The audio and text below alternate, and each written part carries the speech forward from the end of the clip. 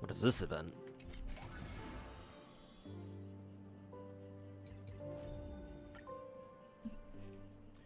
What's this new event all about?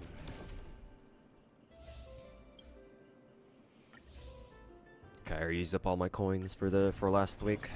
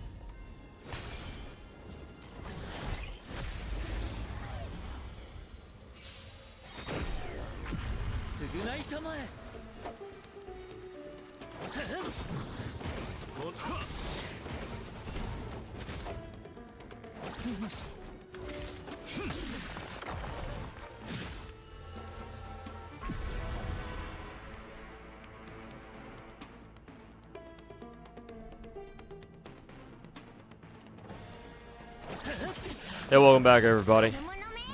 Bonus stream, as I promised yesterday. And I'm actually early for once. So I expect this stream to be a longer one.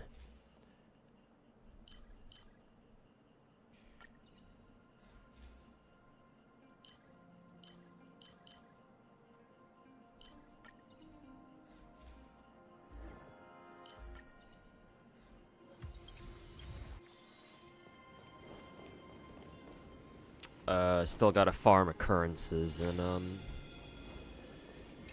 a Divergent universe, so gotta pick up all the occurrences I can get. But good to see a lot of you guys return.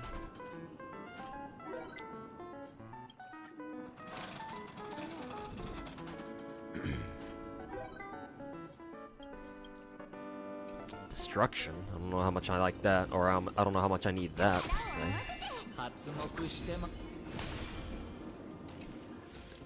You rewatched my Techie reaction? Funny how he calls my content slop when all he's doing is reacting? Yeah, I find that a little bit hypocritical.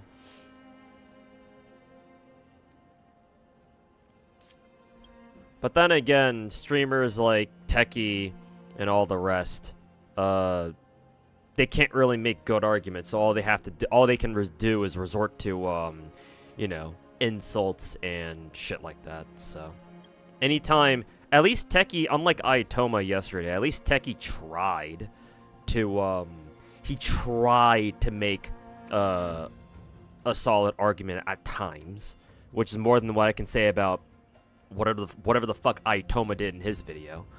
Unfortunately for Techie, his arguments with the ones he tried making kind of fell flat on their face as soon as I give them like a second or third listen.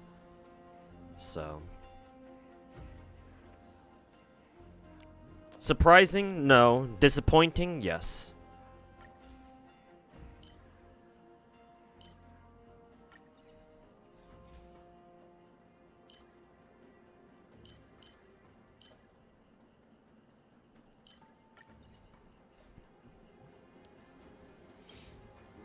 But hey, welcome back, everybody.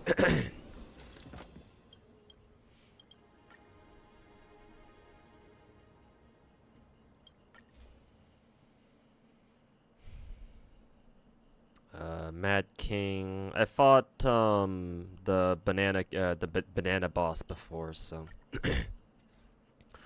we'll go for Nikador this time.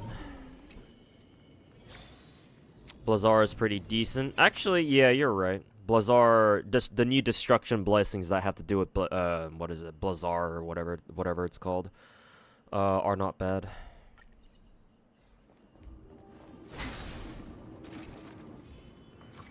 I guess just for this team, the extra attack percent doesn't really matter, because nobody on my team scales off of attack percent except for Luocha, I think. Oh, this thing. I remember this blessing. Or I remember that occurrence.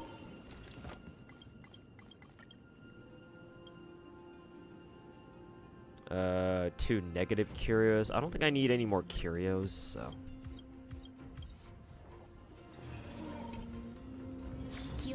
You want a pretty good free Exagger account? Nah, Xria, I don't need it. Thanks for the offer, though. You can try giving it to somebody else, see if anybody on my Discord wants it or something. But nah, I'm good. I got my own Exagger account. And I'm pretty happy with it. Even though the game does nothing but give me fucking dupes all the fucking time. I don't know why. All those other 5 stars out there, and I keep getting the same fucking ones. But despite that, nah, I think I'm good. Was this the one? Shield effect? Yeah, I don't have a shield, so.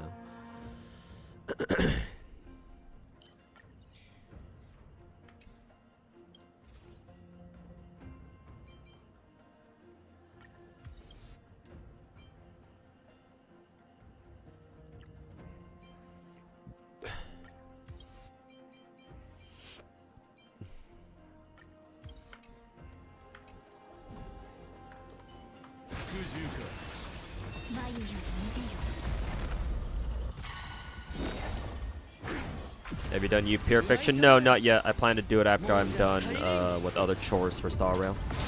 I probably should have popped I should have popped Trippy's ult first. Hey, Nanaya, we're watching the stream at work. Hey, that's what's good, man. Thanks for tuning in.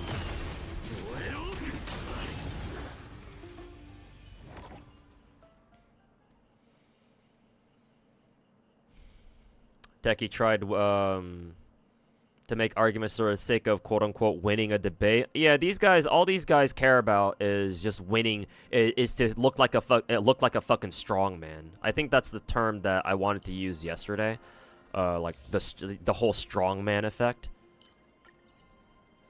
Yeah, these guys don't care. These creators don't care about don't actually care about gacha games. They just care about looking good in front of their chat.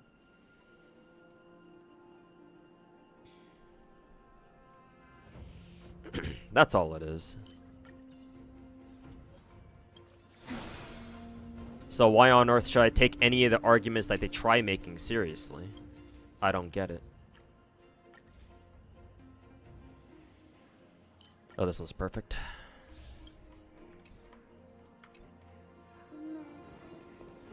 I have a bit of cash. I wonder if I should go to the store. Nah, it doesn't really matter. I'm just here to try to farm as many occurrences as I can.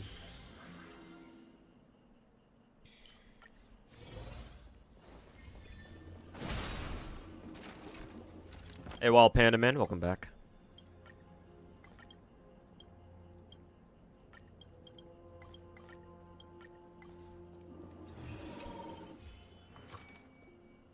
Got a rejection notice over email today. It sucks to hear, man. Sorry about that.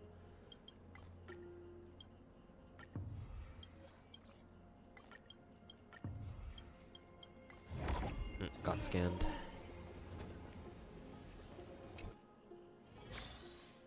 Your question is, can you talk about... Oh, you had a previous message. Hey, Gacha God, you're a veteran Gacha player. You started playing GFL 1 at launch. Holy fuck, okay. You've been playing Gacha for a while then. Same here, by the way. You mostly played Arc Knights and some random WoW with friends. You like to kill the whole map and while just chatting. That's funny. Your question is, can you talk about Zenless and with trying? Remember I had a good opinion about it. Yeah, sure. I can talk about whatever I want. Or I can talk about whatever you want. Yeah, Zenless is the second best Gacha game that I play. If you watch my my Gacha tier list ranking video from like a couple weeks ago, maybe a month ago or so at this point, I praise Zenless a whole lot. It's my number 2 ranked Gacha game underneath Arc Knights.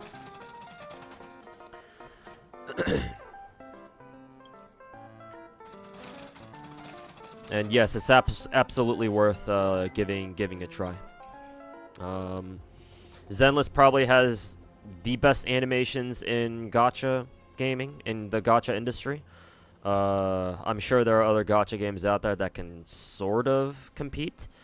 Like, for example, if you're talking about 2D animation, I think Epic 7 still holds up really well. Here comes the dragon. But as far as 3D animation goes, I think Zenless is by far the best.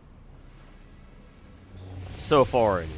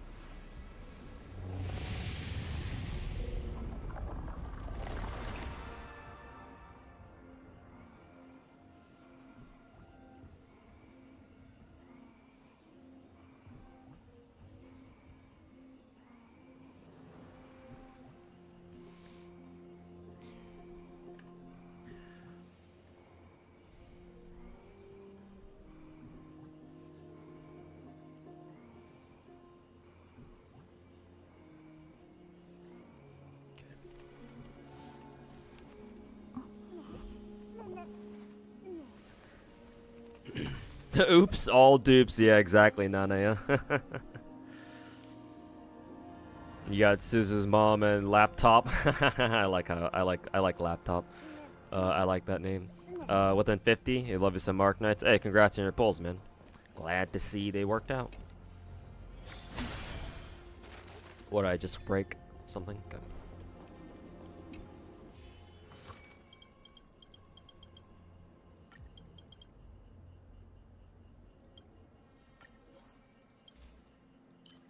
Huh, a carrier that I've never picked up before. Interesting.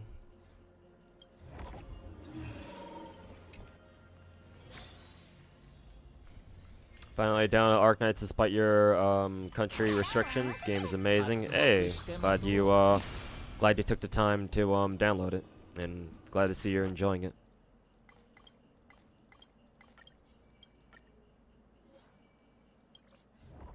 Huh, 2 new blessings that I've never picked up before? Really?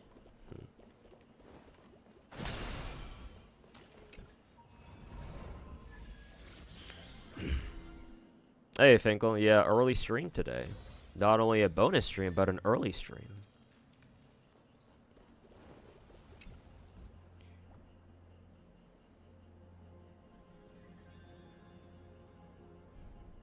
Is Uma Musume on my game list of games for 2025? No, but if I did have it up as like a subathon goal last like November/December. It was a really high sub goal though. So obviously we didn't hit it. But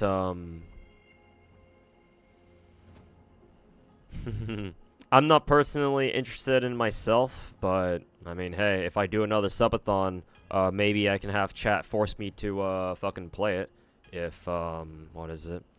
If enough people throw subs at me.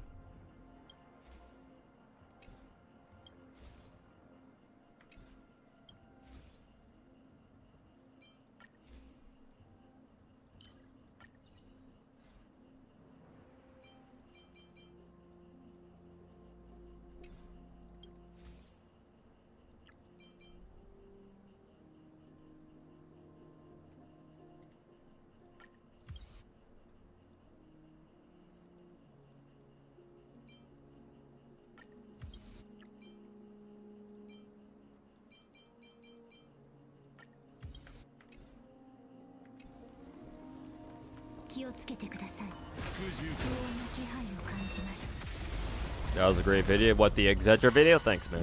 I've been meaning to get that video out for a while. So then finally, was finally able to get it done earlier today.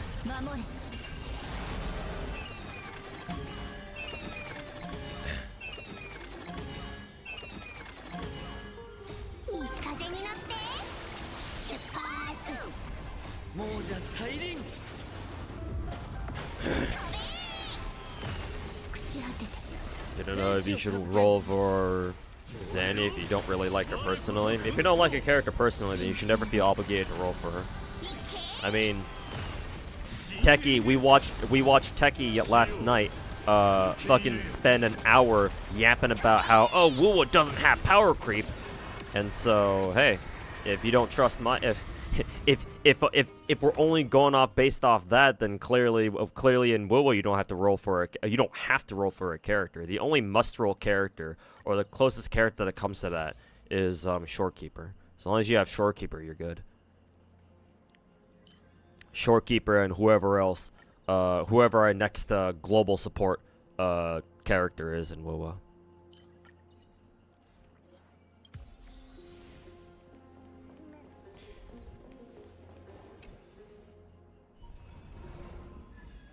Hey Omari Heaven, welcome back. How have I been? I've been doing alright. Content creation is sort of finally starting to take off, maybe. Am I being too optimistic? I think I am.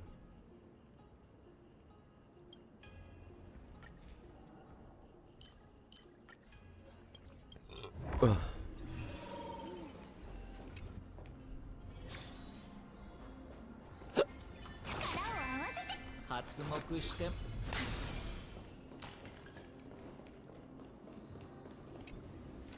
There are doomers out there who are saying if you don't have Phoebe and Phoebe's signature, you don't want Zanny. Haha, ironic. What was that about Wuwa being generous again?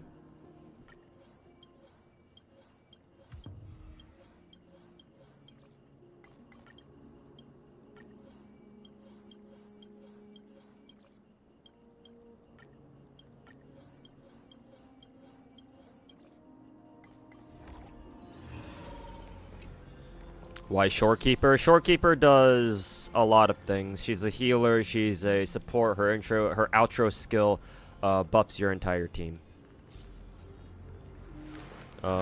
She also provides healing over time, which is something that I don't think Marina does, at least not at S0.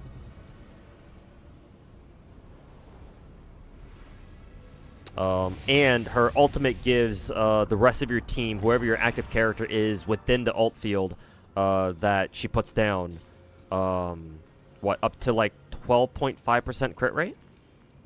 And in a game where if you don't roll people's signature weapons that are crit rate main stat, that extra 12% crit rate is extremely useful.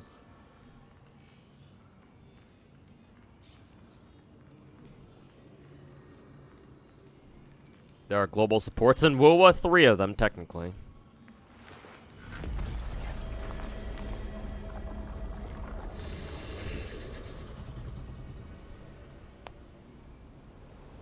After watching me rip into the fucking tech tards, good name. It's nice to watch you finally play games again. Yeah, it's been a million years, hasn't it? I was watching Ryuka's video, and my god, the amount of fucking retards in that video's comment section is obnoxious. I'm assuming Ryuka must have made a video about me too. Gee, I must be super popular, huh?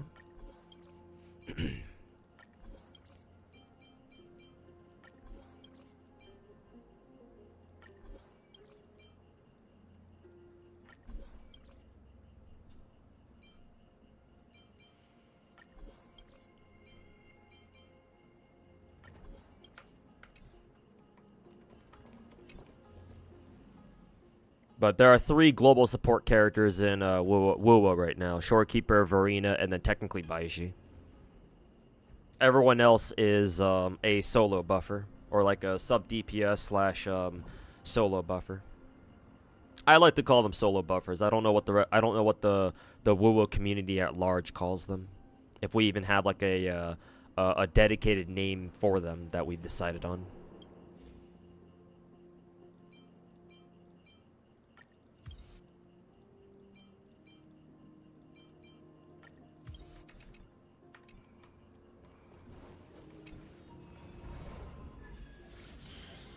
Bought a juicy new tablet.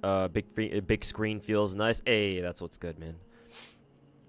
Yeah, I remember when I first picked up my first tablet, like 5 years ago. Going from a tiny ass phone screen like this to like a much bigger tablet screen was like, oh my god, this is revolutionary.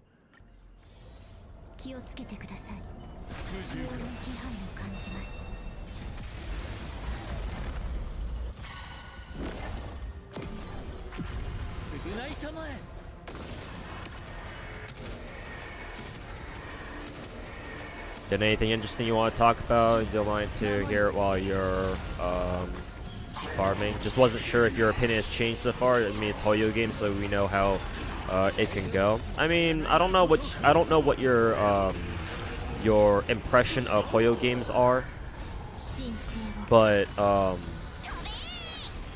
because you said that, my assumption for now is that you've been told things by people who don't really like Hoyo. Hoyo games are nothing but consistent. At least to me. There's a lot of people out there who have lots of different takes on Hoyo games. Say what you will about Hoyo games. You can hate them, you can love them, whatever. To me, they're very, very consistent. Like, I know exactly what I'm gonna get out of Hoyo games, and that's for the most part what I get. WoWa, on the other hand, feels very volatile at the moment. It still feels really, really volatile.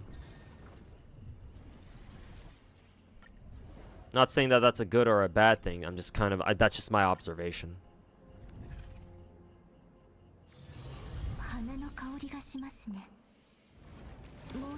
25% crit damage as well. Really? It also gets crit damage? Why did I not know this? I thought it only gave you 12%, like 12.5% crit rate. I guess that also gives crit damage too. Jesus.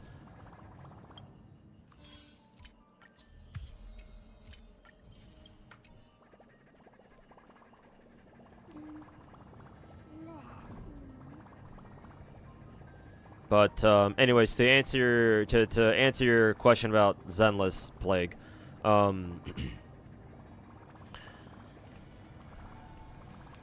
technically speaking, Zenless has only improved ever since it came out, especially with its 1.4 soft relaunch thing.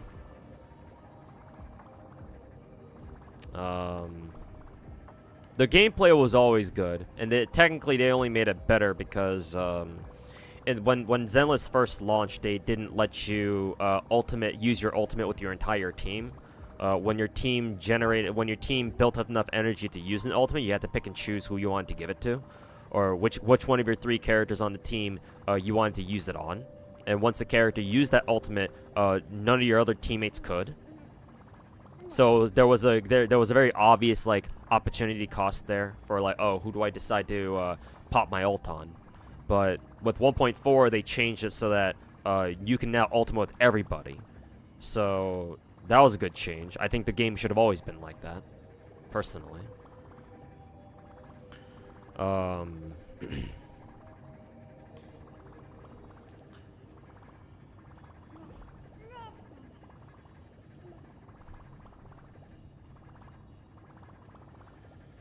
But my opinion on Zenless hasn't changed. If anything, it's gotten. My opinion of it has gotten overall better. There were some things one in particular thing that I didn't like, however, is that they removed the TV gameplay, which I thought added a lot of personality to the game. But a lot of people out there didn't like it, which, you know, that's a shame. I understand why they didn't like it. However, I didn't think the devs should have just gotten rid of it completely. But, you know, it is what it is. But that's the only real negative thing that I can say about Zenless over the months. Outside of that one blemish, that one mistake, I guess I would call it. Yeah, Zenless has only gotten better. So. And 2.0 is coming up soon. We've got our first anniversary coming up in about 2 months here. So.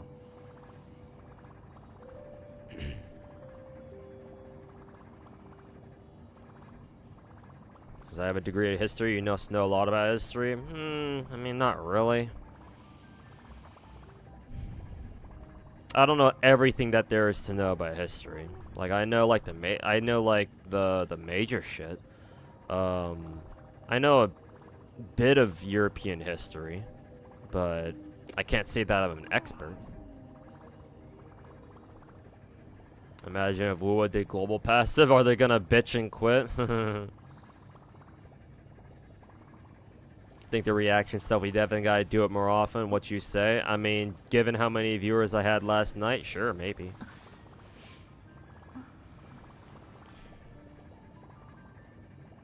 Hey Scar, yeah. Early and non-weekend stream. Time for the bonus stream.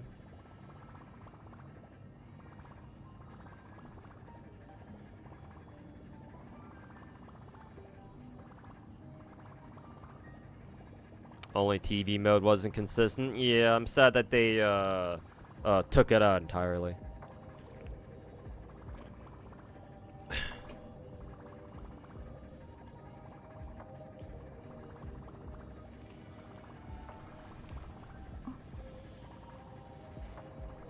You early? Yep, I'm early.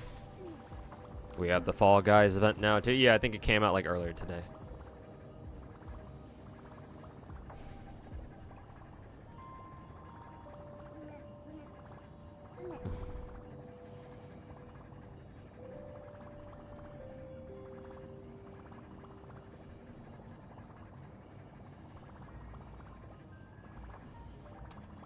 Star Rail has so much unskippable crap now.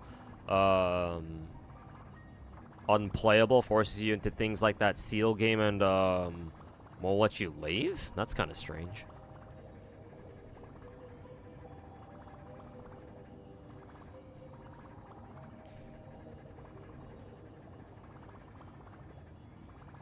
You saw that video when cooking, while you were cooking, guy called you an unemployed, the god of unemployment. Yeah.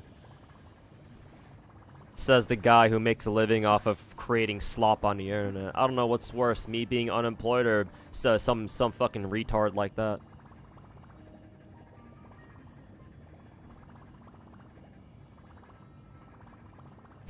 I get more views than you, therefore I'm the guy who's right.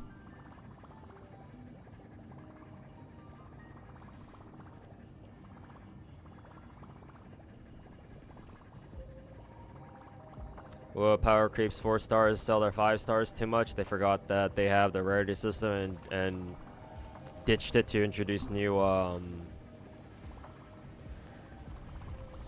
4-stars. Not sure what you're trying to get at there. I mean, 5 stars are meant to be stronger than 4 stars, so I mean, power creeping 4 stars with 5 stars doesn't really make a lot of sense, but I mean, it is becoming. I do see more and more people bringing up the fact that yeah, Wuwa hasn't dropped a new 4-star in quite a while. I don't think. Who was our last 4-star in Wuwa? Like, was it Yohu or whatever? Yuhu or whatever?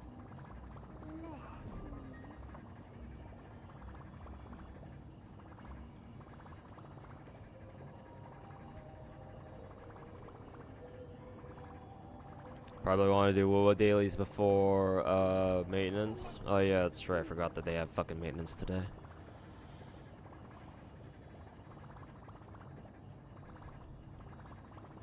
Yeah, I think I'll hop on Wuwa after Star Rail then. Because I believe TOA resets, so I'll probably try to get TOA done before servers go down. When do servers go down again? Like 2 p.m. Western?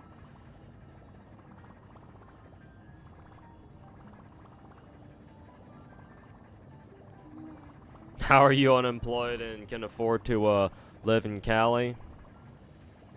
That's what I sometimes wonder too, man.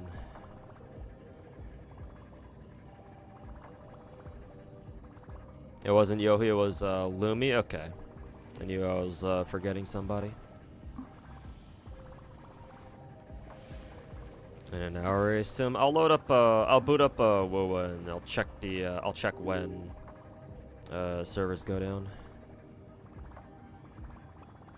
Because I want to say I still have about 2 more hours.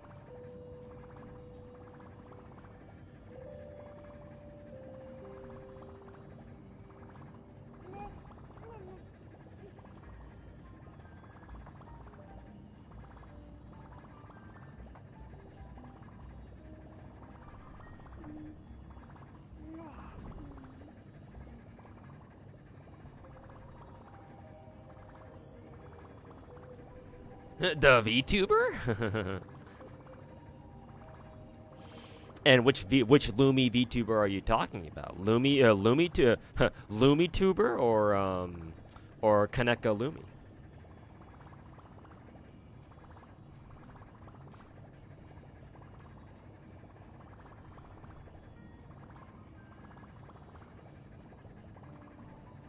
Excuse me.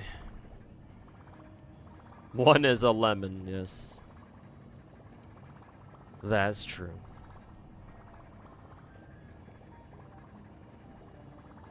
Your impression of Hoyo games is that they're either the worst or the best. They always give good D-site. I don't know what that means.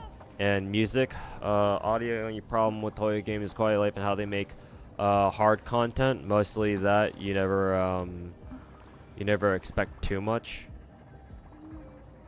I mean, if those are the problems you have with Hoyo games, then you should feel the same way about Wuthering Waves. I don't see how Wu is so different in that sense. I guess maybe except for quality of life stuff. But like most of the quality of life stuff that they put into Wuwa, I haven't really given much of a shit about. The only quality of life change that I care about the most is, which something that they'll probably never do, at least not for a long time, is the ability to use unwanted echoes as XP fodder, as echo fodder. Let's see, 4 to 11 UTC. 4 to 11 UTC. Or UTC plus 8. What the fuck is UTC plus 8 again?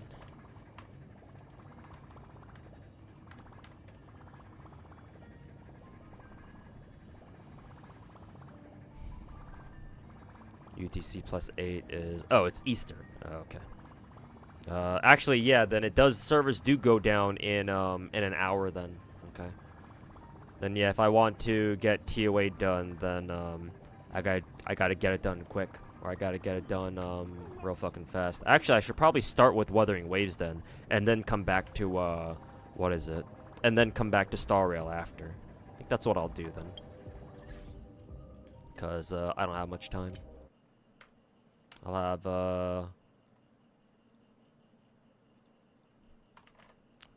I'll switch directory real quick and I'll pull up Wuwa.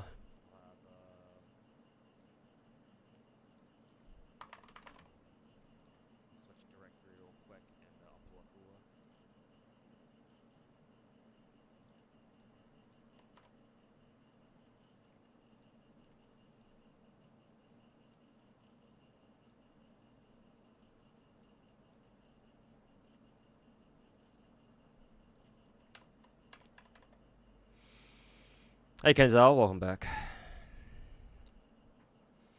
Are Zenless and Wuwa, in my eyes, objectively better? Yes, they're objectively better. Again, please refer to my my gacha ranking tier list video. The higher up the rank the gacha that I'm talking about is, the better of a game they are.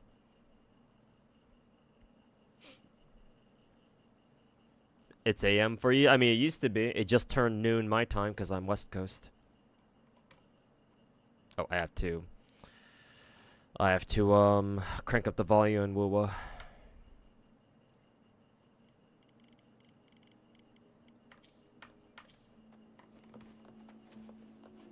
How strong does Lighter feel? Is he worth it? He's worth it, yes. He's a stunner, and stunners are always good. And he buffs your ice teams and your fire teams. Because free fucking 30% resist shred for both of those elements. Like, fire I get, but I don't know why he reduces ice, but he does, so.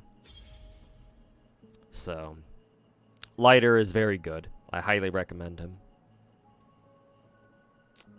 Fusion res decreases by 10%, okay. Actually, let me check my middle tower here.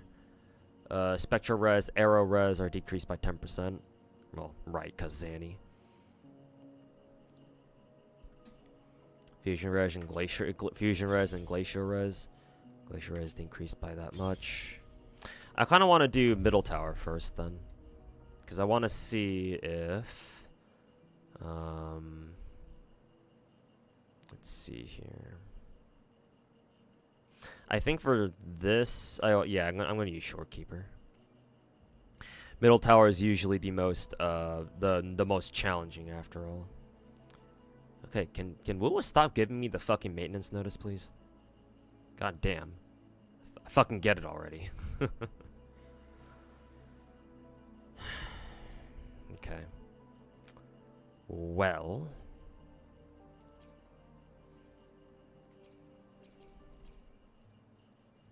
Let's see. I kind of wonder how this team will work. I don't know how well it will work, but just give this team a shot.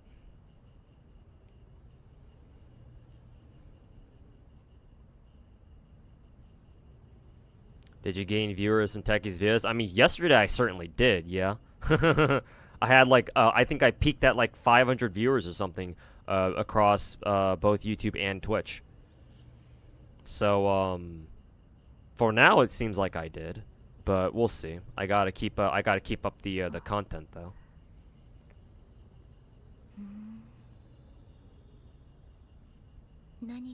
They call the whole God of Gacha moniker cringe, but it's even more cringe that they take it literally. Well, yeah, these people are fucking retarded, so they can only take things at face value. Which is ironic that these people fucking have the audacity to complain about how the whole, you know, the global account passive thingy in Star Rail sets a bad precedent. Motherfuckers out here fucking bitching about stuff on a day-to-day basis, and all of a sudden they pretend like they're all of a sudden they pretend like they're fucking sages or something. You didn't answer last stream, but how good is Lapland Altar compared to Golden Glow? Is she worth it? I don't know. I haven't used her yet. For now, I think I would still prefer Gigi. I think I would still prefer Golden Glow because she has automatic skills. Her second skill is automatic, So she's a lot more of a brain dead character. But I would assume Lapland Alter is still really strong herself. I'm sure there's a reason why you would want to use Lapland Alter over Golden Glow.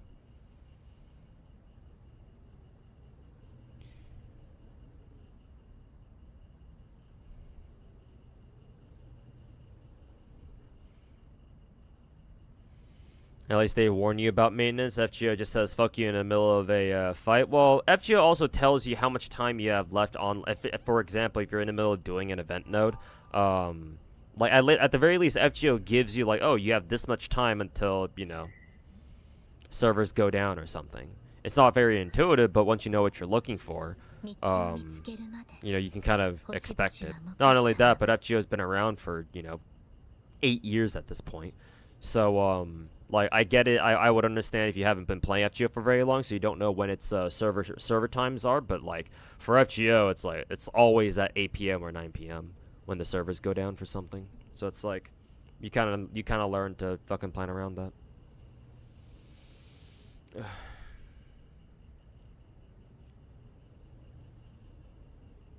They're probably just burnt out from Star Rail. They're more than just burnt out, man. They have a kind of fucking vitriolic hatred for just Hoyo games in general. Like that sort of behavior. If you're only tired of a gacha game, be it Star Rail or something like that, you're not gonna fucking shit on it as much as some of these other dudes do. They're not tired of it. They fucking rag on it, and that's become their fucking personality trait or something. A Monday stream? Yeah, no harm. Quick little Monday stream.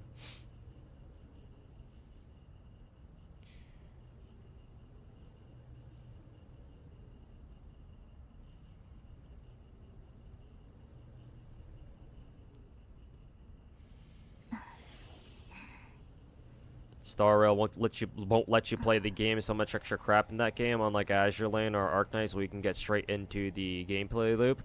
I mean, yeah, Hoyo's always had a problem with having no fucking skip button in those games, Genshin and Star Rail both. At least Zenless has like a partial skip button where you can skip through some of the dialogue.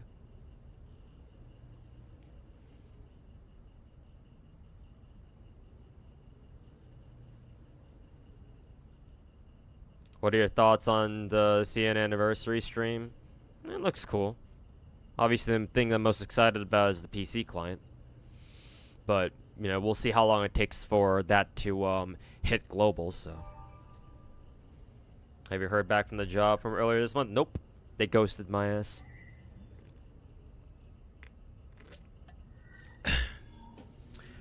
But, you know, not surprising. You thought maintenance was gonna be tomorrow? It should have been tomorrow, yeah. Wuthering Waves usually has their maintenances on Tuesday because they took that shit from Genshin. But, yeah. For some reason, it's today, so. Shitty on Hoyo in general has become a business model? Yeah. That's a good way of putting it. We stream it 5 days a week now? No. I don't know. I'm doing a bonus stream because I said I would do one today. I don't know if this is gonna be like, if this is like gonna become the norm or anything. So I would say don't expect much, but we'll see what happens.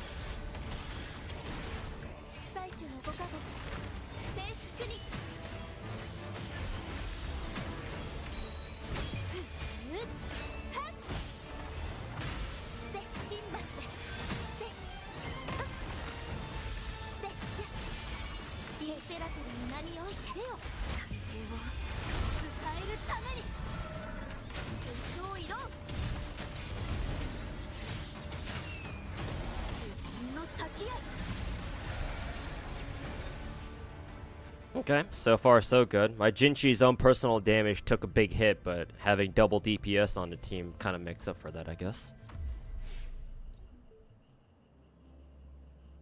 What do you think about Etheria restart? Etheria restart, I don't know too much about. I've heard about it.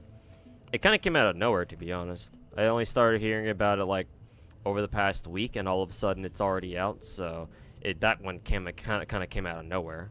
Assuming it's released by now. Maybe it's still not. Maybe it's like about to launch. I don't know.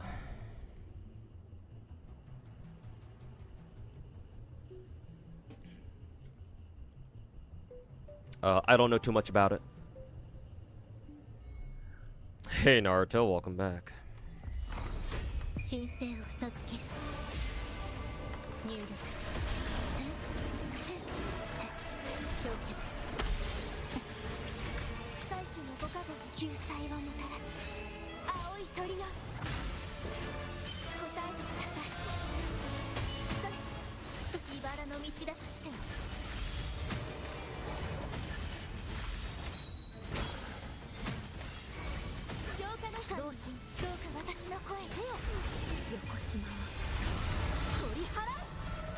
Yeah, Karen.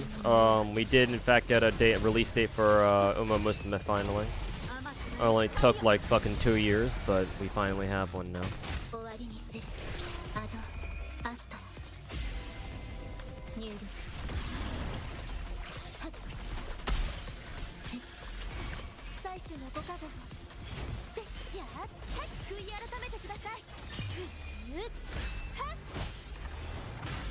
And it's releasing on Steam too. Yeah, pretty crazy.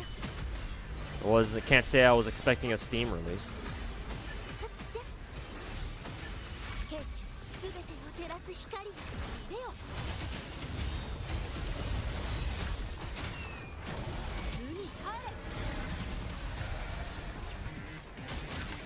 Shouldn't crit that. Running Steam team at the moment, yeah, because we don't have Zenny right now, right?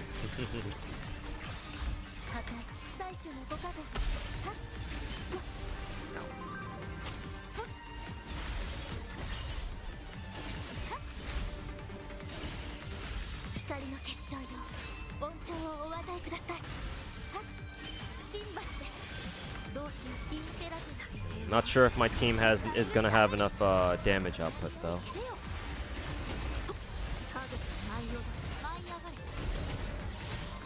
Because less than 30 seconds left, and this dude still has like half his health bar left, so I'm not sure if we'll be able to do it for this team.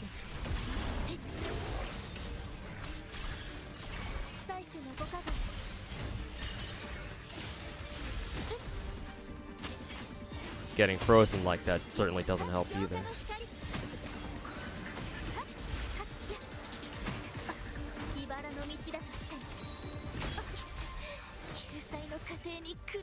Yeah. I'll try it again, but I think I might have to replace Phoebe with somebody else.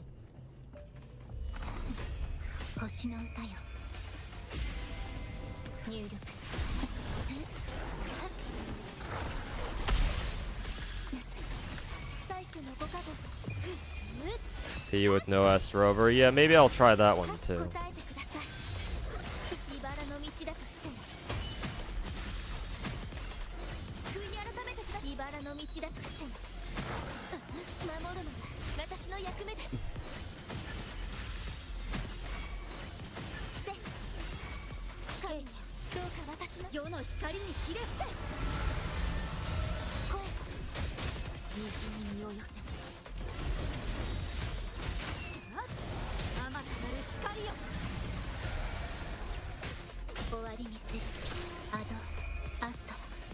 People complaining about the content gap, meanwhile you're happy for the clairvoyance.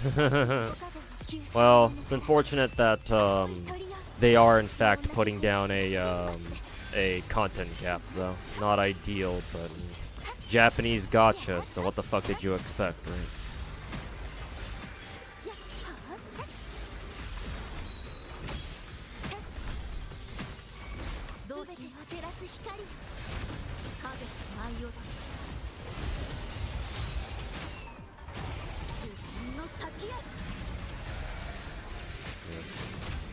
And Jinchi not critting is kind of dog water too.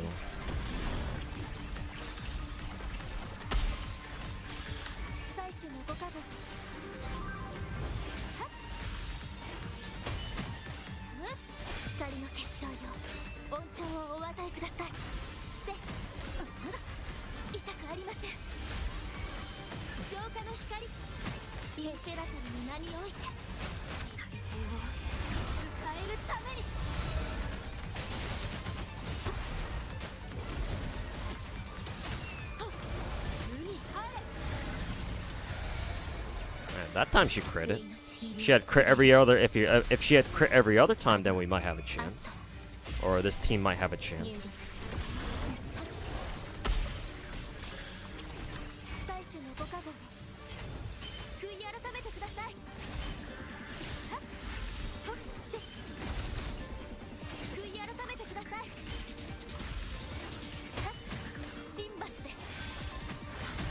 Yeah. If Jinchi had crit the other times, then it would have been fine, I think. Try Spectre Rover though.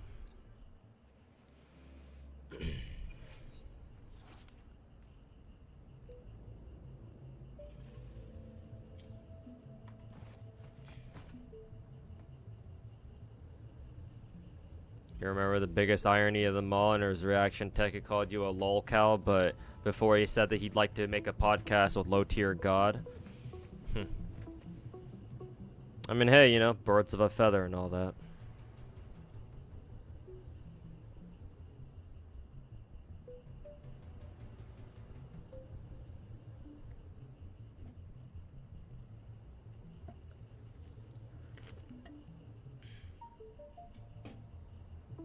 How much crit rate does she have? I forget. Like 70%. That's decent, I think.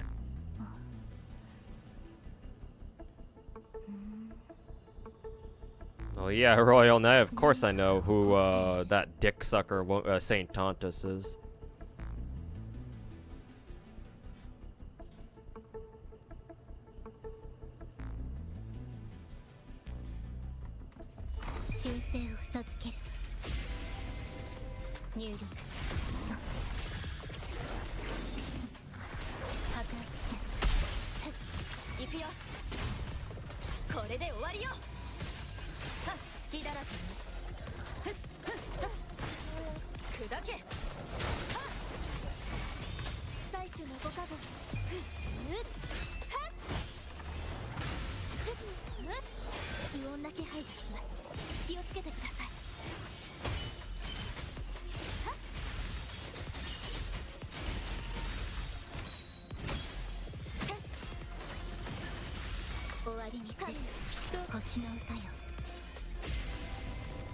LT's falling off hard, he's not even entertaining anymore. Oof.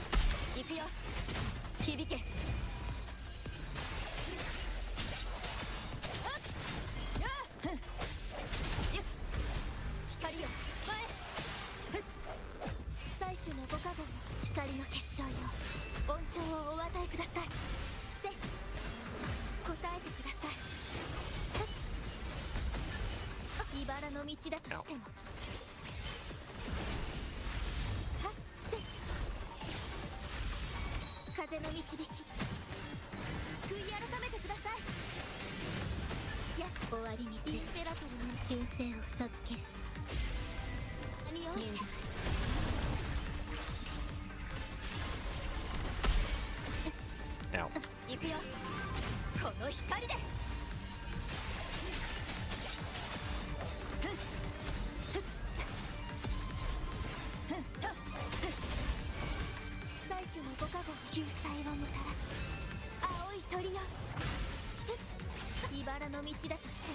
Oh, that was weird.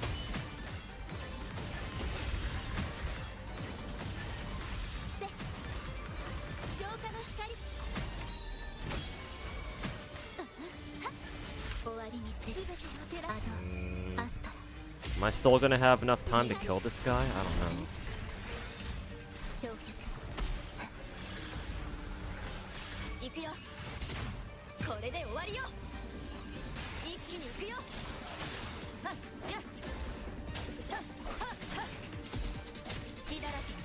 The answer is no, unfortunately.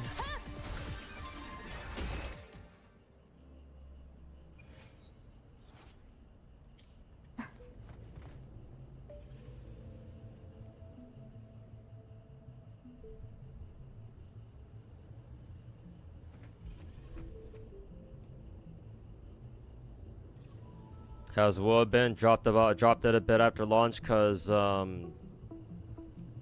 don't know what the fuck you just said there. It didn't grab you. It's improved. It's gotten better, but the core formula is the same. Obviously, it's not. It hasn't like dramatically changed or anything.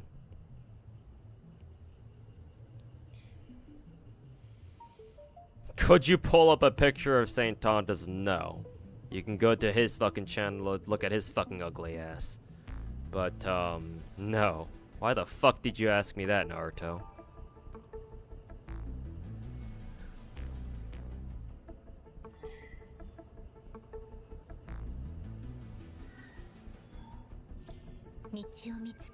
This abyss reset was unfair. You can only 36 star if you have Geo characters. Level up some Geo characters then, bitch.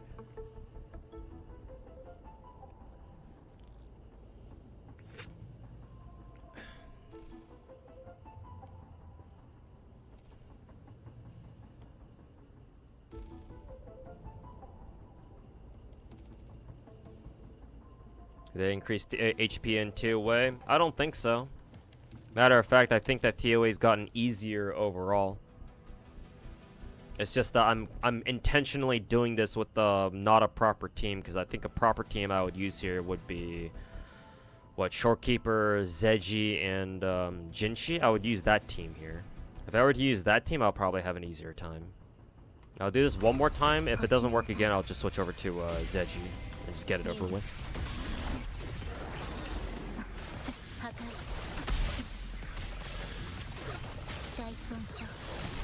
Bad start.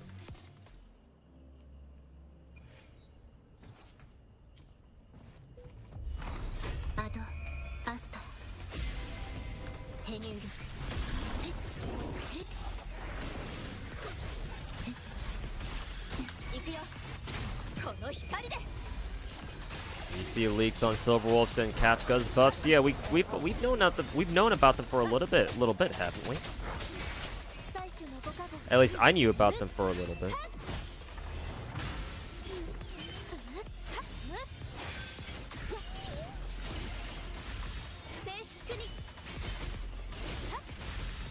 Silverwolf buffs I'm aware of. I actually don't know what Kafka's buffs are.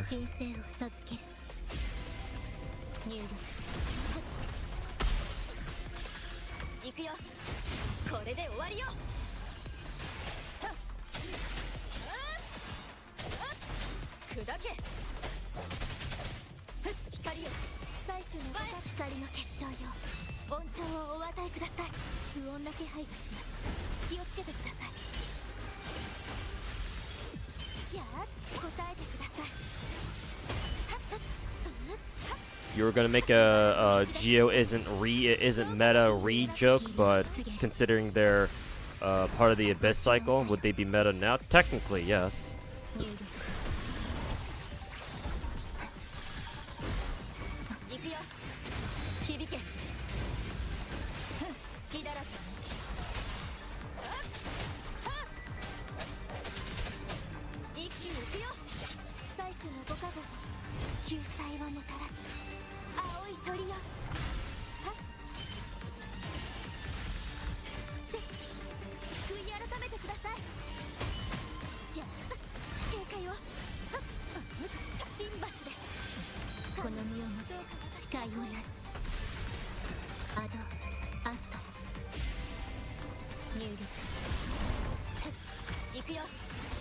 think it improves her follow-up attack, and she now has, what, full HP scaling or something like that? That's really weird.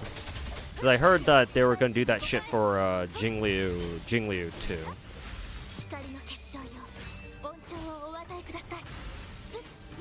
I guess we'll see what they end up doing with that.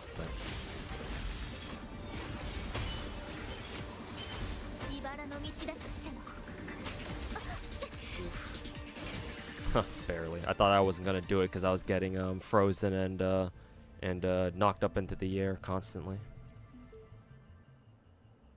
Okay, so Spectre Rover was good enough. Good to know.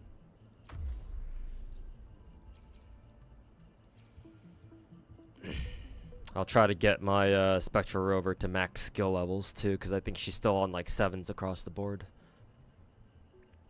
So maybe if I had her skills up a little bit higher, then maybe we'd have an easier time there. Let's see, what do I want to use here? Right, Verena, Brant, and Changli.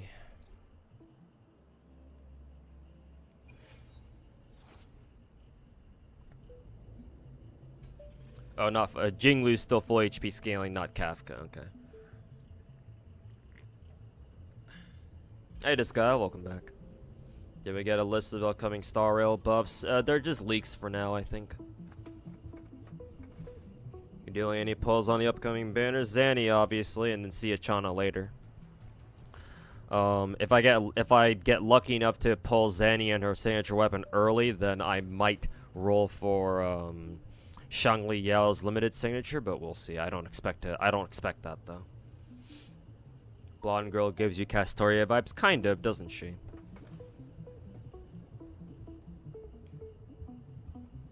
To what degree do I care about meta? I care about meta a fair bit, but I'm never going to tell you that, oh, meta is the proper way to play a video game or whatever, especially not for a fucking gacha. I care about meta, but purely in the sense that they help me complete content faster, so that I can fuck off and go play other gacha games, or go do something else.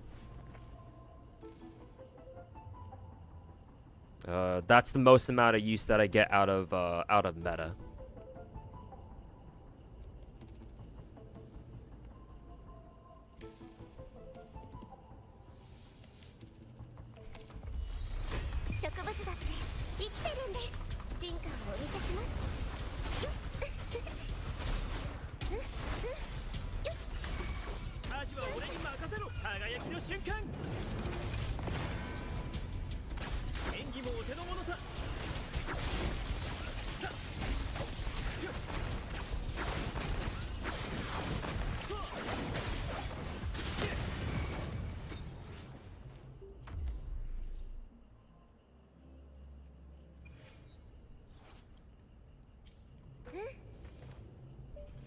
You see Siren's ranking out Pridwin, full SSS. Redhead finally has a rival.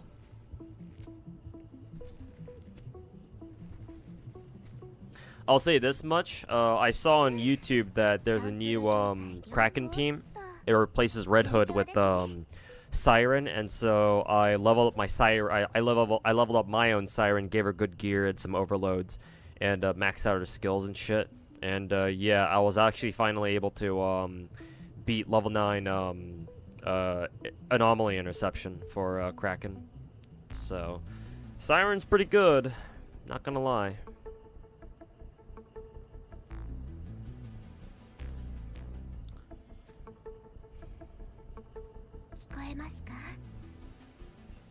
You want a motorboat, Zanny? Understandable response. The Tectone reply? No, why would he?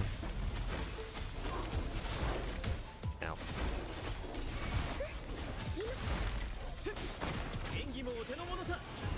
Well, I say why would he, but then he also reacted to 2 of my videos, like a fucking retard. So.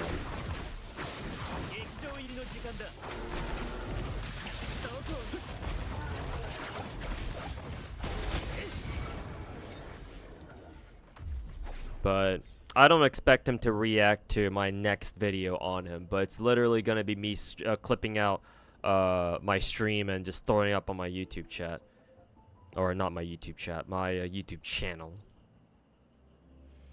Let's see him react to fucking 5 hours of my react. You should condense the video? Nah. Fuck Tectone. I'll give him something to fucking react to.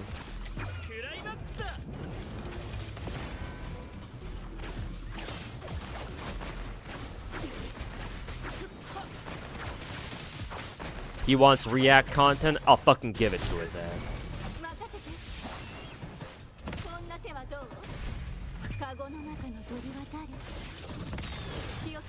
Has Siren been let out of the basement? Yeah. Unfortunately.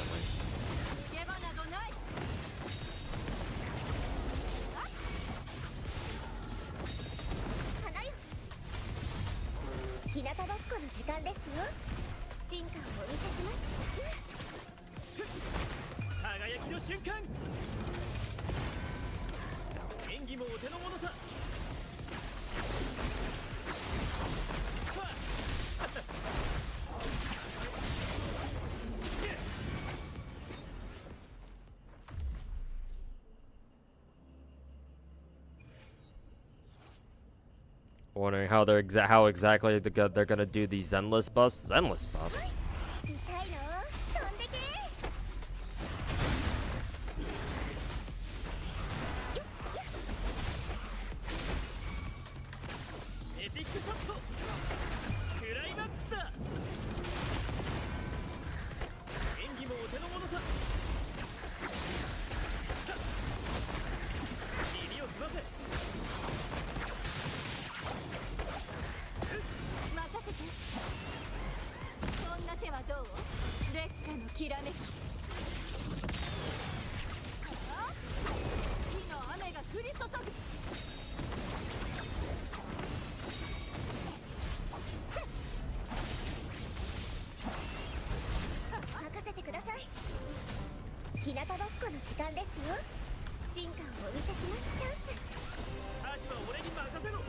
Didn't know about this Tectone guy until my stream yesterday. He sounds like a fucking retarded algo chasing CC who wants to be an alpha so fucking bad. I'm sorry that I had to. I was the one who introduced you to Tectone. You could have gone your whole life without knowing who that fucking retard was. So I apologize for that. I take responsibility.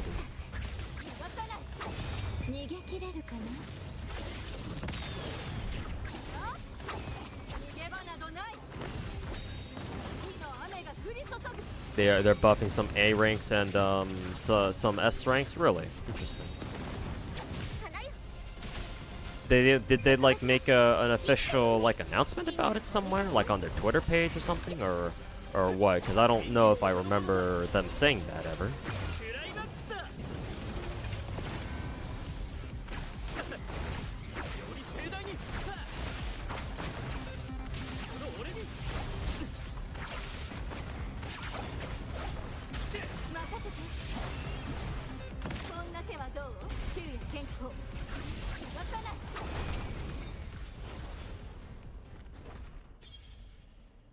Okay, right tower now.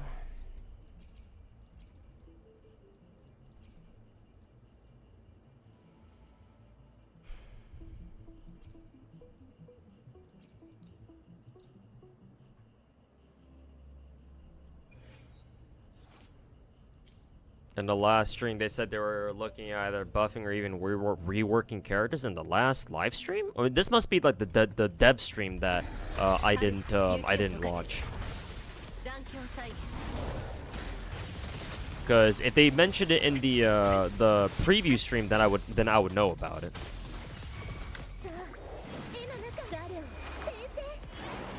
Yeah, it was a dev stream, wasn't it? Yeah, that makes more sense.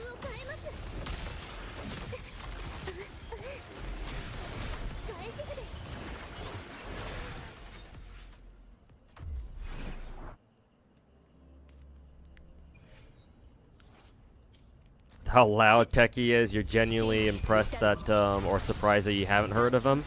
He was one of the lucky ones, unfortunately. Or fortunately. I should say.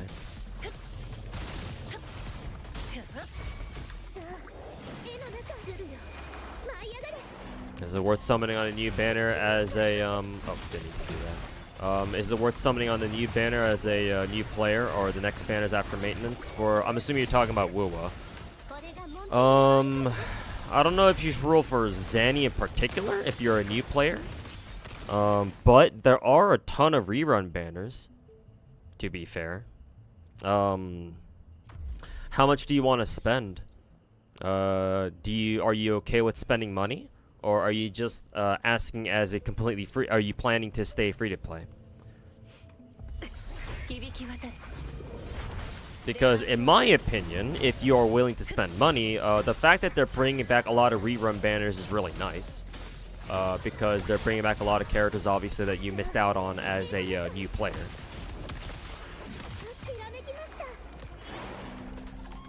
So, like, first things first, I'd like to know if you plan on spending actual money in order to secure certain characters. Or if you're at least open to the idea.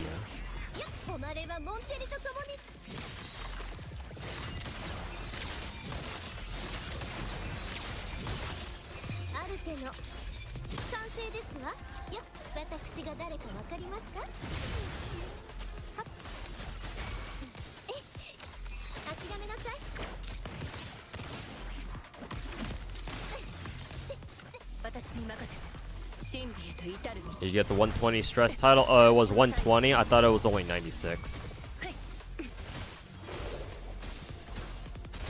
So the answer is no, but I don't really care. Maybe had I not reacted to Techi's retarded shit for like 8 hours yesterday, I would have been able to work on it, but nah.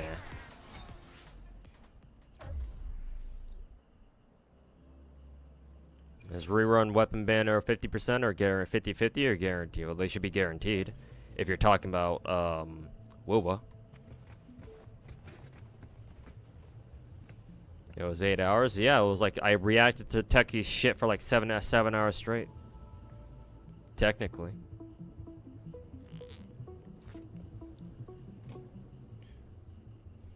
This tower kind of easy. I mean, TOA's become a lot easier as of like a couple months ago. So, ever since they added Whimpering Wastes, I think TOA's gotten a lot fucking easier. Like before, I was sweating trying to finish these. Now these are kind of just pushovers.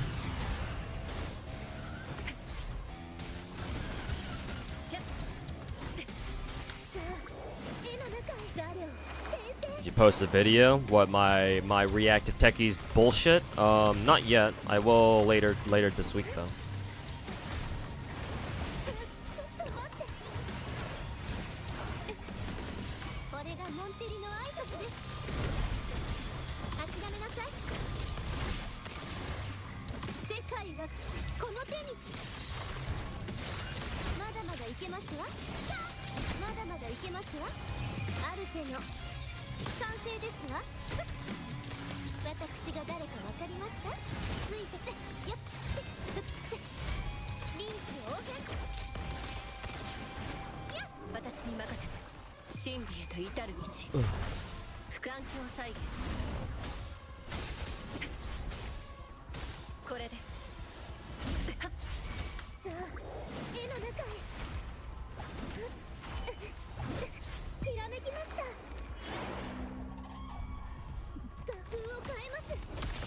Are you streaming today? Bonus stream.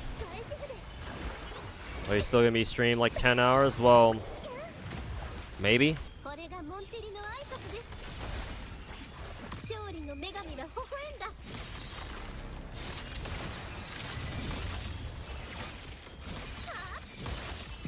Also, maintenance shouldn't take 10 hours, by the way.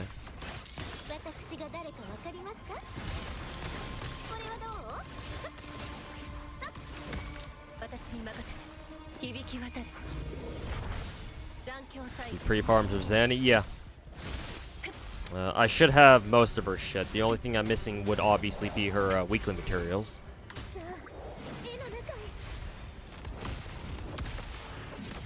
But everything else I should have, I think.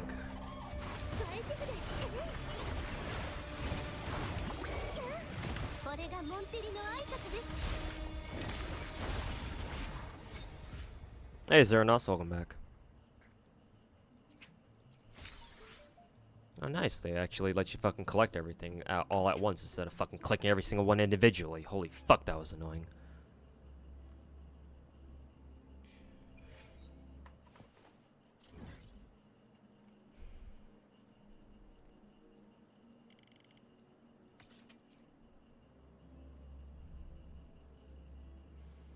Madoka video was great. Game looks interesting, but sadly can't pick up any more gacha games. Yeah, that's fine. I just wanted to get my first impressions video out there.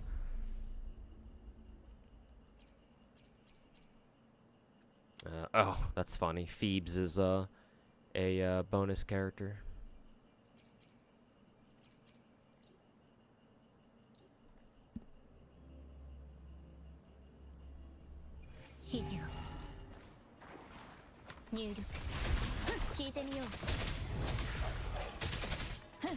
Okay, let's see if I can get the elusive realm done in like less than 15 minutes, because we only got like 20. We only got like 15 minutes until what is it? Maintenance hits.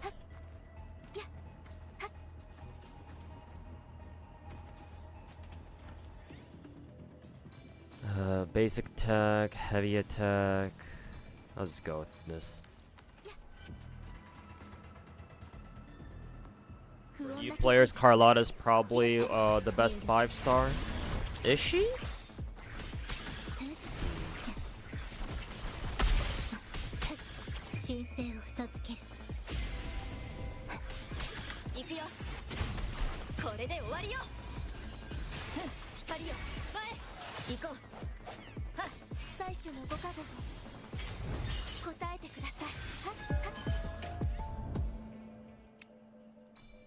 Resin skill damage doesn't matter, so.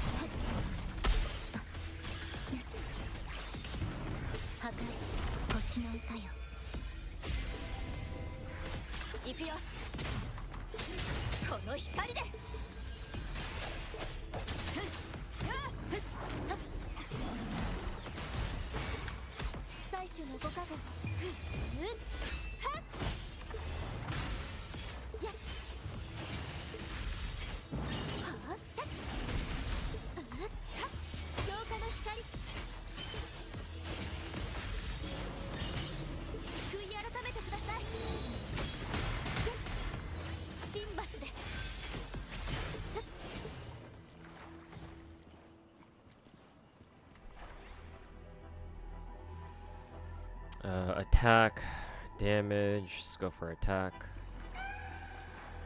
Maybe I should have gone for damage instead, but I don't really have the luxury of deciding.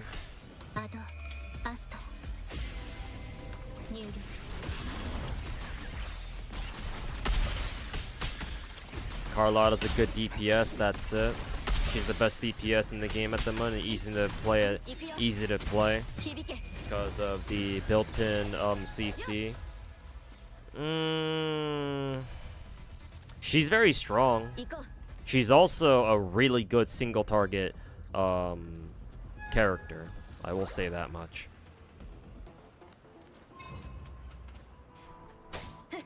And Glacio DPSs are... I might be wrong about this, but I feel like Glacio DPSs are a bit hard to come by, I think. So there's that.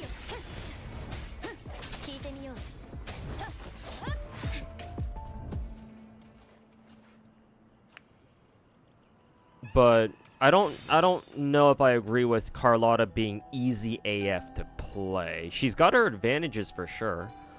She's a gunner, so, or she's a gunslinger, so technically you can fight at range, technically. But a lot of enemies out there in the game like close the distance on your ass really fast, so it's like range, like being a gunslinger doesn't really mean that much. Because most bosses have range of their own. I forget if there's damage drop off in this game for what is it? For ranged units like gunslingers. Maybe there is, maybe there isn't. Can't buy those.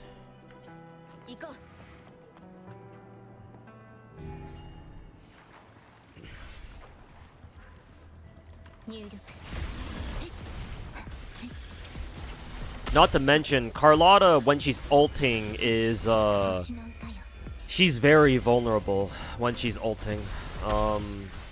She can get interrupted very easily. I've noticed.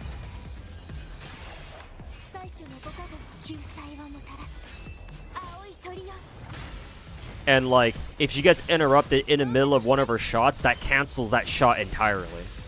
And you can't get it back, so it's like, well, what the fuck?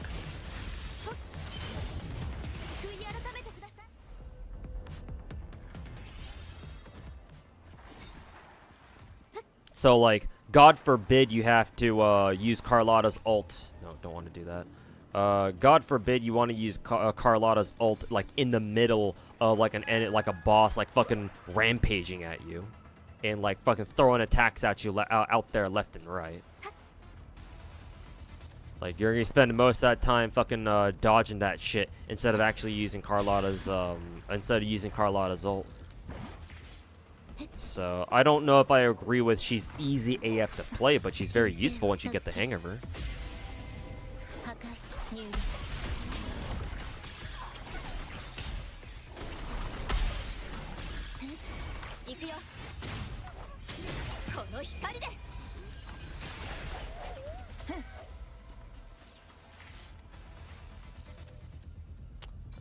Sure, we'll just take this.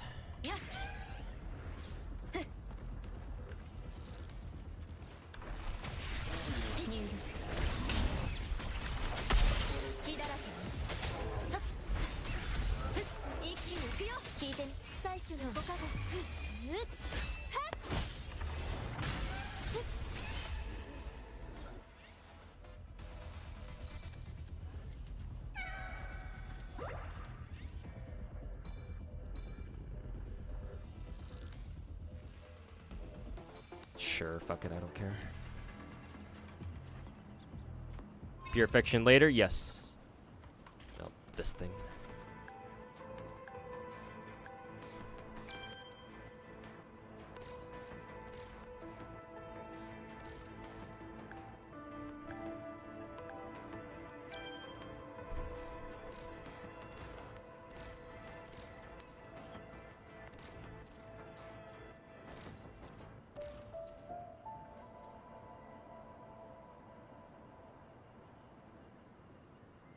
I don't know which one is that one.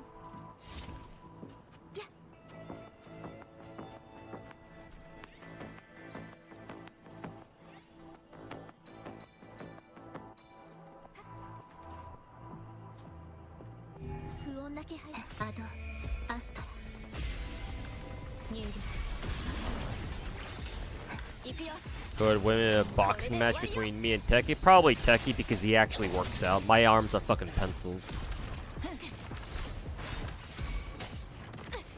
Ow.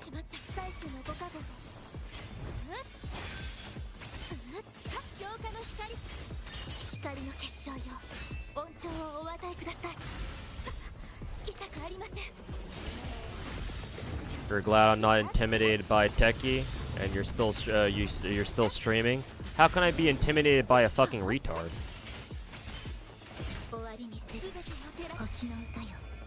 What, just because he's the biggest gacha content creator out there? Why would I be scared by a fucking Andrew Tate wannabe?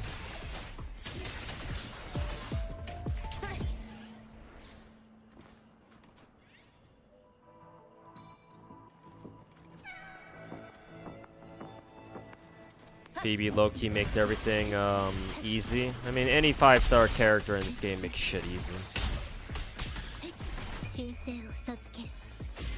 Phoebe's just one of them.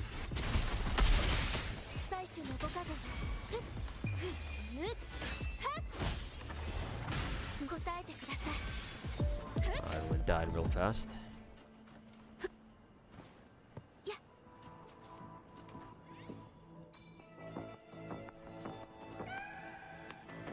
Carlotta's pretty flexible with supports. She's mainly skill damage, right? I assume we have quite a few characters in the game who buff skill damage, I think. I think the one category we're really missing a lot of supports for are like heavy attackers, right? I think Morteffi's still one of our only ones.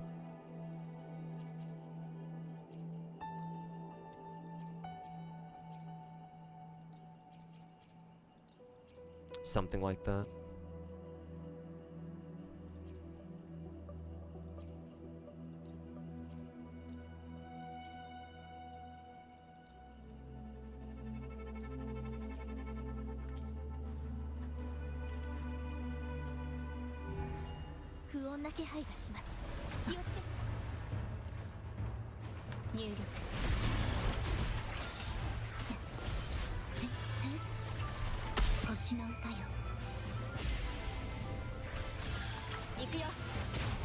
You heard I like some femboys in Gacha who are some of my favorites? I don't know where you heard that. I prefer my waifus. Like, I don't mind femboys, but I'm not gonna fuck them.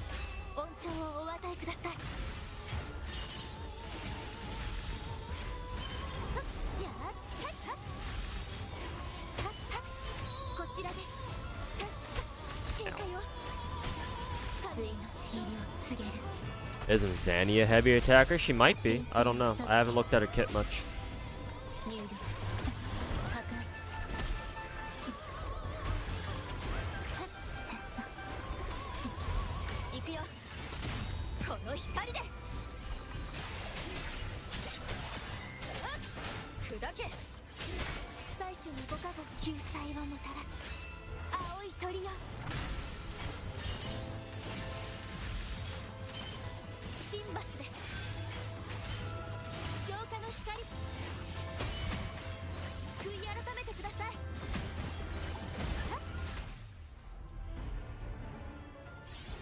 Remember the one person who told you to go gay? Really?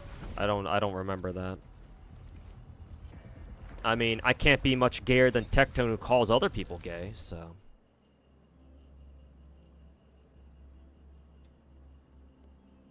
I don't know, if you ask me, I think Techie's trying to hide something.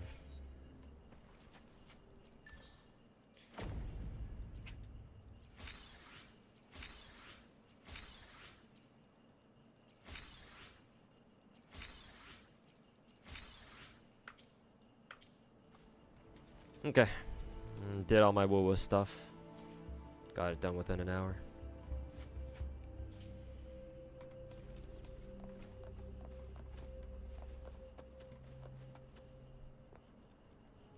We'll just zoom in on Changli until the servers go down, I guess.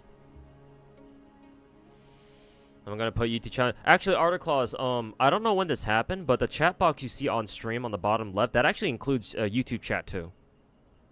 Yeah. Like, I don't know when it started happening. I don't know when it started doing that. It just kind of did it on its own. Like, I didn't do anything. But one day, I think starting a couple weeks ago, it just started to include YouTube chat. I don't know when it started happening, actually. I think it was around a couple weeks ago. But, yeah, it actually includes YouTube chat. So I may, if I remember to do this, I may look into, like, giving the chat box like a widget or something. Like a plugin that that like I know, because I know some streamers out there who dual stream, they have their chats up on their overlays as well, and they've got like plugins where it shows who is from which platform. So around every chat box there will be like a YouTube chat overlay or like a Twitch chat overlay, so you know exactly which message is from where. But no, the chat's already combined. It's just if you're not a part of both chats, or you don't have your eye on both chats, then it's gonna be hard to tell who's from where. Unless you like pay attention, like, oh, this guy's message isn't showing up in Twitch chat, so I guess he must be over in YouTube. But no, the chats are actually showing them both already. That and chat box is too tiny. Yeah, I gotta make changes. Yeah. I gotta figure out what I gotta figure out something out for. I gotta figure out something for the chat box. Make it a bit bigger and easier to read, easier to see, and then, you know, have each message like denominated by, you know, which chat they're from or which chat they're in.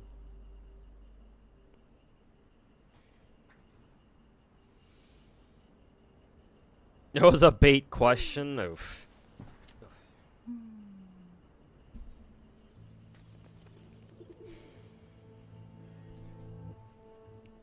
There are no free-to-play supports for skill attackers that are good, so you have to commit to pulling one. Ugh.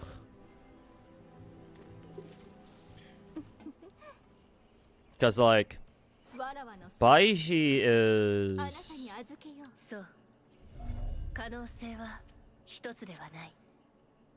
Baiji is... Let's see... Heals the incoming resonator by blah blah blah. Heal resonator has their damage amplified by... Technically, Baiji isn't even a fucking global support either, huh? For some reason, I thought she was. I think Baiji would be so much better if she amplified everyone's damage, her entire team's damage by 15%.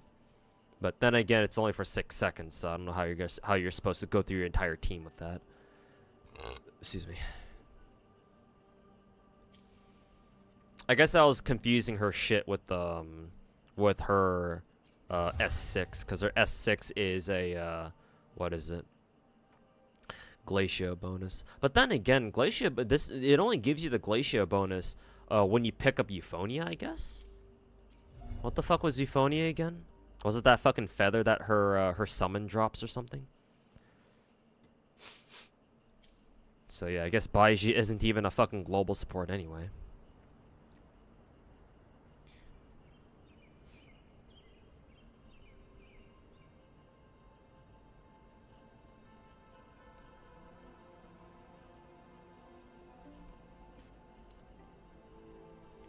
Pick up the chest, great loot. Sure, why not? Gee, it's a premium supply chest. What's this one doing all the way out here?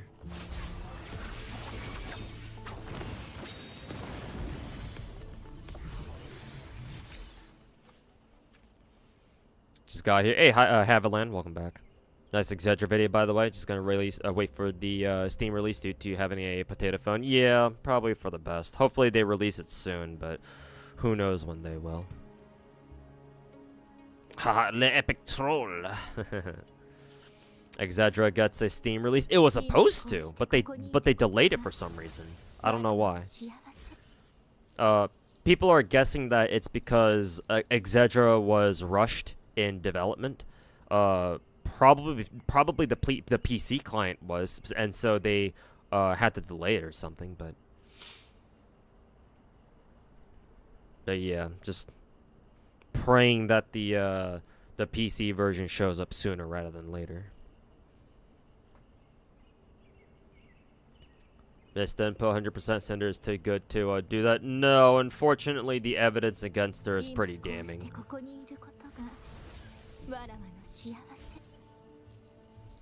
Yeah. It's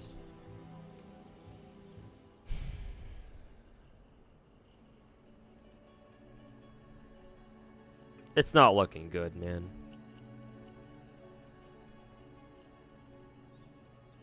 And to top it all off, her quote-unquote apology Google Doc that she posted, what, today or yesterday? People didn't take it very well either, so.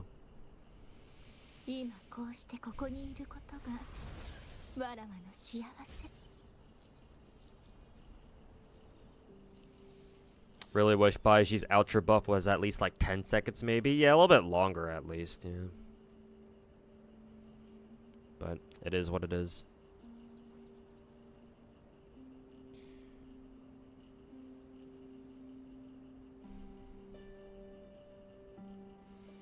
You prefer VTuber drama or over gacha drama? Hey, at least VTuber drama, whenever there is one, usually it's very, very cut and dry. It's like, there's a very obvious fucking villain whenever, most of the time, whenever VTuber drama pops up. So it's like, there's not really much doubt. So yeah, I'm kind of with you there, little, Soleil. Unlike Gacha drama where everybody tries to pass themselves off as like the good guy.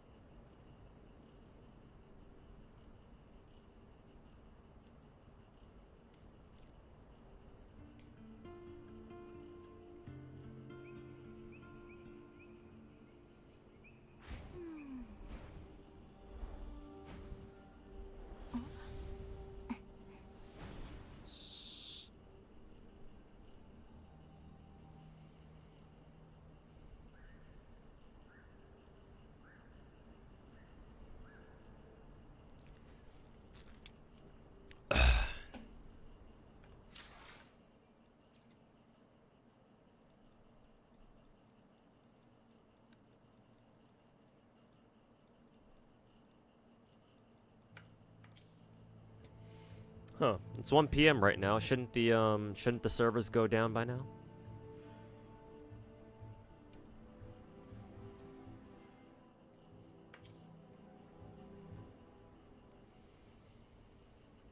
Is Saint a good guy? By the way he's acting, no.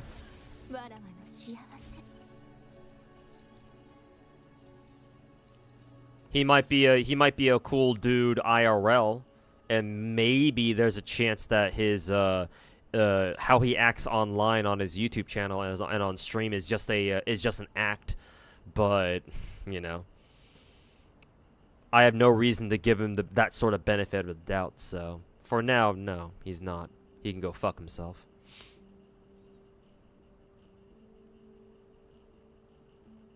Seven-hour maintenance. Well, it is an anniversary stream, so, or it is an anniversary event patch, so you're cooked if maintenance starts now. It's supposed to start now. I don't know why the servers aren't going down yet. Because the maintenance warning that keeps flashing off the top of the screen says what, 4 p.m. UTC? Yeah, today at. Oh no, it's tomorrow. It's tomorrow, not today. What the fuck? Yeah, today's the 28th, not today.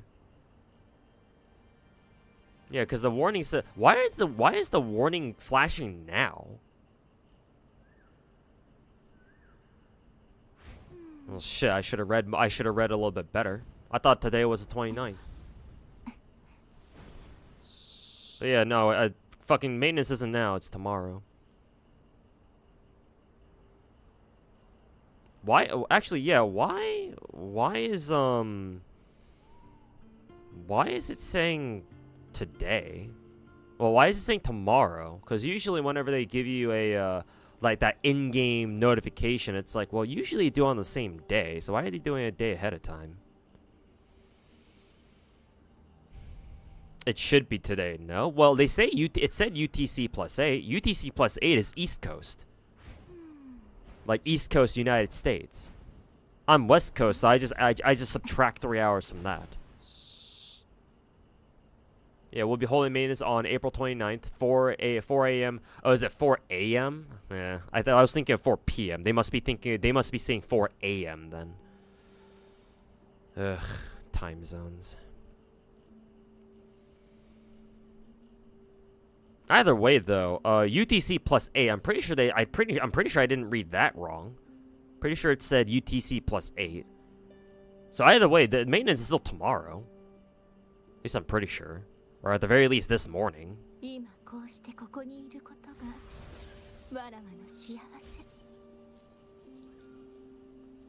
see UTC Britain time? Fuck if I know time zones. I'm American, bruh.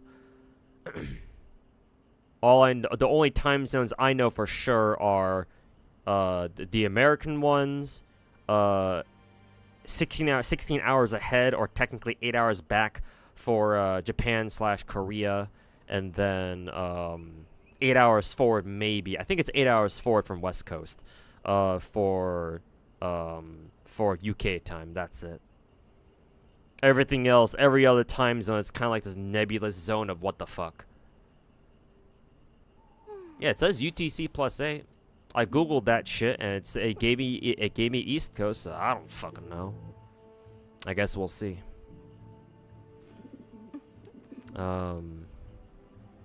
Either way, even if that's Chinese, even if that's a Chinese time zone, what, China is still like a roughly 8 hours behind us? Well, no, China's further east away from Japan and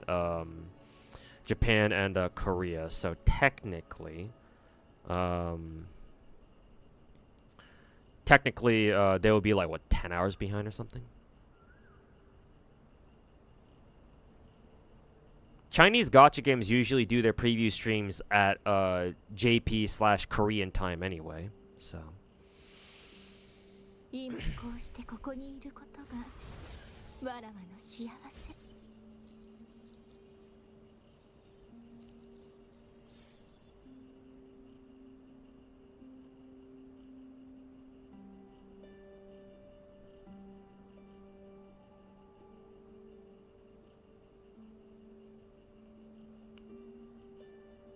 They wouldn't flash. Yeah, exactly, Quentu. They wouldn't flash the message if it wasn't the same day. It'd be weird to give you the message. It'd be weird to get that message on, like, the day before. It's like, what the fuck? So, yeah, I'm still assuming server maintenance is still soon-ish. I guess it just wasn't at 1 p.m. then. Yeah, I guess we'll just wait then.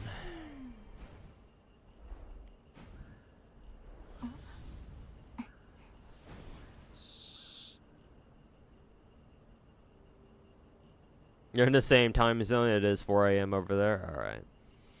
So I guess just the Chinese server went down first. Then I guess I don't know. Oh well. Well, I'm done with what I wanted to do in WoWo for now. And assuming that maintenance is today, then hopefully I'm still streaming. I'm still streaming until then. I got a lot of stuff to go through today because I haven't done my weeklies yet. So, oh, there it is. There the servers go. So it was 1 p.m. It just took a little while. It just took like 10 minutes. You just DC'd? Yep, same here.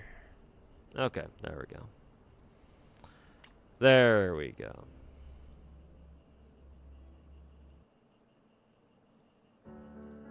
Alright, back to Star Rail.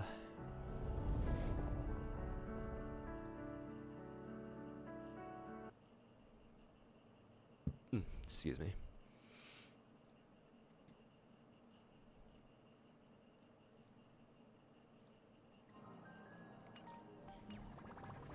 Okay, let's go do Pure Fiction. And also before I forget, let me change my directory on Twitch.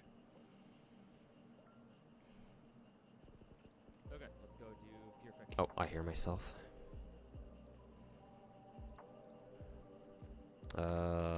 Honkai Star Rail. There we go. Okay, I already got my Divergent Universe run done.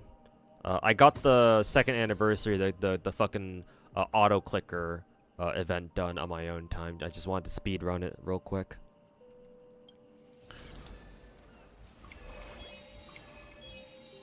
Think I should have gotten everything else done already.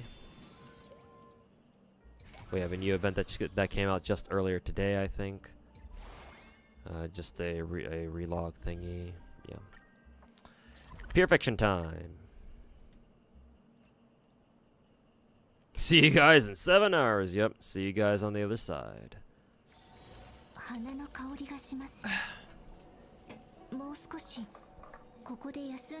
Gonna go all in on Umumusme. Seems gonna be released on June 25th. Yep. And hope you have fun with the horse girl game. It's finally out for global. How many years behind is it compared to the JP version? Actually, don't answer that. I'm gonna look it up myself.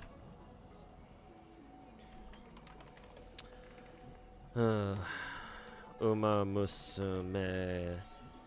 Wikipedia, hit me up. Mobile game for iOS and Android was scheduled to debut in late 2018, delayed to 2021. Really? It got delayed by that long? Damn.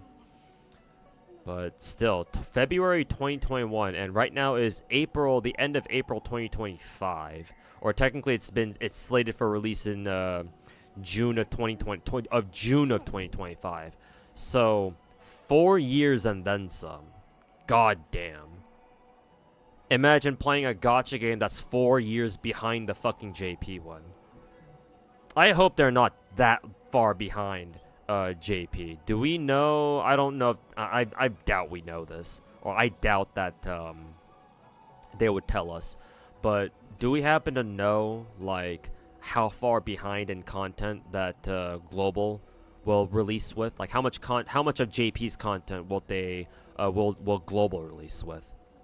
Cause like if they quite literally start everyone off on Global at like the very fucking beginning, then that's gonna be a problem, bro. Holy fuck. And here I was bitching about how fucking being 2 years behind on JP was a fucking dog shit idea. And then Preco was like 3 years behind back when Preco was still around. I'm your favorite streamer. Thanks, man. Appreciate it.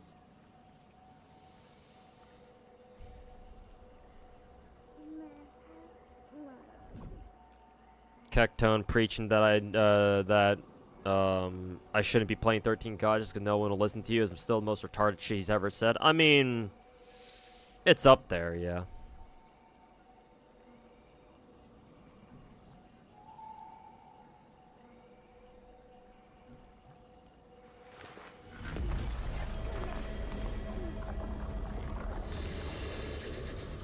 Radio silence from Psy Games, actually. Well, that's not exactly encouraging.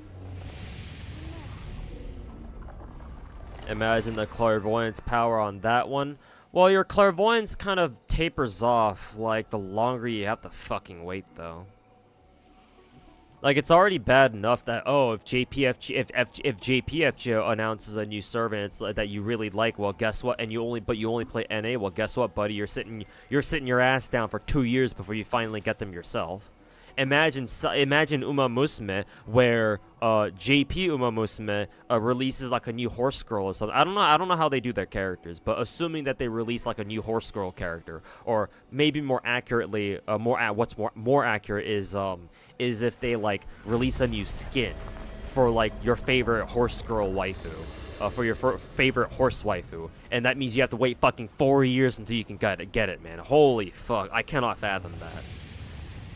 I simply cannot fathom that.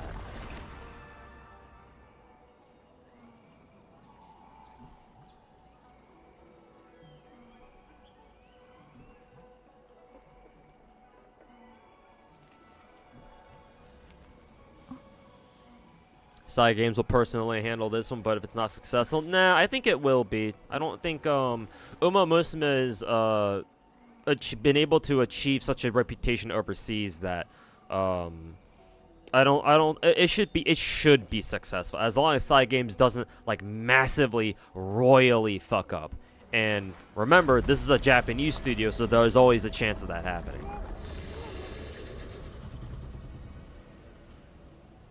But as long as that doesn't happen, Uma Musume should be fine. Because a lot of Westerners, a lot of foreigners have been looking forward to it. And they've been waiting for it for literal fucking years. So.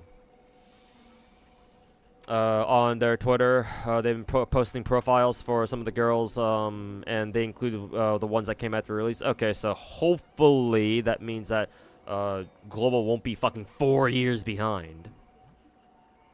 But we can only pray.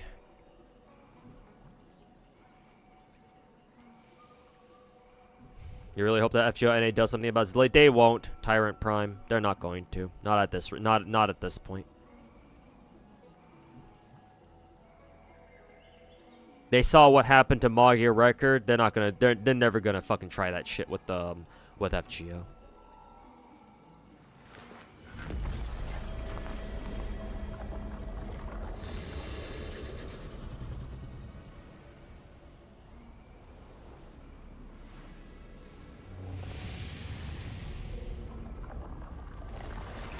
Can you see my can we see my caster spell? Sure, yeah, yeah, I got you.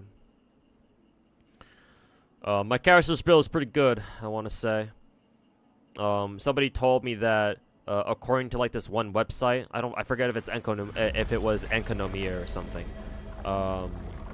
But according to this one website that that like ranks how strong your relics are or something, like maybe your overall character power level. My caster is pretty good, so almost 8200 HP, 92 speed, 54.8% CR, 230% crit damage. Remember that she's got 4-piece poet on her, so her effective crit rate should be like 86%. So 86 CR, 230 CD, probably even higher. I don't think any of your other stats really matters. She does have a quantum damage boost planar though, so that's nice. I did roll for her signature light cone, just cause Casterus. Fully maxed out trace tree, and then 4-piece poet, 2-piece bone collection. And every single one of her pieces are really good, either really good or just straight up top tier. I think her weakest piece by far is her rope. I think actually no, even her rope is her rope is okay. It's not the best or anything, but yeah, at least it has double crit. But her headpiece, HP, ignore the speed, double crit. Gloves, ignore the speed, double crit. All 4 rolls went into double crit. Let's see. Crit damage body piece. Technically, I could improve this too, but it rolled like 5 times into HP percent. 4 times maybe. So I'm not exactly upset by this, but maybe I'll take the time to roll like another crit damage main stat body, and pray that it rolls crit rate sub, and then maybe I can get a little bit more. Maybe I can get a little bit higher crit rate. So that way my casters can like properly hit like 90% or something like that. That'd be nice. But on its either way, still really good. Obviously HP boots, double crit. Rope, double crit, but one of the rolls did go into defense percent, which sucks, but whatever, can't win them all. And then her quantum planar, which I actually used a lot of my pieces that I gave to Casterus, I used the variable dice to re-roll their stats, and yeah, they re-rolled. They got some god tier re-rolls. I'm fairly certain the ring here was one of the artifacts that I re-rolled. I think her boots as well I re-rolled, and they all the re-rolls went straight into their crit stats. Same thing with my planar as well.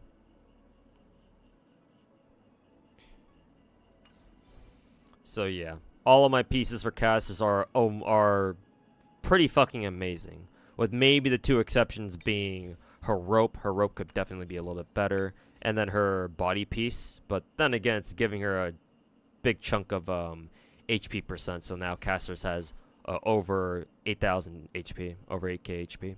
Without that, I don't know if my casters would break 8k HP. To be fair. Though I certainly wouldn't mind trading one of the HP rolls into a crit rate instead, though. That'd be nice. Good thing your head didn't roll more into a speed. Yeah, exactly.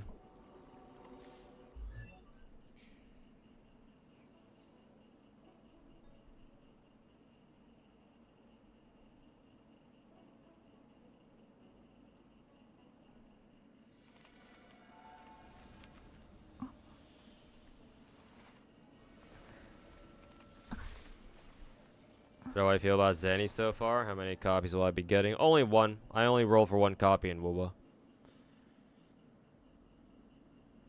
If I stop being the god of unemployment, then I wouldn't mind going for more copies of characters in Wuwa, but for now, man.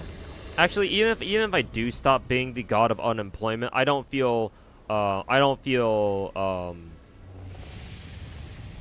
don't have any desire to go for extra copies of characters, to be honest. 1 copy has been good enough so far, so. That's nice. 54 CR is not that bad if you run RMC. I don't, but it's not that bad to begin with either way. Even if I didn't even when I don't run RMC.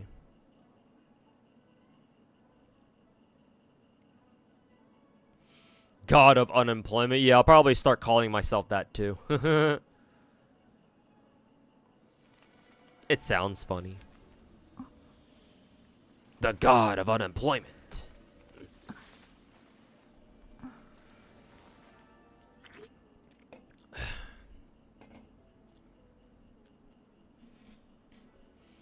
And like I said before, hey, at least it's better than being the god of retards.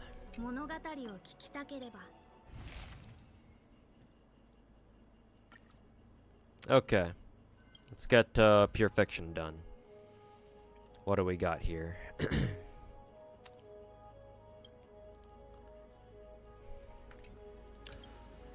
Let's see what kind of teams they want us to use here. During Surge and Grit, all ally skills don't consume skill points. That sounds like a Lady Herta team? Maybe? During Surge and Grit, when consumes HP. Oh, this is the casters team. And then breakdown. Okay, and then break teams. Okay, fair enough. What about this one? Oh, same things. Okay. So, Lady Herta team, Casters team, and break teams, I think.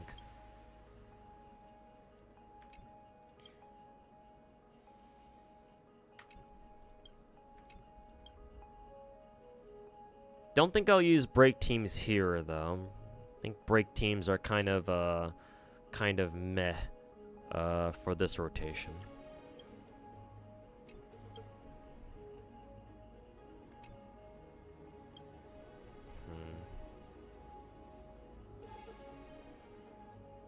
I think I'll use my Sunday Aglaya team here. Aglaya, Sunday, and then RMC. I'll have to remember to change her ass over to Remembrance. And then, who is it that I used here again? I think I used Huehue, right? I think, yeah, Huehue, for the extra charge for Aglaya. See, Surge and Grit, all ally skills do not consume skill points. Sure, I guess we're going with that then.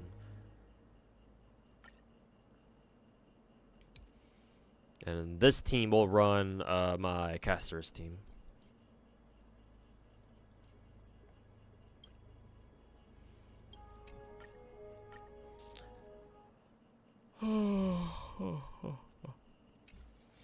Rather be unemployed than working at McDonald's? I mean, you say that, but money is money, so. I mean, fuck, man. I can't even get a job at McDonald's myself because I'd be way too fucking overqualified. Like, I've tried fucking applying for like fucking cashier jobs at like local supermarkets, and they won't even fucking take my ass because I'm way too fucking overqualified.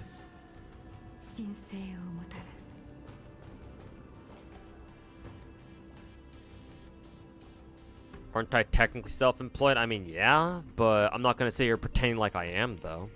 Self-employed implies that you make enough money to cover your own expenses. I definitely can't say that I do, though. I'm not gonna sit here and pretend like me being a content creator pulls enough money to make ends meet. So no, I'm not gonna call myself self-employed for now.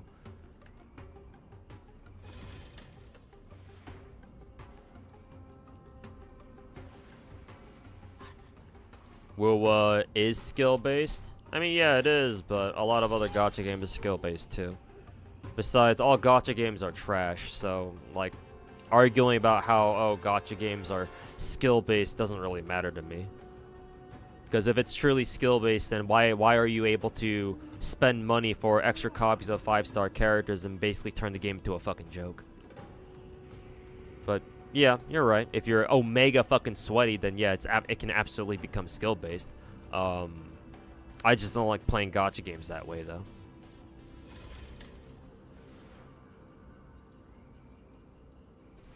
But shout-outs to the people who do. All those dungeon mains out there who fucking solo the game with dungeon or something. What are your thoughts on Akron E6? I don't know. I have no thoughts on her. Because my Akron is only E0, so I don't know what an E6 Akron looks like or feels like. I know that E6 Akron, like, her ultimate visually changes, if I'm not mistaken. Like, her ultimate turns all red and shit. So I guess that's a nice touch, but, you know. Congratulations, you spent $1,000 on the game to turn Akron's ultimate, like, all fucking red and shit. I hope you're happy. It's cool, though. Forgot to change RMC. Oh, yeah, did I? Thanks for the call out.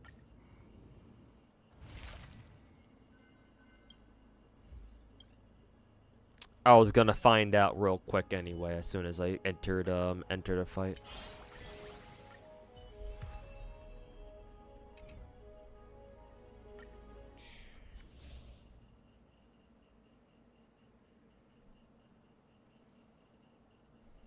What did I do in the past? For like a job, just a regular old 9-to-5 office worker. I worked in freight forwarding. So I was in charge of bringing in containers from overseas, mainly from China, and over here to the West Coast. Sometimes we sent some containers over to the East Coast as well on occasion.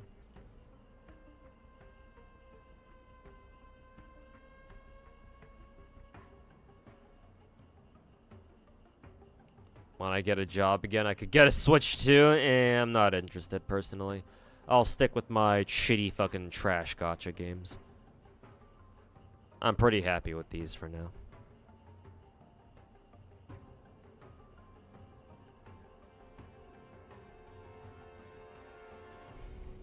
Got really lucky getting double Acheron twice. Really? 4 copies of Acheron just like that? What the fuck? You're considering going E6. Be careful with that, Quick Cipher. If you want to chase E6 Acheron, go ahead. I won't stop you. But just because you got really lucky twice in a row doesn't necessarily mean you're going to keep getting lucky. So.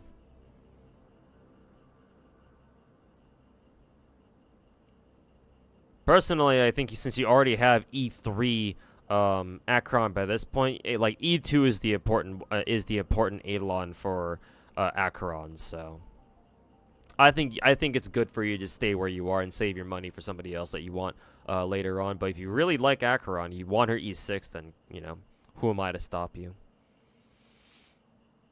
Just know what you're getting yourself into. And her normals become alt damage as well. God damn, yeah. Forgot about that. Not everyone in Cali works as a software developer. There's a lot of them out there here, but yeah, not everyone, obviously. We have some more ordinary jobs here, too.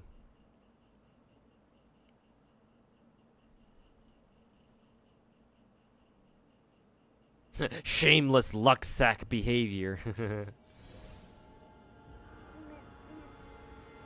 Do I feel burnt out with the open world games? Main reason why you quit WoWa and Genshin, honestly, though it's probably due to you being in your 30s and being a fucking corpo slave and customer service. Yeah, I don't blame you for getting burnt out on open world games. Open world games are definitely for people who have a little bit more time on their hands, yeah. I'll say that much. Or like they're willing to set aside a lot of time over during like their weekends or something to you know, dedicate to playing open world games and do a lot of exploration and stuff like that.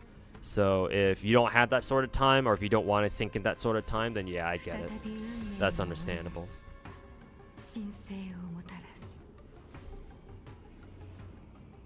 Though to be fair for WoWa, oh by the way, thanks so much for the raid, Selkie. Appreciate it. Huge raid. But yeah, thank you so much, Selkie, for the raid. Hope you had a good stream today. Appreciate it. Welcome on in, everybody, from Selkie's stream. My name is Toe Sniper 98, but you can just call me too. And I'm the guy who you might have heard of me from some other videos. I'm the guy who calls himself the God of Gacha. So, there you go. But Just waiting for the Wuwa maintenance because Wuwa service just went offline. I think not too long ago, like 15 minutes ago or so. So hopefully I'll be able to stream through the maintenance, so we'll be able to roll Zanny tonight after maintenance is done. So we're gonna kill some time playing all my other Gacha games in the meantime. But yeah, appreciate everybody from Selkie's stream, and of course Selkie, thanks for the raid. Appreciate it. Have a good stream too. Like your content, keep it up, man. Laughed a lot watching it. Hey, appreciate it, man. Thank you so much. Thanks for watching the content and and laughing at it.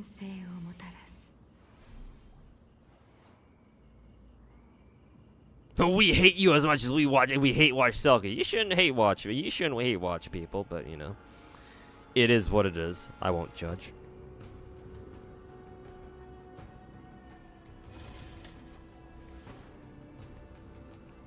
Are people gonna go berserko now they got dumped from a Wuwa stream, the Hoyo game? Not every Wuwa player is, you know, a fucking Wuwa shill.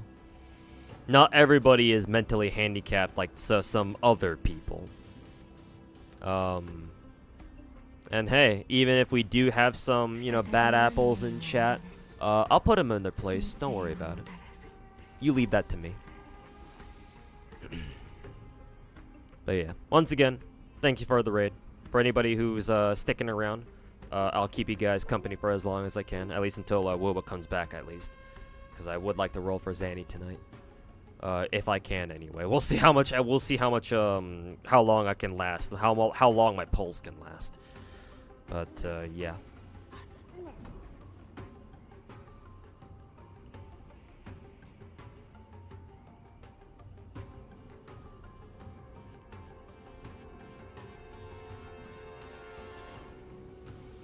After this maintenance, we're gonna have the swimsuit skin. No, the swimsuit skins are not gonna be this patch. They'll be later.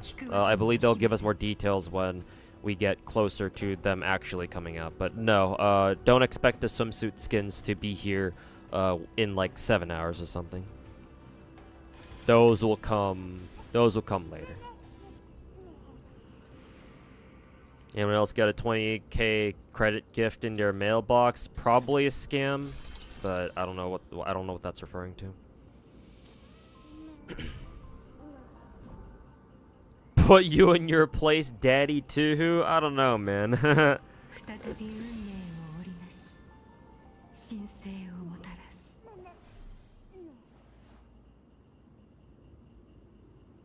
Swimsuit skins are 2.4, something like that. Yeah, they're in a future patch. Not tonight though.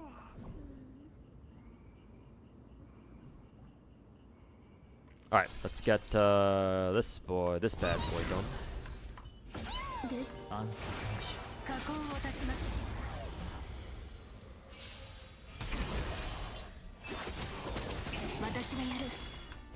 Let's see here.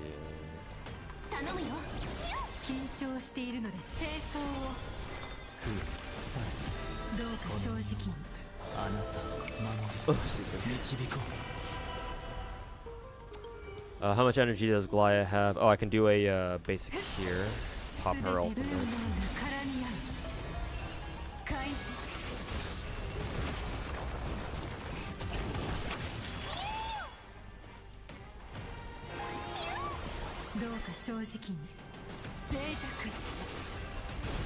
Yep. What do you think about the skin economy in other games? Let me also lower the music a little bit. What do you think about the skin economy in other games? I need, you know, I play Azure Lane, so I probably got some skins as well. But which do you think has the best economy or system, regardless of the design? I think the best one is Arknights, because as free to play, you can still get them in exchange for OP. No, I agree. Yeah, Arknights technically has the best system for skins, because technically the skins you can get for free. Because the skins cost a currency that you can farm by playing events and stuff. So you'll always be able to pick up at least like 1, maybe 2 skins from every skin batch that they put out. Yeah. I believe Arknight skins are also some of the more fairly priced as well. I think the most expensive ones are like the ones that cost like 24 Urge Knight Prime. which, if I do the math, if I can do math on stream, that is. Let's see. So if you buy a $100 pack in Arknights, you get like what? Was it 185 Urge Knight Prime, or was it 180? I forget exactly which.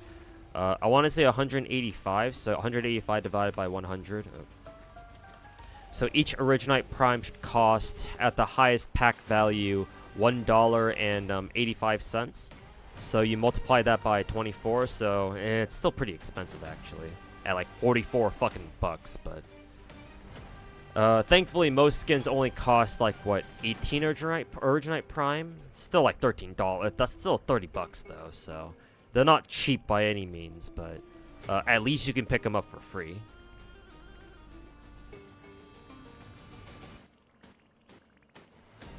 So, technically, yes, I agree. Arknights has the best system in place for skins, because you can at least buy them for free. At least some of them. You're not gonna be able to buy all of them, obviously, but some of them, yes. And that's more than what you can say about a lot of other gacha games out there. So yeah, I'd agree.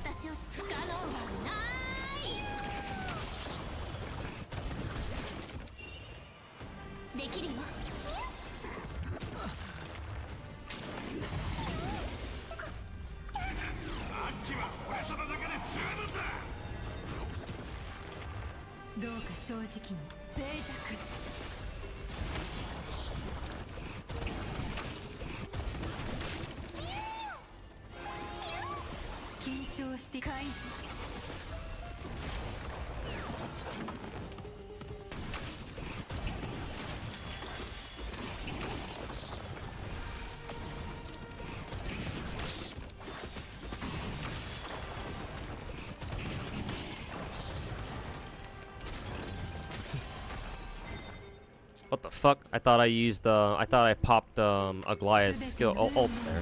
Maybe it got cancelled because we got a new fucking wave or something.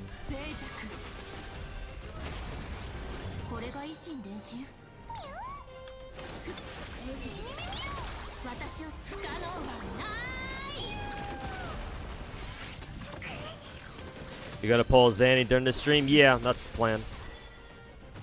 That's definitely the plan. Would you ever play Nutaku games and rate them? I know Nutaku has like a lot of like hentai games, I think. Maybe as a meme, maybe, but I don't really have any plans on doing that just yet.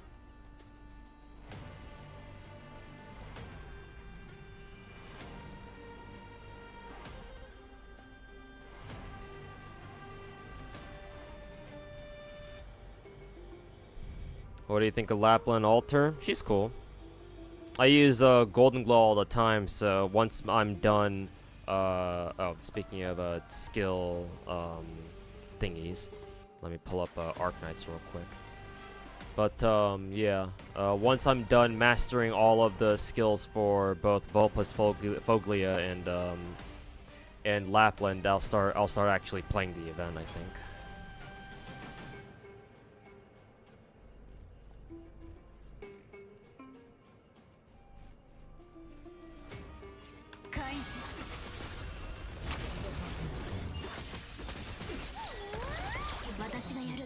Now it's pretty stupid, but skin economy kind of dictates whether or not you'll play a gacha. No, that's valid, because gacha games are about the characters.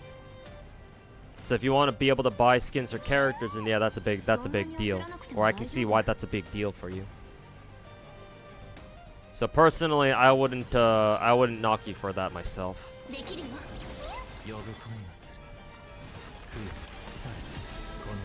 Because, yeah, it's like, yeah, I kind of get it.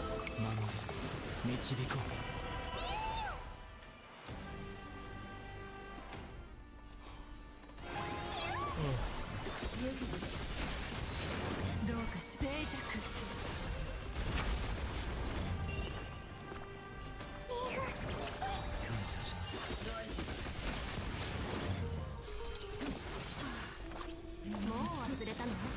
緊張しているのですか？ Do I consider Dokkan Battle one of the worst Gacha games? I don't even know what that game's like, so I can't say. I've never played it myself, so I can't give it a fair critique.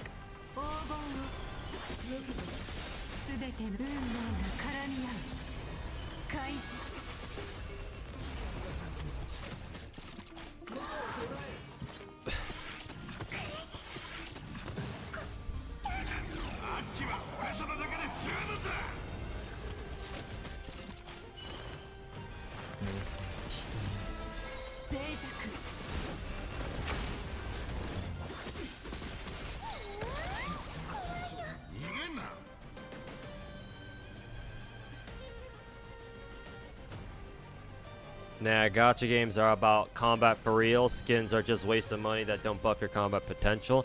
I don't know if you're just memeing with that or not, but like, you should care about gameplay in a gacha game, but not past a certain point. Like, unless it's fucking Star Rail, you shouldn't be playing a gacha for meta, unless you actually want to take a gacha game that seriously. But obviously that's not everybody, so whether or not you want to take a gacha game that seriously is up to the individual. Personally, I wouldn't really recommend it unless you're playing a game where it's like, yeah, you kind of have to follow the meta.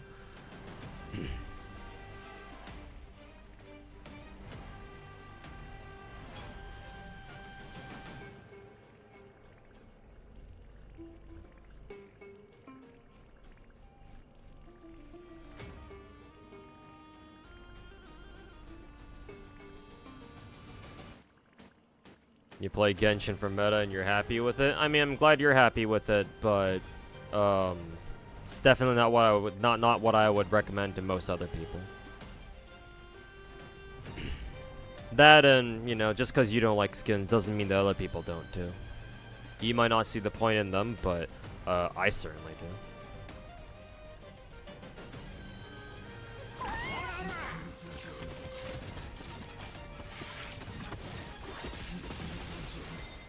私を不可能はな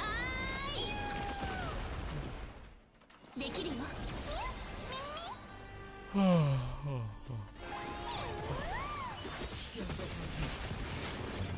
弱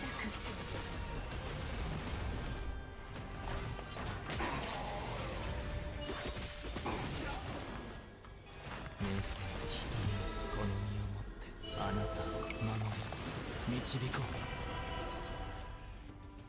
開示すべて運命が絡み合う脆弱足手まといにみんなを守って感謝します障害が多い焦らない開示茨を食うされ脆弱あっちは俺様だけで十分だ私をし不可能はない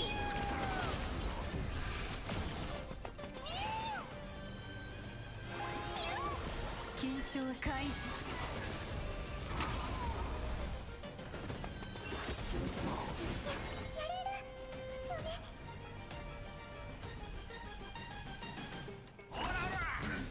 できるよ呼ぶ恋はする明晰人に脆弱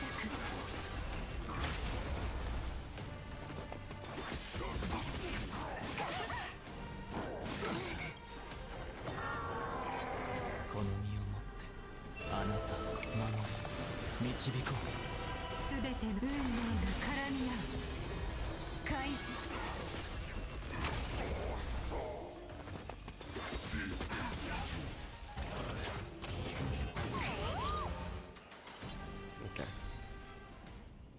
Have you ever tried Path to Nowhere? No, but I've heard of it.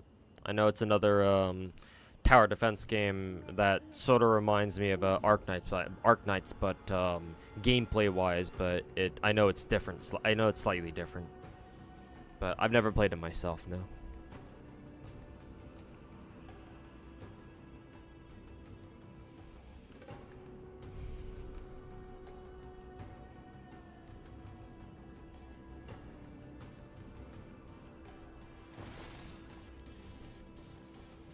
Like, damn, skins in Epic 7 look really good, but they all cost money. Feels bad when your character looks like shit and their skin is paywalled. I mean, I get that. I get that you don't like how yeah. I get that you don't like how skins can be paywalled, right? But at the same time, it's like. Like, I don't know if you should care about skins that much.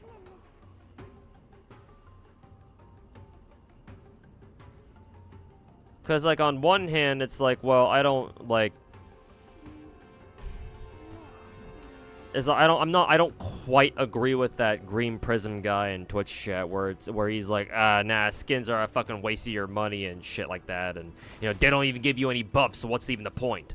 But also, I'm also, I don't know if I quite agree with, like, how, I don't know if I see eye to eye with you, Tilo, where you're like, man, like, having skins fucking paywalled sucks dick because I can't get them, and without them, all my characters look like trash. I don't know if I would go that far. Like, if you truly like a character, do you really need their fucking skin for them? Like, it's nice to have their skin, but, like... Like, should that alone dictate, like, whether or not you want to play a gacha game to begin with?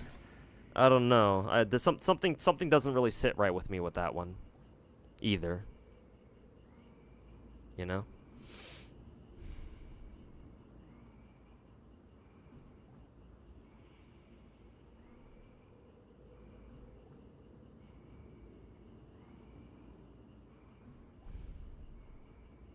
That's how you get banned by Hoyo. No, Hoyo doesn't really give a shit. No, no gacha company doesn't really gives a shit if you use mods privately. They only care if you start fucking changing your game files directly or use like a fucking cheat engine somewhere, because they'll be able to tell. But with the way mods work, they're not gonna notice.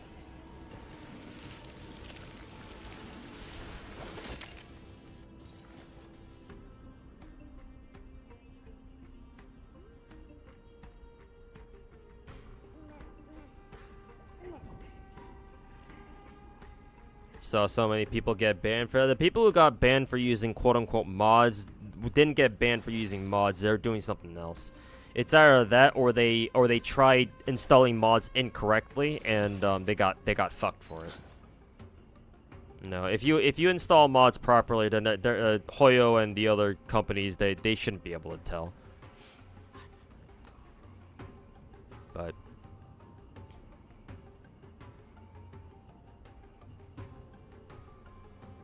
you're not gonna find out how from me anyway. You just order your Zanny body pillow. It must be a custom order one then, or like a fan made one. I doubt that there's like an official one out there.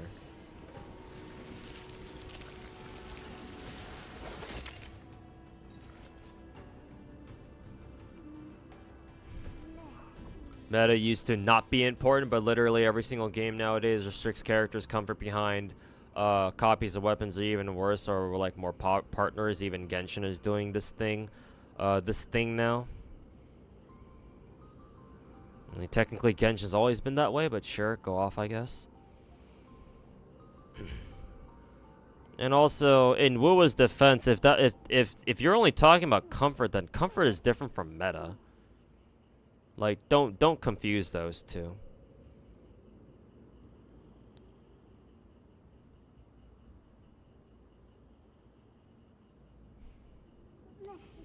Cause like to me, like just cause you have one character do something, do the same thing as another character but slightly faster, I mean you can argue that's power creep, but like it's not like I don't know, man. I don't know if you can use that as an excuse or like as proof to say that oh this game's meta is getting worse. It's like I don't know.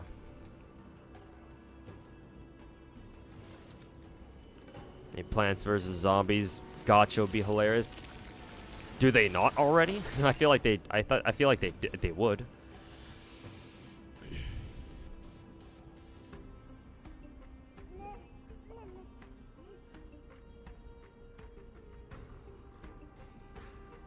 You don't know why Hoyo games don't release more skins more often? Because Hoyo cares about the lore a little too much. Hoyo is one of those games, one of those companies where they want to make everything make sense in lore. At least for Star Rail and Genshin. For Zenless, they're not as fucking anal about that, obviously.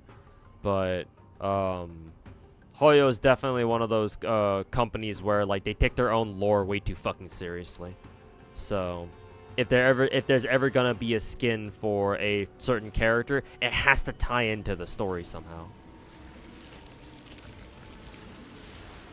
And besides, if you're Hoyo, right? If you're a gacha dev on the size of like Hoyo, for example, what would you rather do? Would you rather fucking make a new skin, or would you rather make a whole ass new character that'll make you more money?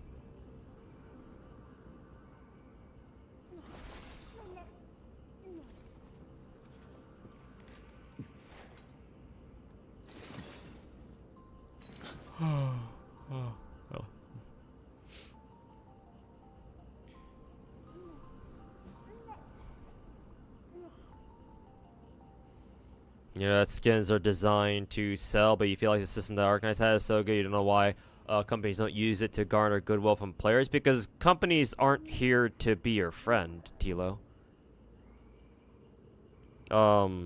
Farming brownie points, like, that's nice and all, but it's not the same as making money.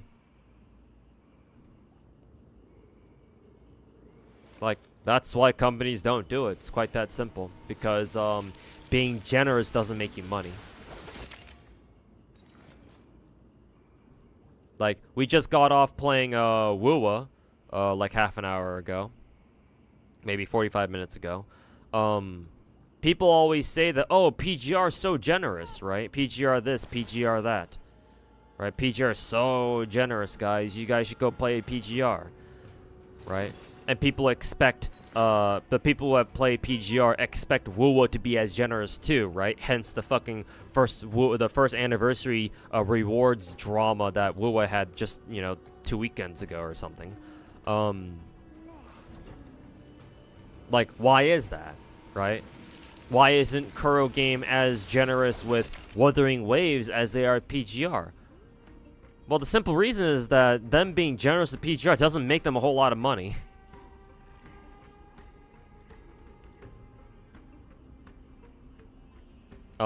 It's gonna be the same way with Enfield too, is what I predict. Arknights is such a generous game. Well, I think it's generous anyway.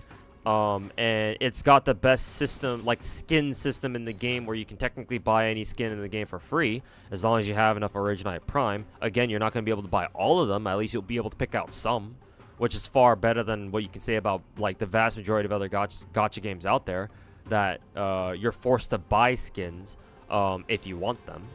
But Enfield will not have the same system, most likely. I highly doubt that Hypergriff will be as generous with Enfield as they are with OG Arknights. That's just how things are, man.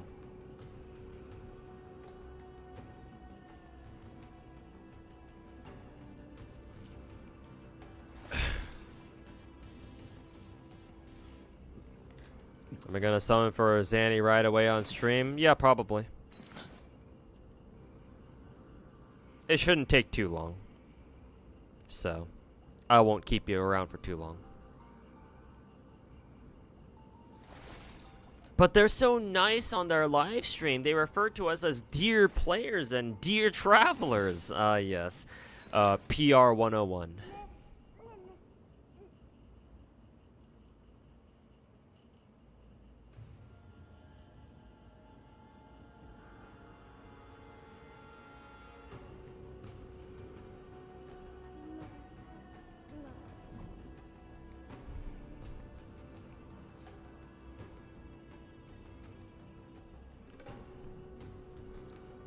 Counterpoint, Huta is literally worse at everything, blah blah blah, tanking is blah blah blah, not to mention early Kino's game pummeled by Mav. Yeah, well, as long as people can still use Raiden National and Abyss, then, you know, whatever. Now then again, you'd have to figure out what your second team is going to look like.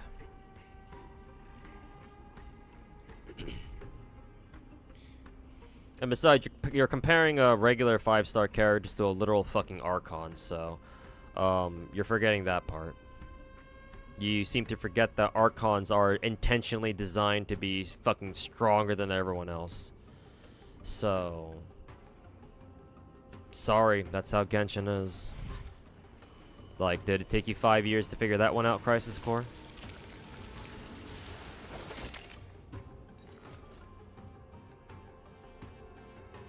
Like, Venti's the one exception to the Archons being all fucking super strong. And that's because he was the very first limited character we had in the game.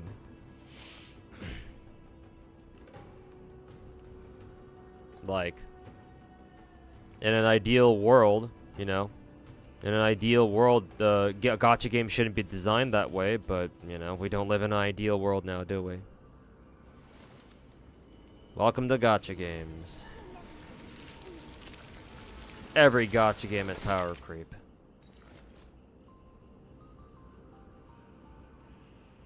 Hope you can finally get Kalkaro. Well, I certainly hope I don't get spooked by his ass now, but we'll see. Perhaps today is the day that I get Mr. Calculator finally. We shall see. Tune in next time to another stream from Mr. God of Gacha himself, Toe Sniper 98.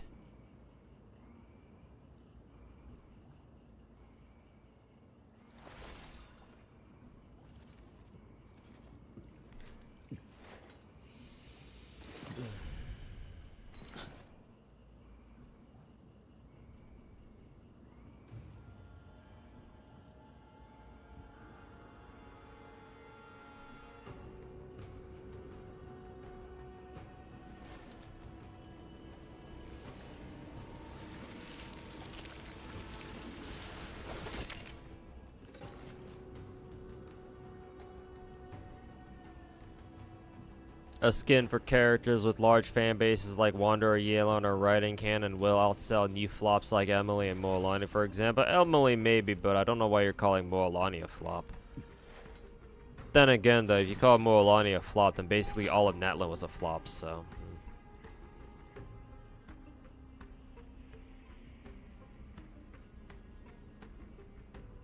Also, no, a single skin on its own won't outsell entire fucking character banners.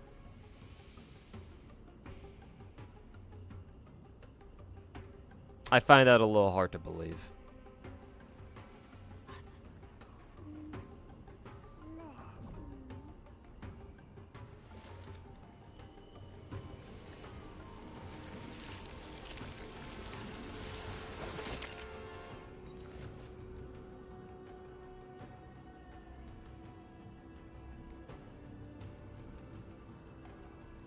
Kinda not true, lol. The only meta-relevant Archons are Mav and Farina and Novla. Oh boy, are we back to the fucking Genshin meta talk again? Oh boy, I've missed this conversation.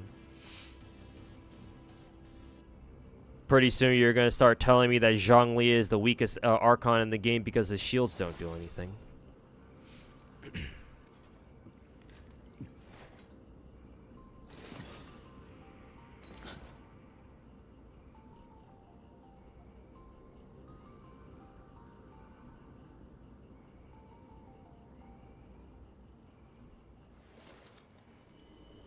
If Genshin would go full Gooner, what would happen in my opinion? Would revenue skyrocket or would it ruin the game or community? The community wouldn't like it. I mean, look at how they reacted to Veresa of all people. The community wouldn't like it. And it is partly MiHoYo's fault because this is the kind of community that MiHoYo has fostered. Because they've held back on their character designs. Genshin should have been a little bit more Gooner than it came out to be. As soon as they realized that their game hit mainstream, they started dialing that shit back.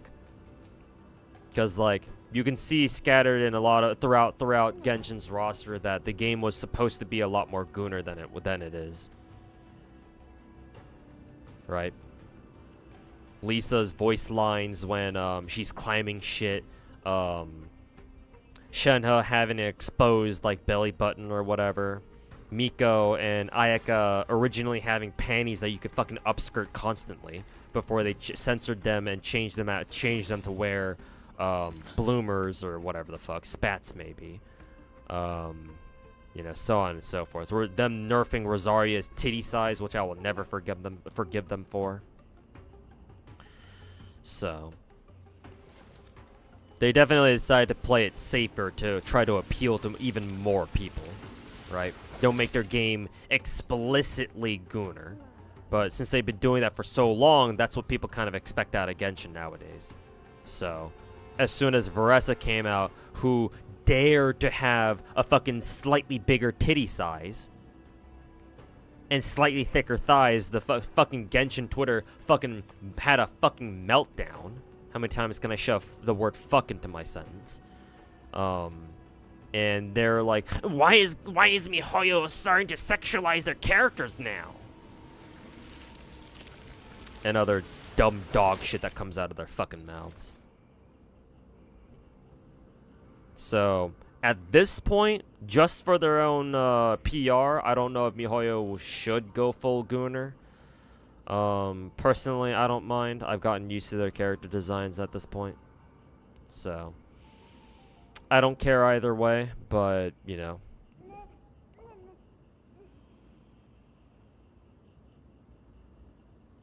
Would it ruin the game? No, it wouldn't ruin the game.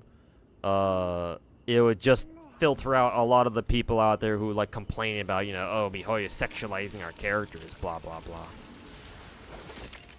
Which, I would love to see that, but, you know. I don't know if MiHoYo does, so. What are spats? Are they like underwear? Spats are like a kind of clothing that I would assume both guys and girls wear. I believe they're unisex. Where they're like they're like form-fitting, like tight-fitting clothing that you wear over as like kind of shorts, basically. They're not really shorts, but they serve something like the same purpose. Like it's something that athletes wear because it's tight-fitting, it's form-fitting, so they can move around in it a lot easier.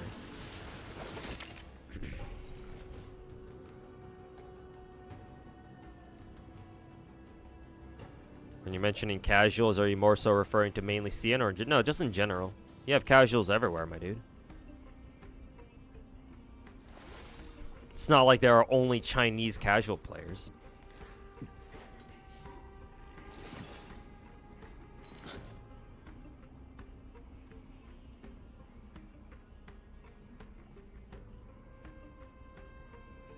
Genshin is a Gooner game, though. Don't tell the people on Twitter that, though.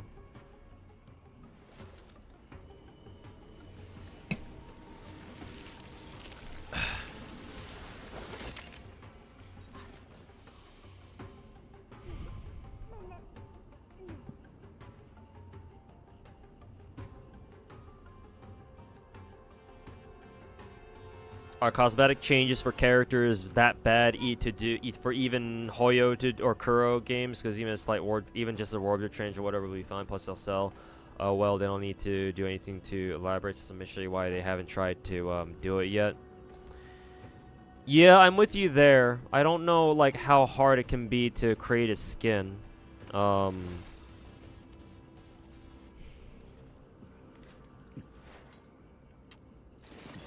For Kuro, I can understand because they're nowhere near as big of a company as Hoyo is. Kuro game is much smaller as far as like company size goes. So I'm sure Kuro has their hands full with their usual workloads between patches, but Hoyo I don't quite understand. Yeah. Hoyo could definitely capitalize a lot more on skins and whatnot, but they just don't for whatever reason. Maybe they understand that because of their gachas, most people are going to be too busy using their money to spend on gacha itself and not necessarily on skins.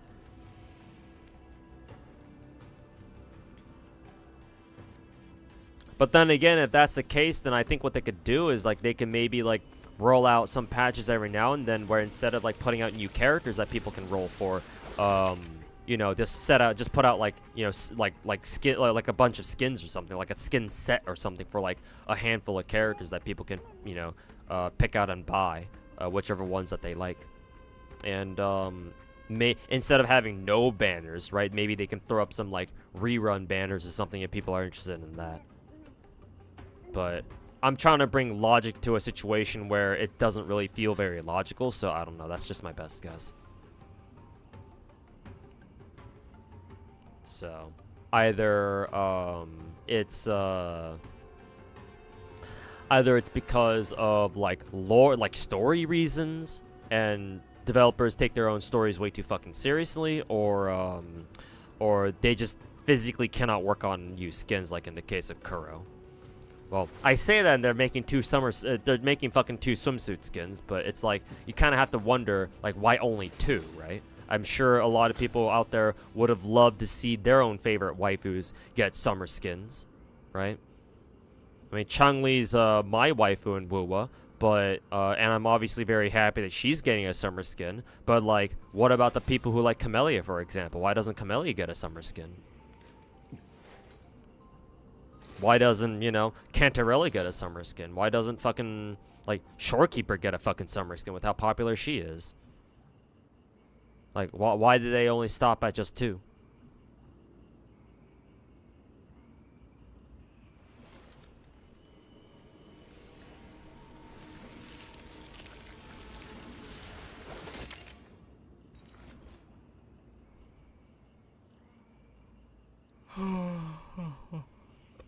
Was out on for pre-download on Steam. Oh, that's nice.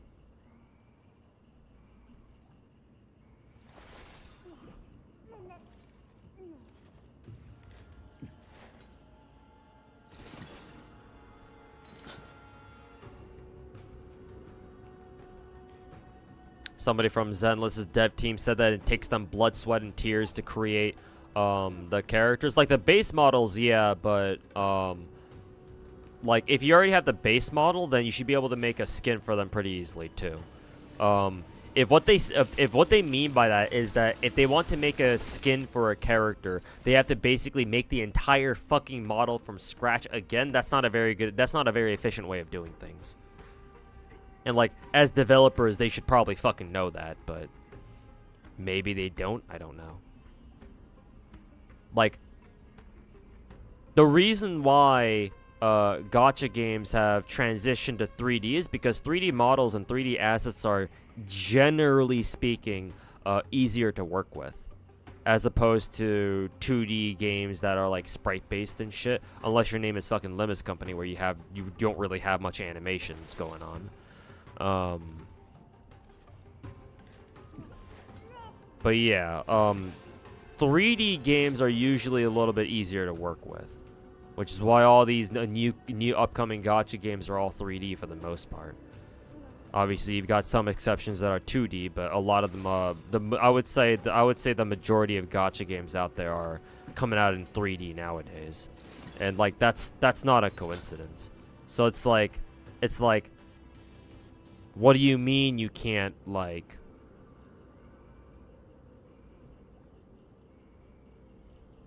Like, making skins for characters that already exist in the game shouldn't be that hard, but then again, I'm not a game dev, so I wouldn't know how hard it is.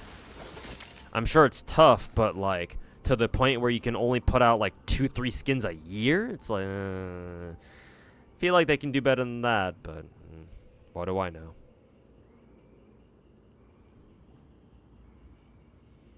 You'd like more skins for those games, honestly. The new age gacha games should have more skins, yeah. Because, like, older gacha games, or at least a lot of the older gacha games out there, they just spammed your ass with characters. So, like, obviously, it's not really an excuse, but it's like, for gacha games that just have a shit ton of characters, like, well, you know. It's like, since they're already very busy coming out with God knows how many characters every single fucking patch, it's like, yeah, you can kind of see why they wouldn't have the time, how they wouldn't have the time left over to work on skins. But like these new age gacha games, they've sacrificed the overall character roster in order to increase like the individual quality of each character. So like skins make even more sense here, and yet a lot of gacha games still don't do it. So it's like, yeah, well, what gives now, you know? Especially with how feral people go over their favorite gacha waifus or husbandos or some shit these days. Why'd you have to mention Cantarella in a summer skin? Sorry. I'm sorry for giving you hope for something that will never exist. Well, unless you mod the game, of course, but...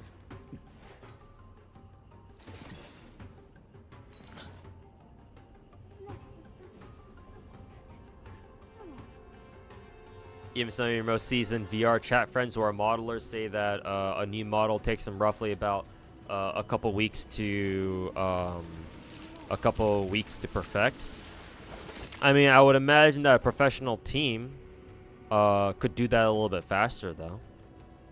And besides, Hoyo and these other big gacha companies, they plan content like way ahead of time, right? At least that's what they're supposed to do. If they didn't plan shit like years ahead of time, months, even years ahead of time, then like how on earth would they be able to follow, like how on earth would Hoyo be able to follow like a fucking 6 week patch cycle for every single one of their games, or at least for their big 3 games, and then every like what 4, technically 8 weeks for WUWA. So it's like, if you're already planning content that far ahead, it's like, I don't know. Like, again, I'm not saying that, you know, people should be able to just pull out random fucking skins out their ass. And it's like, oh, it's just that easy. Obviously, it's not. But, like, you're a fucking professional company with, like, teams and shit. Like, paid developers who are paid to fucking work on this shit. And it's like, you can't, these are all the skins that you can put out? It's like, okay, sure, why not, I guess.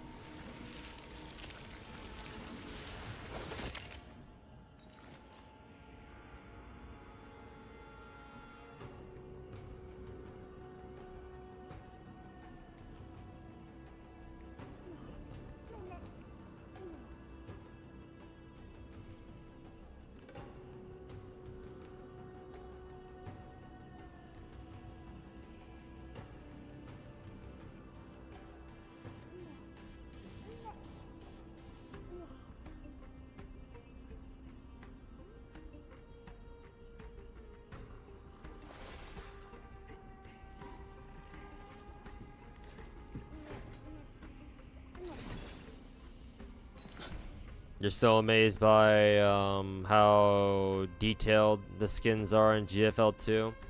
Well, there's a very simple explanation for that. It's because GFL2 is an open world. So, devs can afford to spend the time coming up with those skins.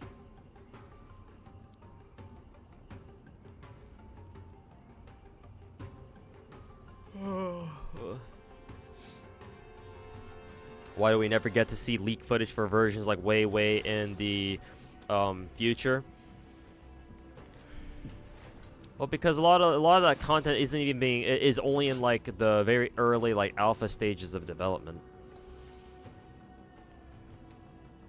Not only that, but a lot of the leaks that we get are only like content patches like maybe a couple months ahead of time at most.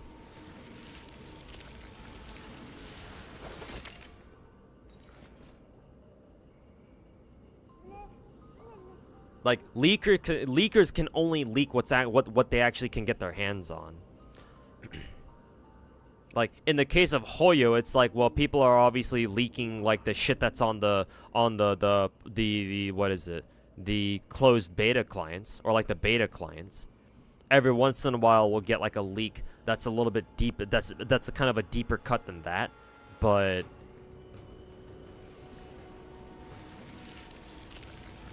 it's like, obviously we're not going to get leaks like years into the future. Sometimes we actually did, though. Actually, I remember seeing back when like we got Sumeru or something, and somebody leaked like the entire fucking banner like schedule for like Sumeru or something. It was either for Sumeru or Fontaine. So it was like, whoa, what the fuck? Where'd you get this from? Damn, son, where'd you find this?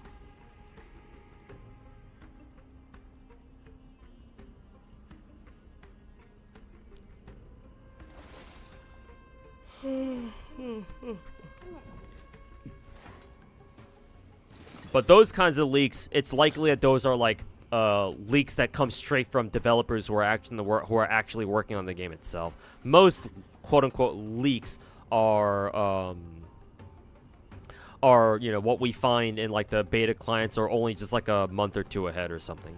Nothing like insanely far away or some shit like that. Usually, but every once in a while we'll get them.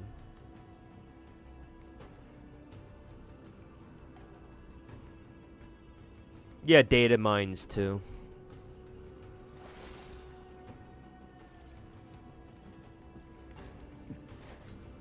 Gotta go now. Need to do some shit. All right, Tilo, take care, man. And with that, let's actually go back to playing the game.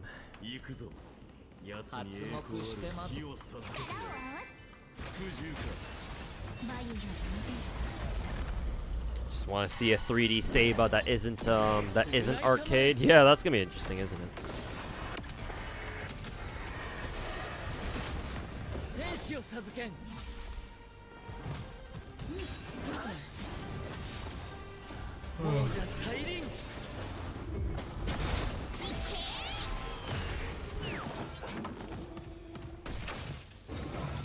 Or Raiden didn't her early model get like leaked as well or something? Yeah, maybe.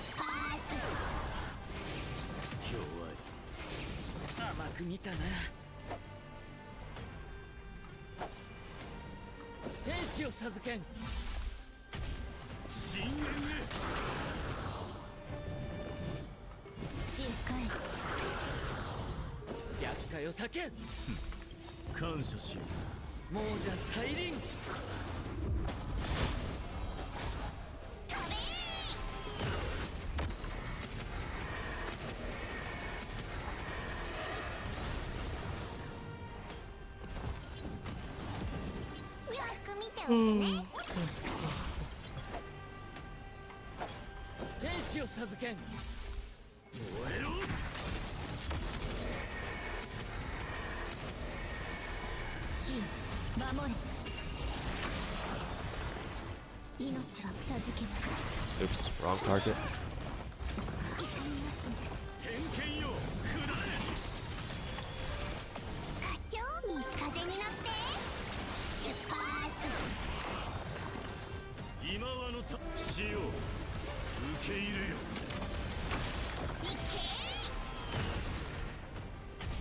お別れの時だ。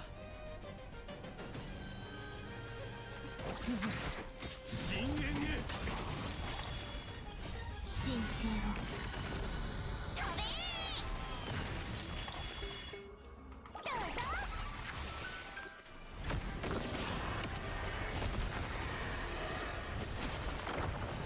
厄介を避けん。亡者再臨。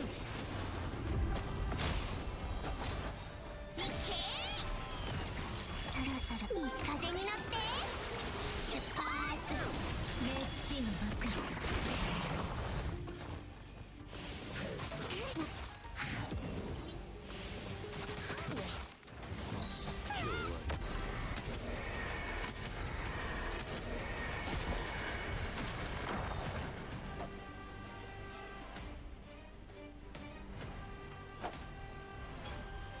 天使を授けん。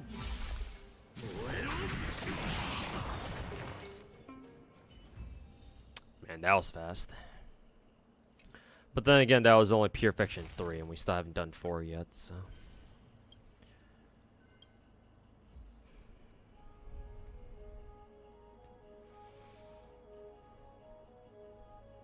And don't forget, voice lines are recorded way back, sometimes more than like half a year before release. So devs are planning like a year and a half before final release. Yeah, shit like that. I've motivated you to become a gacha gamer. You're currently grinding 3 gachas. You've been on the grind since 6:30 this morning. You haven't stopped. I don't know if that's healthy, but if you can handle it and you're not,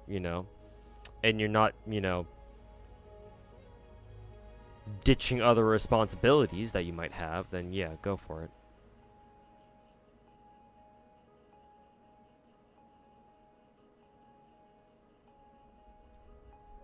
What's my favorite hangout spot in Zenless? Favorite hangout spot? Either HIA or 6th Street. They have some pretty chill background tracks there, so I like hanging out there in those 2 places.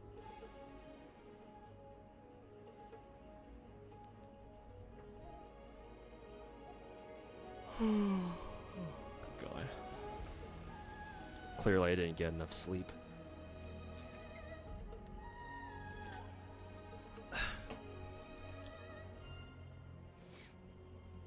Average development cycle is about 2 years. Yep, sounds about right.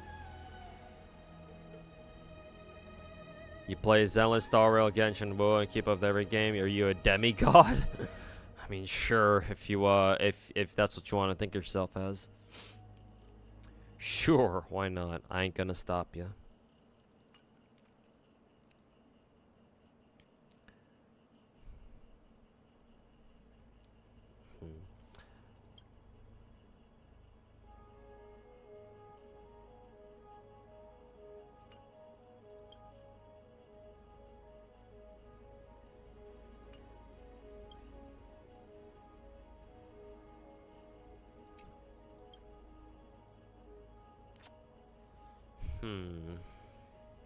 I wonder if I should bring a break team for this.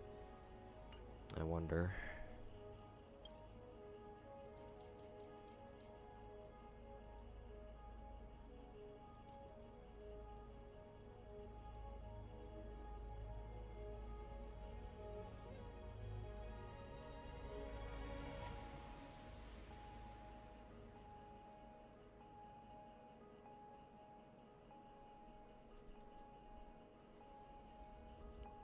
Oh, where's Firefly? Here she is.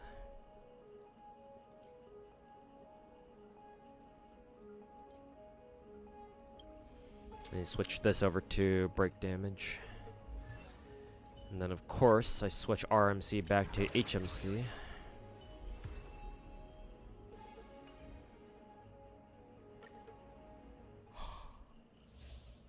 And then we'll give this a shot. You're You're gonna use your run, man. This is the team that I like running.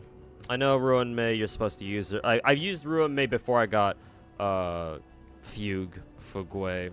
I call it Proto Tingen.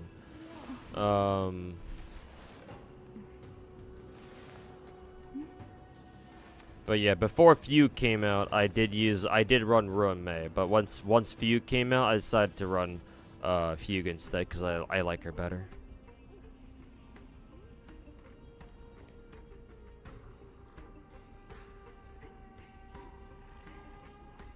Anyone know when the server was gonna be back up? Technically, server should be down for like 7 hours. So technically, like what, 8 p.m. But we'll see if the servers go up a little bit earlier, because usually they do. They usually go up at like 7 p.m. instead of 8 p.m.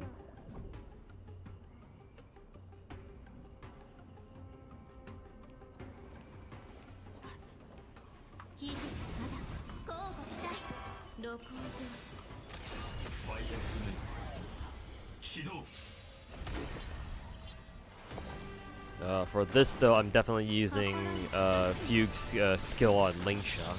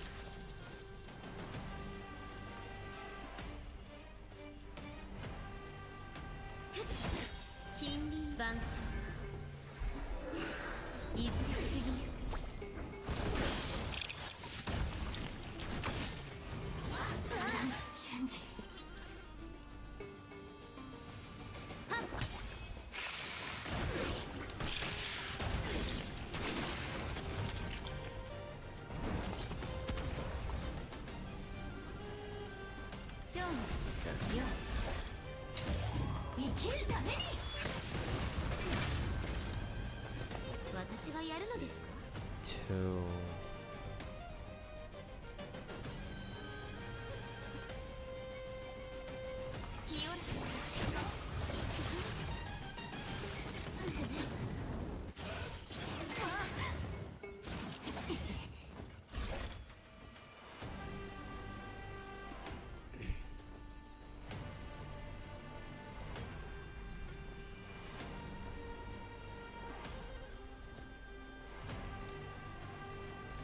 Is any type of FPS unlocker for Genshin bannable?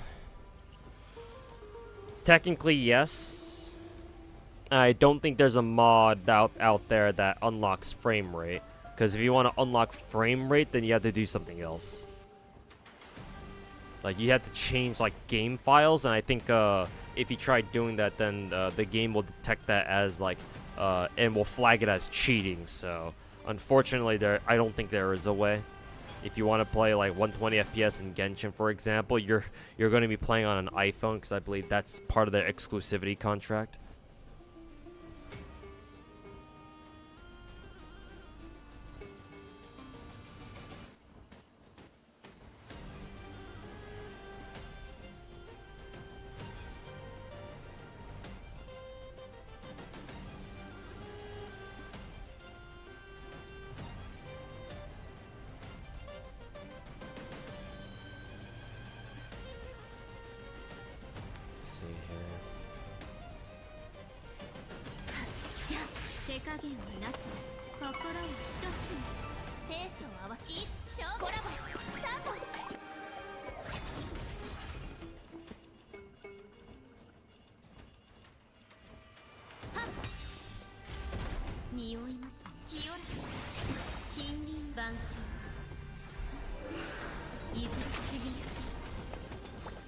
What do I watch? Patch streams of Gacha games on tablet, phone, or TV? On my computer.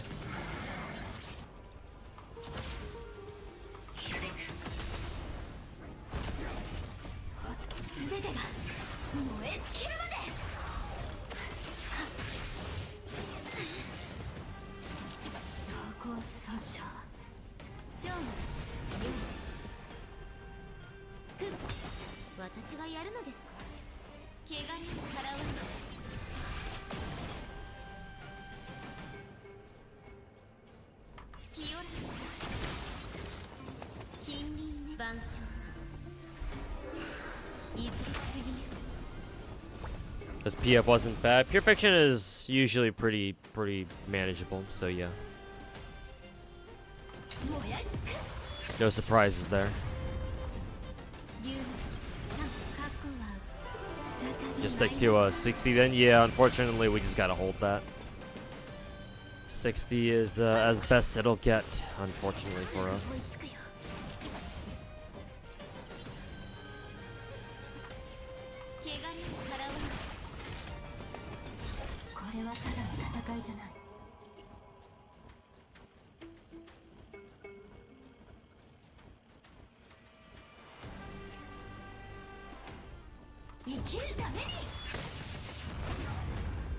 Ah, fuck, I shouldn't have used the Firefly skill there. I brain farted for a second. I thought that Fugue had one more turn left on her skill.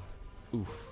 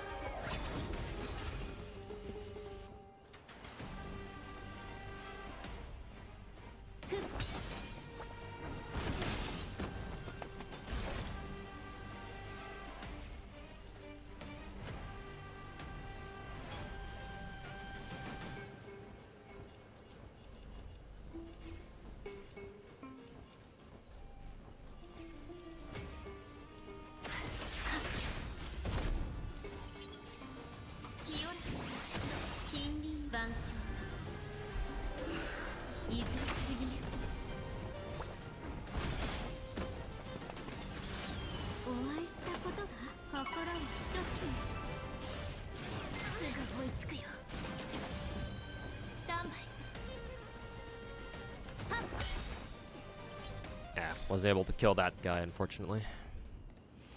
If I didn't mess up my Firefly skill, maybe I would be able to kill him, but oh well. Or maybe if I replaced Firefly with the who is it? With the run made there, maybe I would be able to get it. Maybe I would be able to do better. Not that it matters, because Caster should be able to carry me on this side.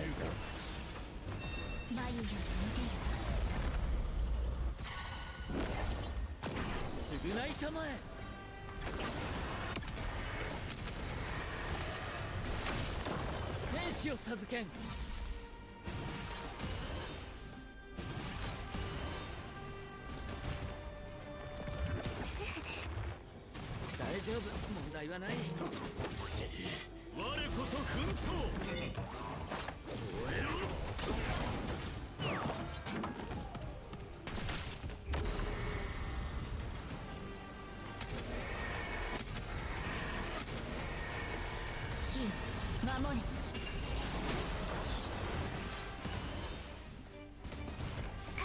西風になって出発冥界へ向かうことに授けます冥界へ向かう朽ち果ててお別れの時だ。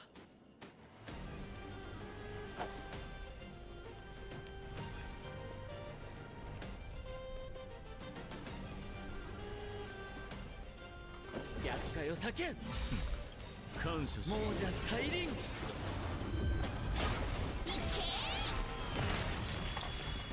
みんなをいじめないで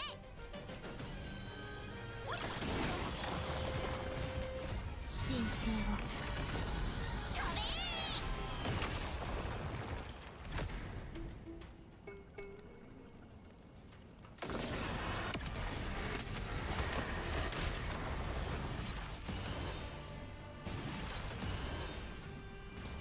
深淵へ Who's the goal alternative or fugue if you have ruin made Lingsha as a Firefly's boyfriend? Firefly's boyfriend? You mean you? Who's the goal alternative or fugue? Yeah, Trailblazer, HMC.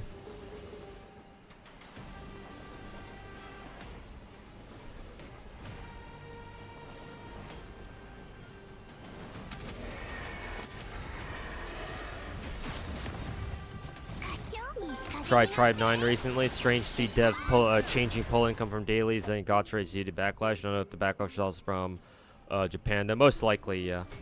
But it was devs who fucked up in the first place because beta rates and pull income were different from the release version. Game was fire though. Yeah, like if I know that they say I know that technically developers can change like rates from beta to full release, but yeah, it's pretty taboo for them to do that though. So.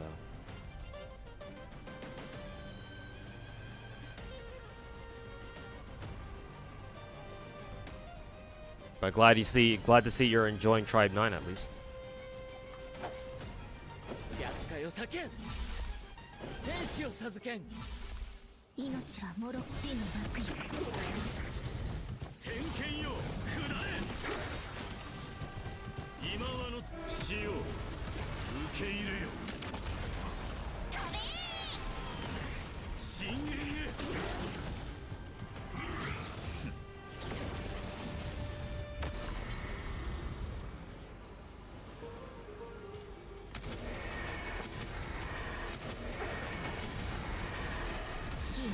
真守れ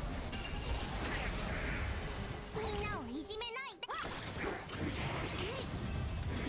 弱い征服しよう課長西風になって出発いい度胸だね。厄介を避けん。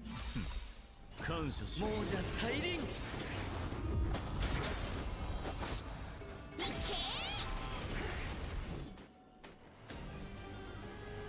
朽ち果てて授けます燃えろ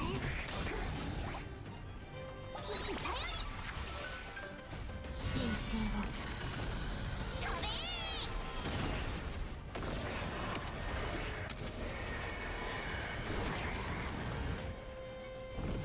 お別れの時だ。天使を授けん。甘く見たな。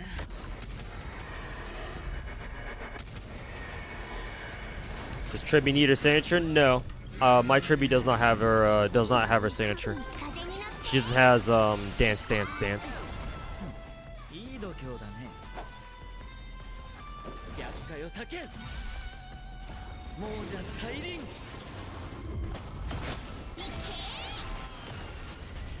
深淵へ天剣よ下れこの時間を大切に死の幕よ今はの死を受け入れよ飛べ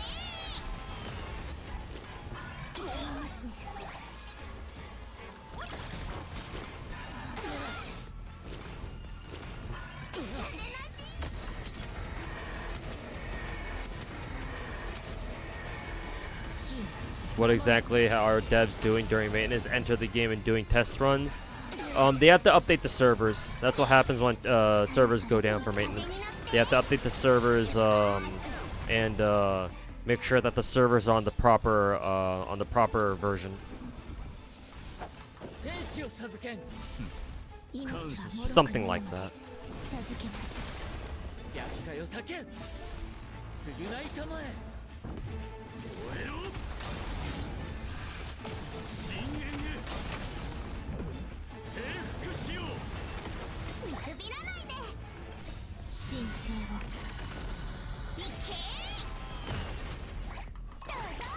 Oh, I didn't mean to use that skill.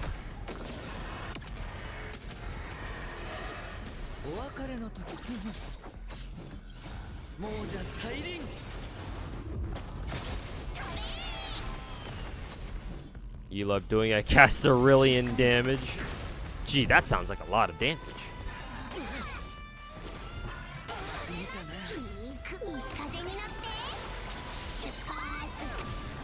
It's updated servers where they inspect for damage and also run important tests. Okay, so they do run tests like what students said in YouTube.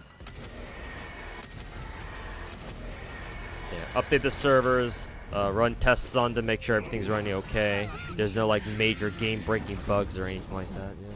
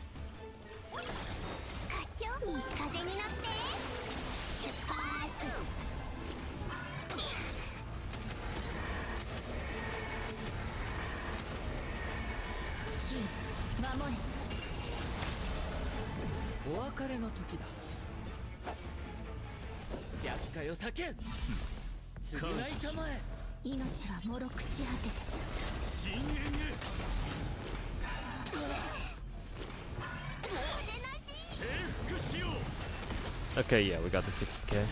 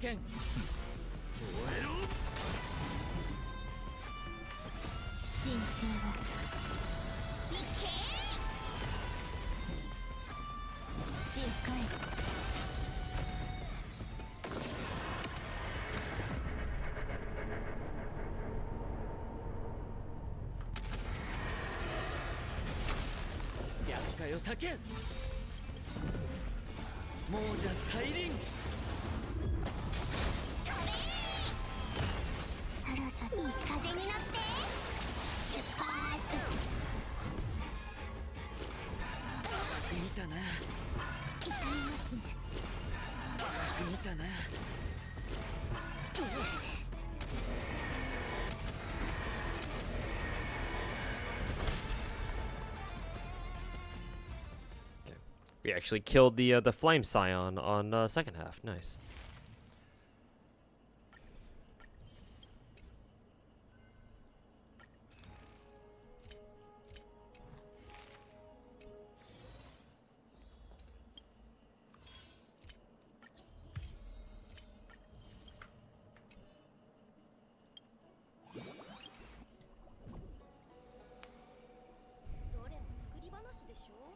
Bug testing should be done before it hits live servers, mainly tests to stop stuff like blue screens and performance slowdowns. Okay, I see.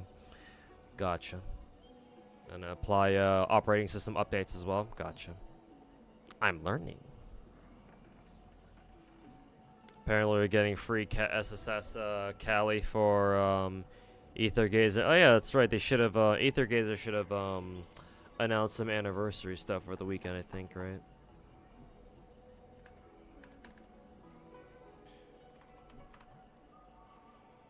Ether Gazer anniversary free Cali, huh? Free SSS Cali. Isn't Cali the fucking A rank modifier though?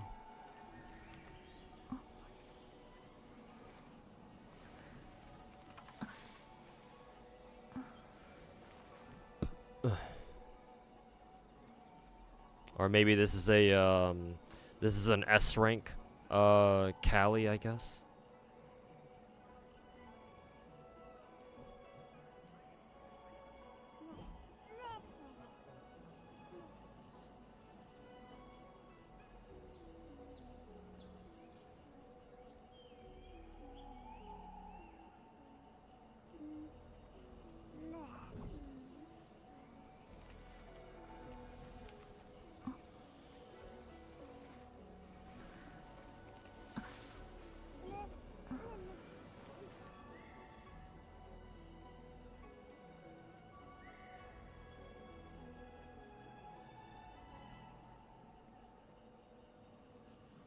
Yeah, maybe a an S rank Cali.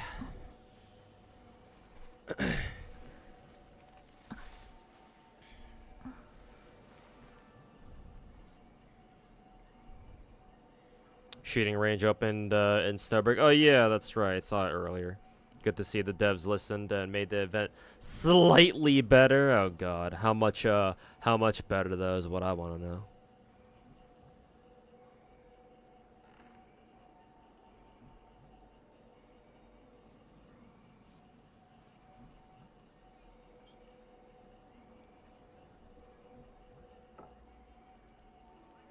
Give me 1 second, chat. I'll be right back.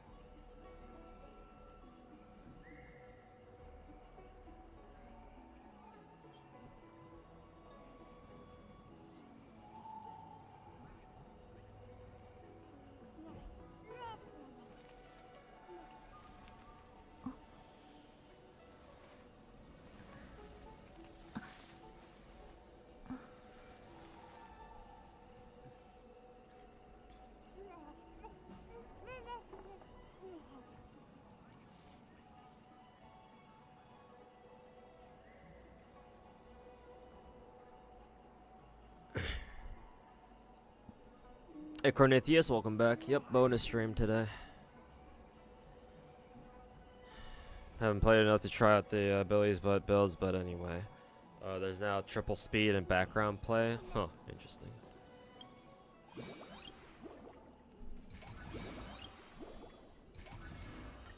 see, what is this thing? I wonder if this event is just like a fetch quest event kind of thing. もう少しここで休んでもいいでしょうか。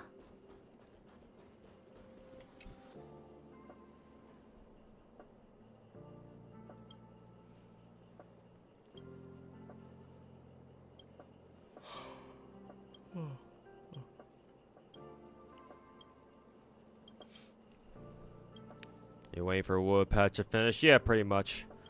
We'll be here for another, what, like 5 hours at least. 4 hours maybe if if Wuwa servers come back. Hopefully Wuwa's patch finishes or the Wuwa patch drops early or something. We'll see. Oh no, it's a combat event. Okay.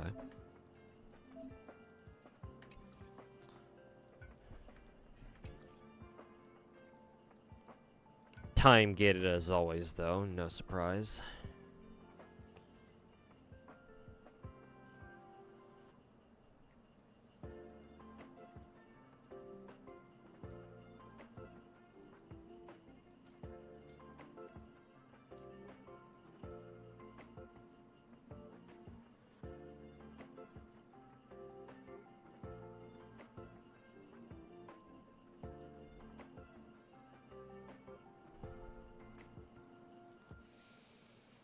They want me to use Gallagher. All right, we'll use our boy Gallagher.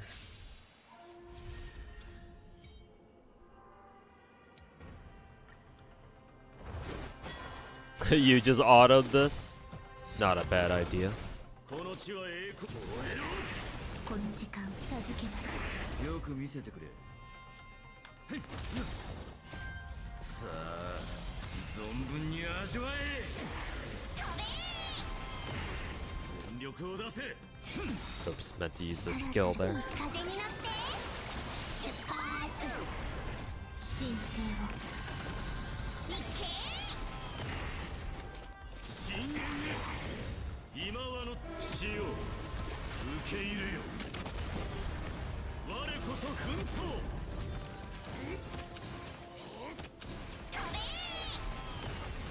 燃えろ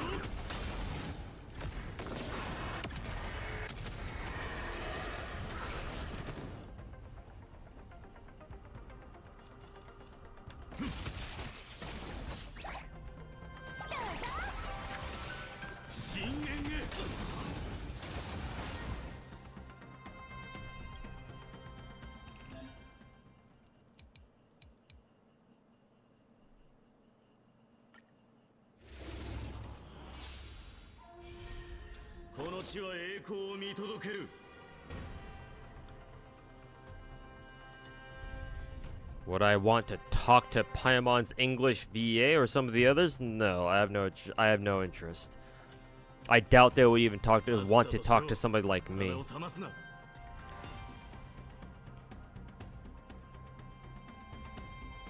If I have to deal with a fucking bald retard who's one of his biggest arguments against me in his videos is that my videos apparently don't even break 1,000 views each. If techies like that, I can't imagine what these voice actors must be like. I'm just saying. Like, I'm surprised you think that people like them would give someone like me the time of day out of their fucking lives. And frankly, the feeling is mutual. 今はの死を受け入れよ行け神聖を飛べ課長西風になって出発 深淵へ You have any plans to check out Heaven Burns Red alongside other story-driven gachas like Limbus or Reverse? I have already said before that I would want to check out Reverse and Limbus. Well, I'm open to trying those games, but they're stream goals for when I make content creation a full-time thing.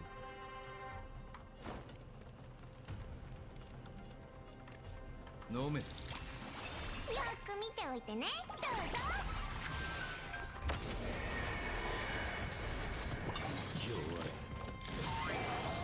命はもろくの土へ帰る燃え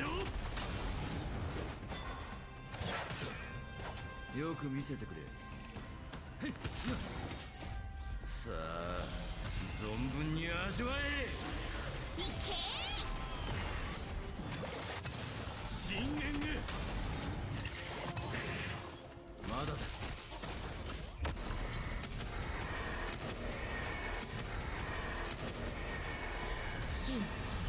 But obviously I've heard of Heaven Burns Red. I'm familiar with their main writer because the main writer's written a lot of visual novels I'm very familiar with, and other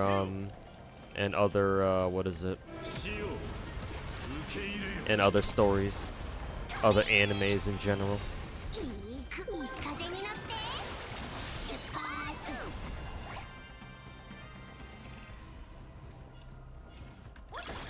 深淵へ偏見よ下れ朽ち果ててお仕置きされたいのか燃えろ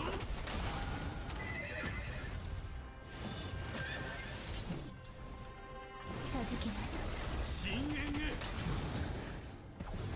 よく見せてくれ飲めよく感謝しよう。燃えろ。今はの死を受け入れよ。いけよっ神聖を飛べつまらないね。深淵へ。期待に応えられなかった。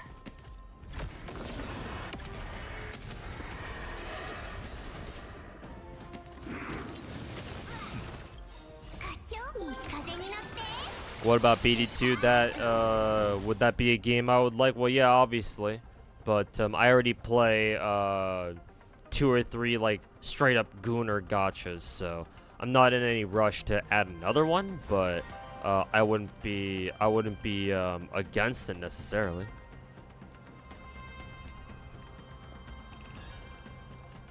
少し休め。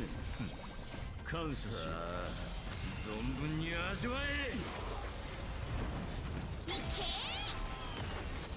えろ。まだだ。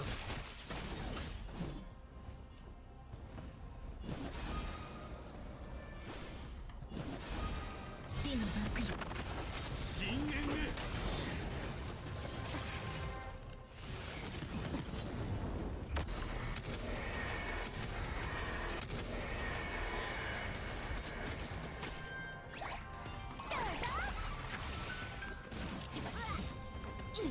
西風に乗って出発。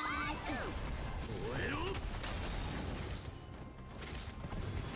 今はの死を受け入れよ。飛べ天剣よ来る。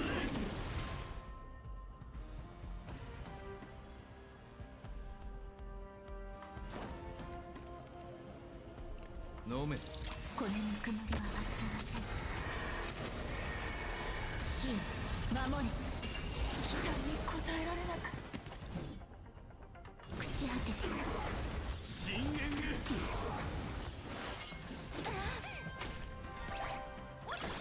燃えろ。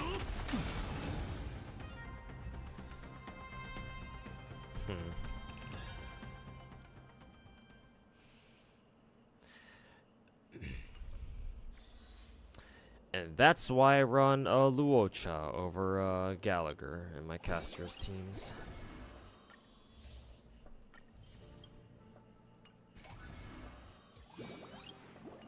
Seal Slammers. Okay.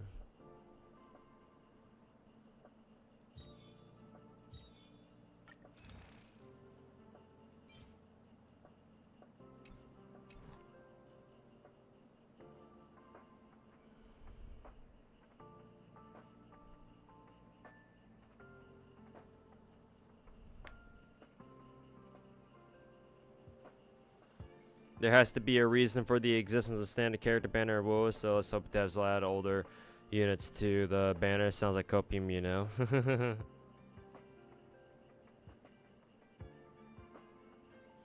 Or like maybe buff some of the older some of the perma characters at the very least.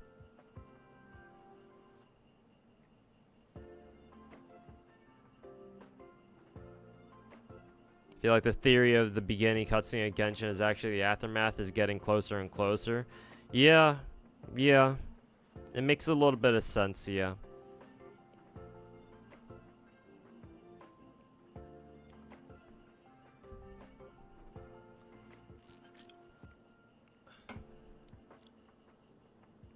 It could go, I could see the story going either way.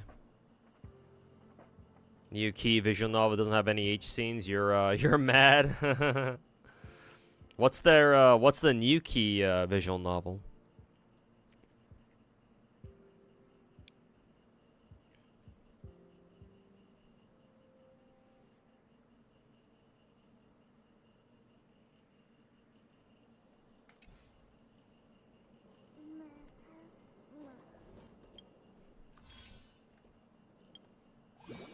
Let's see what this Seal Slammers event is all about.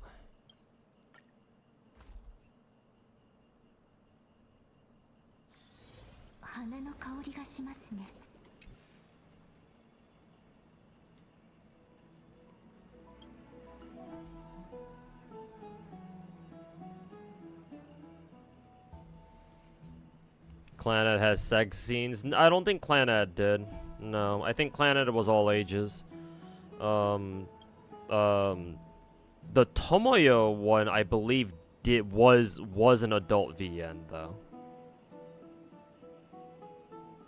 Whatever like side story spin-off that they did for specifically for Tomoyo, that was an adult visual novel. But base Clannad, no. It was all ages, I think.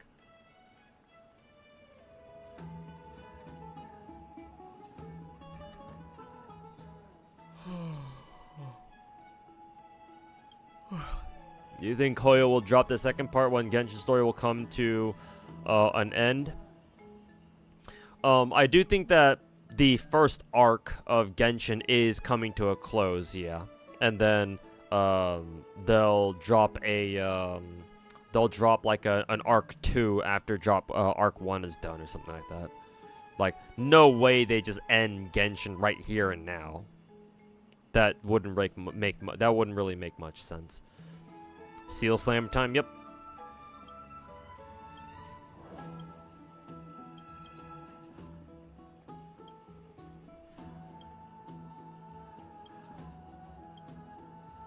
The Gacha story writer also has to be the one who creates the designs, right? No, not really, student. Character for Gacha games anyway, character creation or character designs are usually somebody else's job, not the story writers. I guess the main story writer can have like obviously they'll have a major say in like how characters end up turning out, I guess. Yeah. Actually, I can see it going both ways. I can see it being like one of two ways. The first one is like the main story writer like gives their artists like instructions on how to draw their characters, right, in accordance to what they want for the story, or it's like the artists make the characters first and then they present them to the main story writer who's like, okay, I'll see if I can work with them and stuff like that or whatever, or maybe somewhere in between.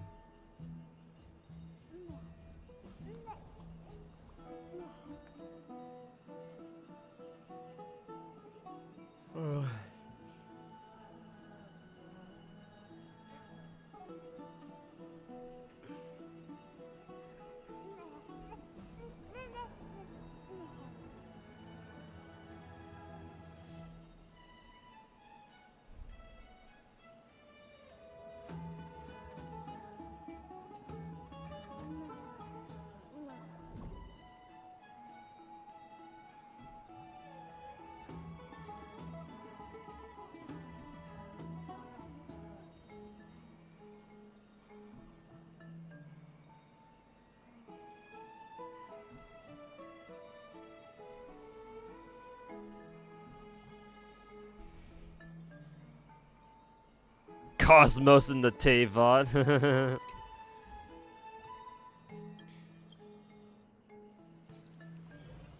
Please no Genshin 2. They're not gonna put out a Genshin 2 in my opinion. If they did, that'd be an awful decision.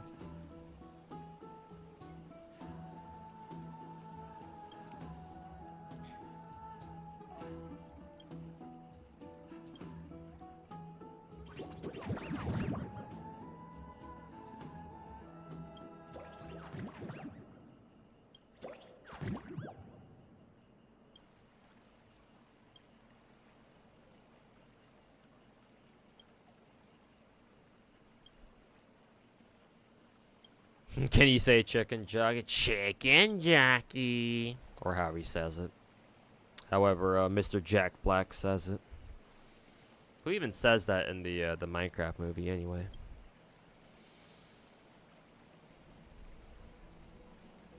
Are Aether and Lumini closer to finding each other? One of the last cutscenes they had with the two of them was that they did meet up in like a fucking dream world somewhere. So they did actually sit down and talk to each other for a second before the missing twin fucking, you know, disappears into the middle, into fucking thin air like they usually do. So technically no, but at least they've met a few times here and there.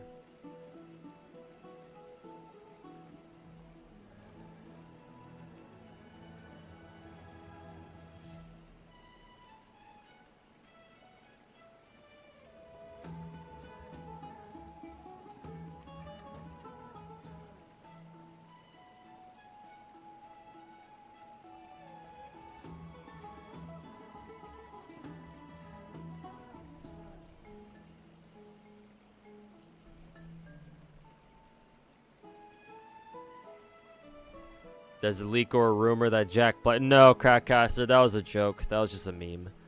No, we already know. We should already know who Pan Yinhu, the panda guy from Zenless. We should already know who he's voiced by.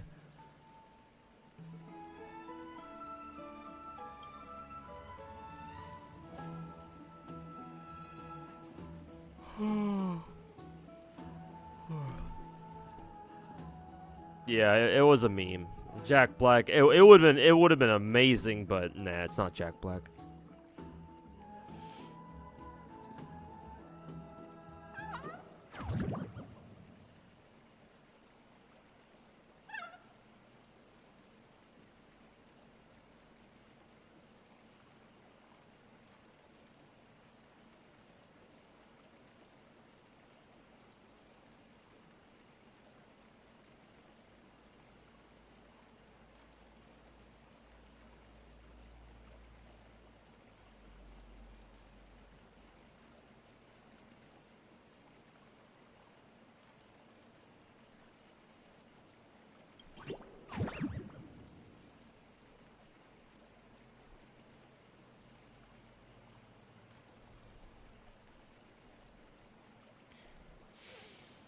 That part of the story wasn't progressing anymore. Those quests definitely only come few and far between, yeah. They're definitely on the rarer side.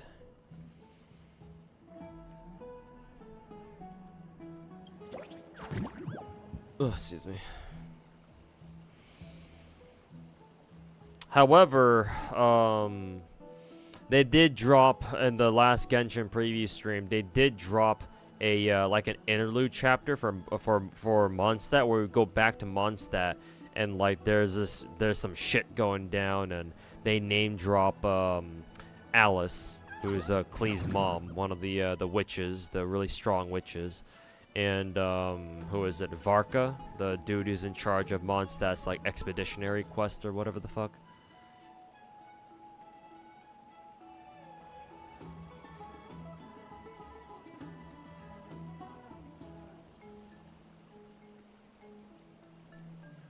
So like it's like, whoa, this is kind of a bombshell out of nowhere.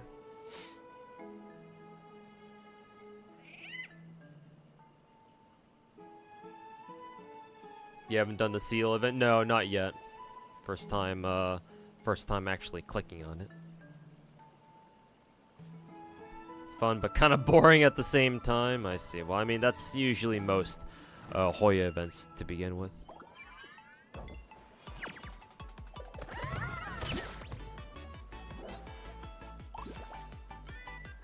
Oh yeah, here we go. Also, why is there no audio? It's just me.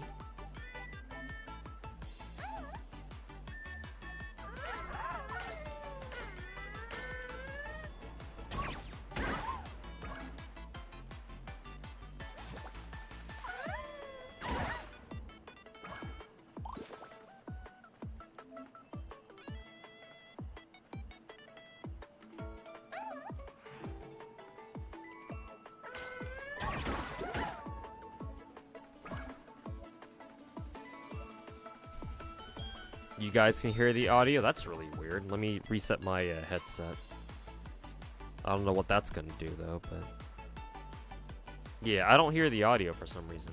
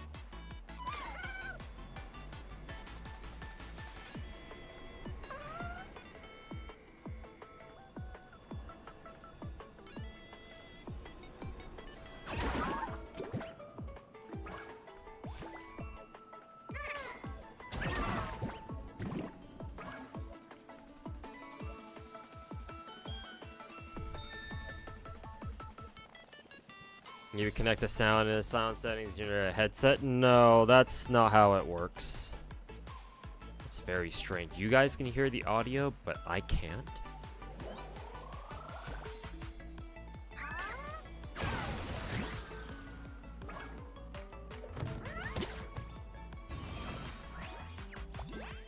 Well, as long as you guys can hear the audio, I guess it's fine, but...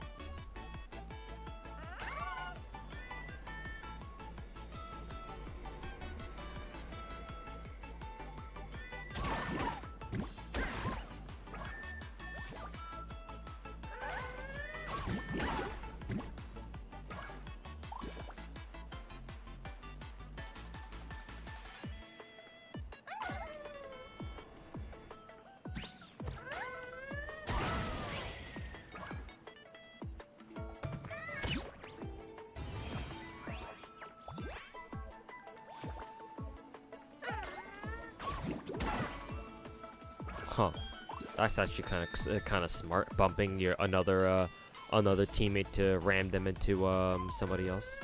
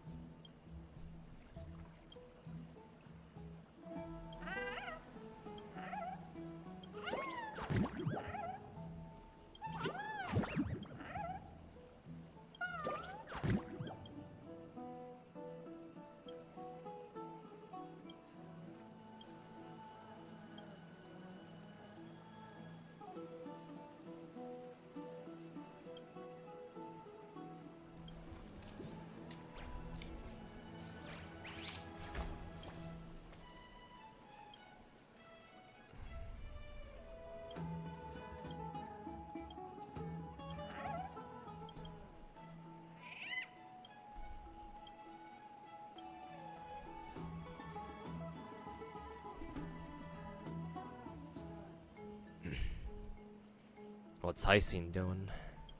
Also, what the fuck are the people in the back wearing those weird ass glasses for?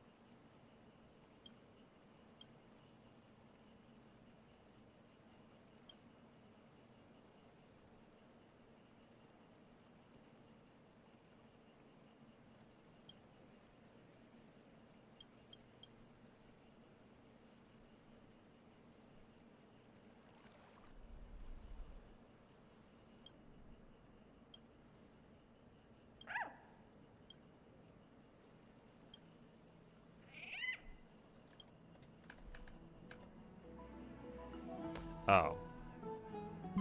Oh, that was why. For some reason, I couldn't hear any audio because my actual volume fucking dropped down to fucking 0. I wonder how that happened. I didn't even touch my my volume knob or anything. No wonder. Now I can hear stuff.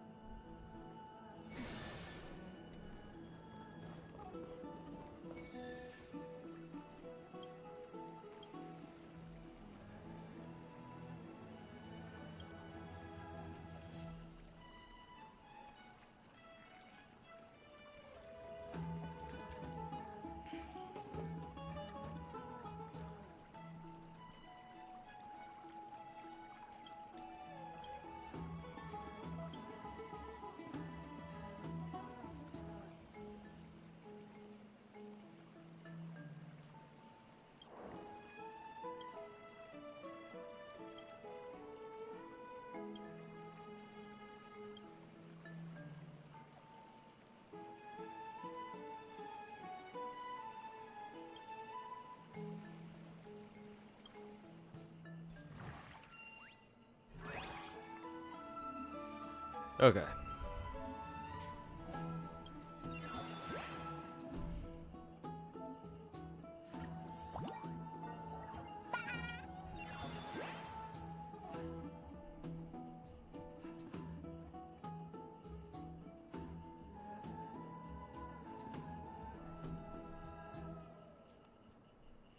Fuck.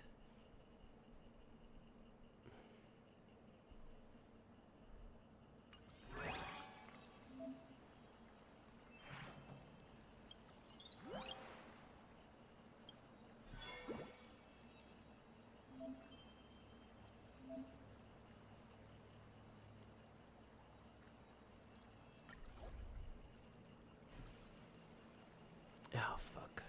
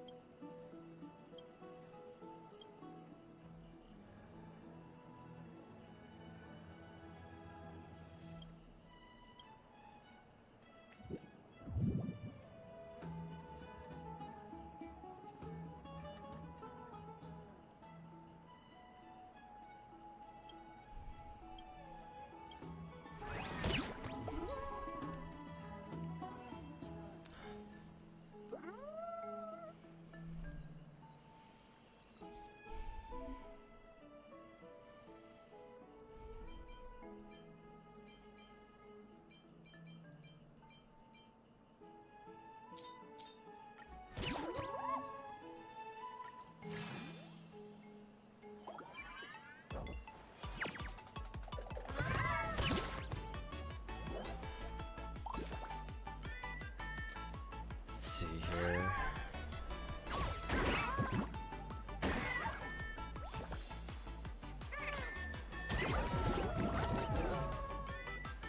Huh.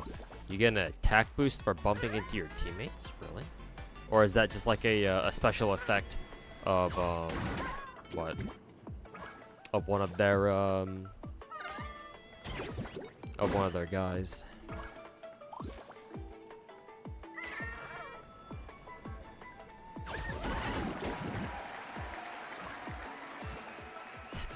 Did they just use like a stock, like crowd, like cheering footage, audio reel or something?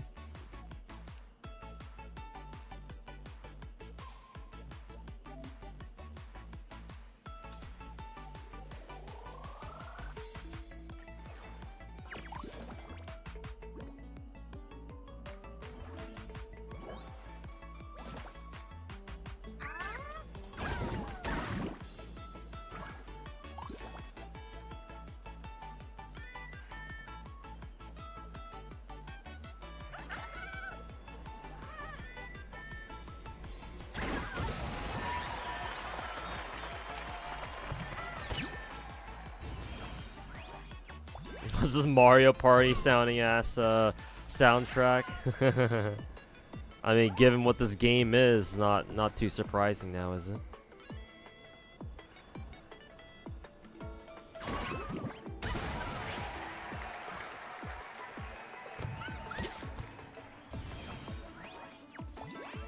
You think you could reach out to a voice actor only as a player? You'd love at least some blah to notice you if it's normal. I mean, you can try talking to them on Twitter. There's no guarantee that they'll reply to you, but, you know.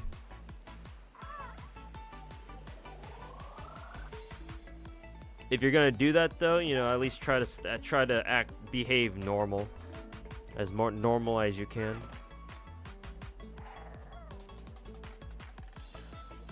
Would be my advice.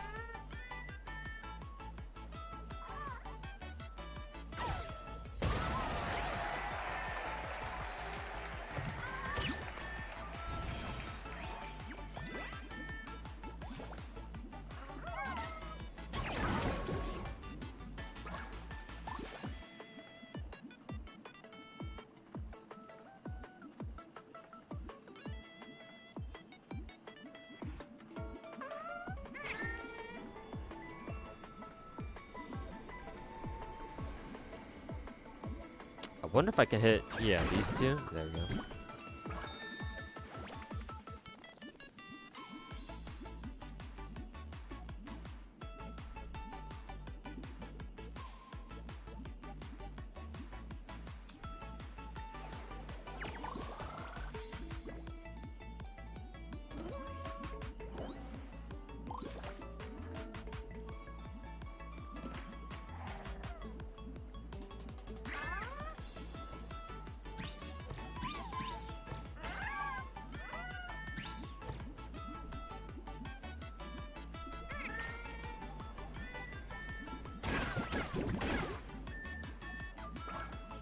Oh, it's PvP Sea Lions. It's interesting. So far anyway.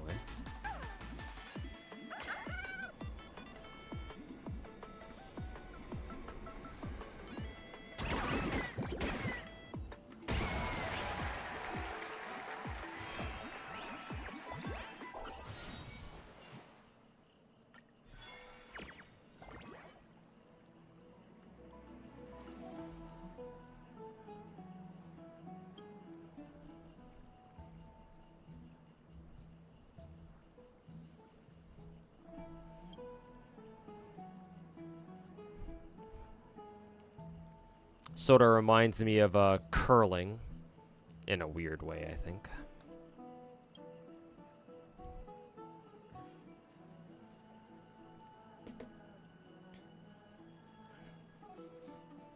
Gonna toss some water on my face again like last time.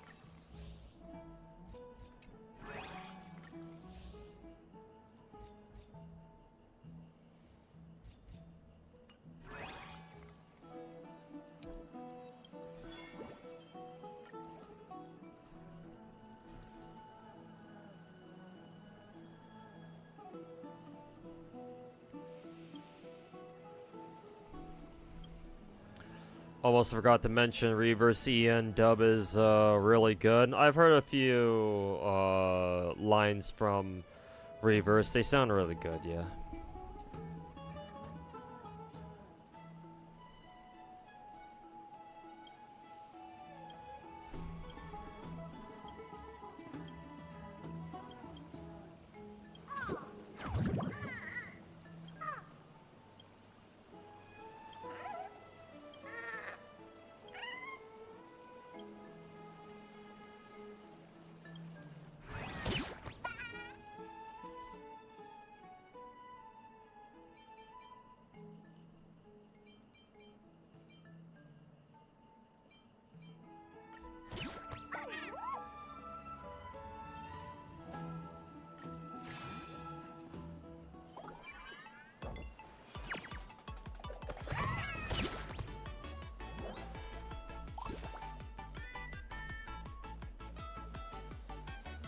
Hey Gacha God, if you keep up with Black Beacon, what's your opinion of the CN launch controversy? I didn't know that Black Beacon even had a controversy.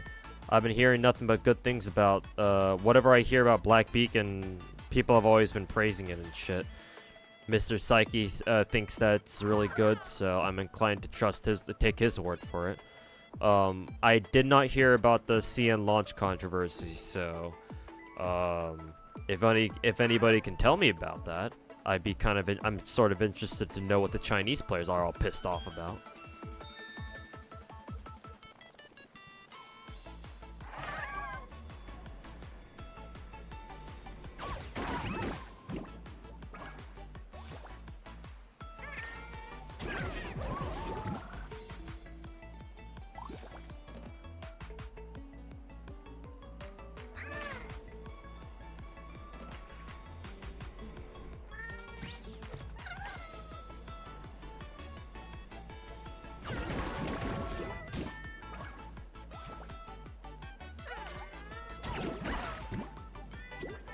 Yeah, these guys do a lot of damage.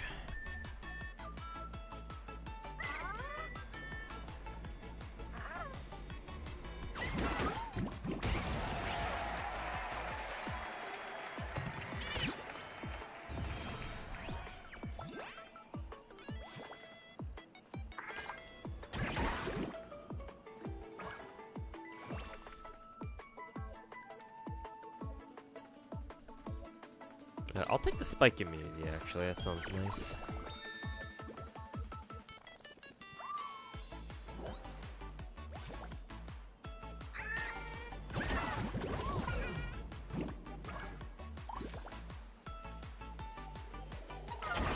Oh, I didn't mean to do that, but whatever.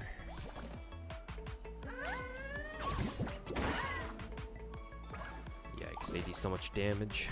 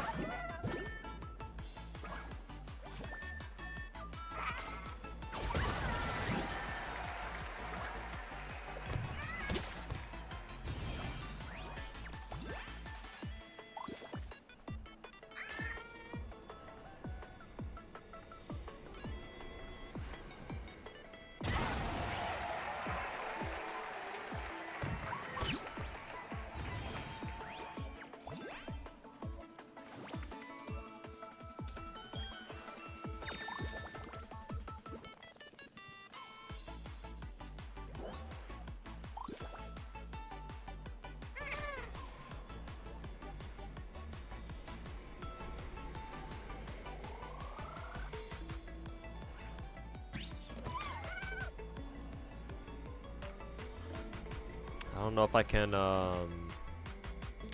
I can launch anybody into the spikes at this angle.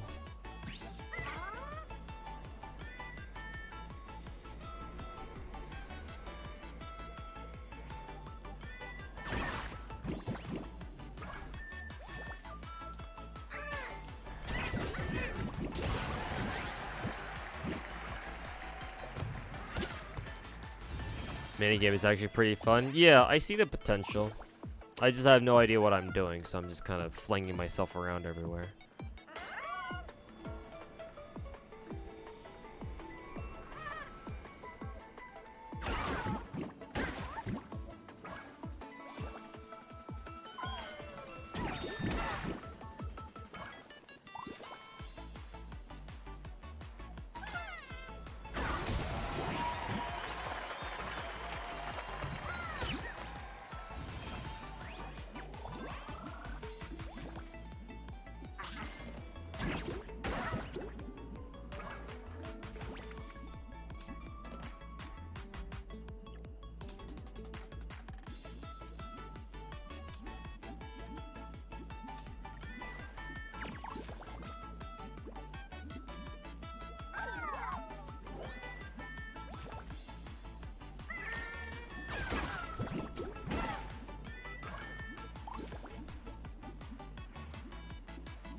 You don't know, but the result is the same, like PGR Global, where Global got Chavs and CN got the rewards.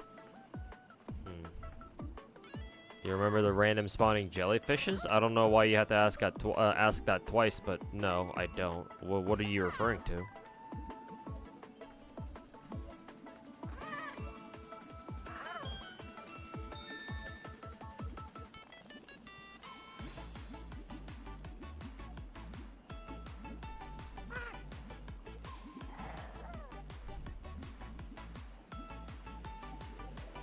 Black Beacon is a fantastic game, but Global's fumbling the ball a lot. To summarize, it launched in C and it had bugs. They compensated with 5-star selector, 10 limited pulls, 20 standards. Meanwhile, Global got just 30 standards pulls in a code that expired in 4 days. Well, I guess it's punishing $1 all over again. They truly are PGR's child. No wonder they're ex-PGR or ex-Kuro devs.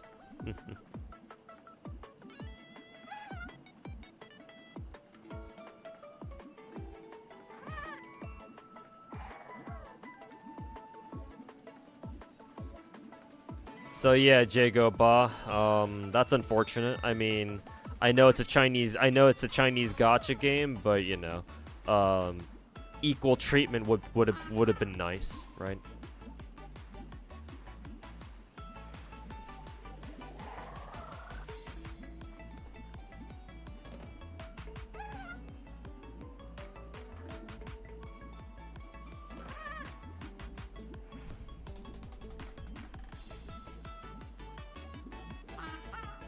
It had the PGR punishing $1 feel for you too. Well, that's just unfortunate. Oh god damn, I did 60 damage there. Yeah, punishing $1. Yeah, remember that one.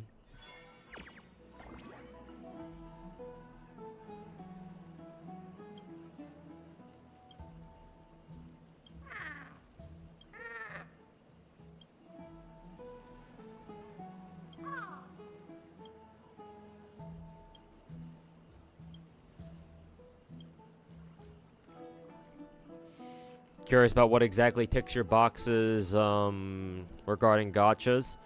You know, we're all excited for the big ones based on videos, but for more niche titles, what do I look for? For more niche titles, completely arbitrary, to be honest. I don't really have like a defined criteria for which gacha games I'm looking forward to the most.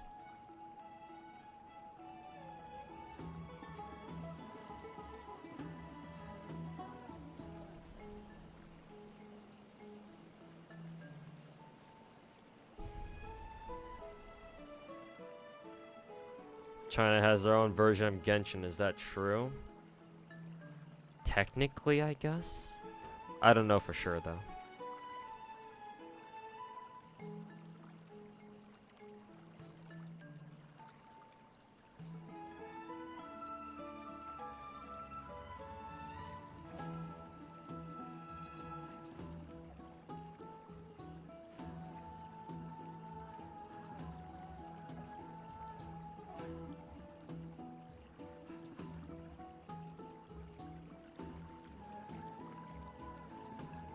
But yeah, Haviland, I wish I could tell you that. I wish I had like a very strict set of like criteria that I'm looking for when it comes to just gacha games in general. But unfortunately, I don't. A lot of times with a lot of my gachas, they've been. A lot of my gachas, I do have a good reason to. I do have a good reason, or I did have a good reason to pick them up. But nowadays, because I already play so many, it's like even if I know a gacha is good, if I'm not like personally feeling it, then I'm not going to pick it up, you know? It has to be something that I take a look at and like, you know what? I think I vibe with this. And then I go out of my way to go play it.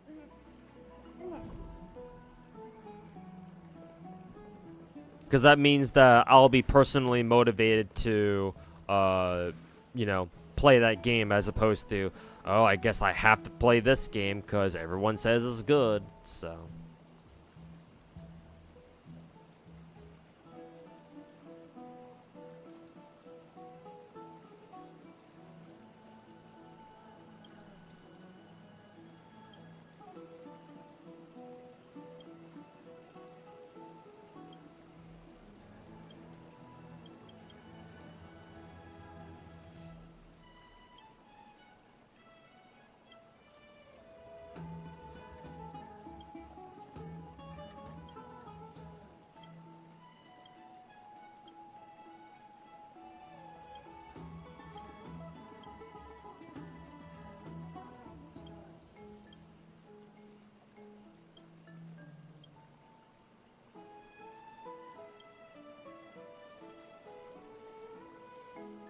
Cypher showing up out of nowhere again.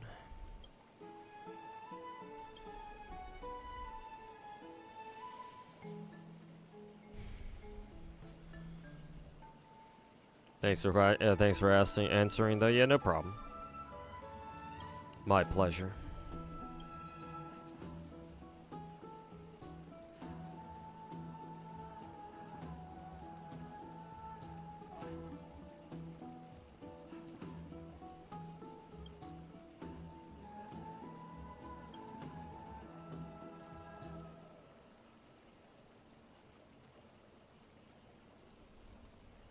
Big fan of Cypher. Big fan of her thighs, perhaps.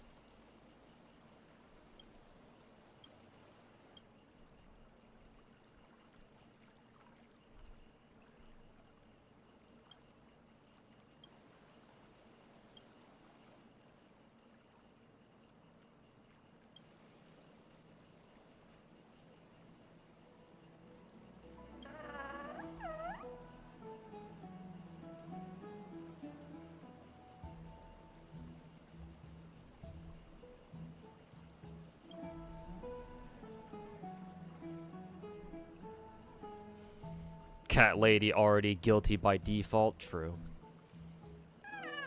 Blame the cat girl.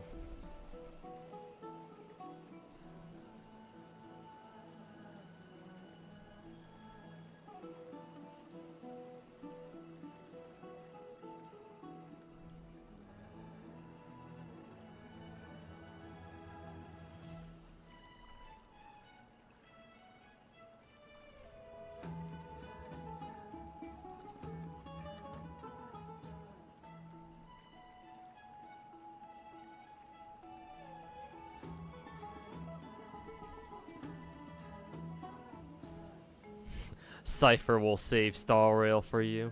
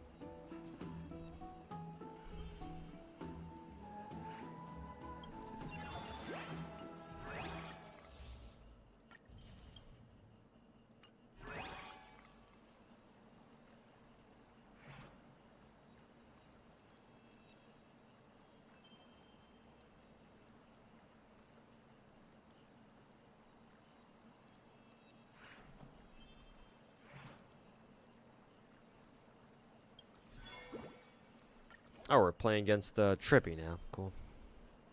What's your favorite kids movie? I didn't watch many movies when I was young. I didn't really have much of a childhood, so. Movies, I can't really say I have a favorite. Like, quote-unquote, regular American movies. Like, I remember, I have memories, like, I have memories scattered all over the place of, like, me, of, like, little snippets of me watching, like, those kids' movies, like Disney movies or Pixar movies or whatever, over the years, but, like, I don't ever recall, like, ever having sat down to like watch a movie in full or anything like that. It's usually always been like passing. Like I see like movies being shown at like Best Buy or something while I'm passing through or something like that. I don't know.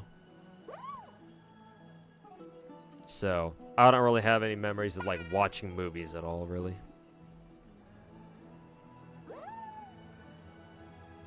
But I'm sure the rest of chat might have some.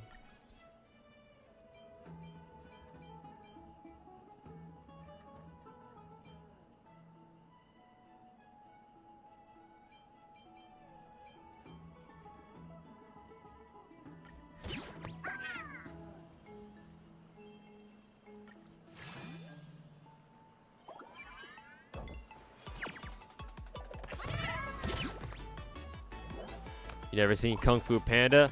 Yep, never seen Kung Fu Panda before. Like, obviously I know what the movie is, but never actually like watched it myself. So.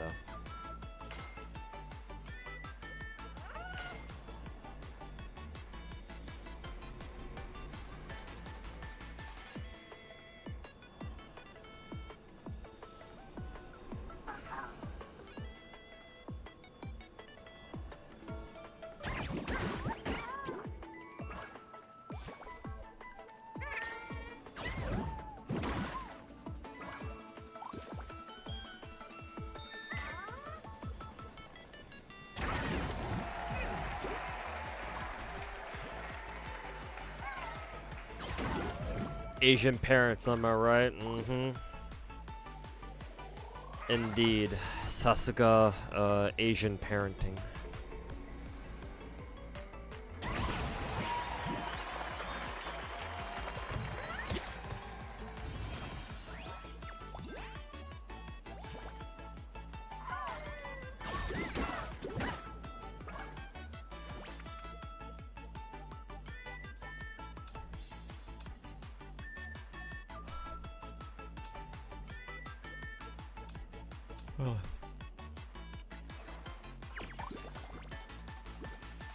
Do I like Korean food? Yeah, some of it. Not all. Obviously, I like most meat-based Korean cuisine. So, Korean barbecue, stuff like that. Korean fried chicken.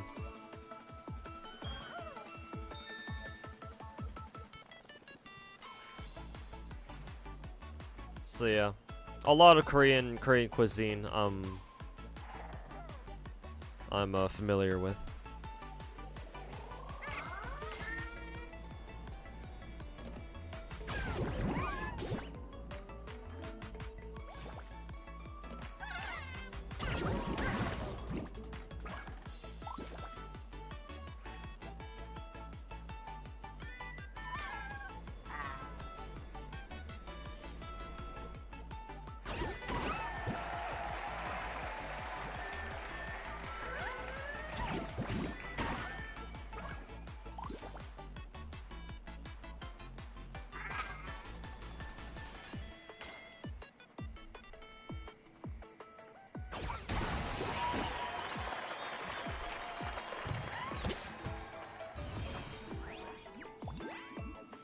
You only know kimchi, but you don't know what it is. Yeah, Haviland explained it. It's fermented cabbage.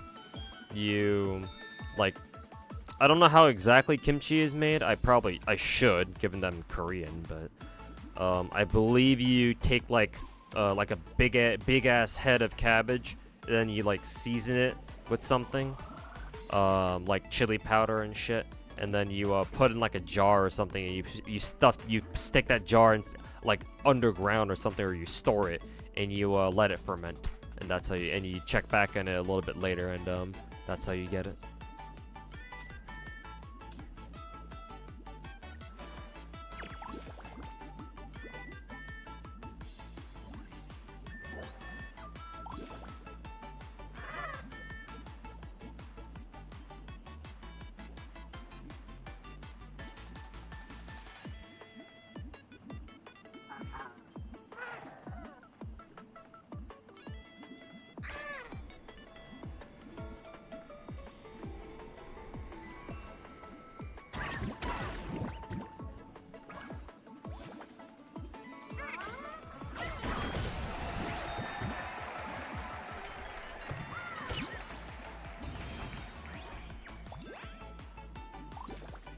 technically you can make kimchi with any vegetable. Yeah, I guess you're right. Because, yeah, the fermentation process, it doesn't just work on cabbage.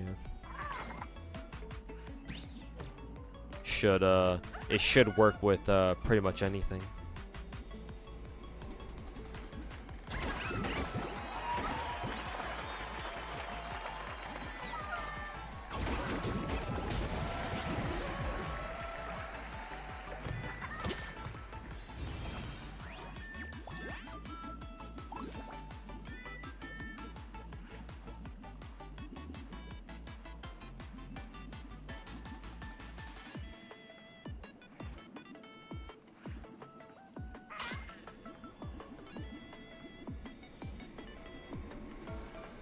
Ugh, this is a bad angle here.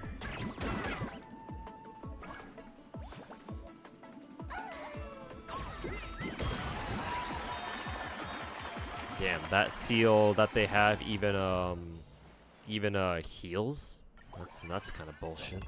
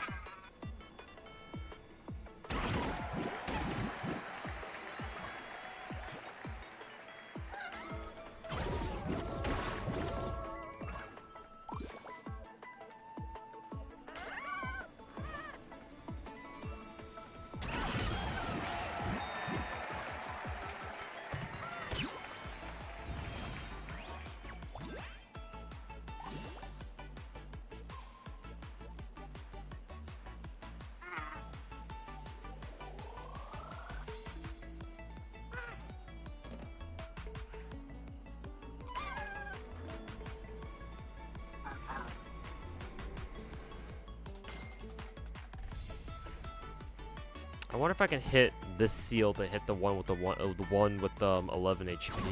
Yeah, that'll hit.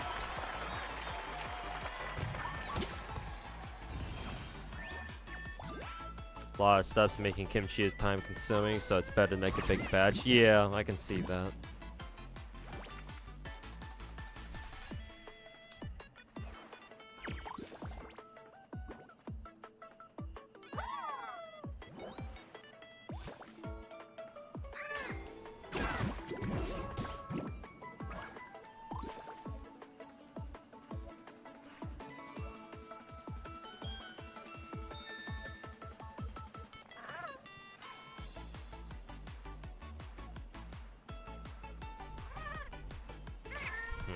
I don't know what I do here.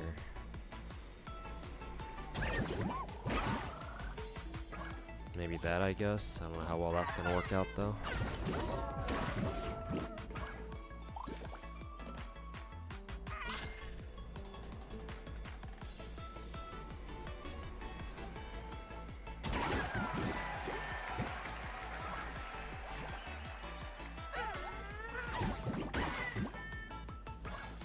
Oh, barely didn't hit.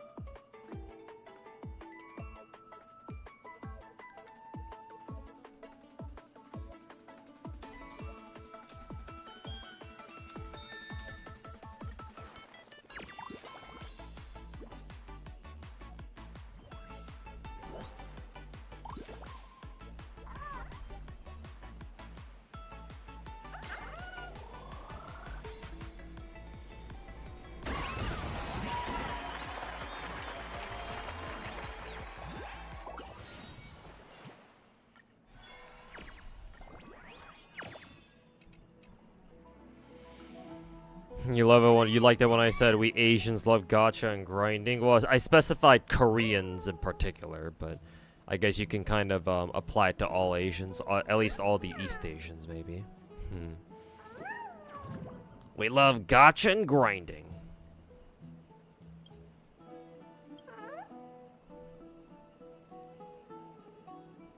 You love pickled food? That's why you love kimchi so much? Yeah.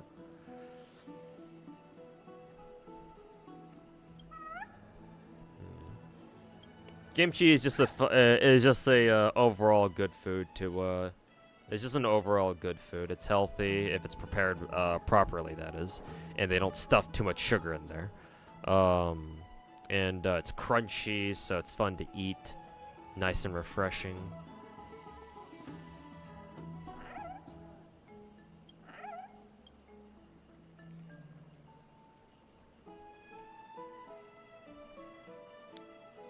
Speaking of Asian kitchen, you're a big fan of dumplings? Gotcha. Sounds good.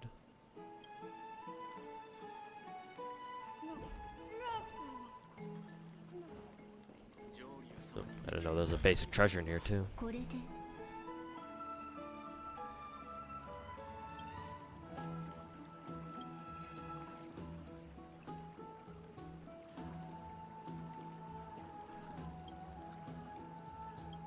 Also, when you said count me in, coach, I say put me in, coach, but I guess you could say count me in, coach, as well.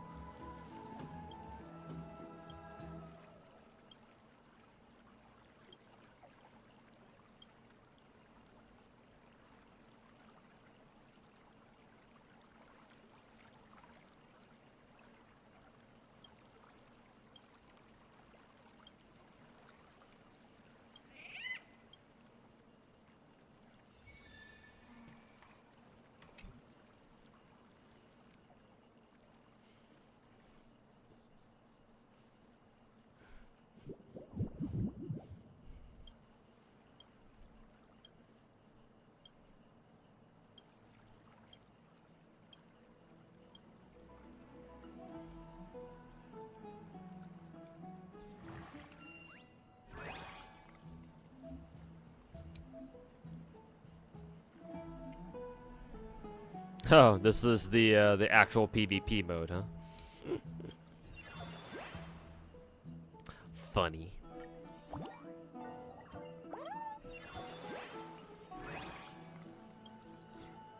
I actually don't know if I'm gonna use the angel seal. Actually, I'd rather just go full offense.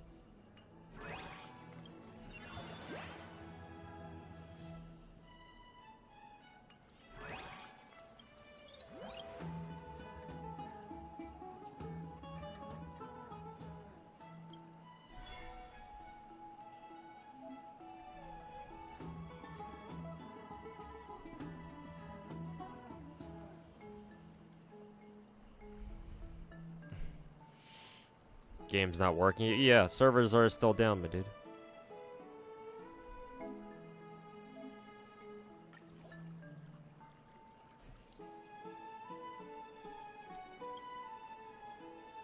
Huh. I like how the kid still is sitting down, lying on the ground.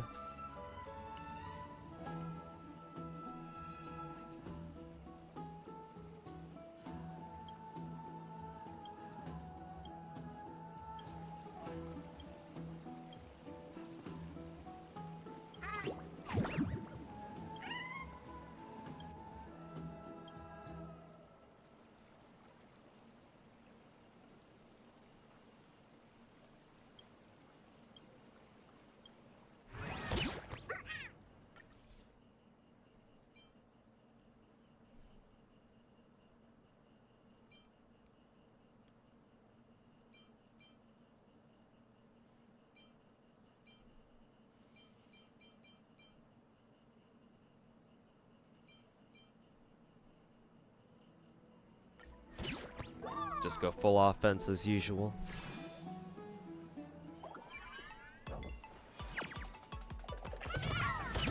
Ever had fried pickles?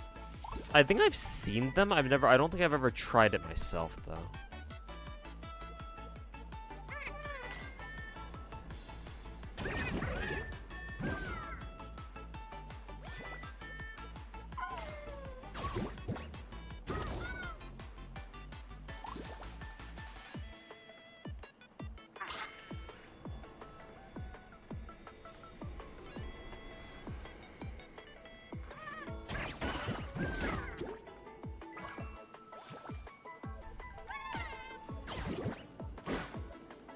Buy Ghost Seal when you unlock it. Oh, is it really good or something?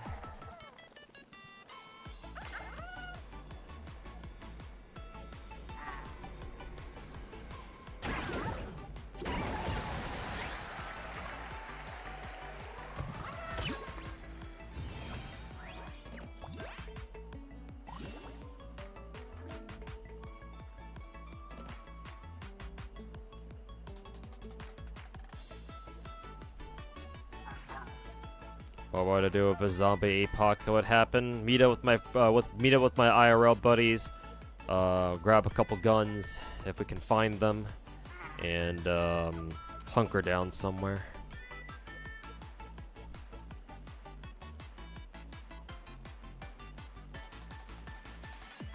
Go to a place where we know is probably going to be secluded and won't have many people, and hide out there as long as we can.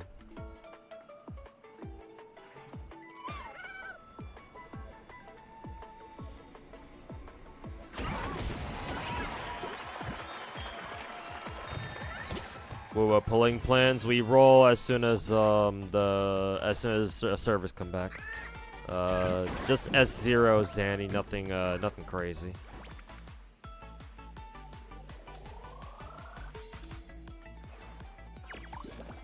S0 Zanny, and then go for her limited weapon if we can, of course.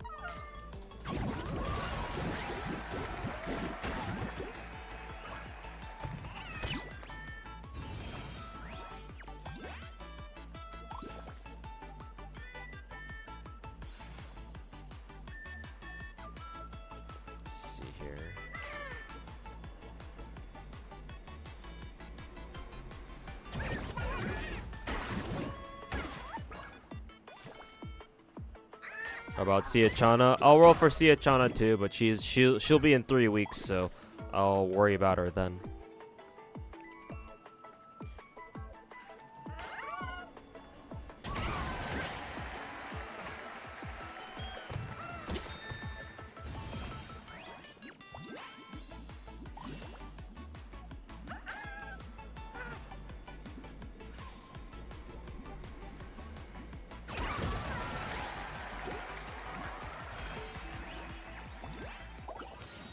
You do kimchi fried rice at home. Kimchi fried rice isn't weird. I mean, I'm a Korean, so yeah, of course I'm not gonna think it's weird. But yeah, if your family isn't like, if you're not like ethnically Asian or something like that, then yeah, yeah, they're gonna think that kimchi fried rice is a little bit weird. Yeah. Reason why I think they think it's weird is because if you add kimchi to fried rice, and it gives the fried rice like a very, very visible red hue. And so when most people think of fried rice, it's supposed to look yellow, right? Because the rice is fried, so it comes off as yellow, or like maybe a golden texture. But you add the moment you add kimchi in there, then yeah, it turns out all fucking red and shit. And they might be a little bit freaked out by the appearance. But yeah, kimchi fried rice is absolutely a thing.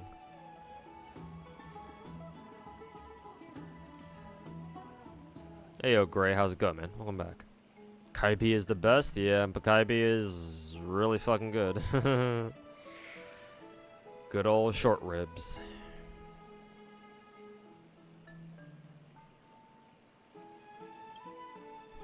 This used to be a nice neighborhood. Smackdown!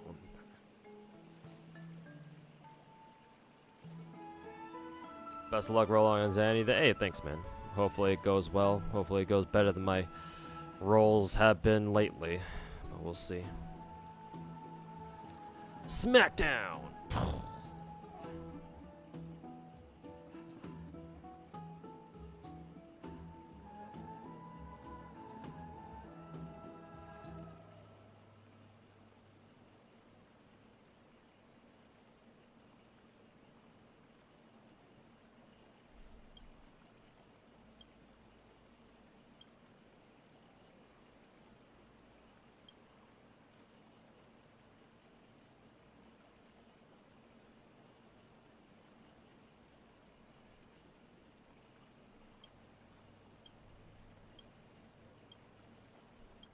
Go Seal's abilities that makes 3 Will-O-Wisps on the field. Each one you consume, Seal gains attack boost, remains active throughout the whole match, so it can easily ramp up. Sounds kind of broken.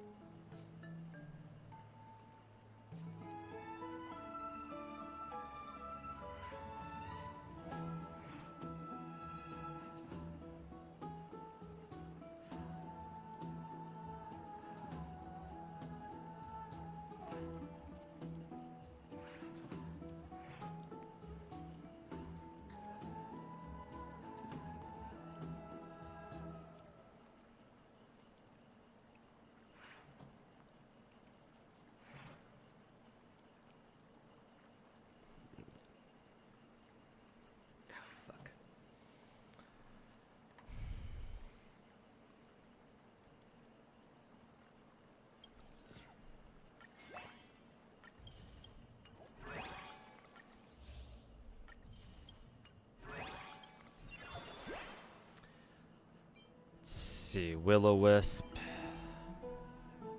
Is it this one? No.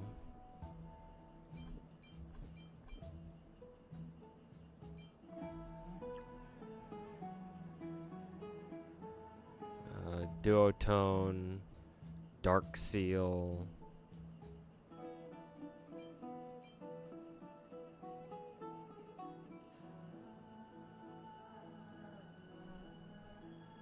No. I guess it must be one of these two over here. So, I'm assuming they come later. Yeah, the PvP match where you, the other player hit your ghosting to the Will-O-Wisp and your Seal had 42 attack and you just kept one hit killing everything. Oh god.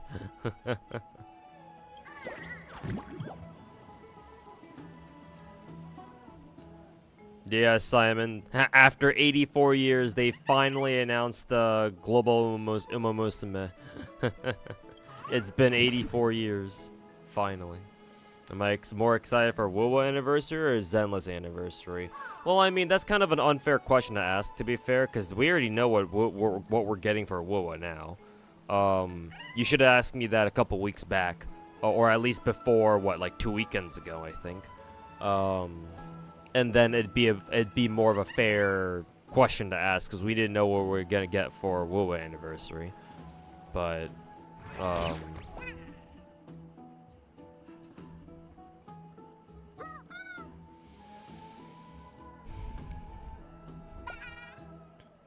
I guess technically I'm more excited for Zenless Anniversary because I just like Zenless more as a game.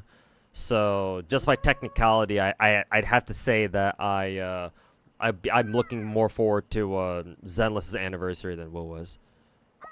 Though obviously I'm still excited for Zania and Siachana later, but oh, excuse me.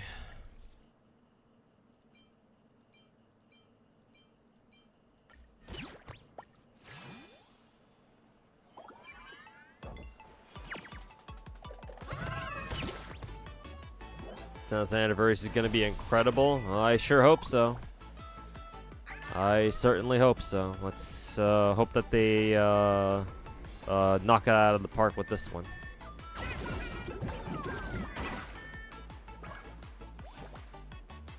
Oh damn, this is like a boss. This is like a boss seal, huh?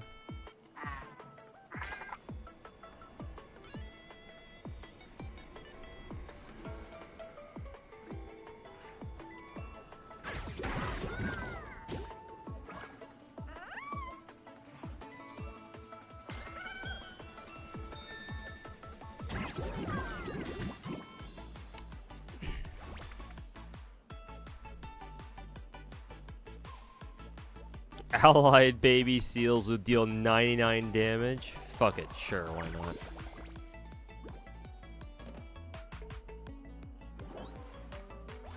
But if your seal self-destruct, wouldn't that also give the enemy team a point too? Or is that not how it works?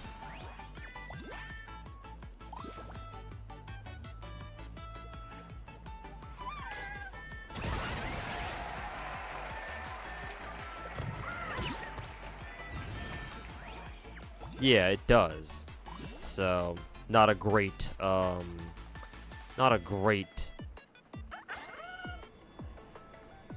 perk to take, unfortunately. Oh, I guess it was just a one-time thing.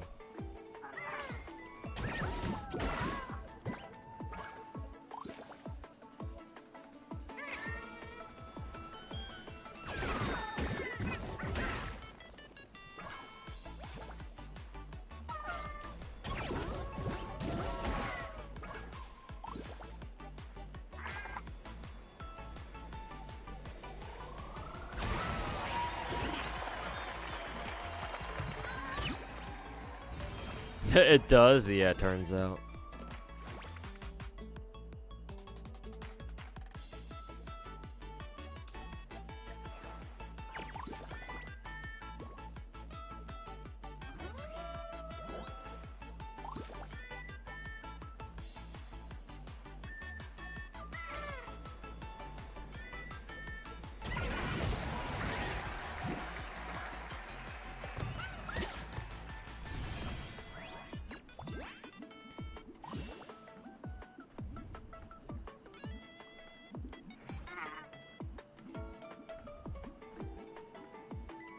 Hey Max, welcome back. Surprising bonus Monday stream. Yep, bonus stream today.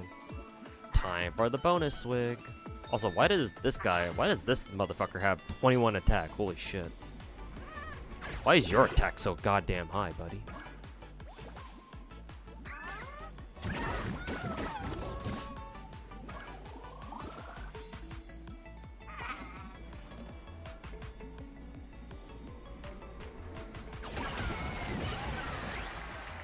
Huh, nice. I actually double KO'd them. Cool.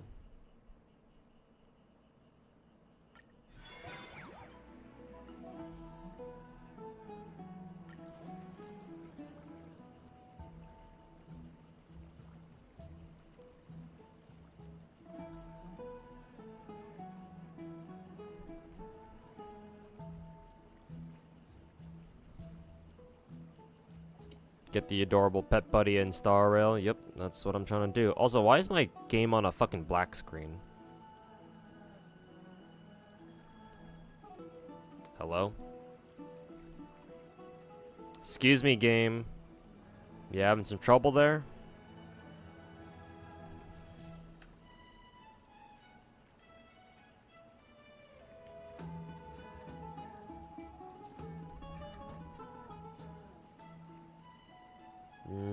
The hello, the hero. Guess I'll have to restart Star Rail then. That's kind of weird. Scarred clip. I don't know what the fuck happened there, but sure, why the fuck not? The black screens have returned. Yeah, I don't know what caused that. I just clicked on continue to go on, and it just put me on the black screen and just stayed there. Cool.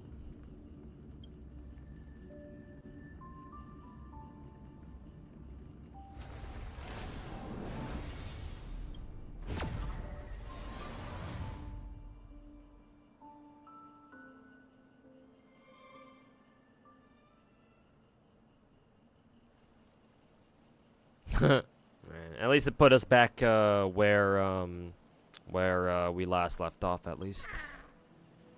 It's as if nothing ever happened.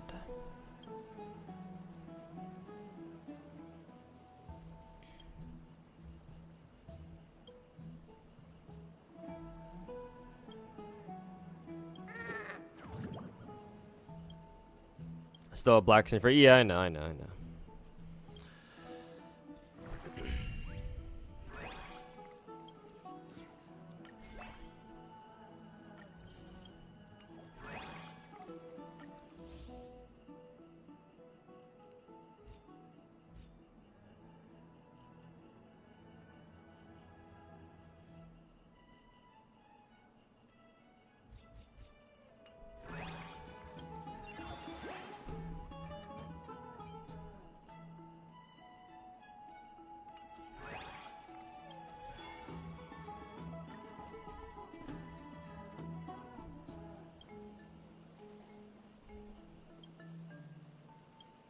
This is my tent camping in front of the store for Zanny's arrival. Kind of like how back in the old days, back in the good old days, people used to go for the midnight physical releases of like games or like consoles.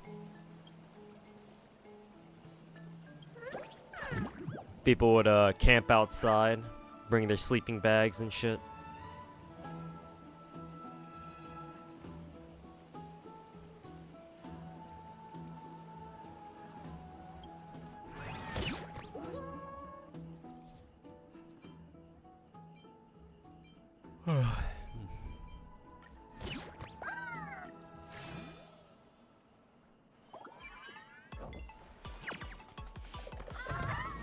BD2 stream on the 30th for collab news. Really? That's the same day as FGO is going to release Ordeal Call 4 news, I think. Might watch both of them at the same time then, we'll see.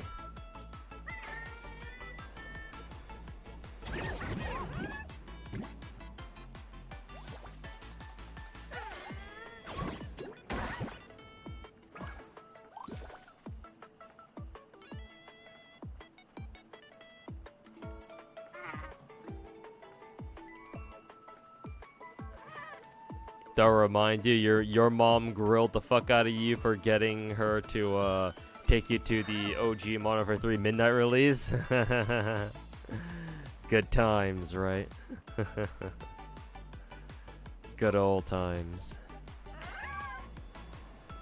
Oh, let's see. I should probably use this seal right here.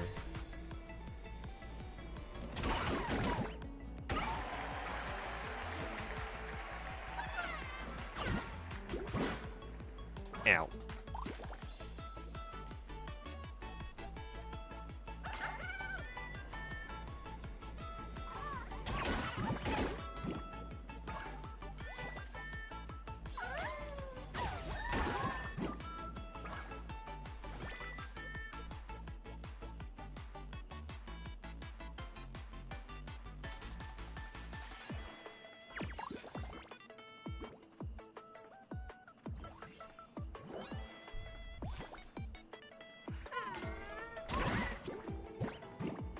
Huh. That didn't do anywhere near as much damage as I thought it was going to.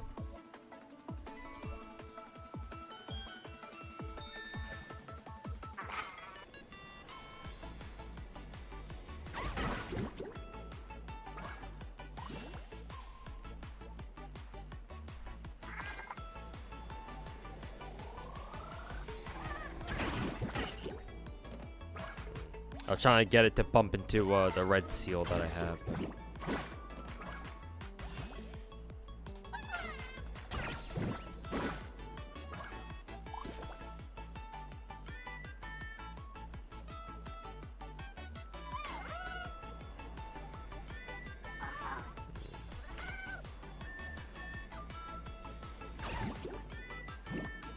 Not quite.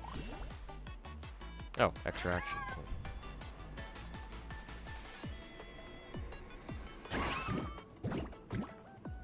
That didn't really do much of anything either.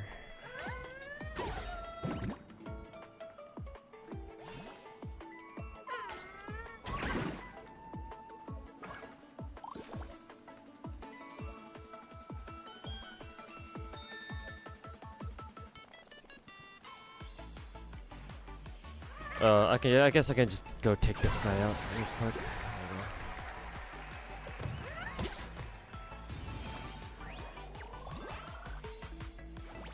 As the PvP Star Rail could provide, yeah. That's as best as we're gonna do. This is the best as we're gonna get it. You wanted PvP? Now here you go.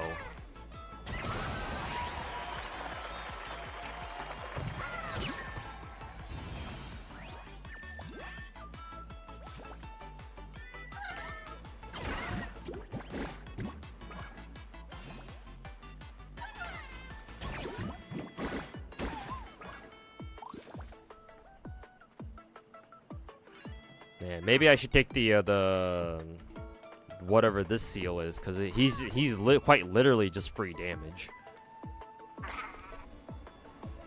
So perhaps I will do the same.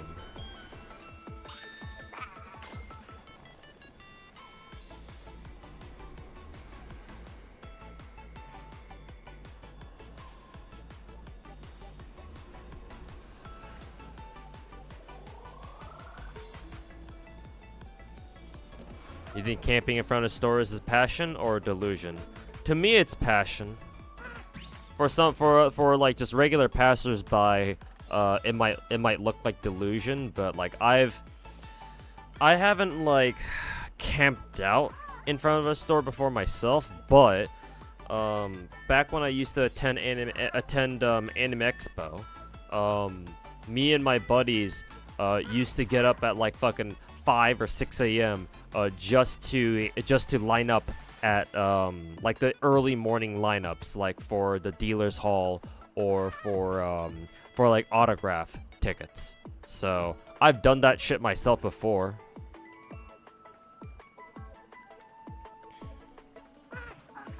So I understand why people do it. But yeah, it does kind of look fucking weird.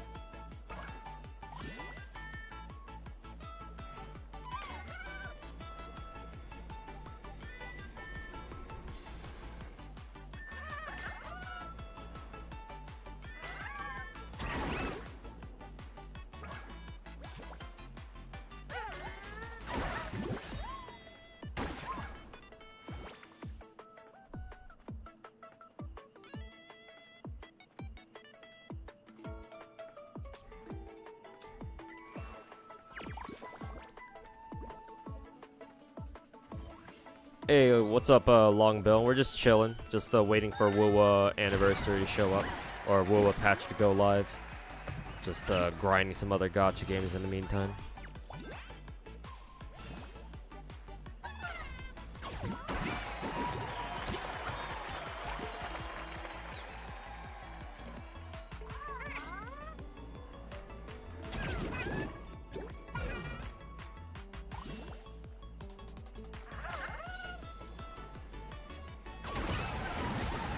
Nice, double KO.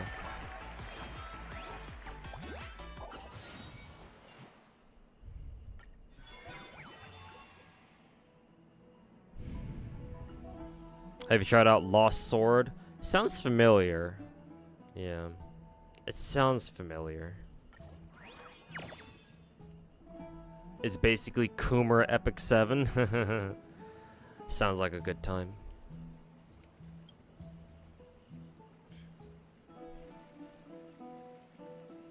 can't be in front of the game stores to come back then when they only sold physical cartridges. Yeah, exactly. Back before, you know, digital became popular. Yeah. Back in the old days.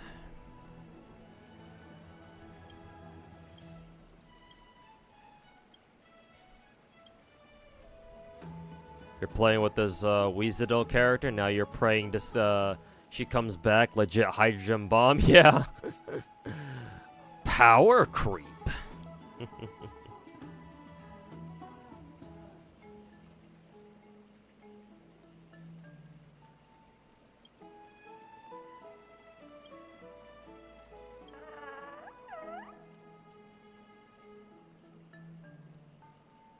Isn't E7 already kind of Coomer though? It is for certain characters. I know.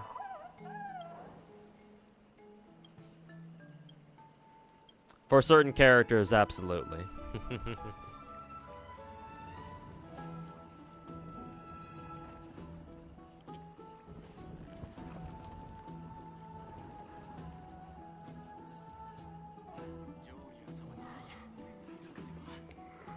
What's a dinosaur doing in the swimming pool? Oh, here's Cypher again. Look at those fat ass thighs, boys. Thighs are back on the menu.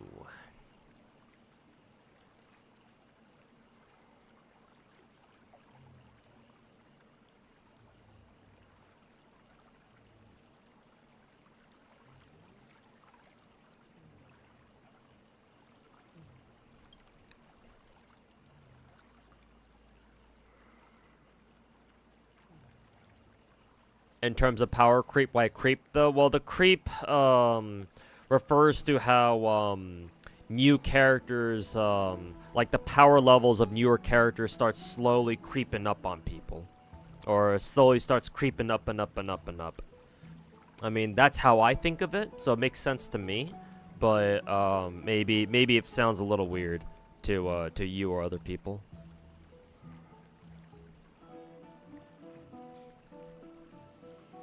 Hey, look, it's Tectone, but even more bald. Nah, not possible. Bacana.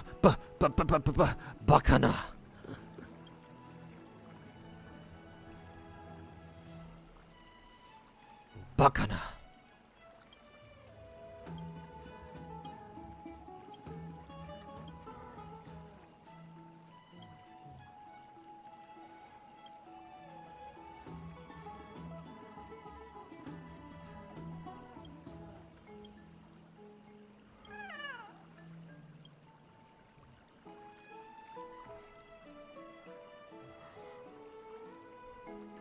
I want to say I really, really like Cypher's eyes.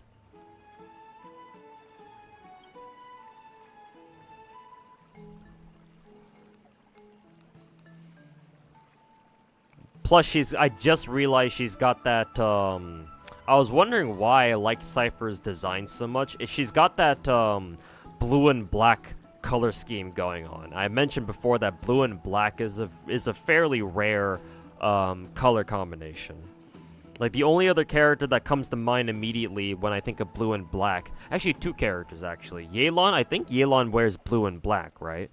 I think she does. And then the other character is Yang Yang from Wuwa.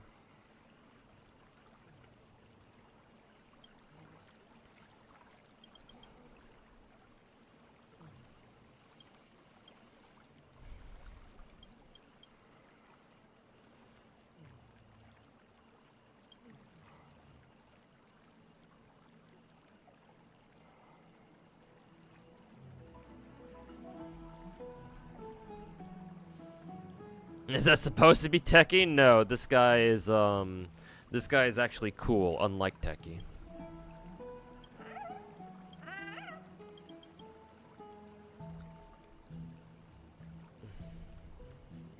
Any Dojin H artists that you recommend?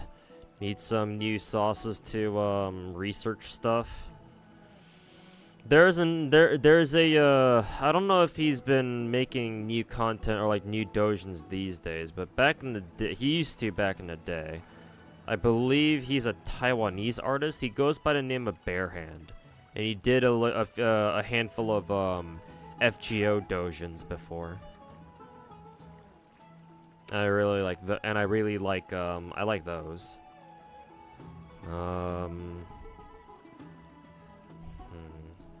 Asanagi, that's an acquired taste. Asanagi is definitely not baby's first dojin artist, and what are babies doing reading dojins anyway? Parents, where are the parents? But give me 1 second. I've gotta make sure. I gotta verify the name of this next artist I'm about to recommend. Was it Ringo something? Oh yeah. Let's see.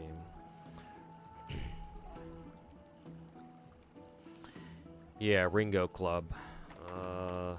Is that just their club name? No, it's literally their name. Yeah, it's the artist. It's the name of the fucking artist.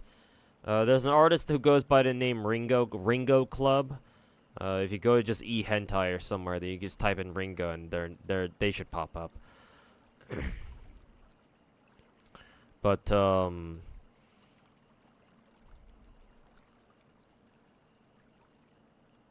yeah.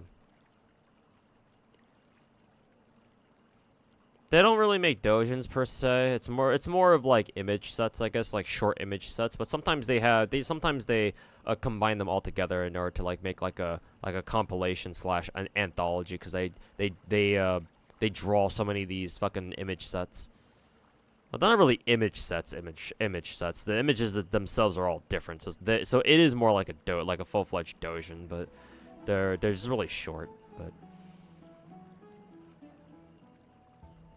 they do a lot of Arknights. They do a lot of Arknights characters, which is rather rare. For as well-known Arknights is, there's not a lot of people who do dojins, but this Ringo Club guy is one of the few who does. So that on its own is worth mentioning. Dojins are picture books, aren't they? Well, yeah, technically, yes. Just picture books meant for adults, but you get the idea.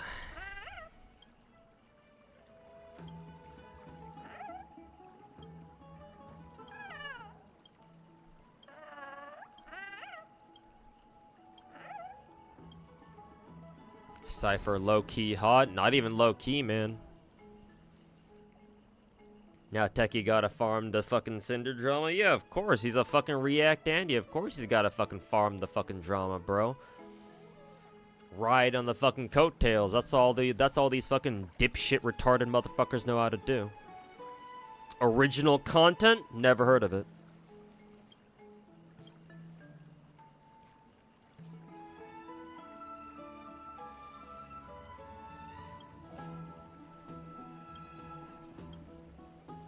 Hey, look, guys, I'm not an asshole. I'm not an asshole. I'm not an asshole, but I might be an asshole, but I'm not as bad as the Cinder VTuber, at least. Har har har.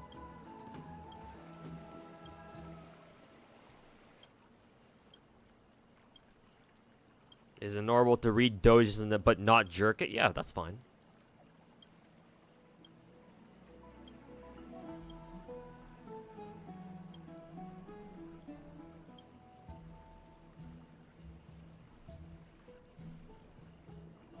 I don't see anything wrong with just reading through dojins, but not fucking, yorking it.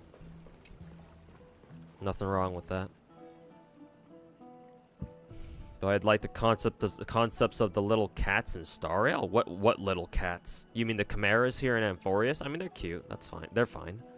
I prefer the Wobabos, though, that you find on the space station. But the chimeras are fine. I like them.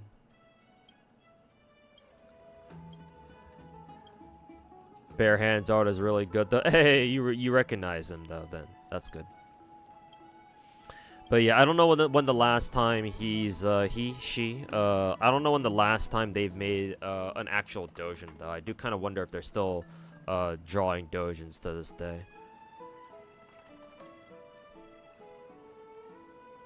Bare hand, yeah. I don't know when their last dojin was, because I'm looking at shit up on eHentai right now, and yeah, I don't know. I recognize most of his works, so.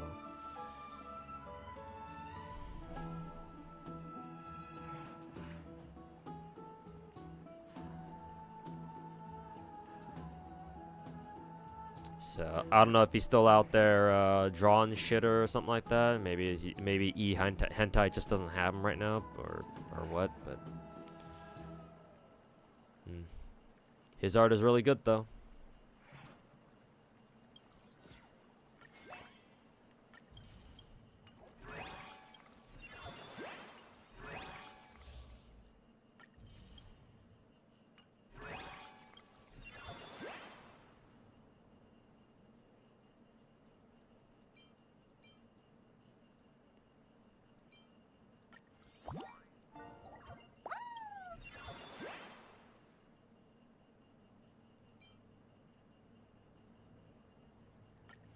Oops, I didn't mean to buy that one, but whatever. Oh, here's the Will-O-Wisp one that who is it? That Sinalava told me to pick up. Purchase Blaster. Oh, I can't pick him up yet though. Guess I gotta go fight this guy first. Daniel. Mr. Daniel.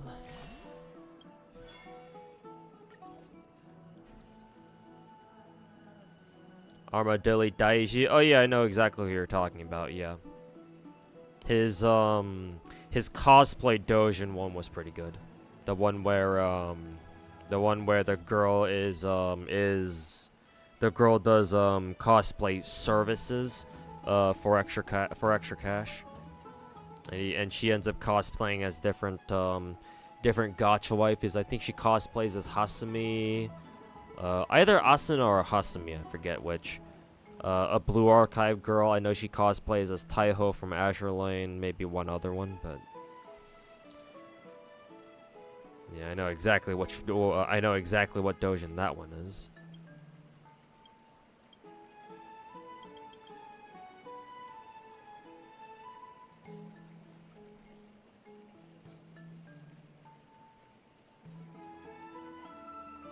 You were just thinking at the other day, 1,000,000 characters, but barely any Rule 34. Arknights does have a fair share of Rule 34. They don't have.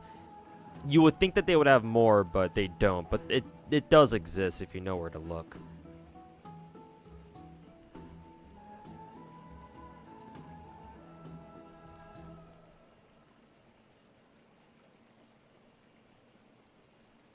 There's this bug on Limbus, certainly, where certain desktops enter an endless loop and can crash your PC by overloading your hard disk. Oh god.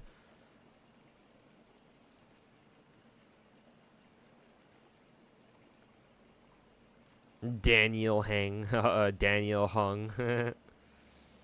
And Rappy. Wow, she even cosplays Rappy in there too?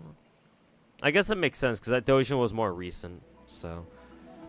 Nikkei's been around for long enough for Armadillo to have drawn Rappy, I guess.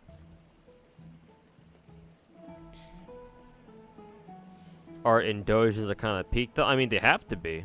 They kind of have to be. The whole point of dojins is to get you to jack off to them. So yeah, the art better be fucking good.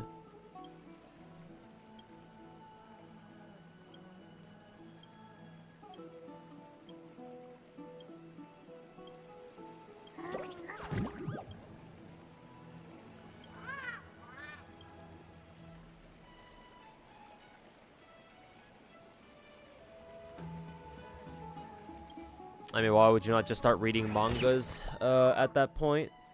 I mean, dojins can have quote-unquote good stories too. I mean, they're obviously on the more rare side of things, but still. You never know.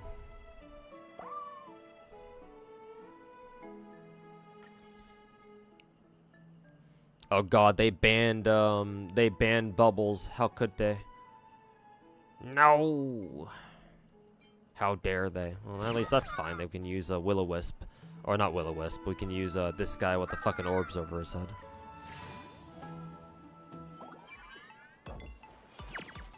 She cosplays different characters and gets fucked hard. I like how you said that. Is the one with the Gyaru? Yeah, the one, that one armadillo, Dojin I was talking about. What is this cultured conversation? Hey, welcome to my stream.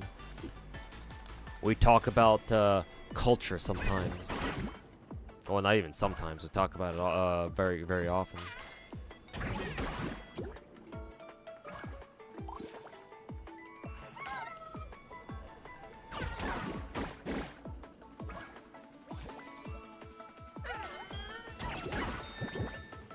Try reading Miyako's Dojin with the ASMR? You mean for Blue Archive, right? Oh, God.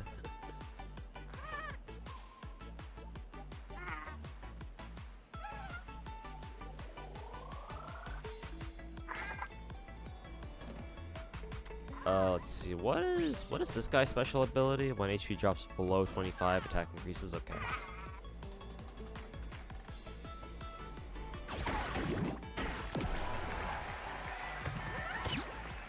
Huh. I guess you're supposed to, these are kind of like whirlpools where you try to, knock the other guys into? Because that's kind of what it looked like.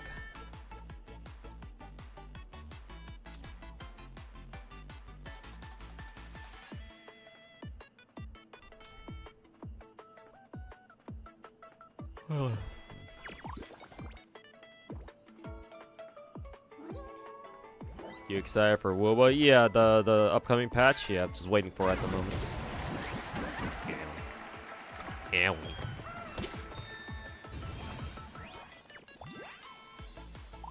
Pixiv has a fair amount for Arc Knights. Yeah.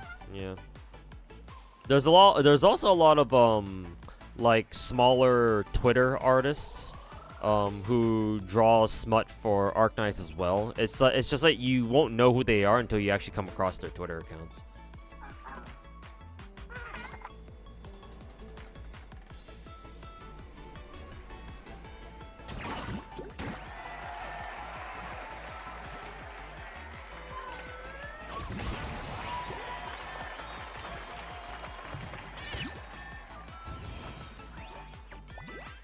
Yikes.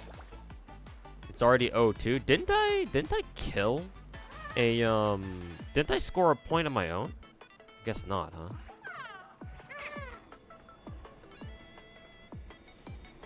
Oh,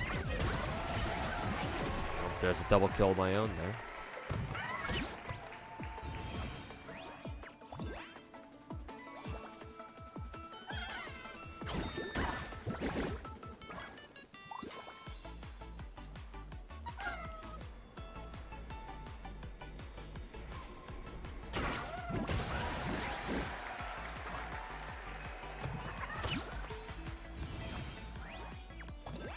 Is Twitter the best place for Goonie? I like how you call it Goonie fan arts, or are there even better sources? Technically, Twitter is okay. If you keep liking and retweeting like Gooner fan art, because that's what I do all the time. If you look at my Twitter, that's all I ever retweet and like is just Coomer fan art. Like, the Twitter algorithm will learn that, hey, this is the kind of stuff you like, so it'll keep showing you more. So you can actually curate your timeline to just keep showing you like more and more Gooner anime fan art of whatever, Gacha games or whatever it might be, VTubers even.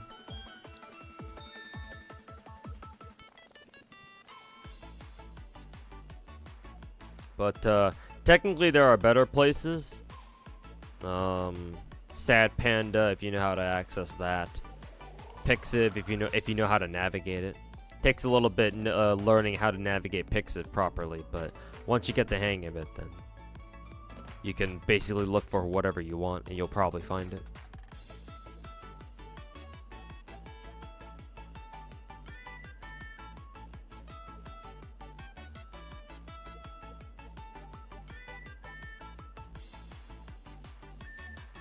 Those sea puppies are so cute. Yeah, the fucking seal guys. Increases water bomb damage from... Oh god, from 4 to 10? Holy shit.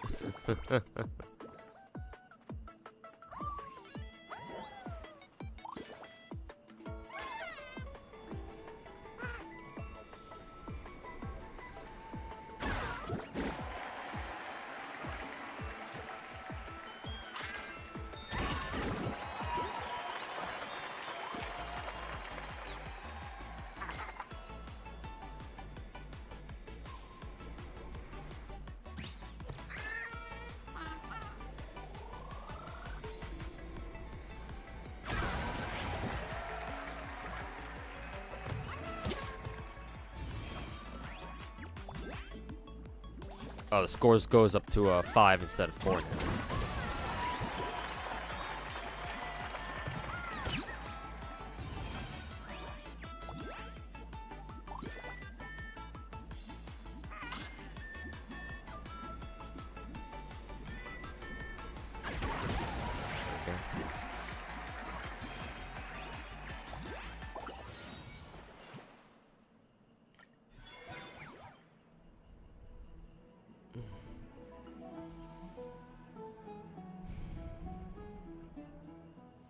On Twitter, it's hard to find a specific artist, though. Yeah, on Twitter, you'd have to know what their handle is first. Yeah, it's not a great place to like discover artists, because yeah, Twitter isn't like isn't like an image board or like an aggregate site. So it's just a place where artists just happen to upload their art. So yeah, it's hard to find artists on a place like Twitter or something.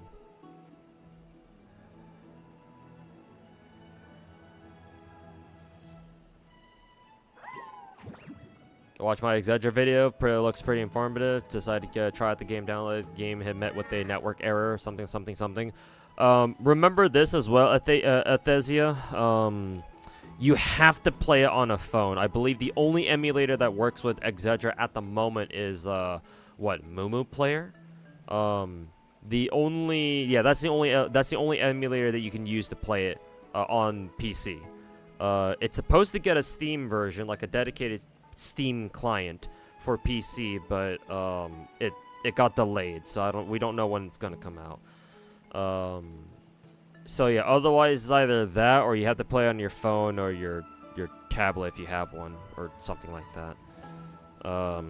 So just keep that in mind. But if you are already playing on a phone and you're still getting a network error or something, then you might have to use I don't know, QApp or something to try to see if you can play it or something like that. I don't know. But yeah, hopefully you can figure it out.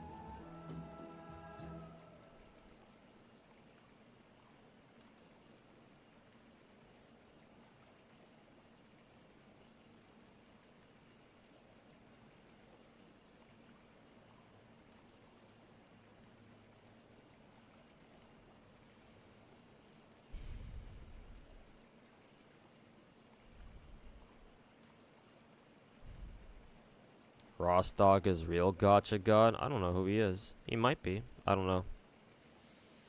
How many Gacha games does this Ross Dog gentleman play? Which emulator do you think is better, LD or Mumu? I don't know. I can't say. I've never used Mumu Player before.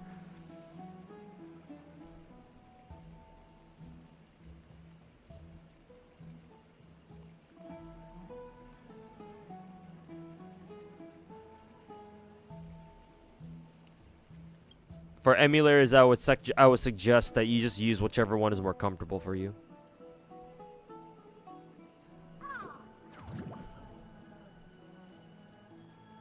You will know the pain of death. Thanks, Ghost Seal. Very reassuring.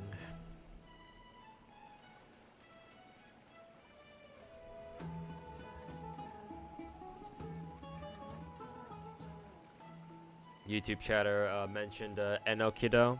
Oh, I think I recognize that name. Yeah, I think I remember reading a Kantai collection, a Kantai Takao Dojin from him from them. Him, her.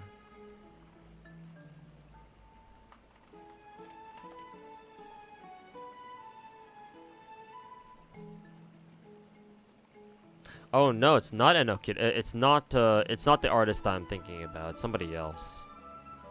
Yeah, I immediately saw the art is a little bit different. The art style feels looks familiar. I feel like I read like an older doujin by this guy.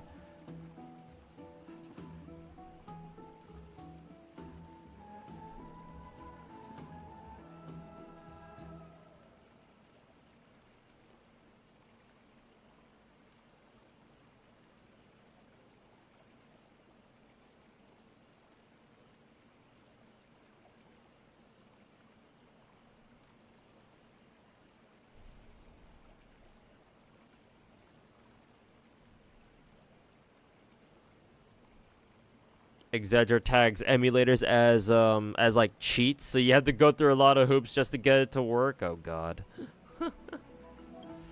fucking Japanese devs, am I right?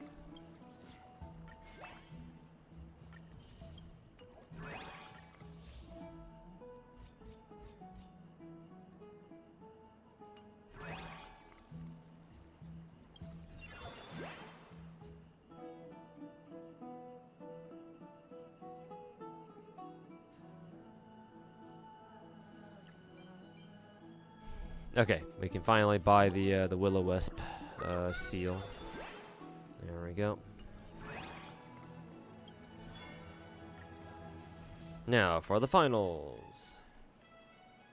You use iPad Mini 6. Oh yeah, I've been told the iPad Mini series is really good.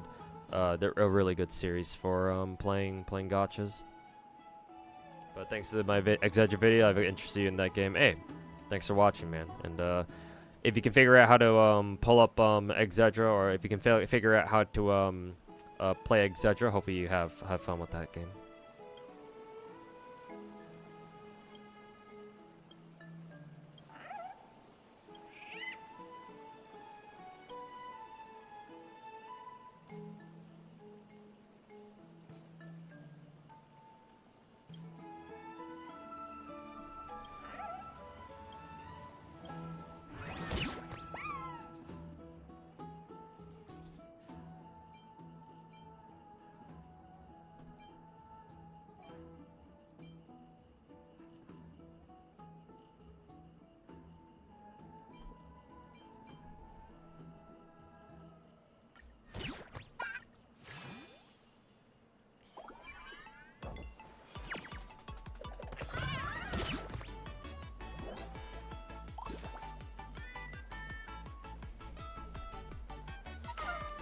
I wonder what the green wisps did again.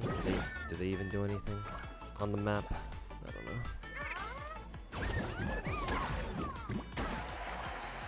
That's a lot of damage. Actually, yeah, I guess I'm supposed to use a ghost seal to pick up the seals. Yeah, that's why they're there.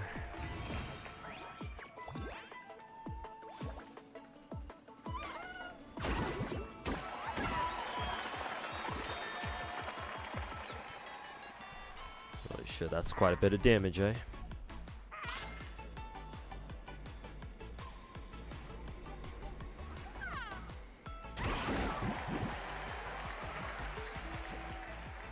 Gotta go to sleep. Have a great day. Have good luck with the polls. Hey, thanks, Athesia. And yeah, have a good rest of your night.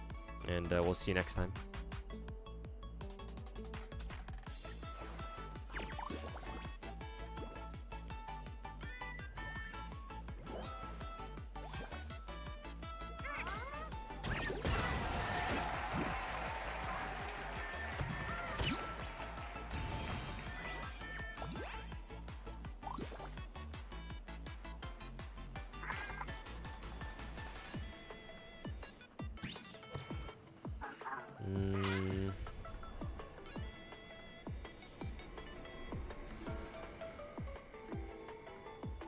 I wonder if there's a way that I can get a double kill by hitting these two at the same time.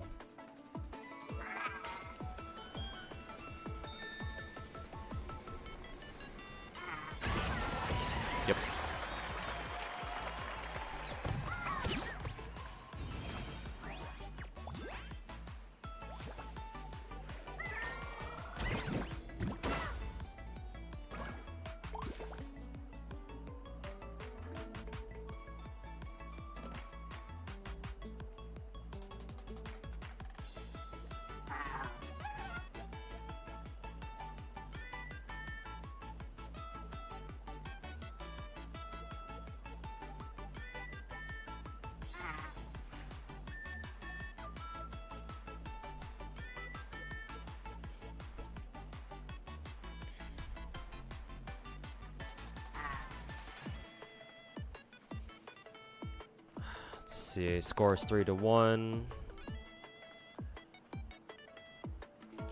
Holy shit, that's a big dono. AG Tensi, thanks so much for $100, man. I don't know where that came from, but damn son, where'd you find this? But yeah, thanks for a huge dono. But yeah, I appreciate it, man. God damn, and you didn't even bother with the message either. So yeah, I I appreciate it, man. And I think you just followed my Twitch channel like 2 minutes ago, and then you just dropped the fucking fat dono. Holy shit. Well, shit, man. Appreciate it, buddy. I can't thank you enough.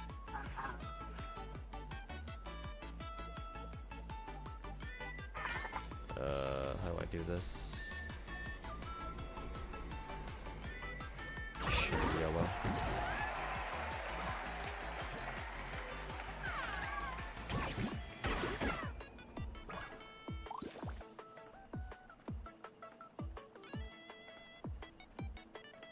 Oh, is it my turn?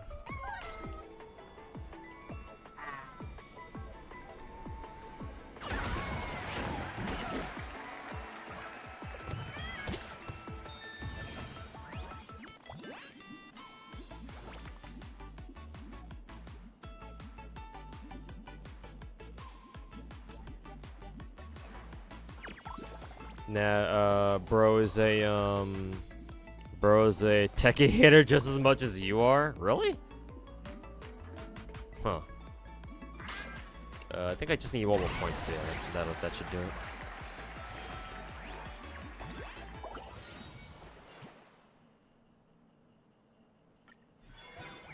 Okie dokie.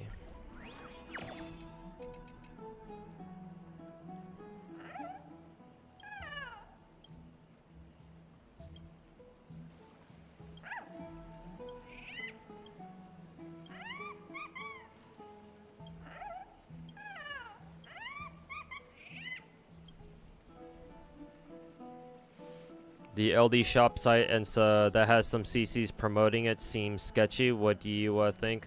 I don't trust emulators with my personal information, especially because LD player is Chinese, I think. So I don't deal with that shit at all. All the gachas that I play on emulator, if I want to pay for anything through them, I have them on my phone. I'll just pay through my phone. Like, I think right now, the 3 gacha games that I play on emulator are like Azure Lane, Arc Knights, and Blue Archive, yeah. And so, Blue Archive I refuse to spend money on anymore. Nexon can go fuck themselves. But Azure Lane and Arc Knights, obviously, I still spend money here and there. And so, whenever I do, I don't pay through LD Player. I pay through, like, my phone, at least. So, I don't deal with the shop or like paying through LD Player at all, so it doesn't concern me. It could be sketchy, but you know, then again, it's a Chinese emulator, so what'd you expect?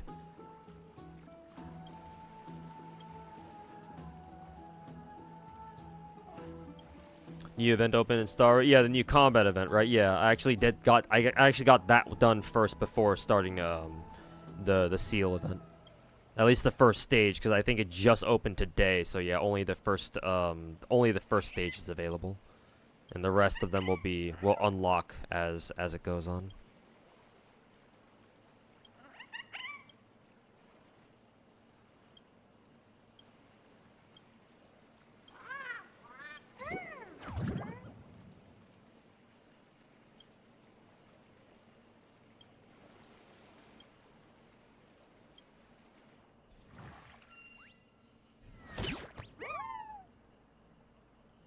Oh, it's like a bonus fight against Cypher this time? Nice. Alright. Very well then. Bring it, Cypher. I won't lose. Oh, that's hilarious. We're on ice now instead of actual water. Hilarious.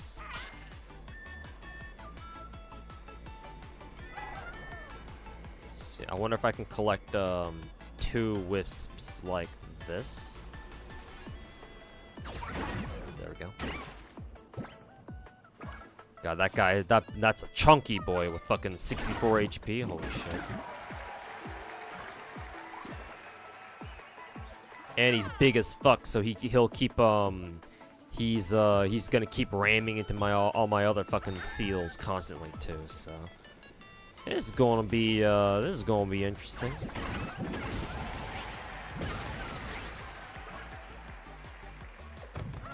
Huh, really?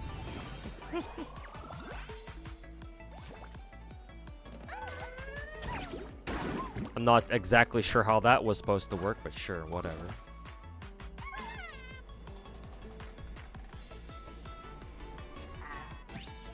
Oh, it's the only seal that I can use right now anyway.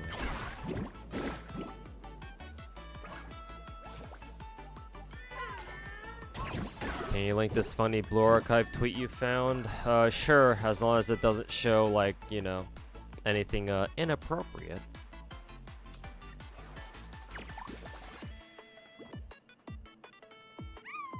Oh, this motherfucker has counter damage, I guess.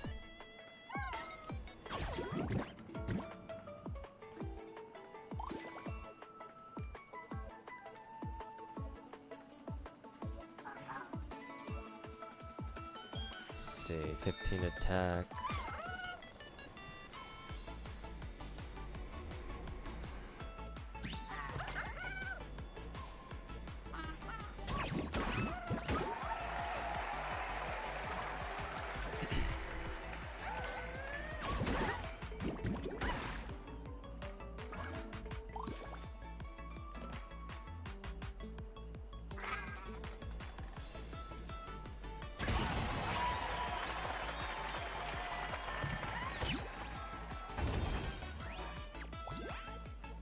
Spike Seal can deal counter damage. Yeah, I guess he can then, eh? Little fucking rat bastard.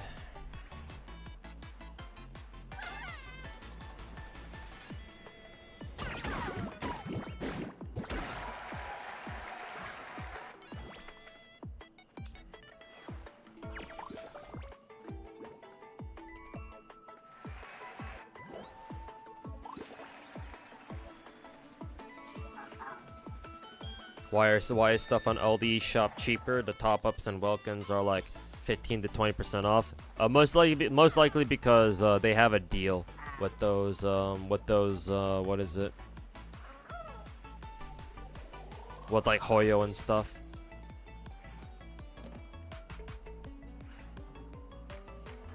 They're like sponsored by Hoyo on the down low or something.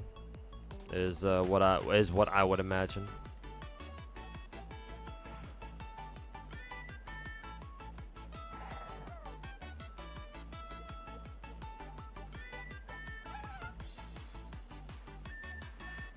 See, 10, we're gonna have to kill this guy immediately.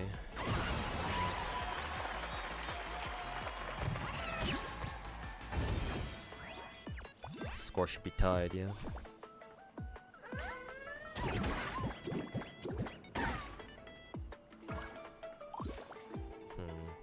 Instead of Spiky Seal, I think it's a better idea to go after the other 2 seals, I think.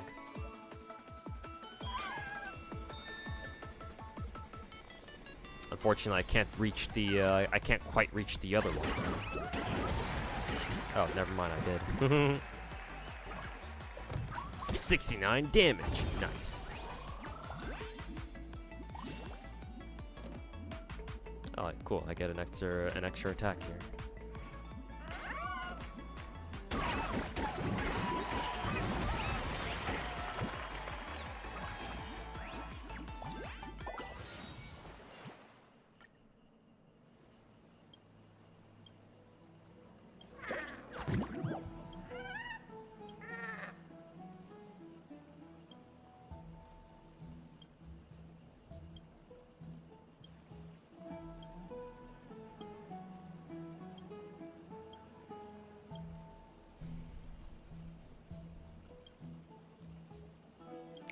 Really hope when they do FGO2 they won't do what Exedra does.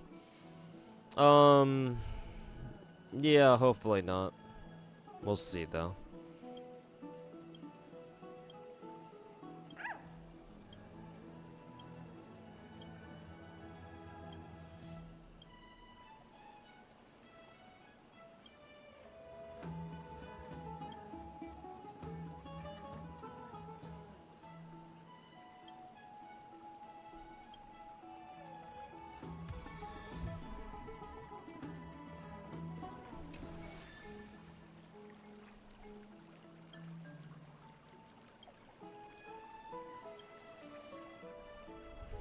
Some FGO CCs wanted FGO to become like a Genshin / Star Rail clone, which pissed you off. Well, I mean, I might be disappointing you here a little bit too, Tyrant, but I don't necessarily mind if FGO 2, if it even ever, you know, becomes a thing, which I certainly doubt for now. But if it ever does, then personally, I don't mind it just because I like Genshin and I like Wuwa. So, like, and I obviously see their potential. Or I see the potential that FGO 2 has, specifically. But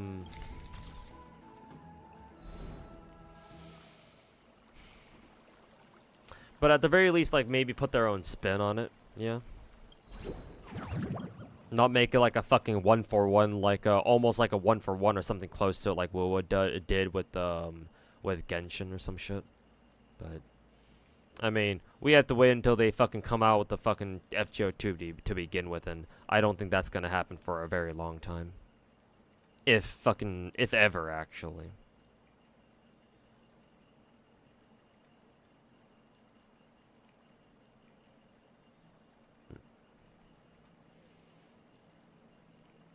Anyways, not skipping this cutscene, not skipping this dialogue, so we can stare at Cypher's mole on her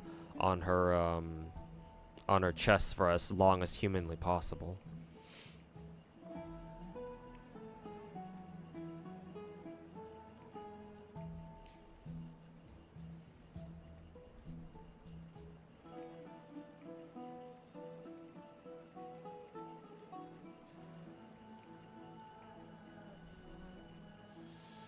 Yeah, Long Bill. Somebody in YouTube chat brought it up.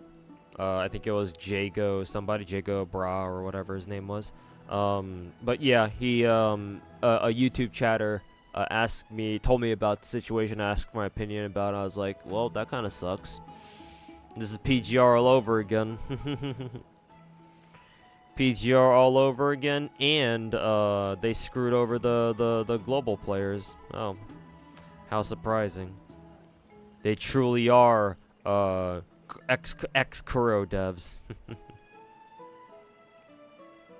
Doing what daddy does.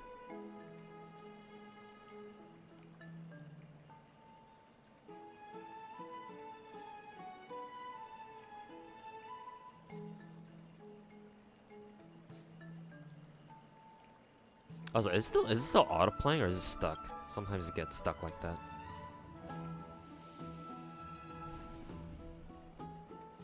You do mention Kuro agenda sometimes. What does agenda mean? What is the Kuro agenda? Well, if you don't know what the word agenda means, agenda is just like it's a fancy word for a plan, but agenda sometimes has the connotation of like people whenever you say that, oh, somebody has an agenda, right? They have like a what we mean is like, oh, they have like the specific motivation for like why they're doing something. So whenever I say that, oh, like people are trying to push, people have this Kuro agenda that they're trying to push. Usually, what I mean is people are just dick sucking Wuwa, and like they're just trying to push Wuwa to make it out to be this greatest, the greatest gacha game on Earth and shit like that, with how much people glaze the fuck out of it, you know. Whenever people say, oh, Wuwa's so generous, Genshin could never be this generous and shit like that. That's what I mean.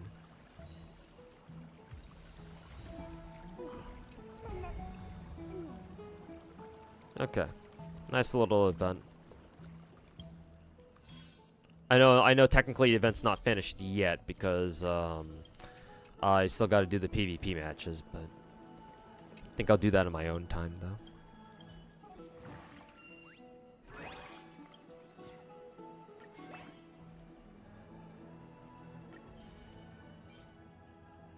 Bubbles.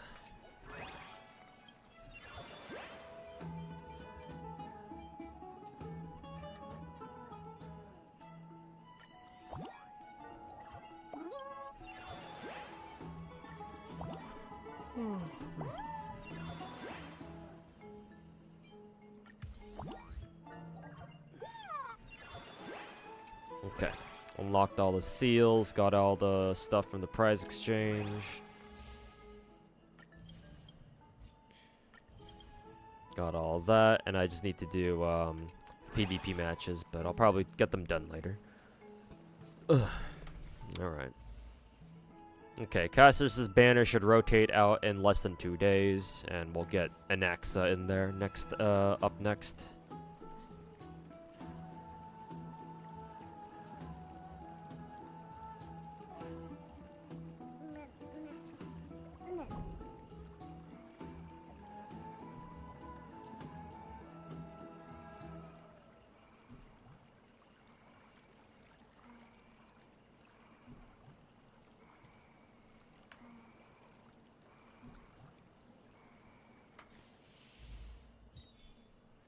One ticket off from another full multi. I think my battle pass won't give me any more tickets, I don't think, yeah. Cuz I'm already at battle pass level 48, so or 47 technically. Guess I'll just wait until next week to get an extra ticket from Divergent Universe or something.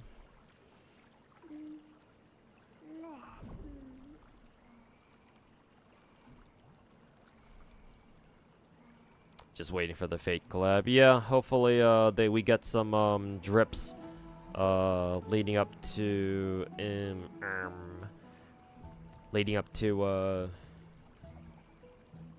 preview stream.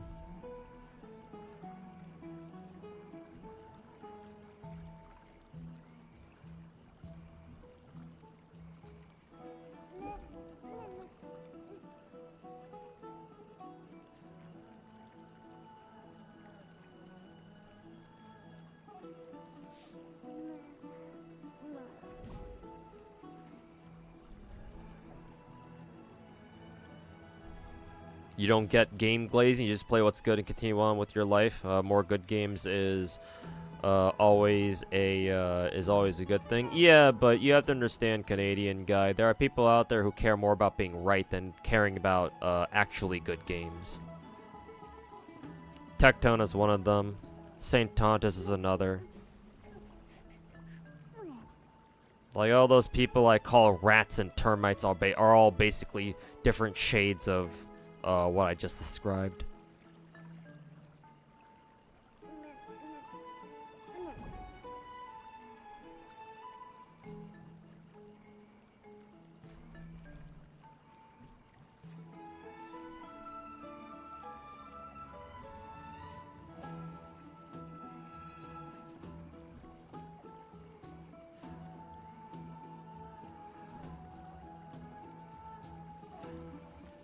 Tempted to roll for Tingyan. Oh, proto Tingyan. But yeah, Fate collab is getting closer.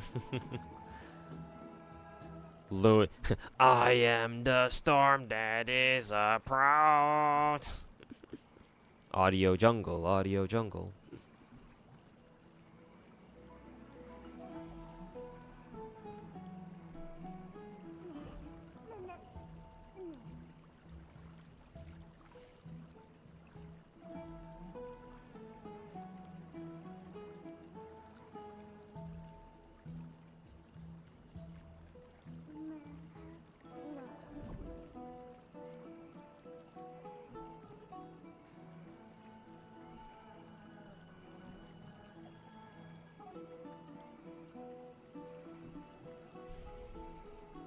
Wonder how broken Seba's gonna be. Yeah, kind of interested to see how that'll turn out.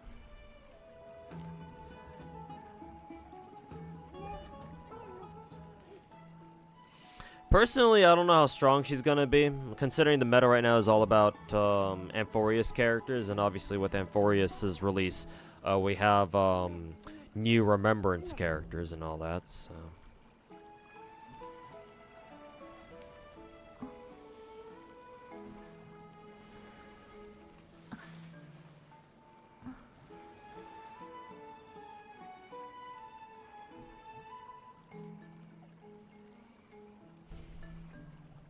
We're going for both Saber and Archer? Yeah, sure. I'm under the assumption that Archer is going to be a 4-star, so yeah. I mean, my assumption, even though I shouldn't assume this, my assumption is that Saber is going to be the 5-star, Archer is going to be the 4-star. So you'll be able to roll for both of them at once on the same banner. But I guess we'll see. We'll see how they want to do it.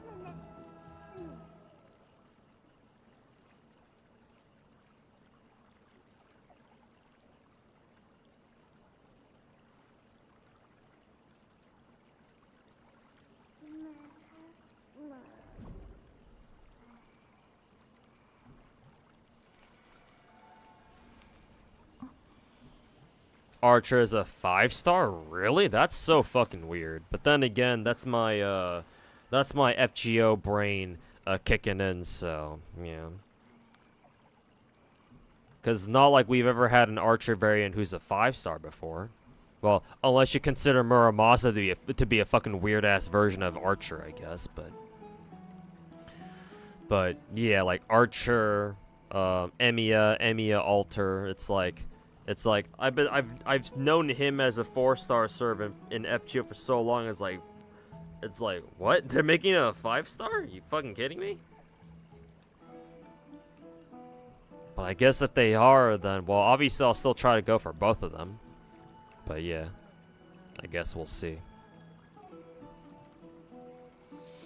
Archer is apparently will be free. I don't know if I trust that though. I don't know if I trust that. It's a collab, bro. Like, why on earth would they give us a fucking free ass 5-star character?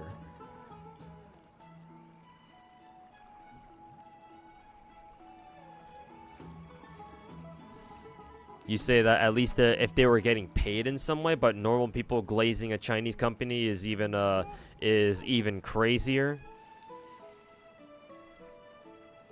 Yeah, personally, I'm not sure if I'll ever understand like I'm not sure if I would ever understand people defending like a fucking company, because again, like I said, companies are not your friends, right? You don't know companies personally. The closest you can ever get to doing that is like maybe if you know some like a super high up in the company who can actually like make things happen for you, right?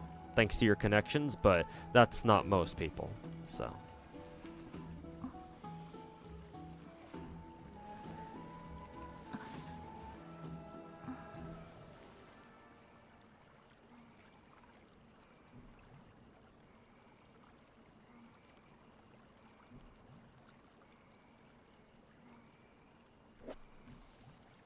Kind of find it lame that Archer is a 4-star again. Well, Yorokobe Astanax, apparently Archer is going to be a 5-star. So it's going to be different this time around. Yorokobe Astanax.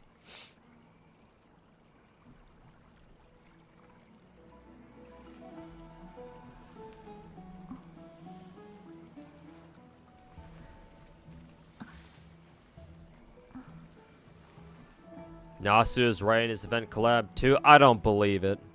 How the fuck did they convince Nasu to fucking write a Star Rail story? Are you fucking kidding me? The fuck is he gonna write for Star Rail of all things?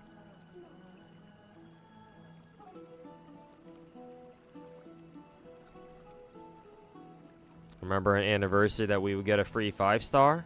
Actually, now that you mention it, yeah, I kind of vaguely remember that, but I just completely forgot about it.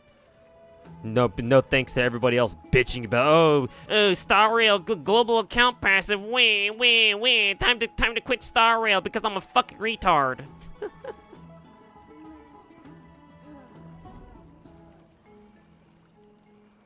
So, you'll forgive me for forgetting that small detail.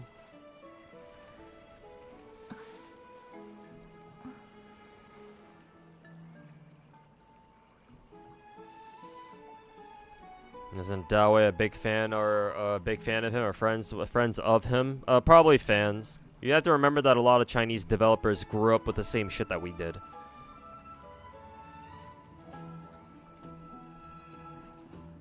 A lot of Chinese gachas have references to like animes and other IPs that they've grown up watching or like, you know, enjoying themselves. So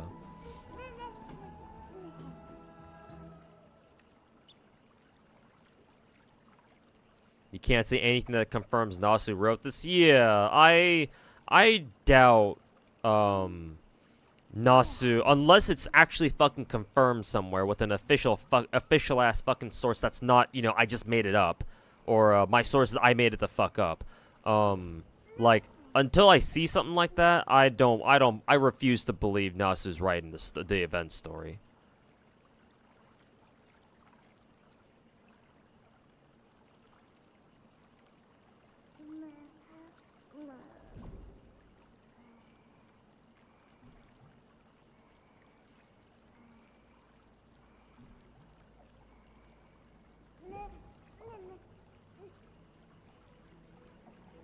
Probably find out within the next 20 days. Yeah, we'll see.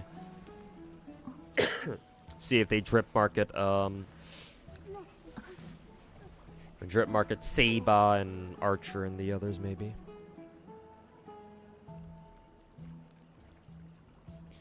China straight up copied anime, would you agree? Copied from the Japanese? I mean, I guess, but then again, if you want to accuse the Chinese of copying anime, then so did a lot of other places.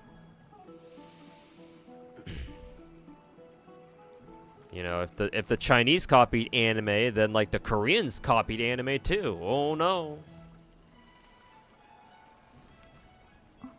Like at this point, anime is a style, not necessarily like, oh, it's only anime is only Japanese. Like anime is pretty international at this point. At least, you know, that's what I would like to think.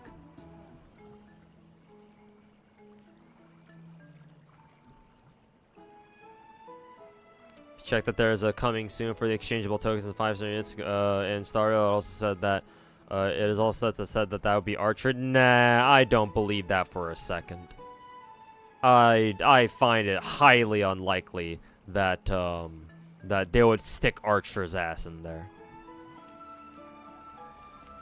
That would be too good to be true. Wonder how different their art styles will be. Well, whoever the main artist is for Stario, they're going to be doing it, so, you know. Just imagine Saber and Archer in, excuse me. In Honkai's art style, and, you know, that's what you'll get most likely. Back to work. Alright, take care, Tyrant.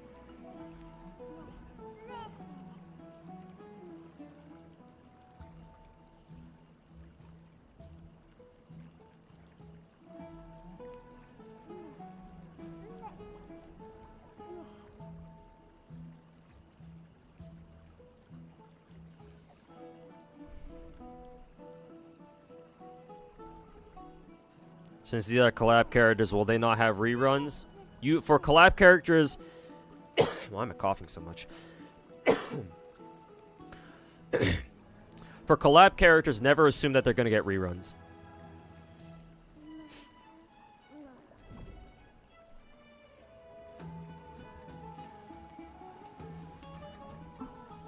Yeah. Just as a warning of advice, just as a piece of advice for all you guys out there, those of you who are looking forward to the UBW collab. Also, I'm pulling up Wuwa to see if I can pre-download the in client update, and get like the textures and shaders done. Yeah, if you're looking forward to the UBW collab, but you're not sure that you'll be able to pick up all the new characters, so you're like, oh, like, are they gonna have reruns? Unfortunately, not all collaborations have reruns, because what you have to understand is collaborations are hard to set up, man.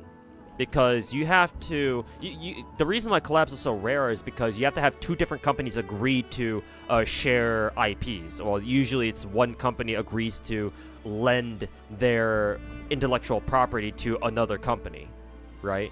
In this case, for Star Rail, MiHoYo is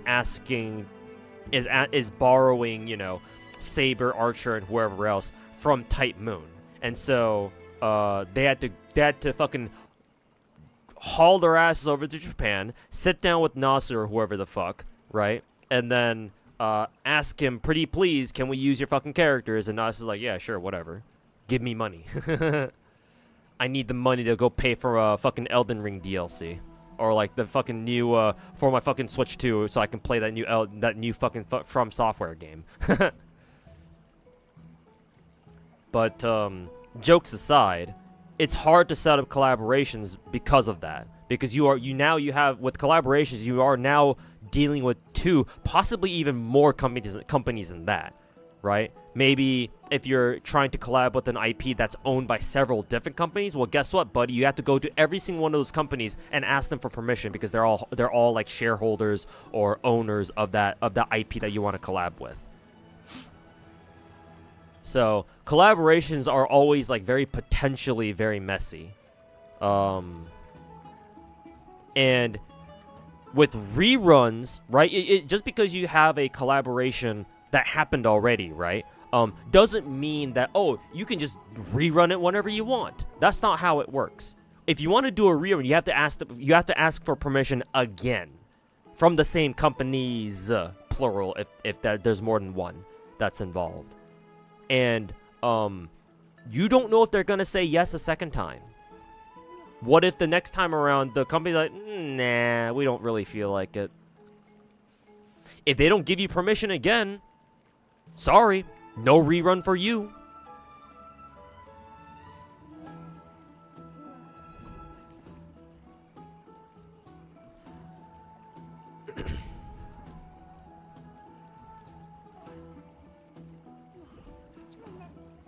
Like, there are plenty of collaborations that in the Gacha games that I've played that have never gotten reruns, right?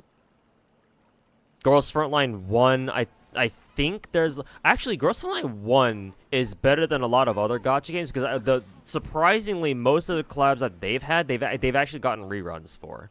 So, actually, GFL 1 is not a good example because they're an exception.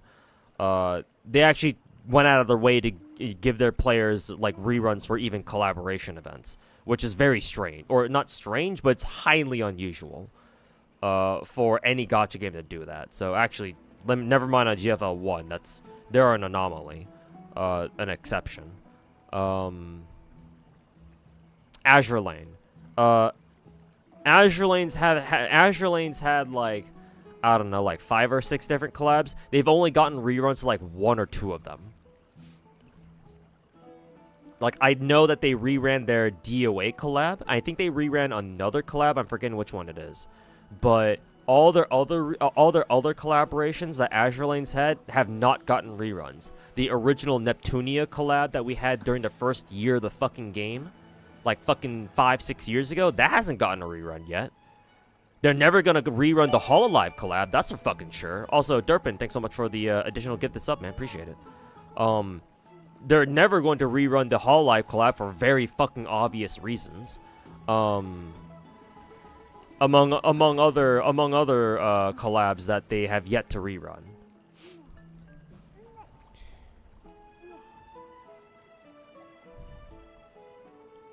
What else? Arknights technically is an exception too, because not only do they not do collaborations that much, but they have done a rerun for not Arknights. Arknights has rerun their Siege collab, their Rainbow Six Siege collab. Even if it technically wasn't like a true rerun, they at least brought back the first collab's characters. They brought back Ash and the other 5-star operators. But technically it was a new event, but essentially, like, functionally it was meant to be a rerun. So, perhaps they'll rerun the Monster Hunter collab too. Maybe eventually they'll also rerun the Dungeon Meshi collab too. But I don't think CN's gotten a rerun for the Monster Hunter collab, so I don't know. I mean, it is Capcom after all, so might be a little bit tough to negotiate like a rerun for Monster Hunter again. Dungeon Meshi is probably a little bit more likely because it's an anime. But then again, animes are all owned by fucking Kadokawa these days, so That might be a bitch and a half to acquire the rights for like a rerun too, I guess. I don't know. Nikke, take Nikke for example. Nikke's had like four collabs so far technically, like four like unique collabs between completely different IPs. What were they again? Chainsaw Man, Nier, ReZero, and then Evangelion, right? Yeah, so four. Unless there's a fifth one that I'm forgetting. Technically speaking, the only collaboration that Nikke's had that has had a quote-unquote rerun. Actually, it's not technically. We can't even call it a rerun because they didn't bring back. Actually, no, they did bring out the old characters. No, I'm bullshitting. It was a rerun because they brought back Asuka 1 and they brought back Mari and they brought back who was it? Ray 1 too. So they brought back all the Part 1 Evangelion characters. So yeah, technically it was a rerun. But yeah, like that's the only exception. The other three collaborations, they haven't gotten reruns yet. Where's the Chainsaw Man rerun? Where's the Nier rerun? I'm sure Yoko Taro wouldn't mind, but you know, Nikke hasn't done that yet, or they haven't brought back Nier yet, and they certainly haven't brought back ReZero. So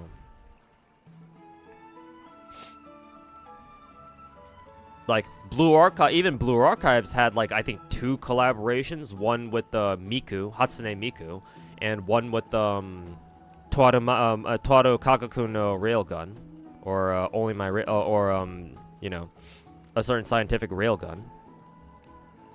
Maybe they've had 3, but I can only name 2. But yeah, Blue Archive hasn't done reruns for either of those collabs yet. So I think you get the point now. I think you get it. Collaborations are hard to set up and even harder to bring back. So if you care about the upcoming Star Rail collab with UBW, like you should do everything you can to secure everybody you want now, because you don't know if there's gonna be a rerun.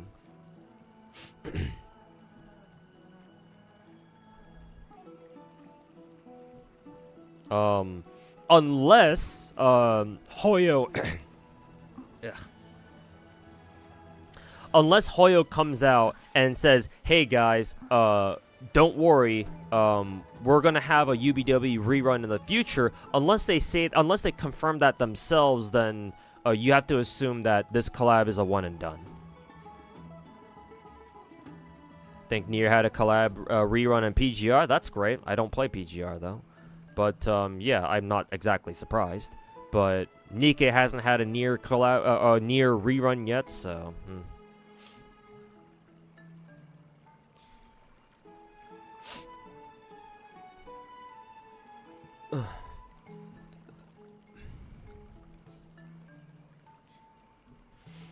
Enjoy my delusional gacha series, and you really think you should continue making them? Hey, thanks, Gone Scene. I don't know how to say your name properly, but I appreciate the kind words, man. And yeah, that's the plan. I got another delusional gacha takes video lined up for later this week, so look forward to it.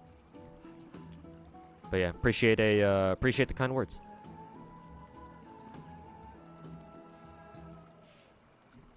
The collab banners still have the 50-50. I mean, I don't know why they wouldn't. Unless they mention that, oh yeah, like our collab banners are going to be a special banner where you're guaranteed, there's no coin flip, you're guaranteed to get them every single time or whatever. But, you know, I haven't heard of anything like that, so I would have to assume it's still the usual dog shit coin flips. The Rika Takarada collab came back, what, for Azure Lane?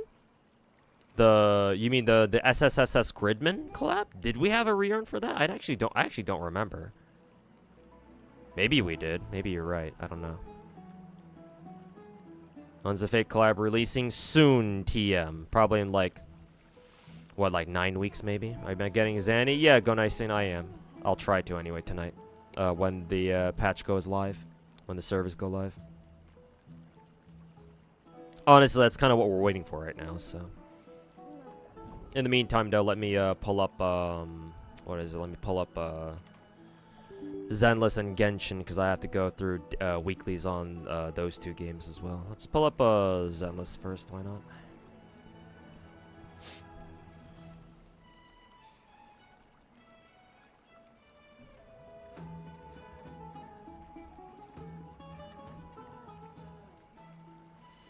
How am I doing on NA Lotto so far? Oh, I've been taking it super casually. I don't really care to farm it. I'll just farm the bare minimum 10 boxes and just call it an event. I'm in no position to be hardcore grinding it like I normally would.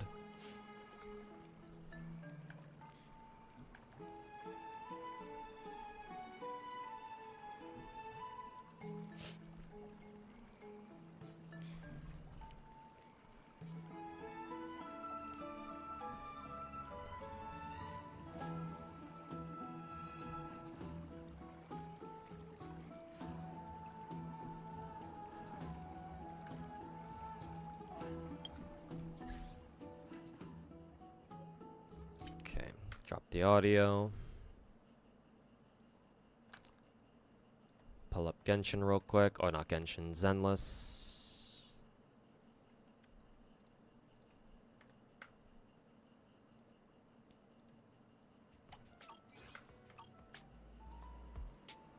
Thanks, Star Rail.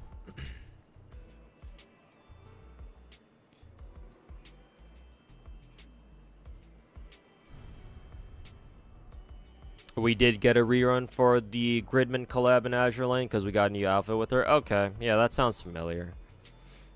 So yeah, probably you're probably right.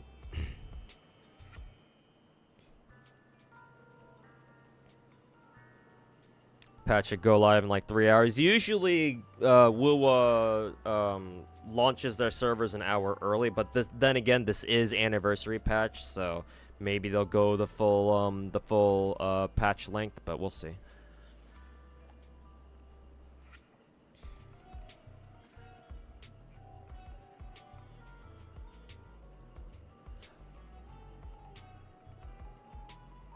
You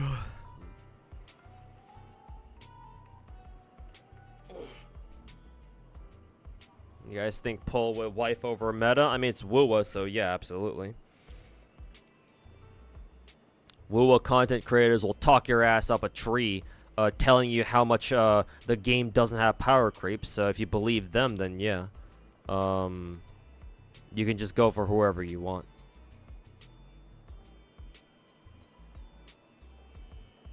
I do agree that Zedgy is probably better though. No harm. Zedgy is way more useful as a as an off-fielder.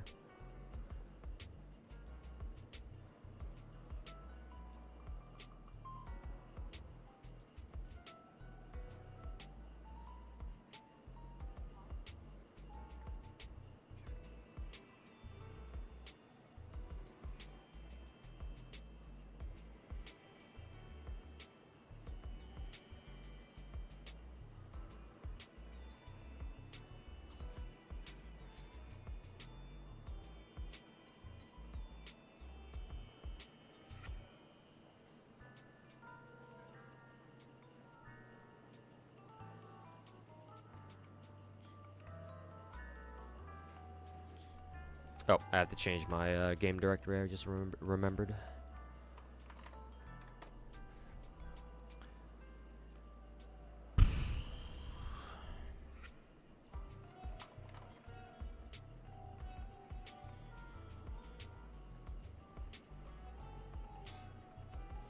What gacha game do you think you played the most so far this year? Probably Zenless. Zenless or Wuwa, one of those two.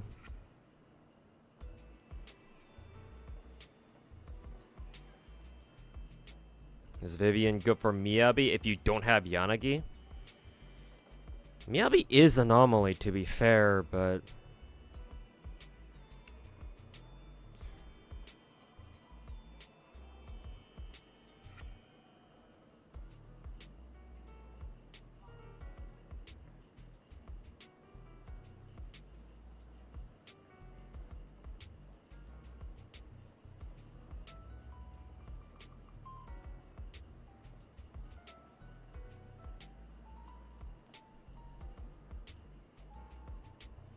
She is? Alright, then there you go then.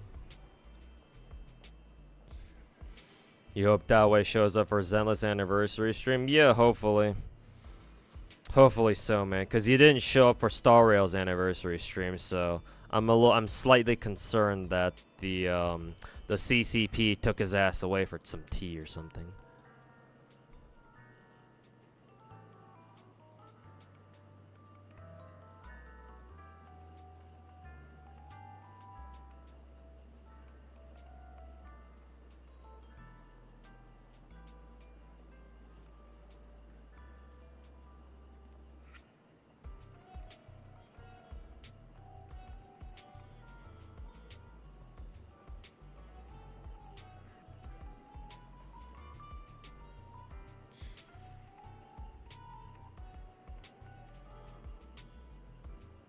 Your friend fell asleep when you were remote controlling his PC, so you put on Azure Lane ASMR in full volume? Nice.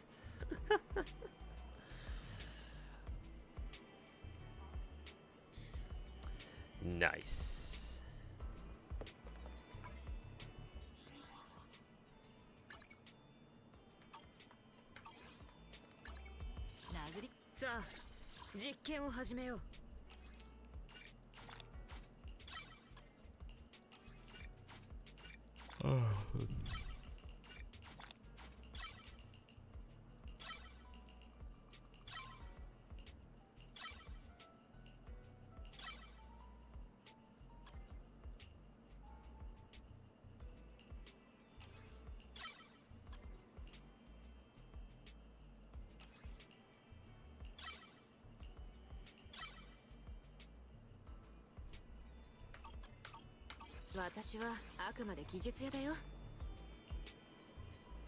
What we cooking today, Mr. Streamer? I'm waiting for Wuwa patch to go live, cause I'm gonna roll for Zanny when patch drops.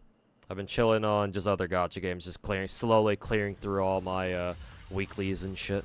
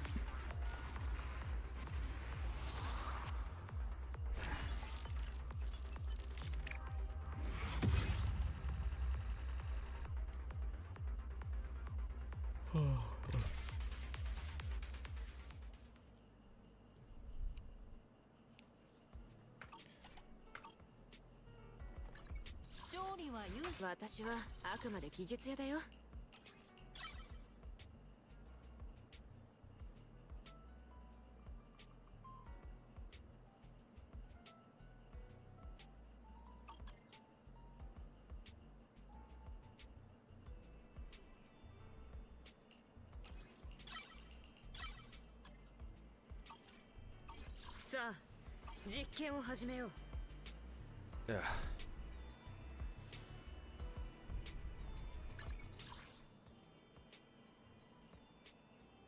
Honkai Impact never reran their Evangelion collabs, so that should be an indicator on how Hoyo does collabs. Yep. Probably. He started his 3-second naps. Bro, they've been happening like hours ago, man. Like, it's not that bad, but nah, it's like I'm teetering on the edge. How do you feel now after yesterday's stream? No different. My life hasn't really changed much, so I'd have to say no real difference. At least for now.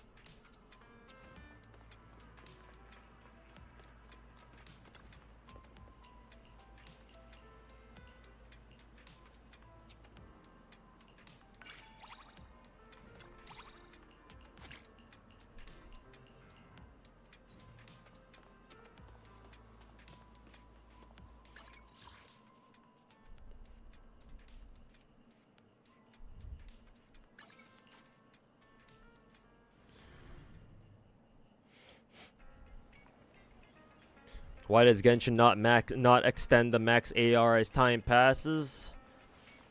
No idea. To be fair though,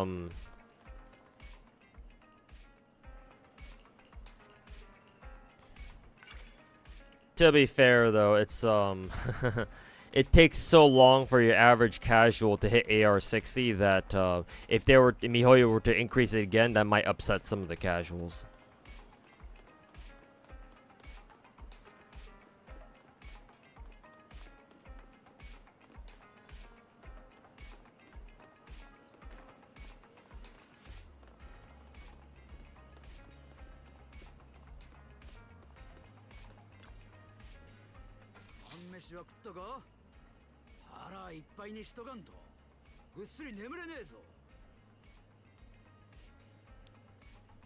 Yeah, Chaos Lord, I think they announced UMP 40, yeah.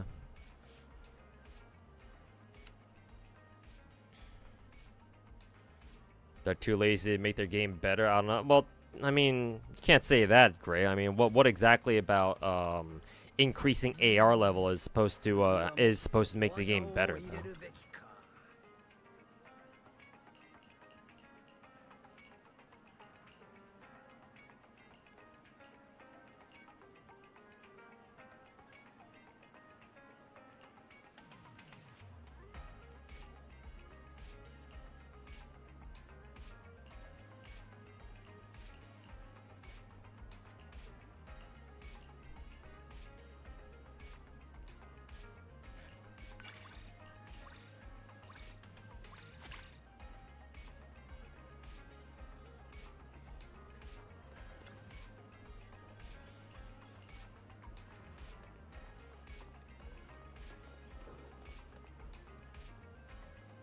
Now that I think about it, how tall is Trigger actually?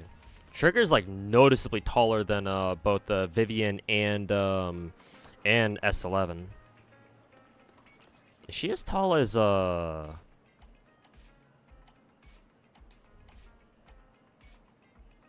I think Grace is pretty tall. Yeah, Grace is pretty tall, but I think Trigger technically is even taller. It's pretty close.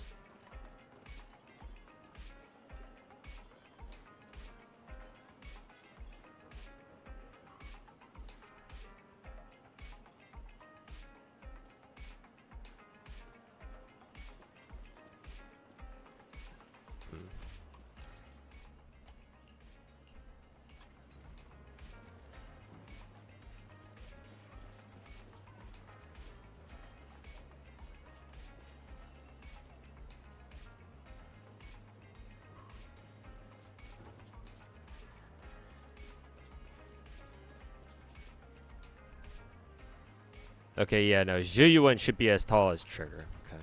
So they're definitely some of the taller girls in the game.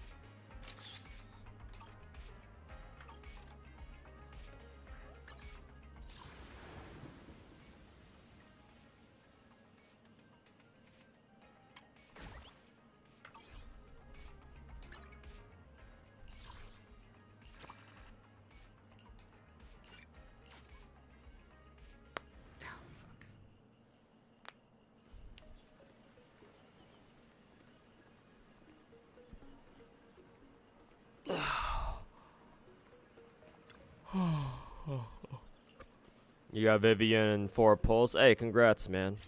That must be the stream luck kicking in.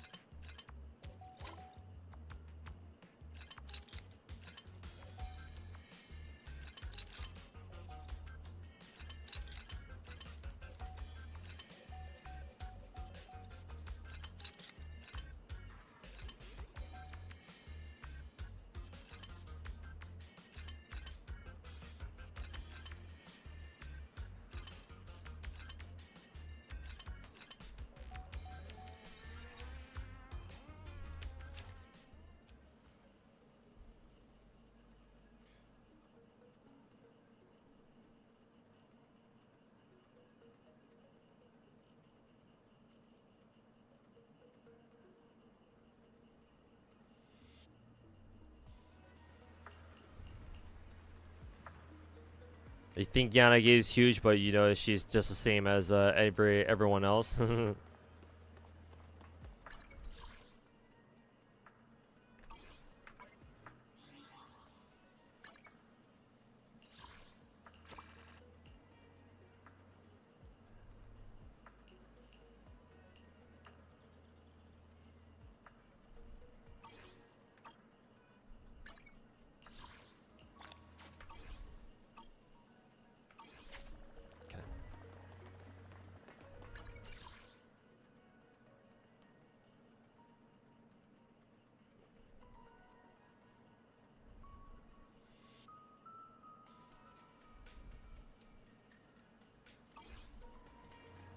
Okay, give me right back. Give me 1 second, chat. I'll be right back. Go toss some water on my face again.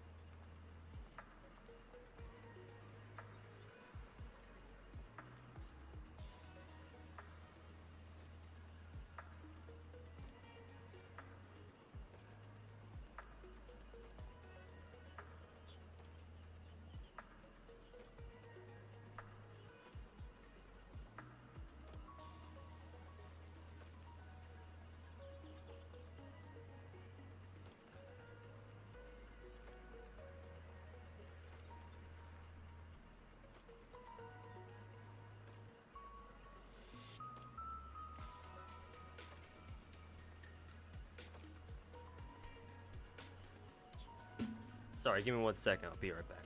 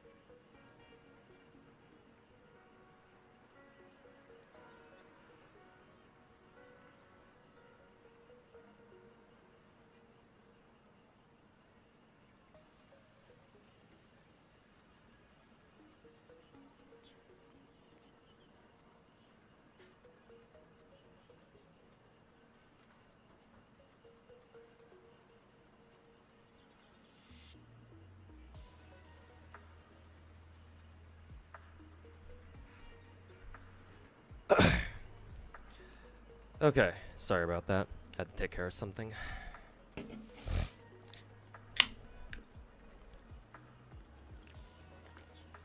New drink.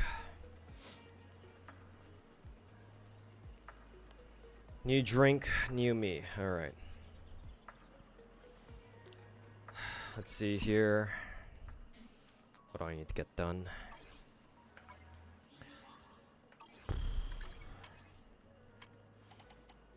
I think my Soldier 11 is already at max affection, yes. So I don't need to worry about her. Still have Evelyn, Haramasa, Miyabi's done. Sokaku, Pulchra, Lighter. Everyone down here should be done except for Billy, I think. Also, where the fuck is Vivian? Interesting. Vivian, I guess you don't have Vivian's number yet? Oh, that's right, I know why. It's because I haven't done a companion quest yet. Oh yeah, that's right.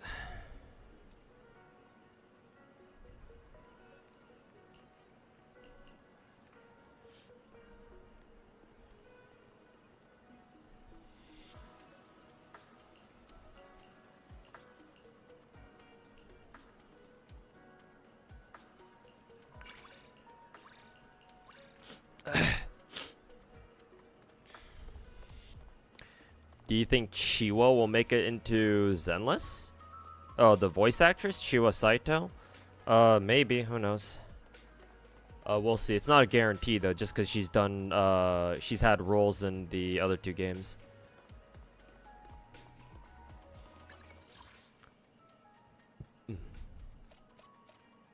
Bernice is already done. Ben is already done. Excuse me. I think Yanagi. Did I? Yanagi should be done. No? Yeah, she is done. Okay.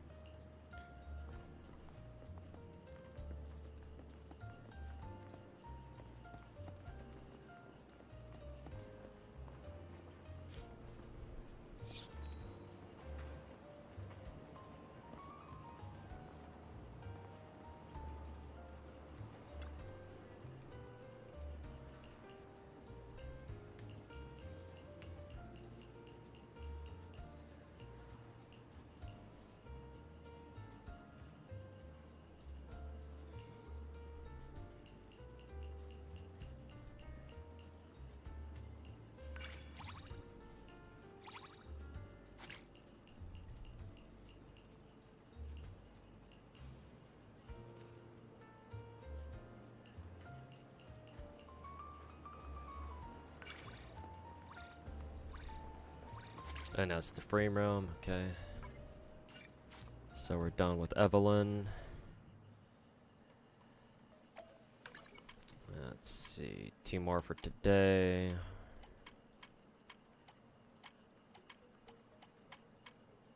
We'll invite Pulchra.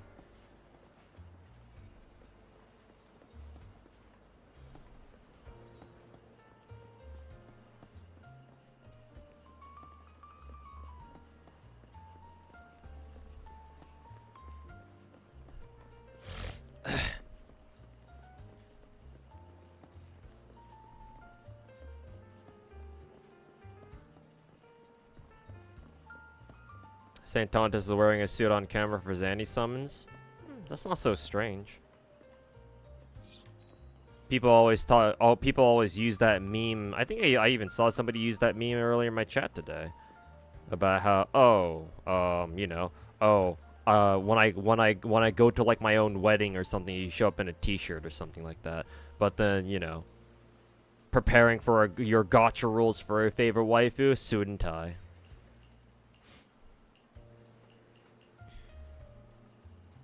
That's a bit much, not gonna lie. Not really. I've seen streamers do far worse. It's just it's just a suit, and it's just a meme. It's not that deep. If nothing else, at least Saint Tontus actually prepared a fucking suit beforehand, you know.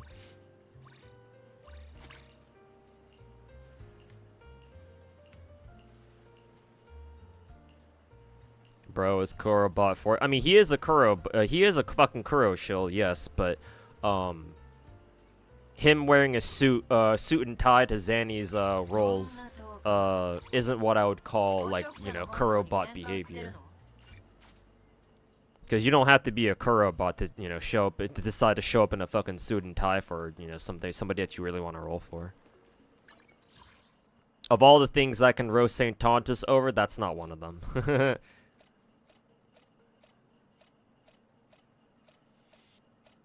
Cause like I'm sure it's far from the only example of somebody showing up in a suit and tie to, like, you know, roll for somebody in a gacha game. So it's like, so what if Saint Tontus does it too? I mean, yeah, it's stupid, but whatever.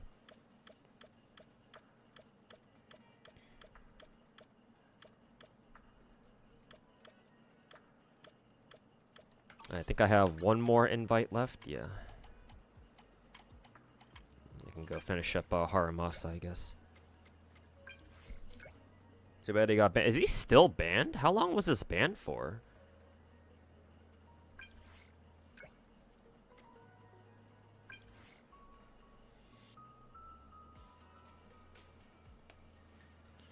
It's a bit odd that he's still banned. He's still banned off Twitch.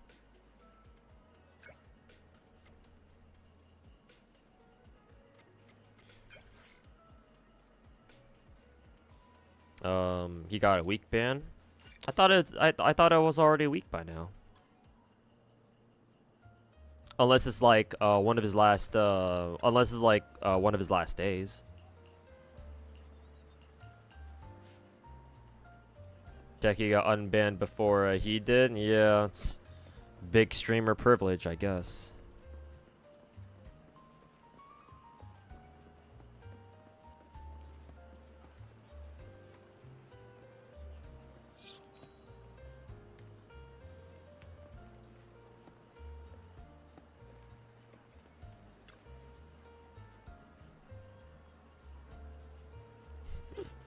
She got his name wrong.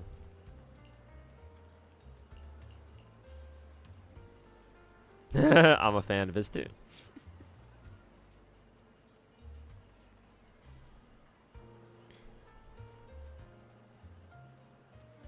I don't know. Let's just go with family member, I guess. Why do people do that? What, like show up in a suit and tie and stuff? It's just for the meme.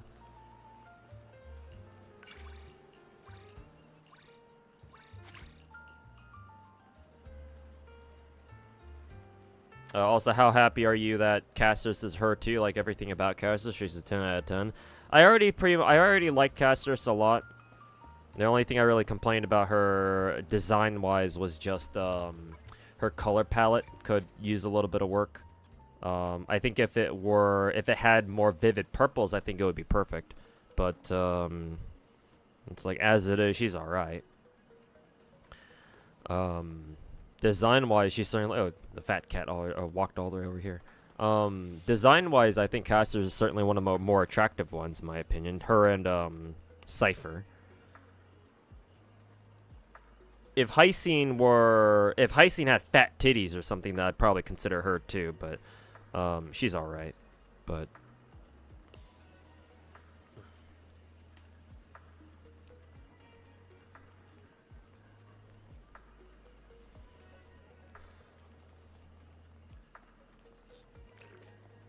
Bro's forgetting Aglaya. Aglaya is a an honorable mention.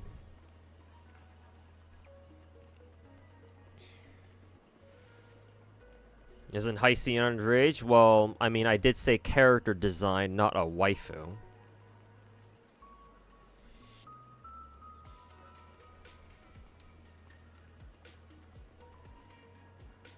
And besides the Decadenza, I'm a fucking Blue Archive player, so I allow such people in my chat. We don't fucking kink shame here. If you want to kink shame, go to fucking Twitter.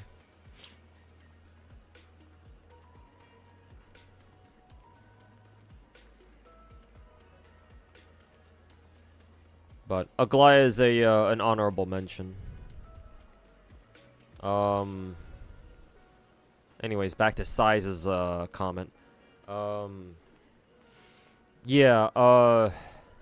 As soon as I learned that it was Chiyo Saito, I didn't believe it because I didn't think it sounded like her. But if you listen real closely, it is her. She uses a voice I've never heard her use before.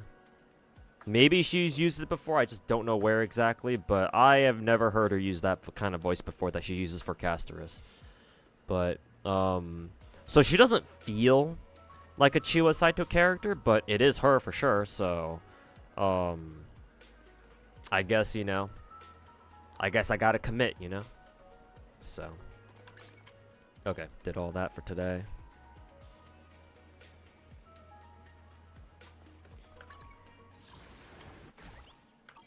I think I have to go get my, what is it? I gotta get my weekly runs done for Hollow Zero.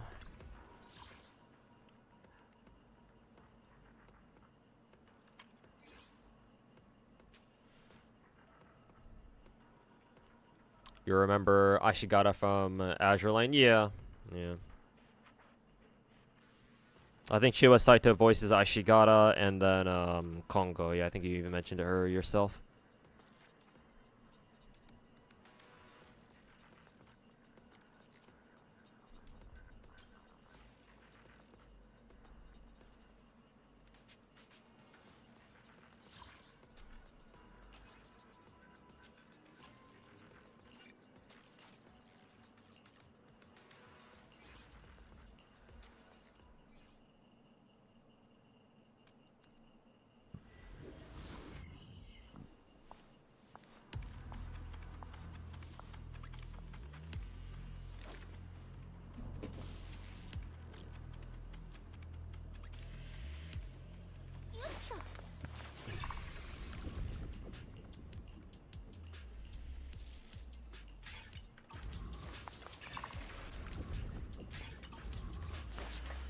Alright, let's get her done.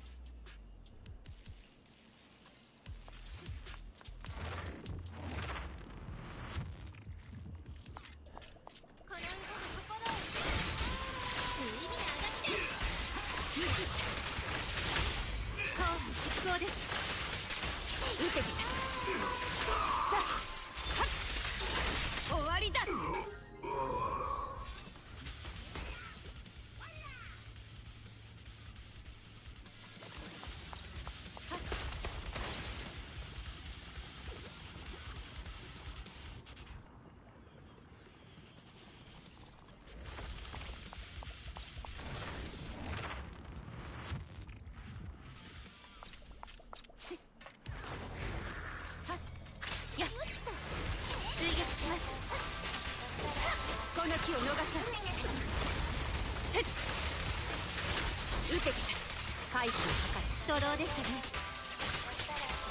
時間の無駄です。見切った。刀はもう鞘だ。容赦はしない。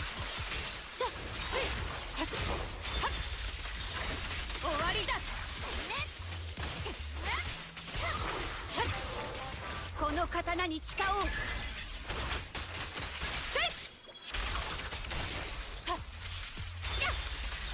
刀はもう鞘だ。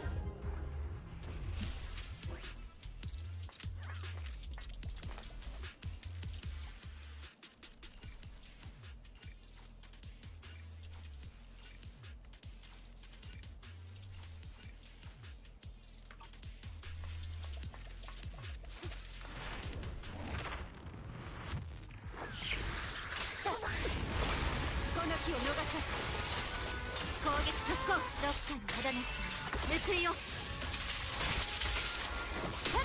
無意味なあがきです。受けてた。破竹のごとし。やっ終わりだ。回避です。変わります。交渉。えい。ただし援護し。私から目を離せない。暗弱消えてまた光る。勝負あり。好きやグッチャース。私の歌がついてるわ。基本実行です。覚悟。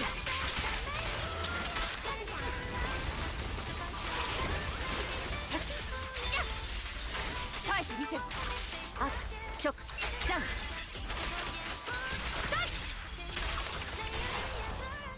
How do you like Vivian's gameplay? I like it quite a bit. Maybe for my next Hollow Zero run, I'll use Vivian instead of my usual Yanagi and Miyabi team. But I like it. I don't mind it.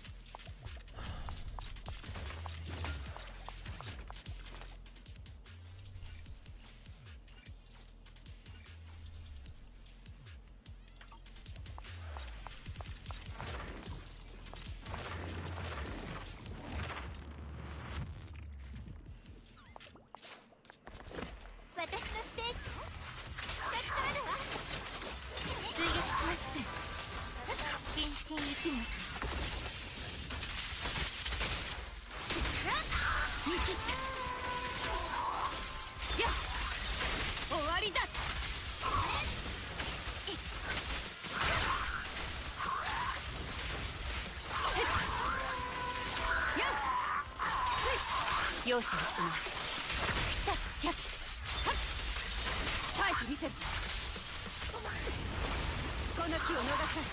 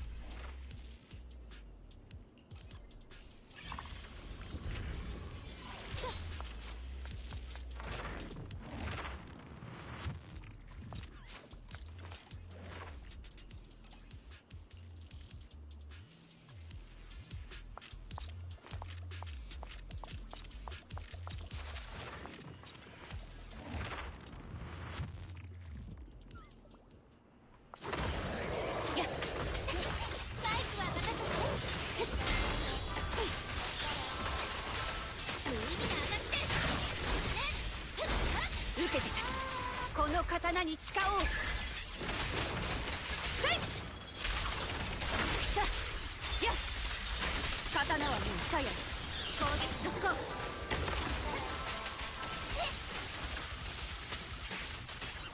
見切った。へっ勝負。はっとへっ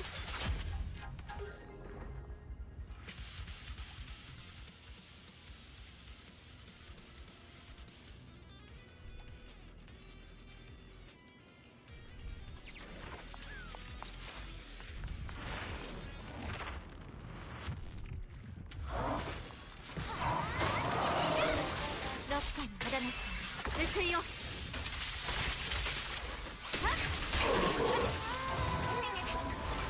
この気を逃さず。やっはっ終わりだ。容赦はしない。へっ変わります。こう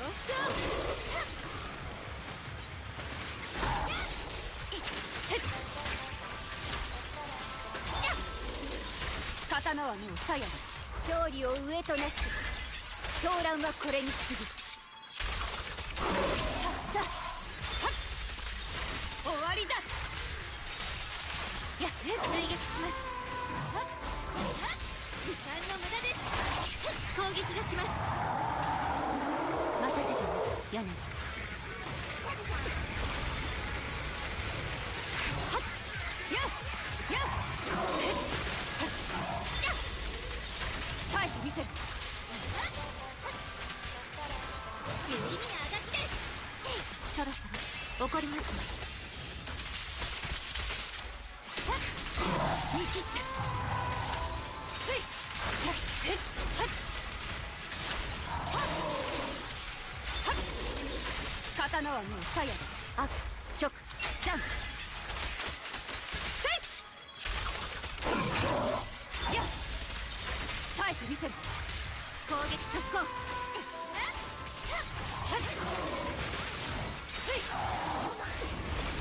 この気を逃さず。さ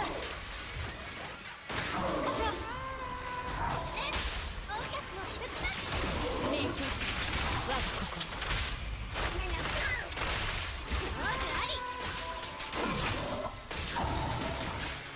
ロッカーの肌の報いよ。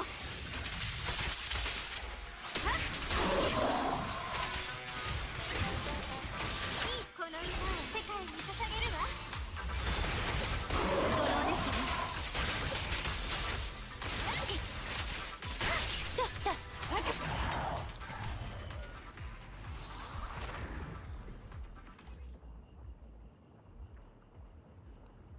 Usually root it? Yeah, great, I'll try. Assuming that I don't fucking my face doesn't smack my desk from me fucking instantly, cause I started my stream very early today. Way earlier than usual. So assuming that doesn't happen, yes, I should be streaming Wuwa today. I actually did stream a little bit of Wuwa before the servers went down to clear TOA and this week's Elusive Realm, but yeah, just waiting for the servers to come back up. Hopefully they come back up early. They usually do, but we'll see.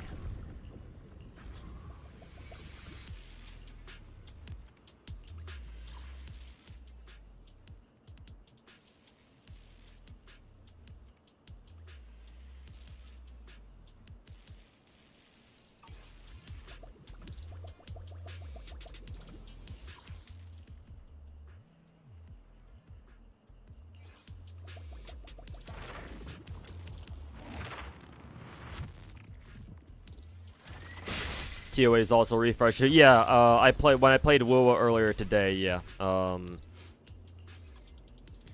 I got it done right before restart or right before the servers went down. So I already grabbed all the astrite from those, or from it, I should say.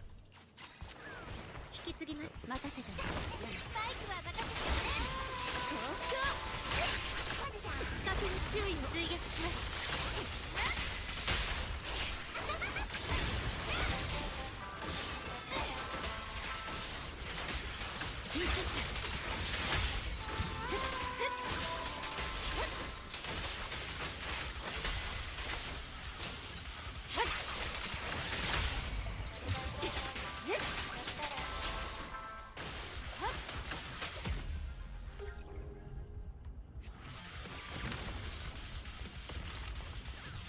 Huh, only got a B rating from that.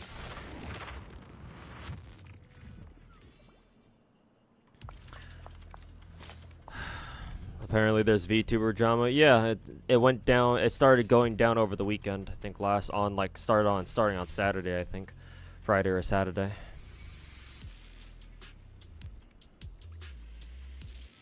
Unless you're really jaded now or something. Yeah, we've seen we've seen drama like this.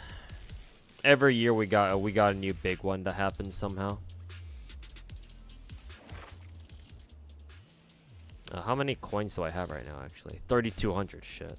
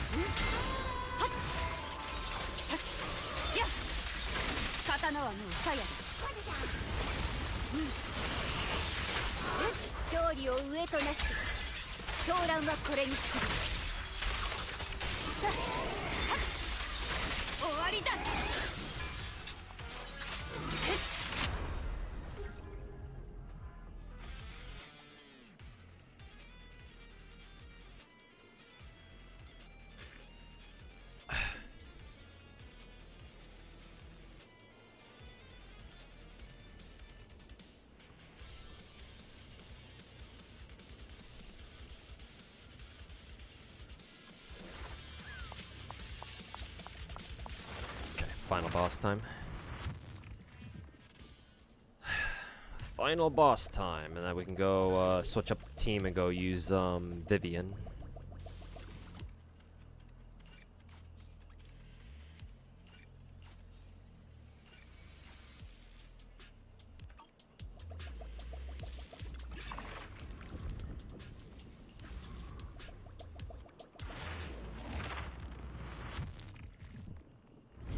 Your team sender, definitely wanking it to remodel.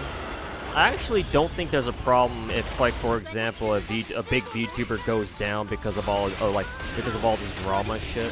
If you wanna keep jacking off to her model, I think that's actually fine. Main reason being that even if the VTuber herself is kind of a shit, turns out to be a kind of a shitty fucking person. One, that's not them, and that's not them because they're just a character. And two, obviously the artist is also involved too. So it's like you can think of jacking off to a VTuber model as like jacking off to just any other hentai you'd see on the internet. So I don't know. Is that a bad take? Maybe I've just detached myself from like the emotional aspect of VTubers so much that I just don't understand anymore. But that is how I see it these days.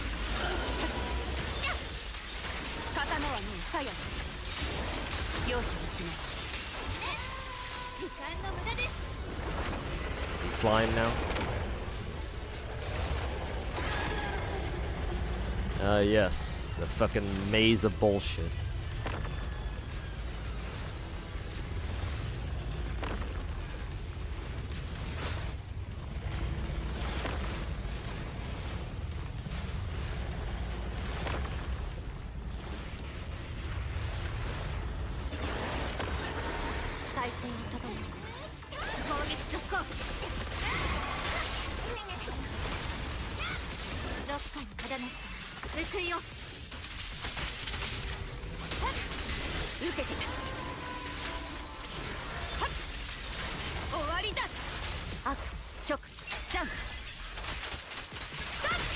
You need the artist number right now. Her artist, the artist who did her models, unfortunately the main victim of Cinder's bullshit, is named Nanolus. You can look up Nanolus's art online, I'm pretty sure.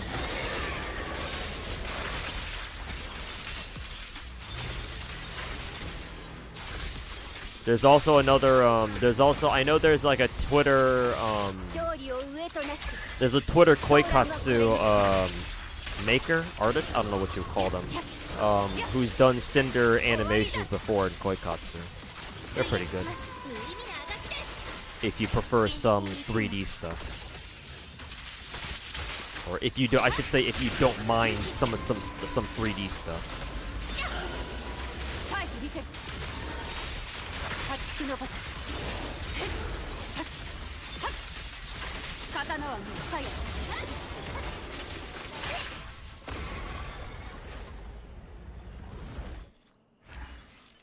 Definitely not a bad take. Separate the art from the artist. Yeah, I guess that lines that stays consistent with what I've said before. That you can be a fan of somebody's work or like performance, but you don't have to like the person themselves. So I guess it lines up, if nothing else.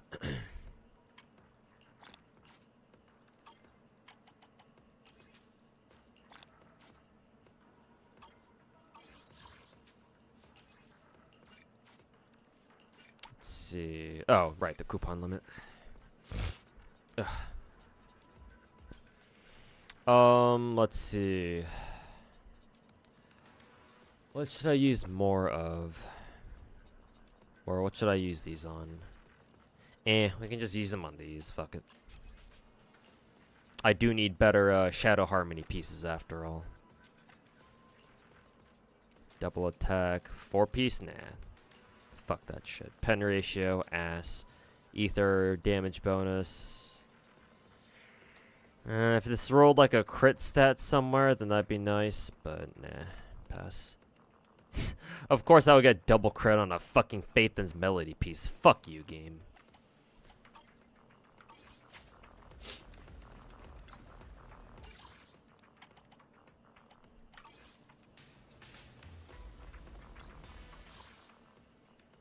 Some Koikatsu models can look kind of cursed, not gonna lie. True, yeah. There are definitely some... There's like a spectrum of like... there's like a spectrum of quality when it comes to Koikatsu models. Like, I know what some of the lower quality ones look like, and what the higher quality ones look like. The one that the Twitter artist that I was referring to uses, they're pretty good. I think they're okay. They're decent at best. They're definitely not like the best ones out there, but they're still serviceable. They're far from the worst too.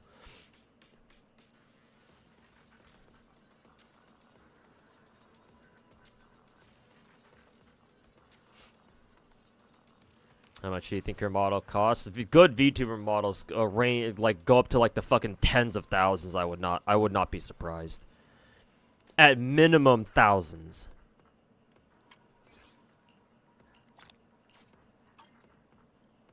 Judging from what I've heard, at least what I've seen and what I've heard. 月城配置密上は補佐に徹しますあんたが待ちくたびれちゃったはあなんだ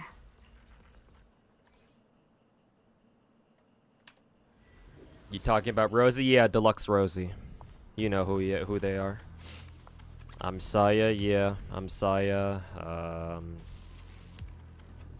Other people as well.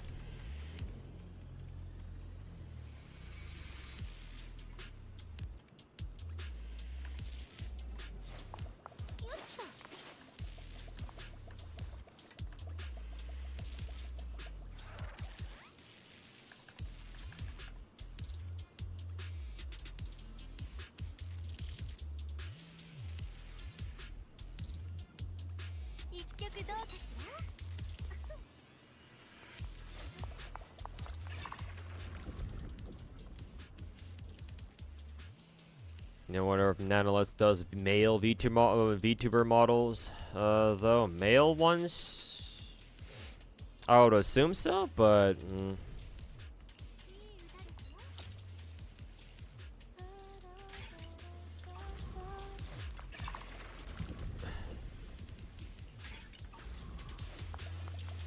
At the very least, I think you're gonna have to wait a good little bit, so that, you know, this drama can, like, finally blow over.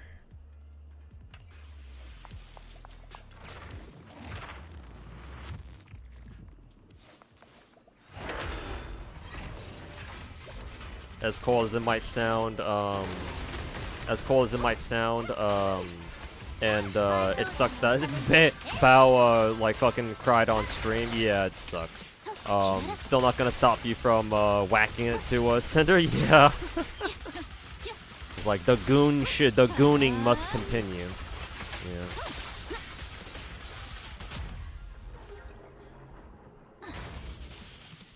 What was up? Yeah, figures. Looks like they released the servers early. I'll hop on Woo after I'm done with my the second Hollow Zero run.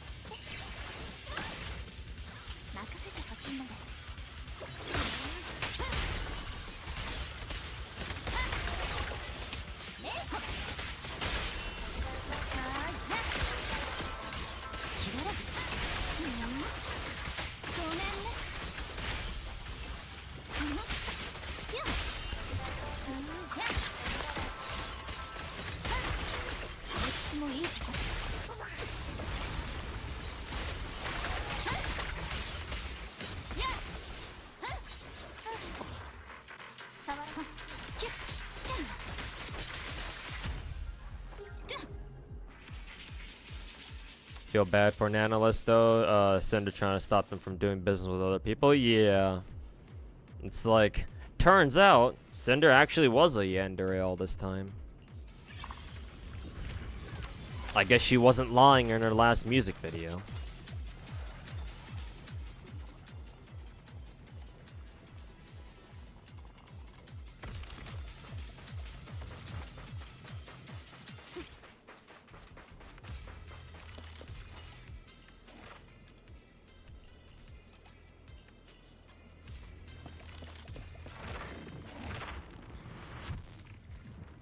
In the meantime, I'll have Woo launch in the background, I guess. Ooh, another one of these mysterious voices.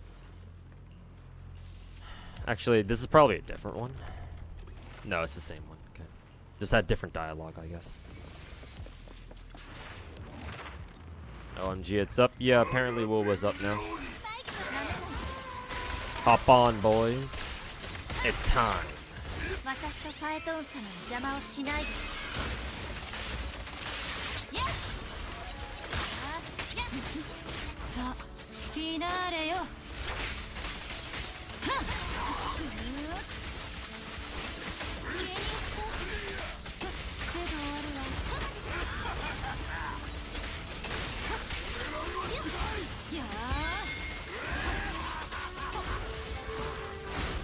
Oh, you guys can hear the Woo music in the background.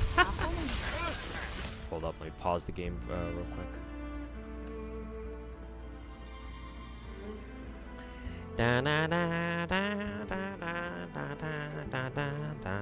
Or however the theme song goes.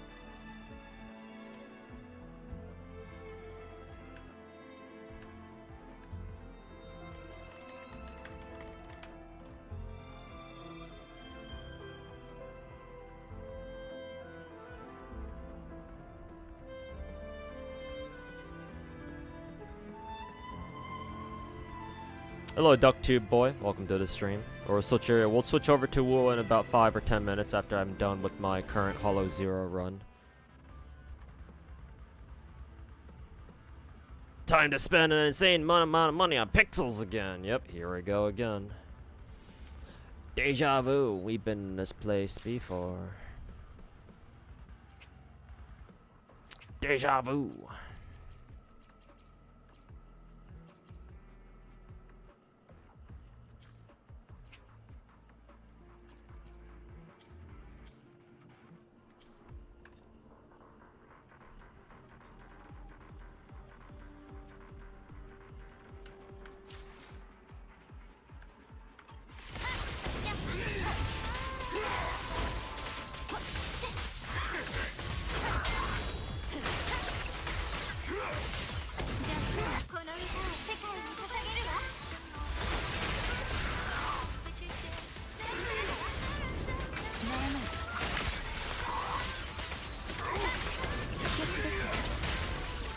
スが汚れると言ってるのです。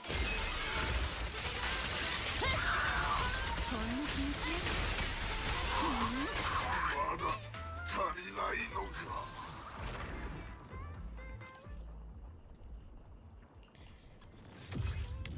You need advice? Should you see one, you're Jane, or go for Vivian? I think Vivian's good.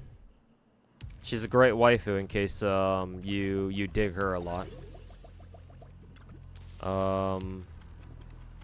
Personally, I think that I would normally I would say that Jane is a more important character to have than Vivian. However, Vivian is Ether, and we don't have a lot of Ether characters in the game. We certainly don't have another Ether anomaly character in the game, at least not yet. Then again, though, Yishuan is going to be another Ether character, apparently. So, if the concern is that, oh, you don't have enough Ether characters, then you don't really need Vivian for that, technically.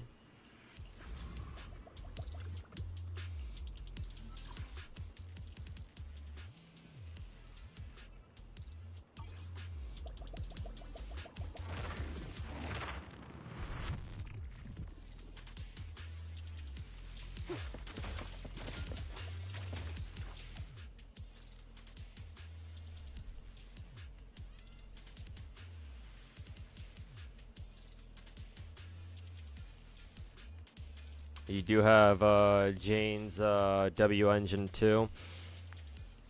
I think Jane at M0 is perfectly fine. I don't think you need her M1. I'm sure it's good, but in my opinion, having more characters is probably more important than doubling up on a or getting another constellation. Well, sorry, that's Genshin. Getting another Mindscape copy. So.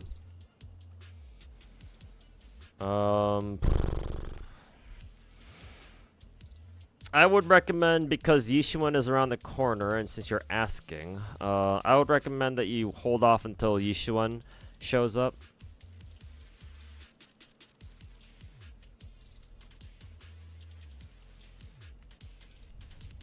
Because, like, the smart thing to do would be to wait for Yishuan to show up and just roll for her ass instead of Vivian. But if you want to roll right now, then I think you ought to roll Vivian instead of Jane, because you already have Jane, you already have her signature engine, she's already good to go for the most part. So, probably Vivian. What's she about? Another Ether character. She's also going to be a Void Hunter, so you know she's going to be broken. You know how Miyabi's a Void Hunter, and she has that weird variation of ice damage? Yeah, Yishuan's going to be the same thing. But instead of ice, she's going to have a weird variation of her own unique twist on Ether, so it's probably going to be really strong. More than likely.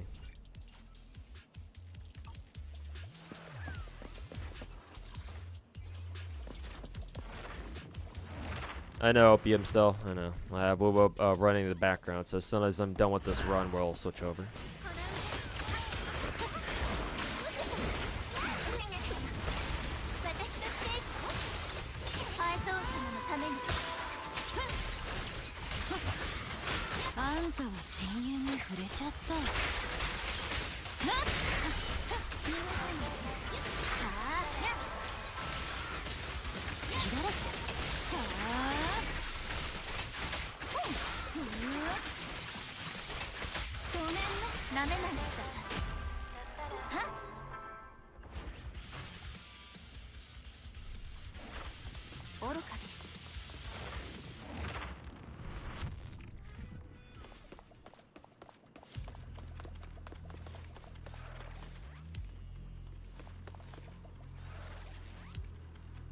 You never understood that? It's very simple.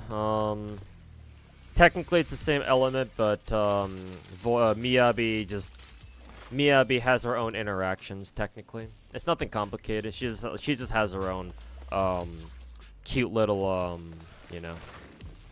spin on an already existing element.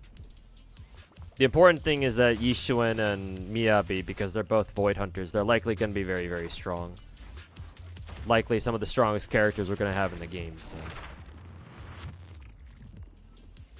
Like, if you don't want Vivian specifically for waifu reasons, then it's probably good to consider maybe saving your gems for Yishuen for 2.0.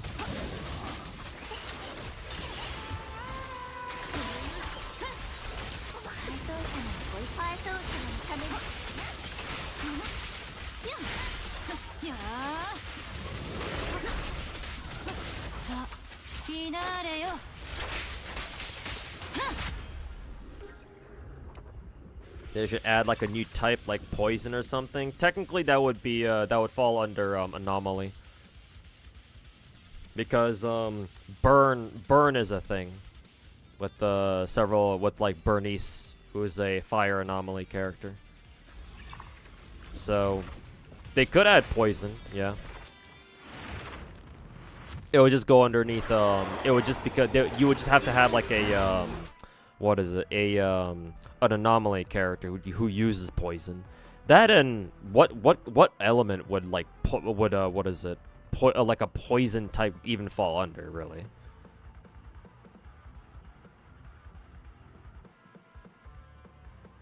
What, maybe physical or something? I don't know.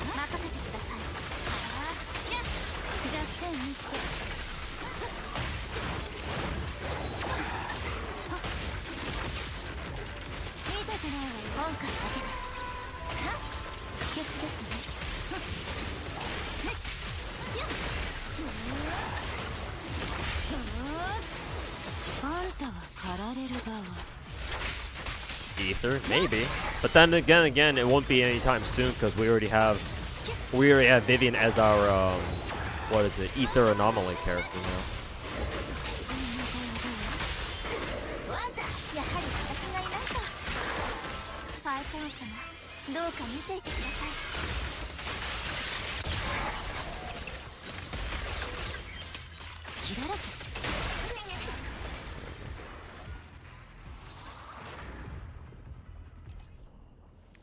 Poison is physical based damage, so therefore it'd be physical. I mean, if you think about it, yeah, because like poison affects your physical body type shit or type of thing, so yeah, it makes sense to me anyway. When you see purple, you think poison. Yeah, it's kind of that's why I think it's kind of weird. I'm hesitating what kind of element you would have to put poison under. Because, like, normally, yeah, normally video games teach us, you know, they color code teach us, like, oh, poison equals purple type thing. But, in Zenless, it's like, well, how would you know, right?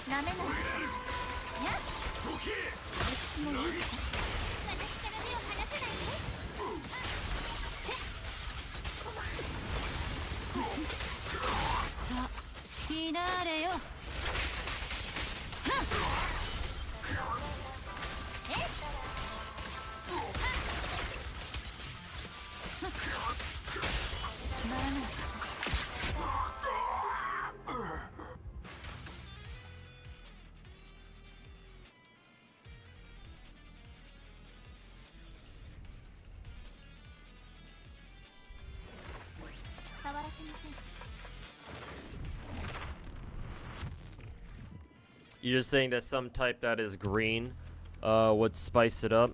I've always thought that Zenless having only 5 classes and 5 elements was a little bit low. So maybe here's to hoping that one day Zenless will add like a new class or some shit. We'll see. A new class, a new element. 敵が来ます愚かです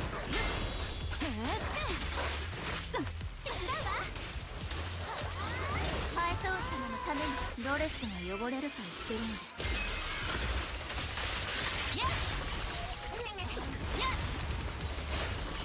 裾が汚れます切られたあんたは深淵に触れちゃった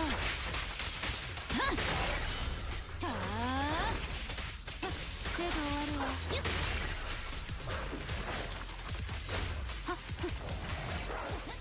この歌は世界を捧げるわずっと惜しいですね不潔ですね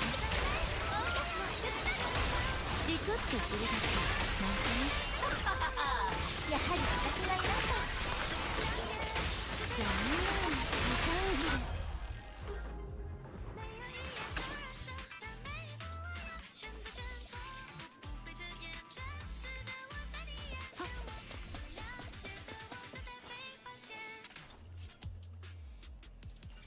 Just buy everything.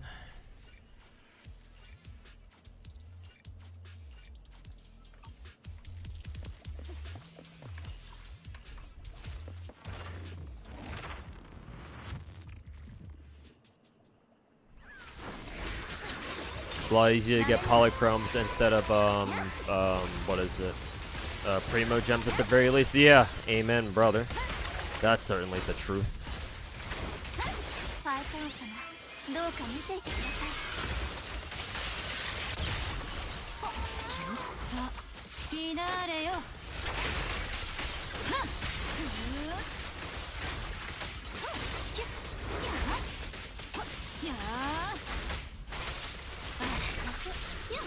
ハイトーン様のために弱点見つけ苦手に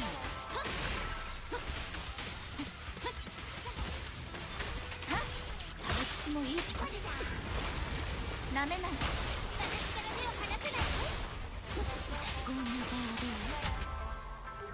い I feel when you love a character design but an OP character comes out next patch.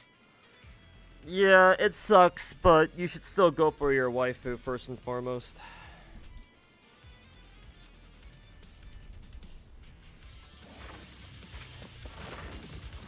Or at least try to convince yourself to.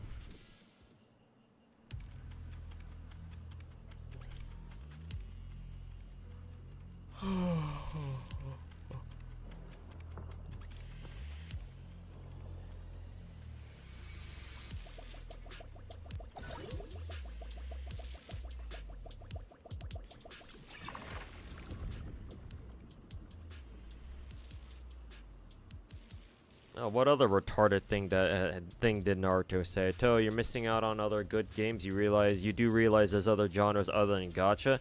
And Naruto, you do realize there are other channels out there you can watch instead of mine, right?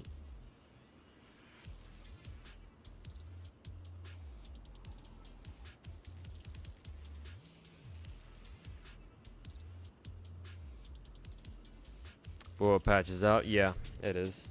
I'm gonna hop on it after I'm done with this Hollow Zero run.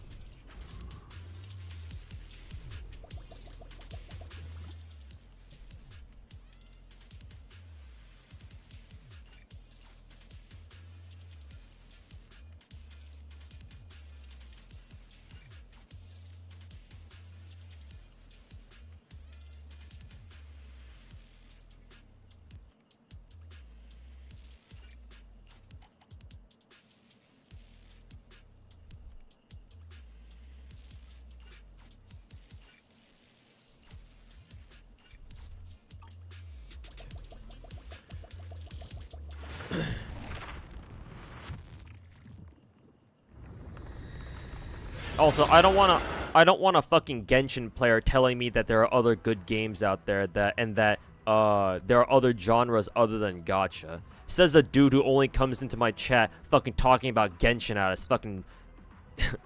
of his fucking stretched out asshole. Christ.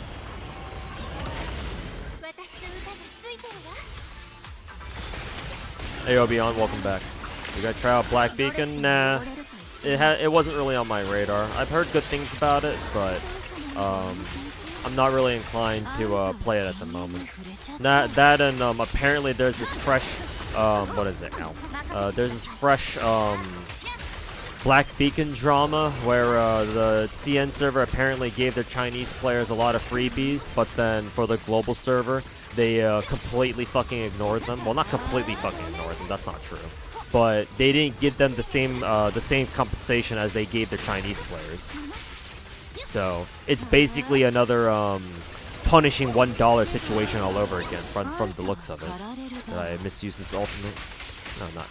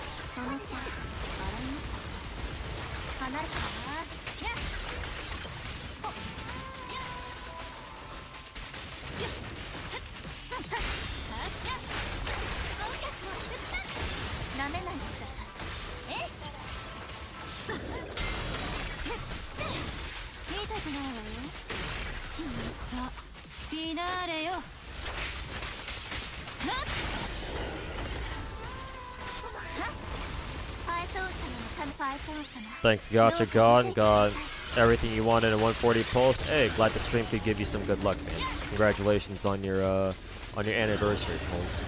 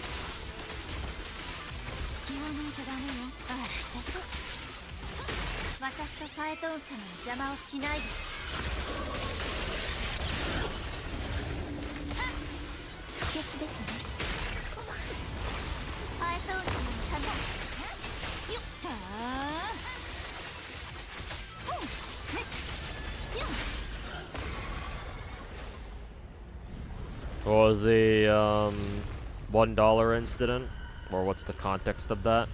PGR, you guys probably know what PGR is, Punishing Grey Raven, or it stands for Punishing Grey Raven. It's Kuro Games' first game, their other game besides Wuthering Waves. When PGR released their global server like a couple years back, I don't know how long it's been, probably 2 years or so. In the beginning, they there was some drama where certain rewards that were given to the Chinese players for free, if I'm not mistaken, were offered to the global players, but not for free. They were offered as paid packs or some shit. And one of the packs was $1 or something. So it became kind of a meme in the beginning of PGR's global life cycle, where instead of punishing Grey Raven, it's punishing $1, and shit like that. So it did get resolved eventually, so it's not a problem anymore. But it was just like a speed bump basically at the beginning of the game, which was kind of an oddity. And yeah, I think Kuro Game fixed up the situation, I think, so it's not that big of a deal anymore. It's just a funny little meme now in the PGR community. But yeah, almost the exact same shit happened basically in Black Beacon, which is a new gacha game that came out just the other week. And the developers for Black Beacon are the are ex-Kuro devs, just like how Kuro was founded by ex-miHoYo devs. So Black Beacon, if you want to think of it this way, Black Beacon is Honkai Impact's grandkid, and then that would make Black Beacon the kid of the offspring of what, PGR. So like it's basically almost exactly the same situation, just slightly different details. And so yeah.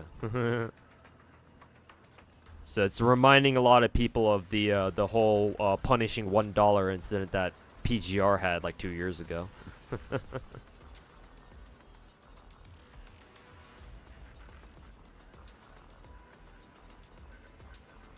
They went back and they did go back and change it, but the damage is already done, so I'm not gonna play their shit. Fair enough, man.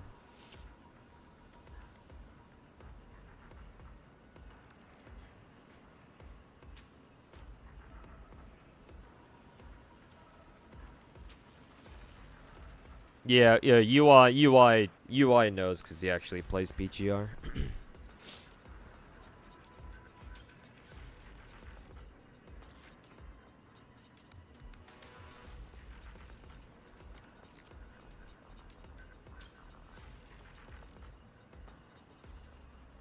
You were there when that happened too, Light Rex. I am a Kurobot. Hey, if you're a Kurobot, then I'll take it, man. Better than these other, fucking Kuro shills out there.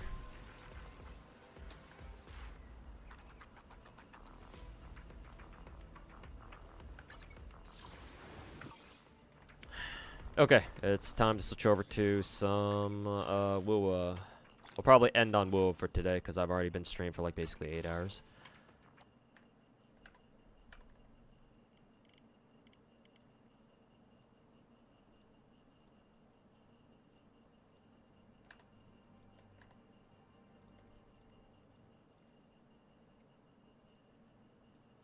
Such a complex family tree, I know, right?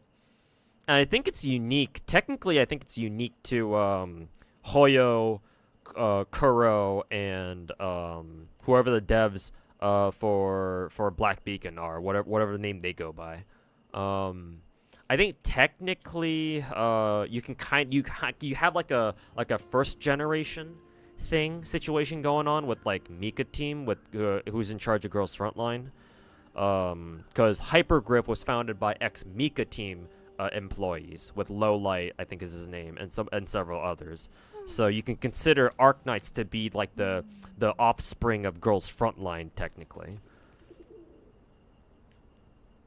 Something like that. But then Black Beacon is like the first instance of like a gacha game having grandkids, where it's like the ex-devs of ex-devs. Oh, it's complicated. As a school days family tree? God. I don't know if there's going to be any family tree as complicated as that, but I'm sure there are people who will try. You heard Arknights is the child of GFL? In terms of developers, yes. Did you miss the polls? No, not yet. You came back just in time, Crisis. Everyone's losing their 50-50s. Oh shit. Well, can't really expect me to be an exception then. Yeah, shit.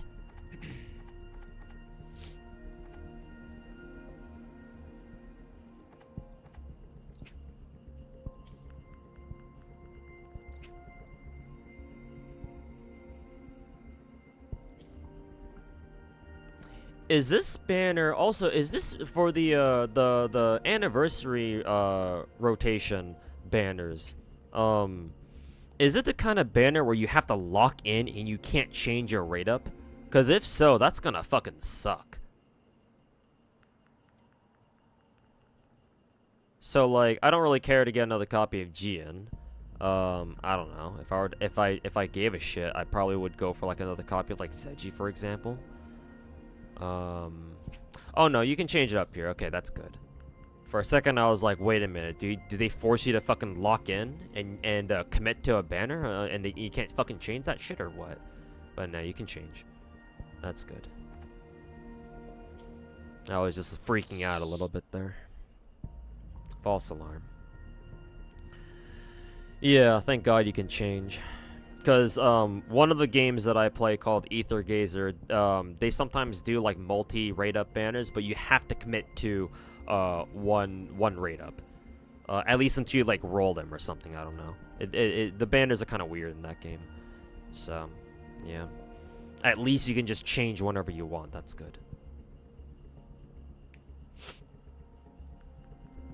Your brother won is 50-50 and early 2 at 30 pity. Fucking POS. Hey, Finkel, calm down. Calm down.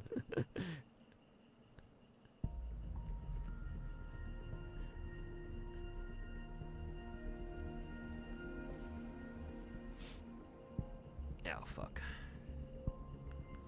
You've been going for 8 hours? Yeah, I did an early stream today. Or I started the stream early, the bonus stream today early.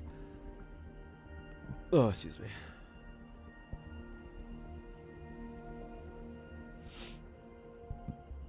Yeah, I'm done being calm.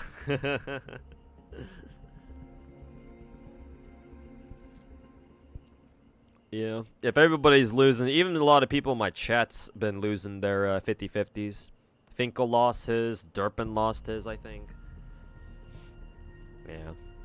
I can't exactly say I'm confident right now. But, you know how it is.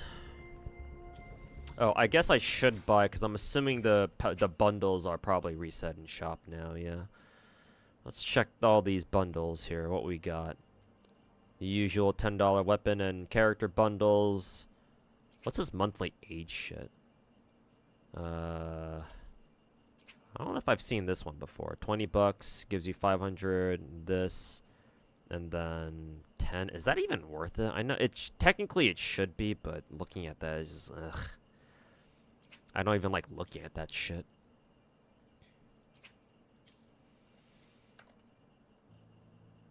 Ugh. I don't want to do this, but oh well. Sacrifices must be made, I guess.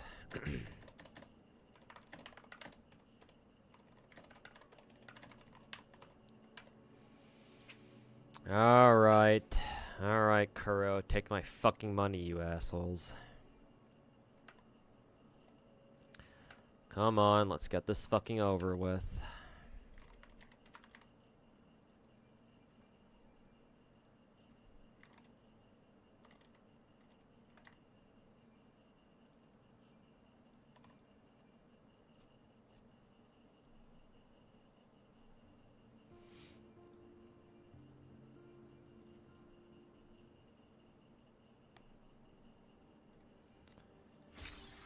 Okay, bought the first pack. And then the second one.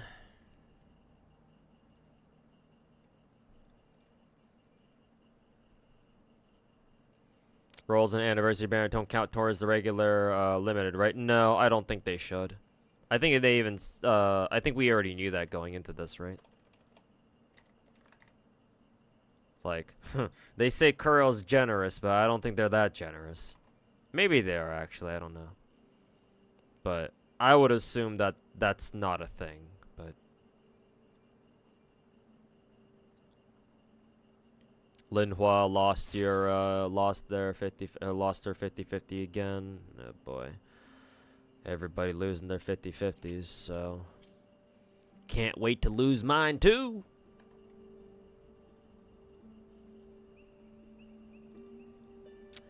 Can't wait.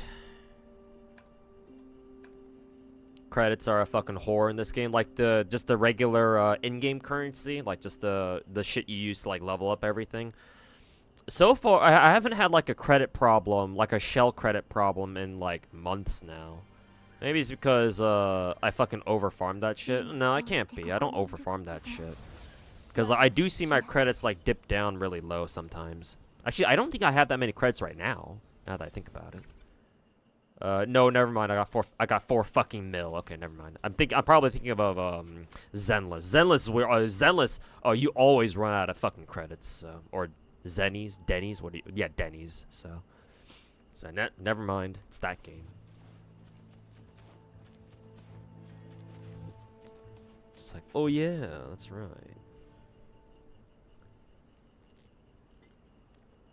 Also lost your 50-50. God damn, everyone's losing their fucking 50-50s. At least we can all be miserable together. Prices for bundles and will hurt your ass. Yeah, like technically they're worth it, but like, ugh.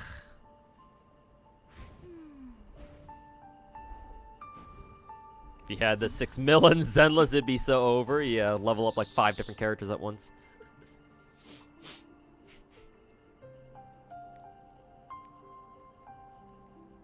Lost your 50-50 on Zanny too. Why are so many people losing their fucking 50-50s, man? Something suspicious. How very sus. How very sus. Damn, even with those fucking packs. This still it won't be enough to guarantee even a coin flip rate up.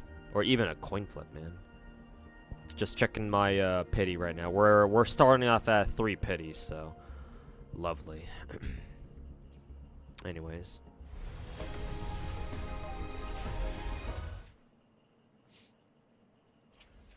The people who won don't come to a stream to complain. I know, but this like you don't need to. I've been streaming Gacha games for like 8 years, man.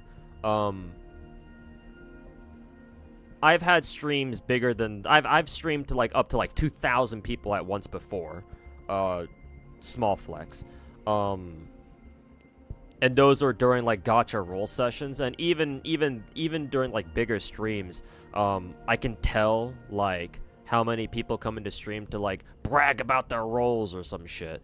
But nah, like this feels like a disproportionate number of people in chat who are saying that they lost their fucking coin flips. Usually it's not this bad.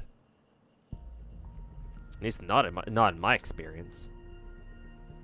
So you don't need to lecture me about, or you don't need to tell me about like, oh, you know, only the people who got good rolls wouldn't come to stream. Actually, because you're wrong, they would. They will. they will tell you if they won their coin flip or not. People want to brag about their good gacha rolls after all. So actually, no. Oh wow, an early. Okay, well, I'll take an early at least, if nothing else. So now we have to see if I win the coin flip or not. Oops, pressed the wrong thing.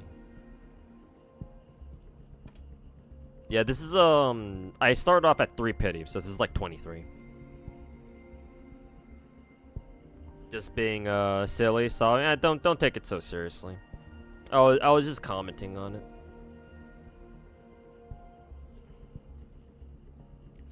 So yeah, no, you're good. Don't worry. I wasn't being like too serious about it. I might sound serious, but don't worry, you're good.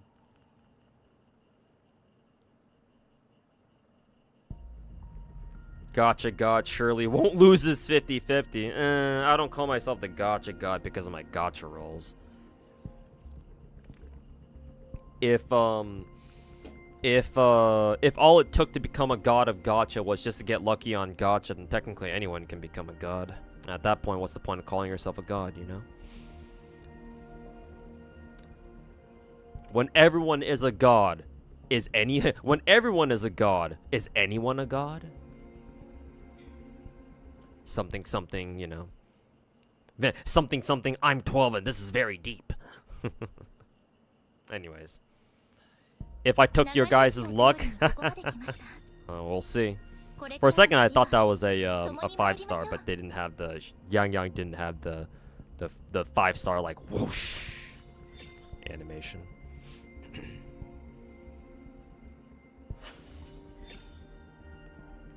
But yeah, let's see if I took all of chat's luck here. We shall see. How many are we on right now? Like 5? Excuse me. Here it is. Let's see. Moment of truth. Hey, I stole everybody's luck. Thanks, chat. Prepare to pitch pitchforks. This motherfucker. 仕事を始めよう Sorry, chat. I'm gonna have to take this one from y'all. It's that easy. I guess so. Sometimes it really is. Not all the time, though. Consumer! Sorry, chat. But forgive me just this once, for I must go all out.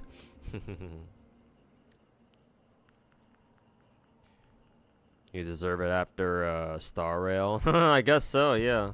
I guess me getting rid of my bad gacha luck from in Star Rail first helped set this one up. Something streamer luck is real. It's always streamer luck whenever you know, streamer actually gets something good.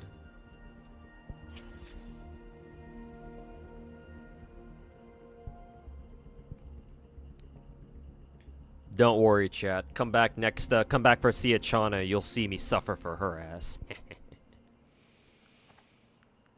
All right. Well, let's roll for her weapon then. S1 incoming. I actually don't know if I've ever rolled a double 5-star in this game. Like, I've rolled double 5 stars in GFL 2, Genshin, Zenless. It only happened once though. I think in Star Rail I've gotten a double. Have I ever gotten a double 5-star character roll? I don't know. I don't remember. I know I've gotten 2 light cones in a row in the same multi. 5-star light cones. But I don't know if I've ever gotten a double character roll. Maybe I did. Maybe I have at some point. I don't remember. But also early weapon time. I mean, I might as well pray for an early weapon too. Sure, why not? Just checking my pity here. Pity should be low too here. Yeah, I'm literally at 0 pity. So.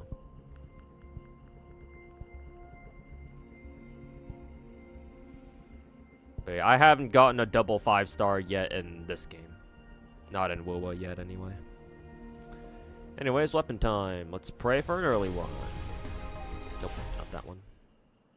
Which one was this one again? Celestial Spiral.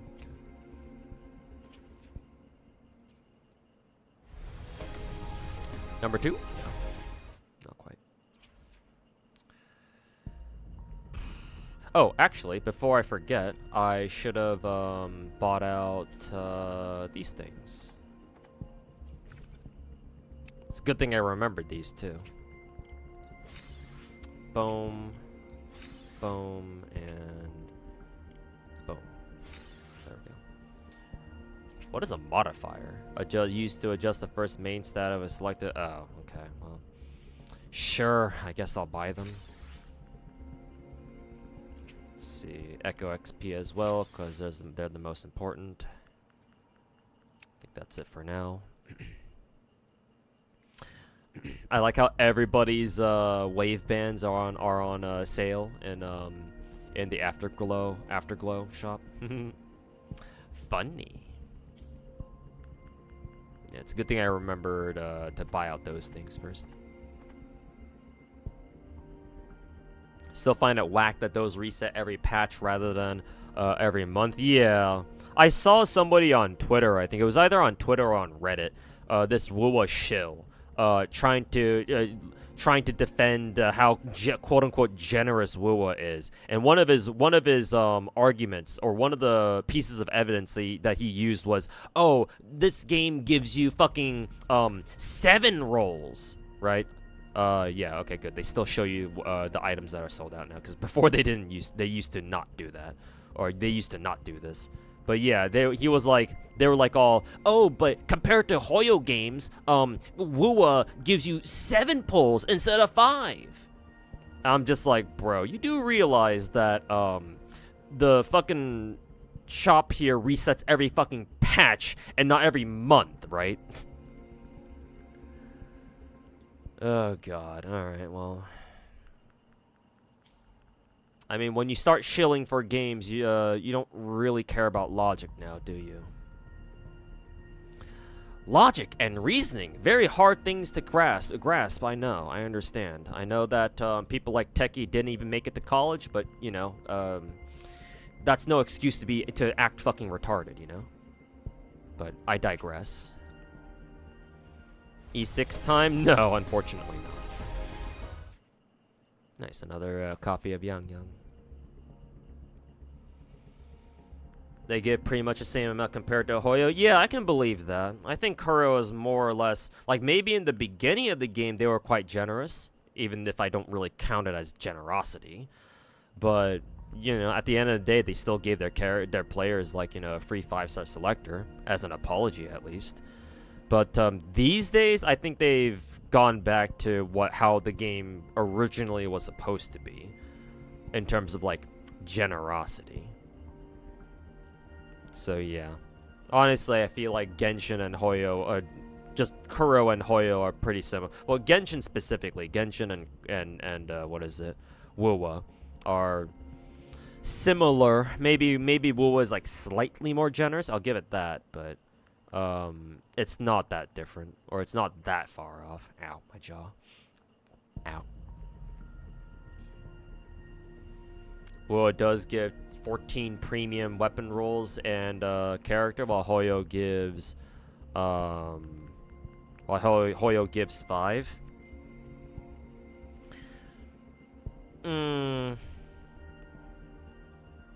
Yeah, but if you think about it, sorry. Because Wuwa patches are in what, like 8-week cycles? Or something. No, technically there are 6-week cycles too, but sometimes they can have 8-week cycles. It's weird.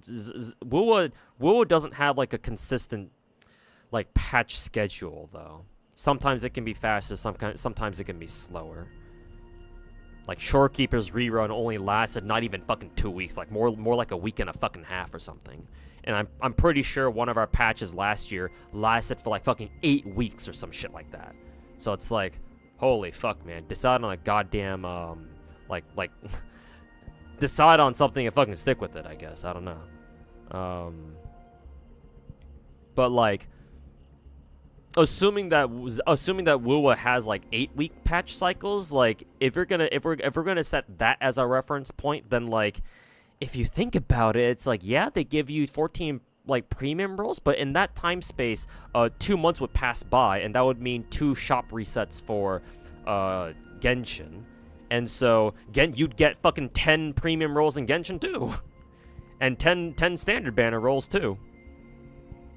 Whereas in fucking Wuwa, yeah, sure, you get 14 limited rolls, but split that in half because weapon and character banners don't take the same currency, other than like Astrites, obviously. But, you know, the shop doesn't give you Astrite now, does it? It gives you these, it gives you specific, these things. The Forging Tides and the fucking, what are these called? Radiant Tides. So, I don't know. Still not a great comparison, I don't think. Did you get her? Yeah, I luck sacked and I pulled Zanny off my second multi. So that was cool. That's true. Wuwa is consistent. I haven't thought about it. Yeah, I'm not wrong about that, am I? Am I wrong? Like, right now, Zanny's banner lasts for like 24 days. Why does it last for 24 days? Like, are Wuwa's patches supposed to be like 6 weeks or 8 weeks? Like, what's going on here? Like, I feel like every single time I look at the start of a patch, like the number of days that are left on the banner is always different.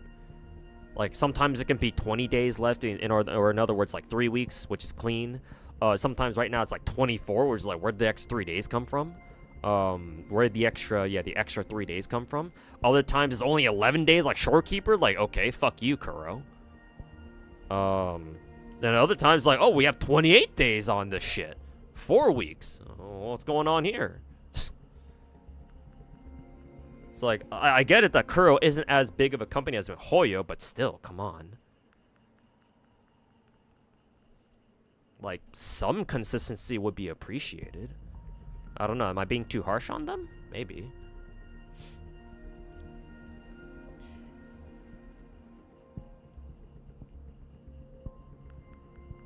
Still doesn't beat the Infinite Ayaka banner. Well, if you're gonna bring that up, may I kindly remind you guys that it wasn't really MiHoYo's fault, and at the risk of sounding like a fucking Hoyo shill, it wasn't really MiHoYo's fault when they were literally ordered by the government to fucking lock their asses down. So, I don't know if you want to bring that up as a proper as a proper like counter example. Like you know for a fact that that Infinite Ayaka banner would have lasted the normal 6 weeks if they didn't get told by the fucking CCP to lock the fuck down, you know?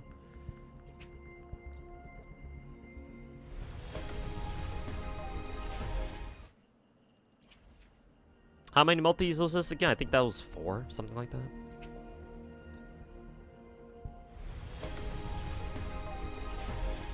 It was just funny. Yeah, it was funny though. We got a lot of good memes out of it. Yandere Ayaka and all that. So yeah, I agree. It was funny at the very least. I think that's just the purple. Yeah, don't need to look at that.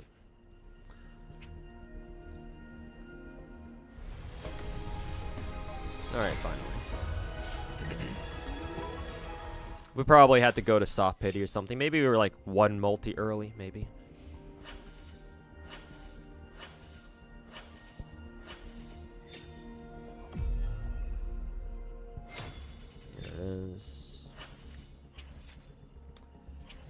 There it is. Very good. I'll throw another multi into this banner. See what we get. Nothing. Cool. Oh, another Yuanwu copy at least. More coral. All right. Now I shall save for Siachana. Okay. Mission accomplished.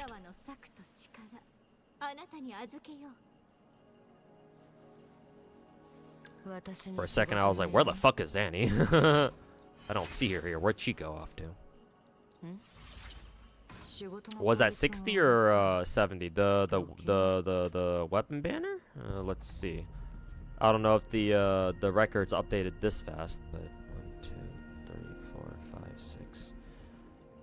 No, it hasn't updated fully yet. It only counted 3 multis, so I'm gonna wait to see. I'm gonna wait for it to update.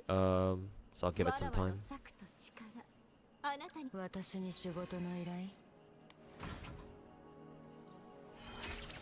Would Phoebe be better first pickup or getting Zanny first? Go for whoever makes your dick hard.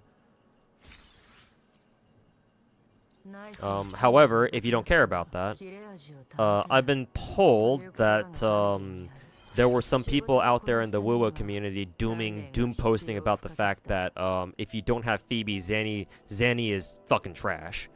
I don't know how true that is. But I believe there's no doubt about it that Phoebe is in fact Zanny's best partner. So if you would like to play Zanny optimally, then keep in mind that you probably should roll for the Phoebes at some point too.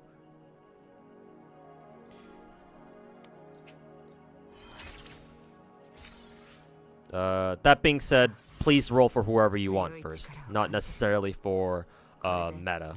I mean, if there's one thing that I've learned from fucking watching Tectone's fucking retarded ass react videos last night on my stream, it's that Wuwa content creators love talking your ass up a fucking tree about how much power creep there isn't in English is hard. How do I say this?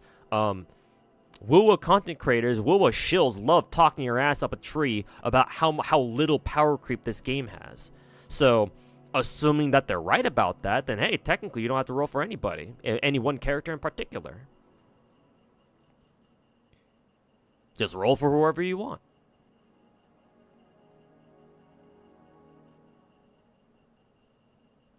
Originally, you thought they did it so they can align with the Genshin updates, Genshin version updates. What you mean? How like the inconsistency and like the lengths of Wuwa's what is it? Wuwa's like patch cycles, maybe. But if that's truly their intention, that's not a good one, because like this might offend some WoW players out there, but Genshin is still the bigger game, and so it's in Kuro's best interest to not line their own updates up with Genshin's, because you know that there's still plenty of people out there who play both Genshin and Wuthering Waves, despite what all the Kuro shills will try to say and do. And so because of that, I think it's in Kuro's best interest to not risk like trying to compete, like trying to go head to head with Genshin on by making their client release dates on the exact same day that Genshin has a patch. You know? At least that's what I would think, but is that really the truth? I don't know. Maybe Kuro can punch well above its weight, and they don't give a shit, and like they can just like, you know, alpha male that shit, and just like slap their fucking client release dates on the same day as like Genshin, for example, and maybe they'll be able to get away with it. I don't know. But I feel like that wouldn't be a great idea for them, personally.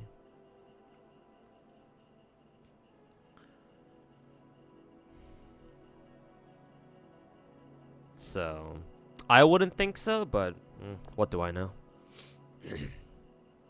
Yeah. Did you just see a button-up shirt? Yeah. Her buttons are fighting for their lives.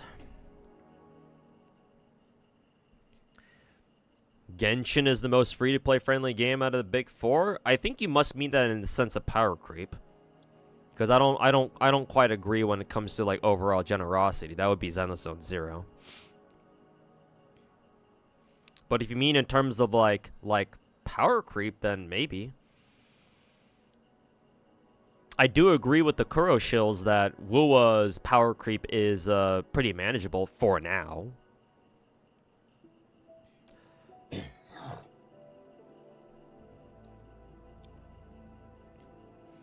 Obviously, there's a little bit more nuance to that than just that, but bottom line, I do agree with. Apparently, you needed a VPN to play a new Madoka game? Oof.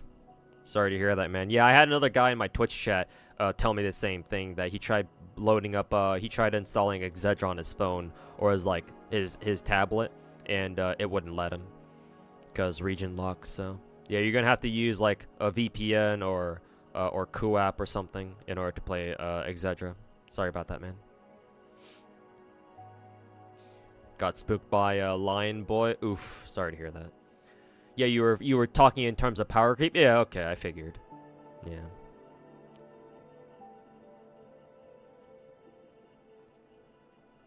Anyways, send it one last time.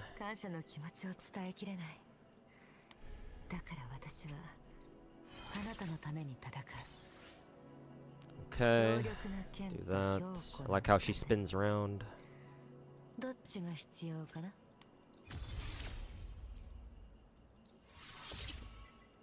Actually, did I farm materials for her weapon? I might not have.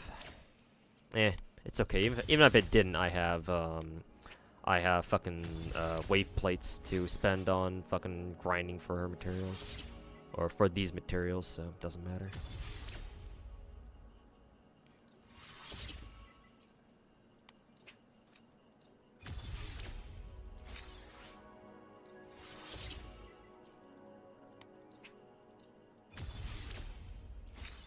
Actually, it seems like I have enough, surprisingly.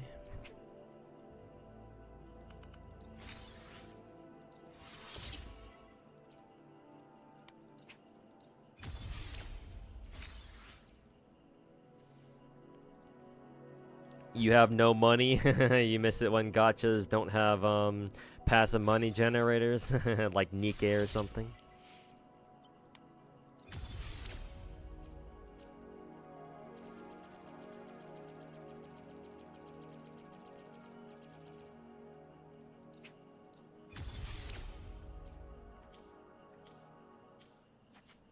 You were going to pull for Zanny, but your expectations were soured because you wanted an actual gauntlet character who actually punches the fuck out of people, rather than someone who uses like a sword and shield hybrid. Yeah, I get where you're coming from with that.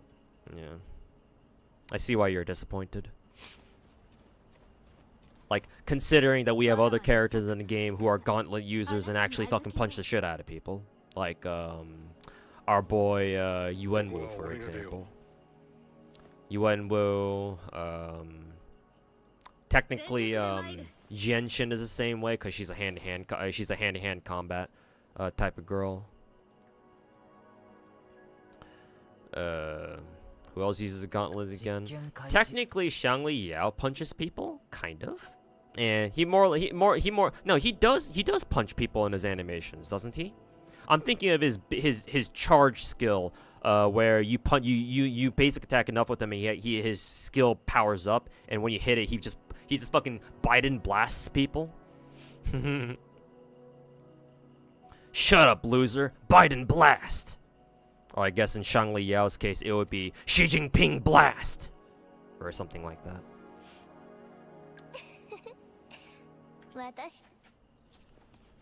But yeah, I feel ya.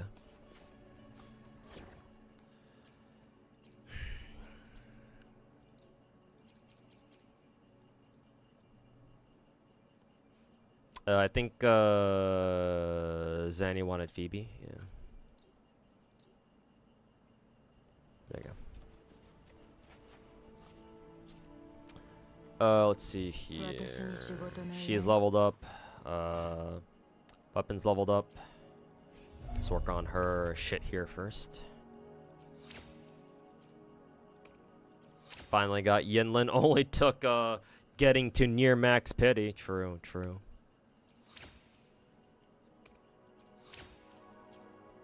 Well, hopefully at least you won the coin flip. Imagine if you didn't.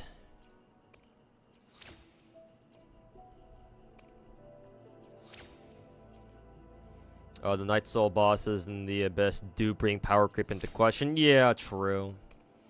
I mean, technically, I believe you can still clear it with like Raiden National or something, but like there are other counters, but they're like, it's like it hasn't been this bad in a while, if ever, arguably.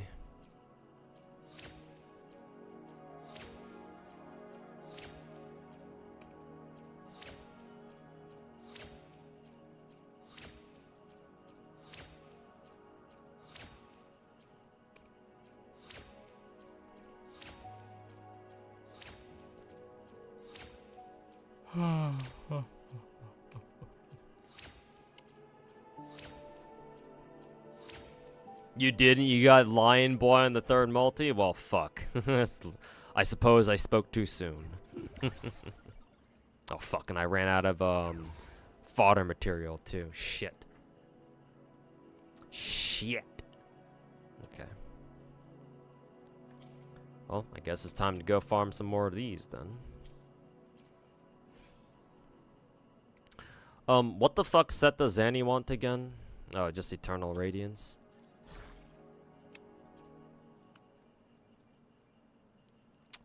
Let's see. What is her weapon? Crit damage. What does she get? Crit rate?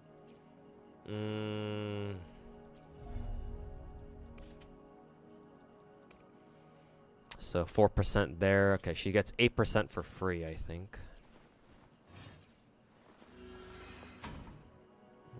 8% for free. I believe that's registered in her stats. Yeah, because everybody has 5% base crit rate.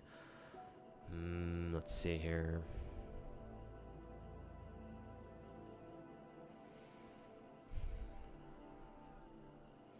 Let's see, 6.3 times. No, she has to have crit rate main stat 4 echo.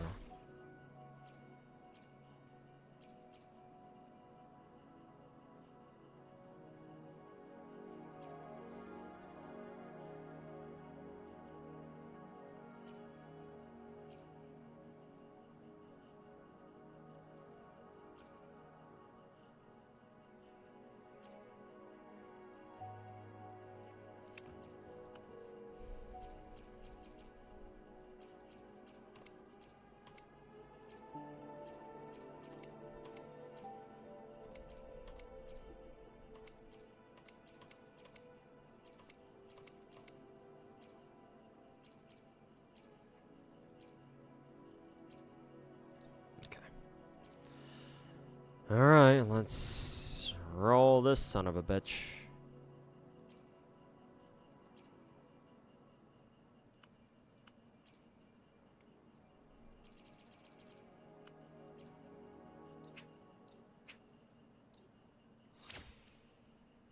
Have you seen our Forte skill? Holy essaying? Oh boy.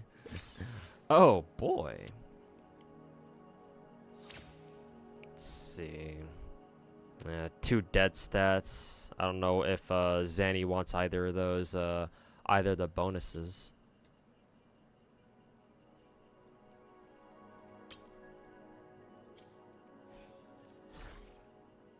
Oh, only heavy attack damage then, huh?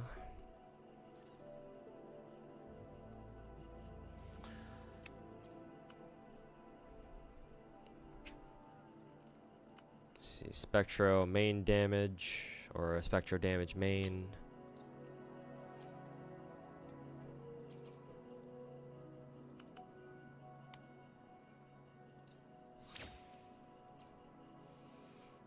Heavy attack, both crits? Alright, and I assume attack percent and ER are like just bonus stats or something.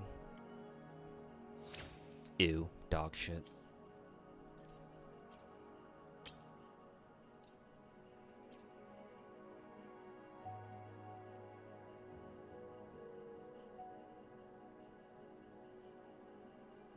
Lapland Altar not showing up in like 200 rolls. Oof. Sorry to hear that.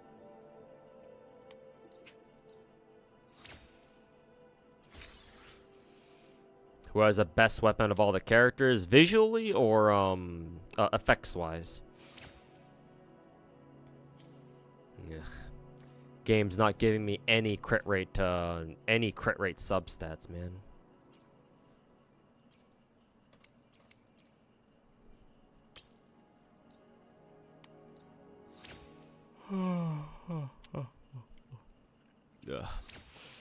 Hey, there's a good roll. Double crit and heavy attack. Too bad it min rolled crit rate, but better than nothing, I suppose.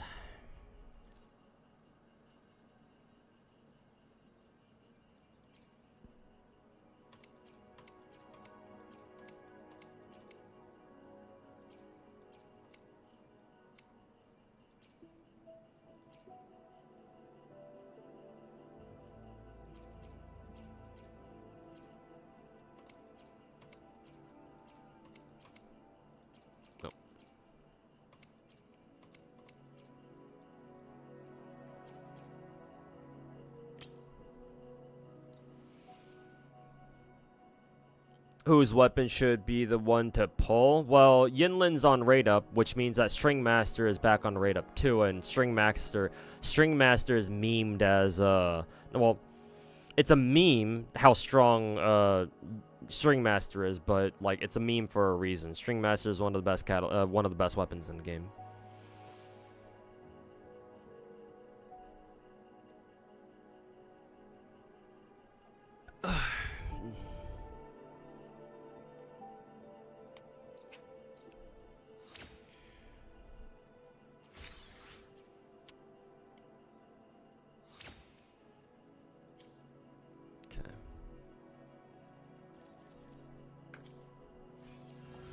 Alright. Huh, only 41% crit rate. Fuck yeah. Gotta love stat building in this piece of shit game.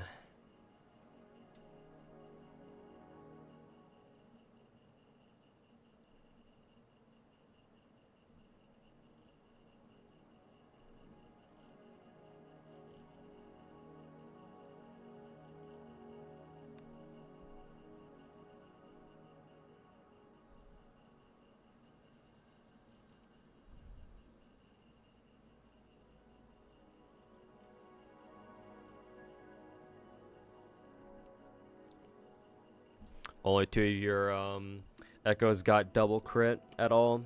Legit shameless. Yep.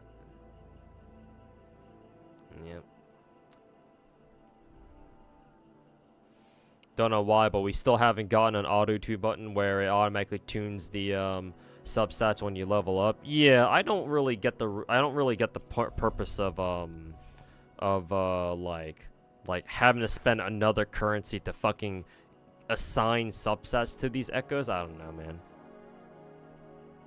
Like, what the actual fuck is the point of that? I don't understand, man.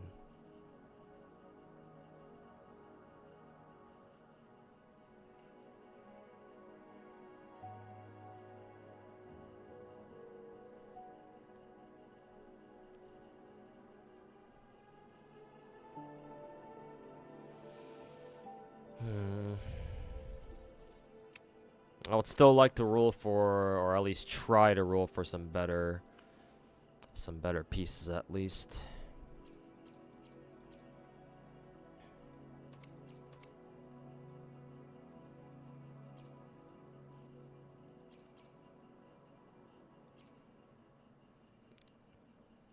Oh, those are all my available 4 Echo Nightmare Morning X's.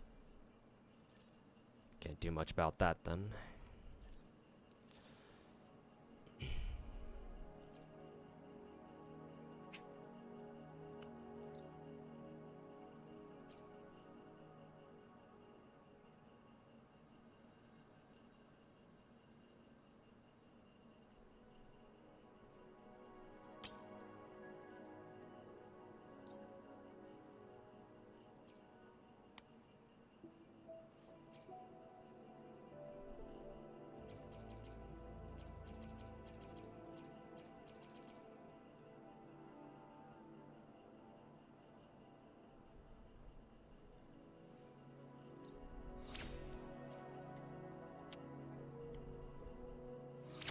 A double crit, baby. Even though the other two, everything else is fucking useless, but.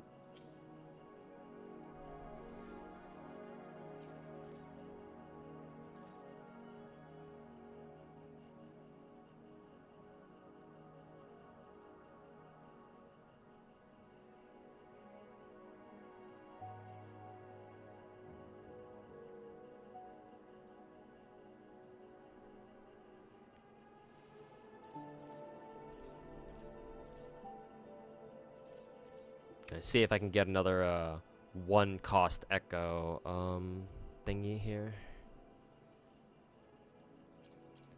See if dare I say, see if I get lucky.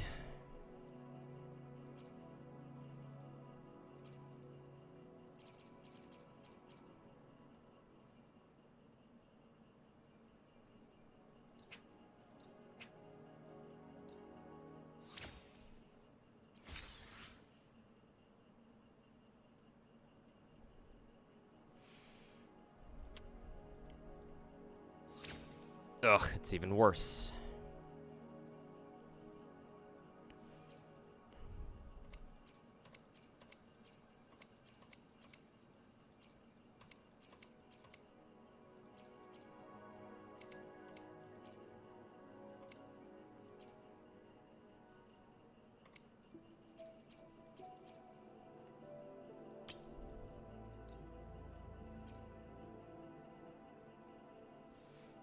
Shouldn't even be a QOL, like to be put in the game later. You either want to reroll or tune subsets on the release of the game. Yeah. Oh, and don't forget about the fact that you can't use spare echoes in order to level up other echoes in the game. And for some reason, there are fucking retards out there who have the audacity to fucking defend that shit.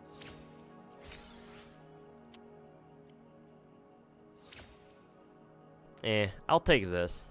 It's okay. At least it has crit rate at the very least. So what do our stats look like now? 51, 257. We're getting there, but still a ways to go, I think. This does mean I think 3 of our echoes have crit rate subs. I think crit rate there. Crit rate here, and then crit rate here, yeah. So, I can get, like, what, 2 more crit rates, assuming they also get, what, low roll at 6.3, then 12%. Ugh. You're telling me that Zanny doesn't even break 70% crit rate if you don't get lucky with the crit rate subs, man? Holy fuck, that's cringe.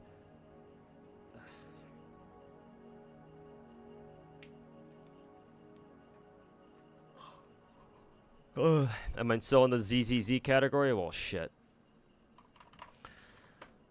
Not that it really matters, but just forgot to. Thanks for letting me know, though.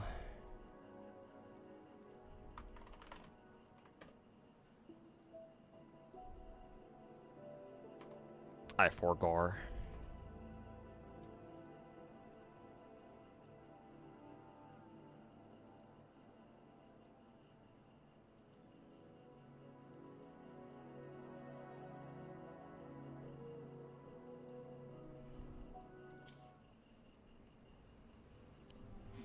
Yeah, UI, I heard. I was told, yeah. I was told.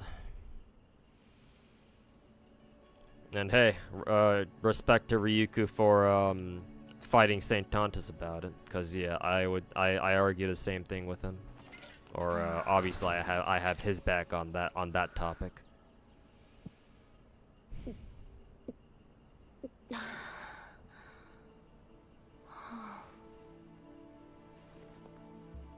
Someone said because of substat optimizing like Genshin plus 16 with artifacts, but due to both crits can still be rolled at the end, so tuning 1 to 3 see if it's good or not, then drop it's kind of kind of pointless. Yeah, it's like, yeah, and Genshin, I think Genshin's the fucking substat optimizing makes a little more sense. Yeah, because you want to see what where the rolls go into. So it's like, yeah, you want to do it one at a time, and if it already like gives you like fucking like 1 or 2 like or 3 2 or more like bad rolls, and yeah, it's like, all right, start over, go again. Whereas in WoW, it's like, well, maybe the last sub roll, the last roll could be exactly what you're looking for, right? So you want to tune everything anyway. So it's like what gives?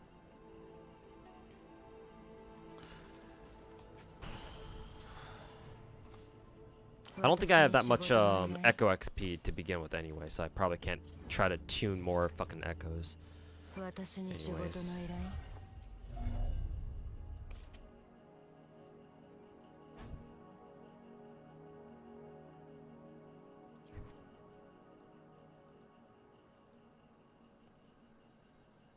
Okay. Let's see here. Let's go farm some more of these things, because why not? Oh, not that area.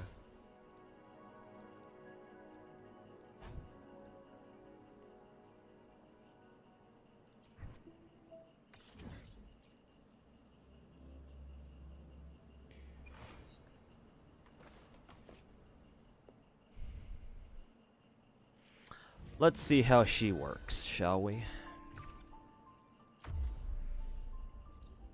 Get some practice with the Zanny in before we take her for a spin in TOA.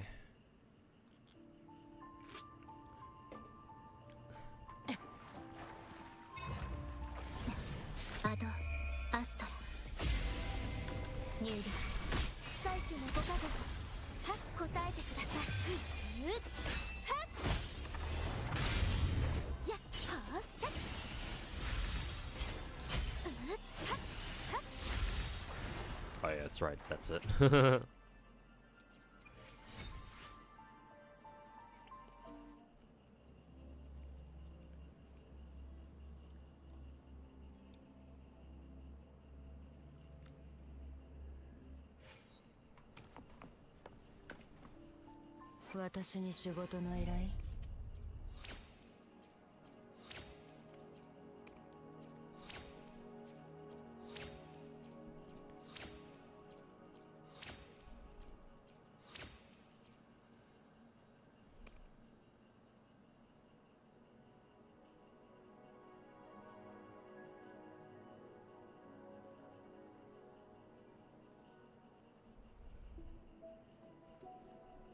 Holy fucking essay, bro. What the fuck is their forte skill?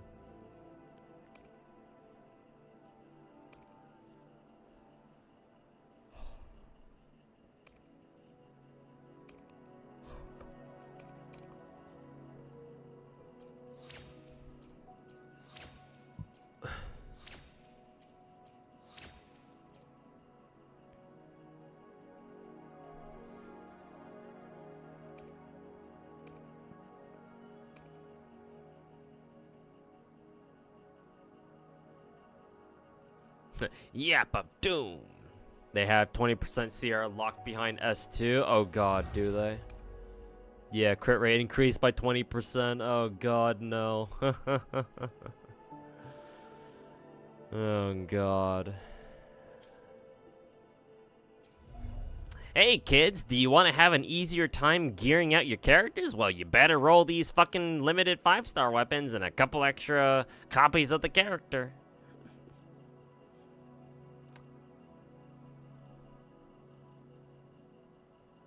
Kuro is generous, by the way. Kuro is generous, by the way. Or at least so I've been led to believe.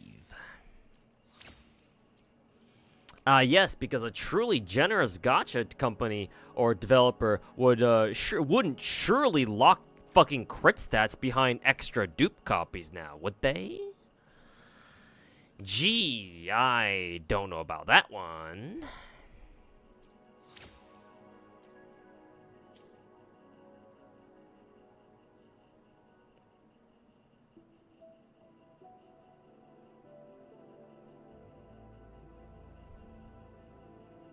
Glad will players get to play this on Steam now. Yeah, anybody who's been looking forward to the Steam version, I'm sure there will be more new players on Steam too, from people, from weebs on Steam who are like, oh, what's this game? You shouldn't, but you do want that W2? Oh, you mean that S2 resonance chain? Don't do it, Derpin. Don't. Don't give in to the darkness.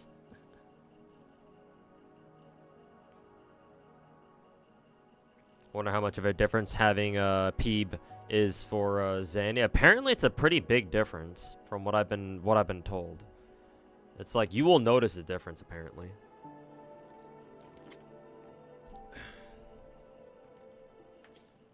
So, take it for what that's worth.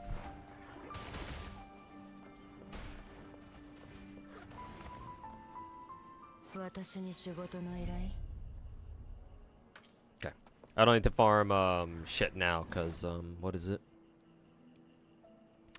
I ran out of weekly material, so I'll have to wait until next week to do it.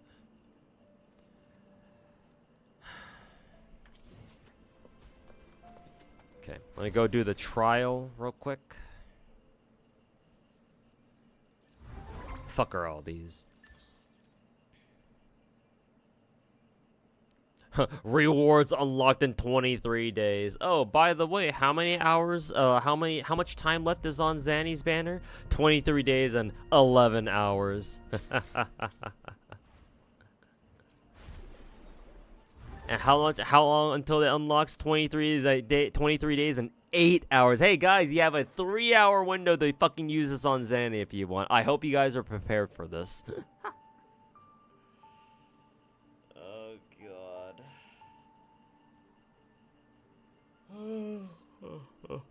Jesus. Genshin moment. To be fair, it's not quite the same as Genshin, because Genshin just straight up wouldn't let you have that multi until after Malika's and Sitlolly's banner were gone. But still, this isn't like much better. It'd be one thing if they at least gave you like a full day to log in and redeem it, and you had a full 24 hours to decide on whether or not you want to keep that for Siachana or Zanny. But still, like 3 hours only. Like what the fuck, dude?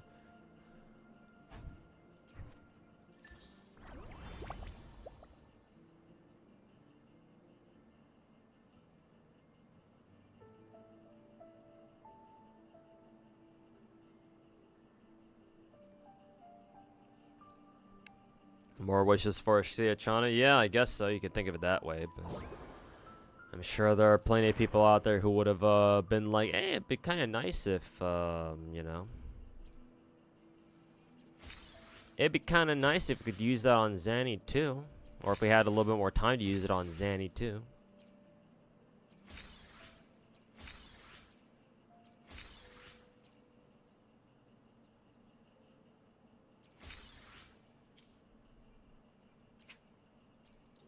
Two more rolls, guys. Oh, actually, more rolls. Nice. No, 5 rolls. That's not bad, actually. thought it was just those two. I was like, are you fucking kidding me? You're only gonna give us these two? Alright, fuck off.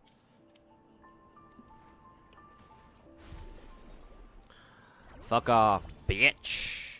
Oh yeah, that's right. I forgot to buy the battle pass too. Buying the battle pass would have given me an immediate 680 gems. Also, why am I getting a notification for this? I already did Elusive Realm earlier today.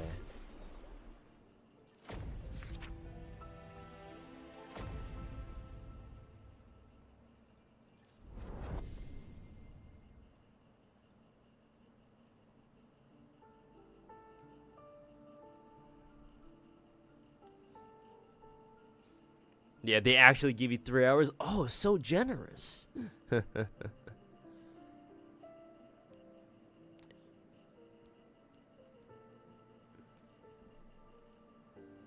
Bro, forgot the BP. Who are you? You're not Tuhu. What did you do to the what'd you do with the real Tuhu? Can't roll for a weapon. Just lost the coin flip. Oof. Oof. 目覚まし時計が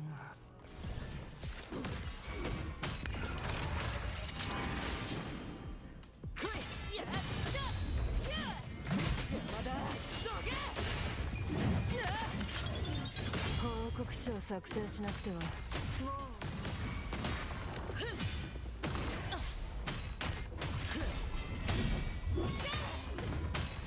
Did I counter on accident or something?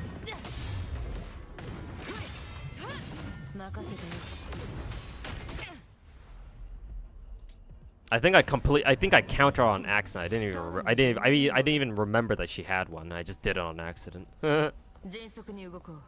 What a great way to realize she has a counter.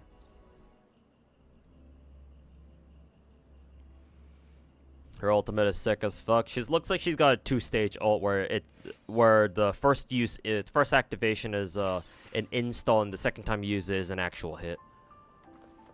So that's nice at least.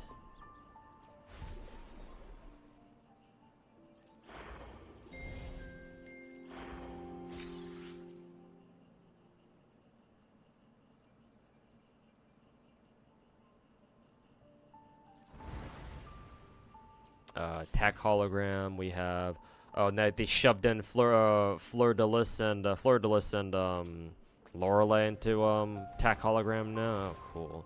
Time to suffer some more.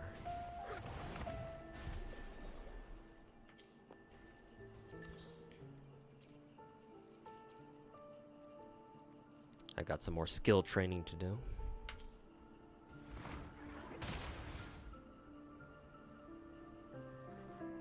Oh, so you're planning to go roll for a Siachana flies off into space? Oh no. The ripple effect, the butterfly effect. Sure hope the Zanny banner wasn't shortened suddenly. How suspicious. No shot that they defend that. They will. They will. What the hell's fighting in the background?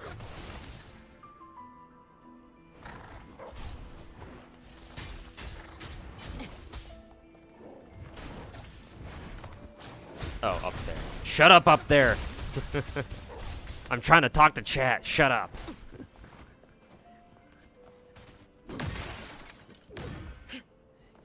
Keep it down up there, you young whippersnappers. Angry man yells at clouds. Are you still a beggar if you're not satisfied by rewards and pulls? Yes, but it's understandable. Like, strictly speaking, you are, but like you're not supposed to get lucky, you know. In gacha games, gachas are designed for you to not get lucky. Every once in a while, you might get lucky. And when like a big patch comes out and like a character that everybody wants to roll for comes out finally, you will inevitably get like two groups of people, where the first group are the people who did get what they wanted, and the second group is the people who didn't get what they wanted. And sometimes it's just really that simple. Why is their folding chair just kind of like sagging up and down? But you are a beggar, yes, but you know, you're far from the only one, so let it loose, man. Sometimes the only thing you can do to get over your salt in Gacha is just to complain about it a little bit.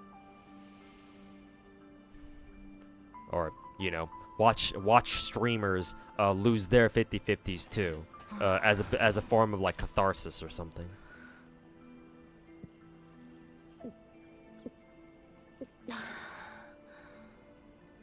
Because like when it comes to something that's truly RNG based like Gacha, like, and the most you can do is just like cross your fingers, pray to whatever god you believe in, right? Do your little cute little like summoning rituals, right? Like, you can do everything you can, but, you know, Gacha don't care. If it decides to give a character to you, it will. If not, then you can go fuck yourself. So, in like a situation like that, where your fate is decided, your fate is completely out of your hands, and it's decided by some arbitrary fucking, you know, lines of code in like a server base somewhere, far, far away. It's like sometimes all you can do when you get fucked is just laugh and bitch about it. Whatever way is best for you to be able to cope with that.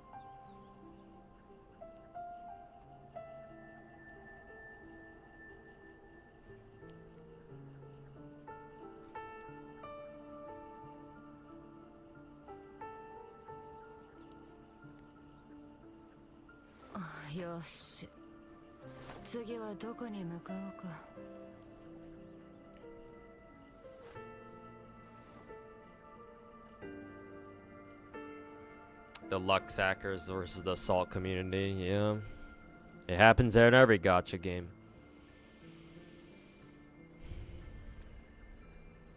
Guess 67.4 isn't too bad. I mean, as long as you run Shorekeeper, then yeah, it's fine. I mean, my Zanny's crit rate isn't even, 58%. If it were, then I'd be okay with it. Because at least I can run Shorekeeper, but...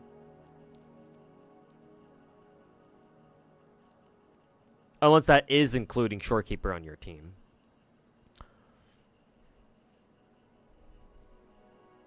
And then someone turns on this stream and they see you getting Zanny in 2 multis after they lost their 50-50. Got him. Sucks to suck, loser. You missed the rolls. How did it go? Luck sacked Zanny, got her in 2 multis. And at the bottom of pity, basically. And then I believe I had to go to soft pity for her weapon, which is fine.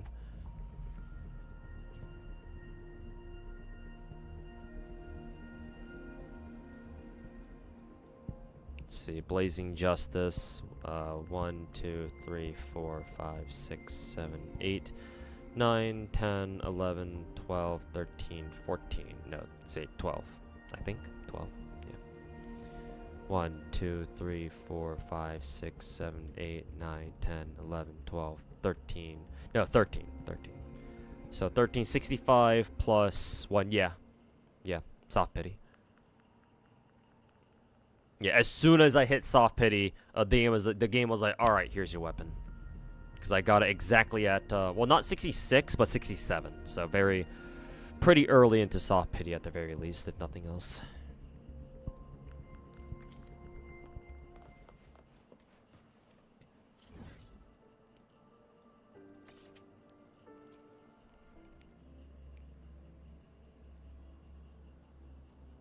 And now I'm broke. Yes, for now. Hopefully in 3 weeks' time, I'll have built up my astrite stash to go roll for Siachana. But we shall see.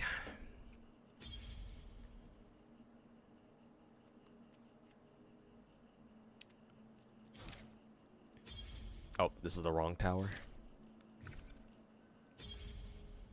Yeah.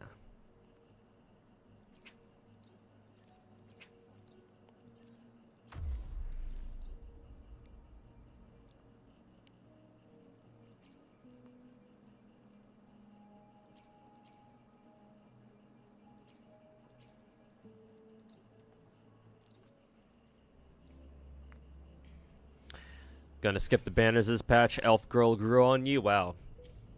A strong man you are. Skipping everybody's favorite Zanny in favor of the elf elf girl.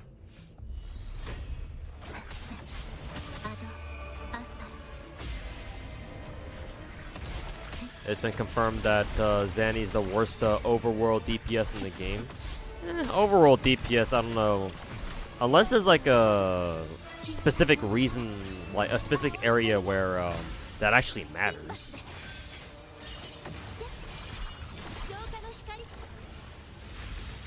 Maybe there is, I don't know.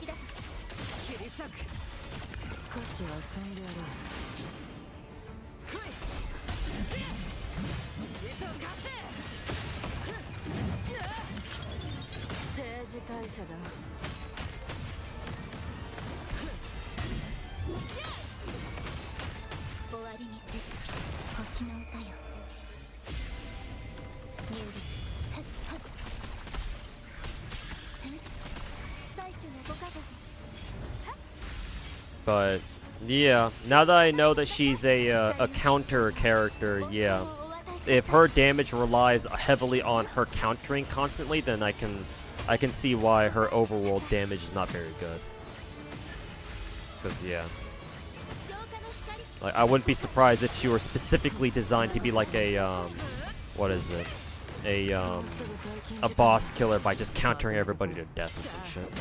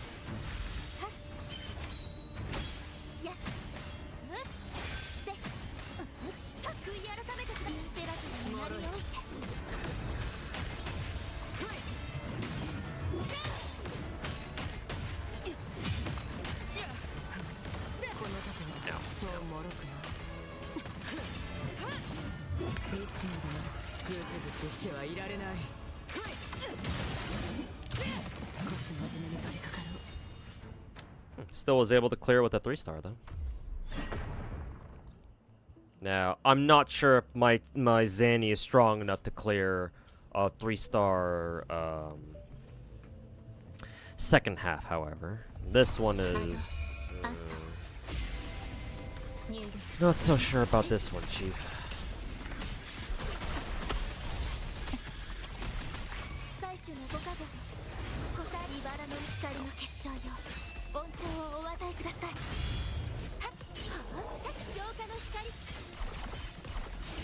Does Phoebe's arriving mean, or does Zanny arriving mean that Phoebe's E actually has a use?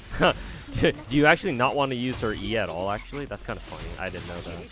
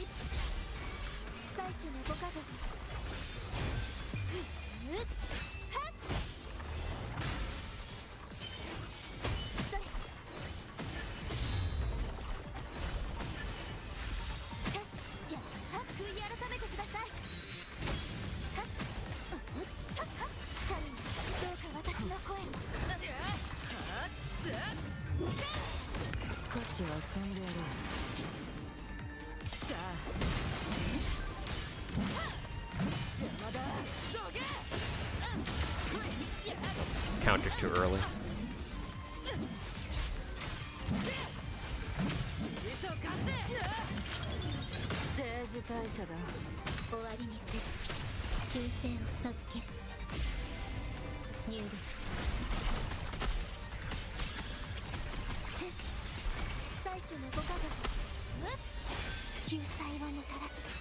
青い鳥よ浄化の光静粛に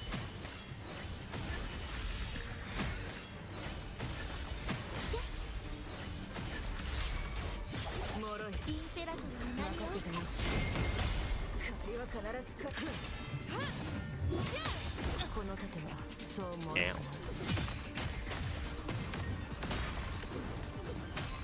迅速に動こう Yeah, my Zanny isn't quite strong enough. It's either that or I need to play better. I need to figure out how to play better. We'll just finish up this run though. There we go. I think maybe my Zanny is still strong enough to maybe clear it. Maybe I have to play a little bit better. But just trying to get a good feel for how Zanny plays. That and, you know, get good with the countering, I suppose.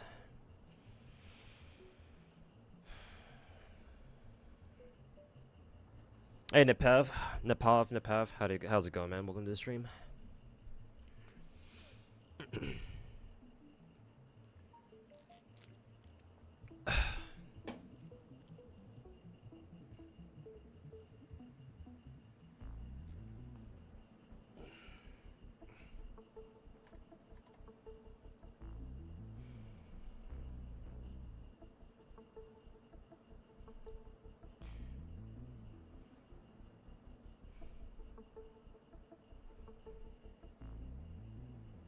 I thought you were supposed to hold E on Phoebe without MC. Maybe. I have no idea how this game works. I just do whatever the fuck I want and it works out somehow.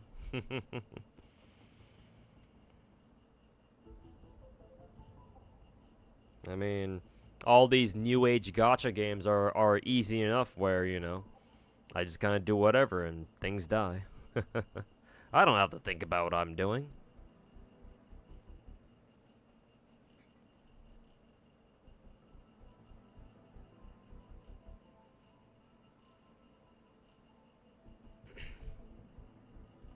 Hey, Warwick, how's it going, man? Thought you were supposed to hold Eon Phoebe without MC. I think the first time I cleared middle tower, I did it with or at least second half, I did it with Shorekeeper MC, Spectre MC, and or Spectro MC and Phoebes, and I kept holding basic attack in order to fight, and they were able to clear it. They were able to clear it. They cut it pretty close though, but they were able to clear it. So, I guess I was doing something wrong, but clearly it didn't matter.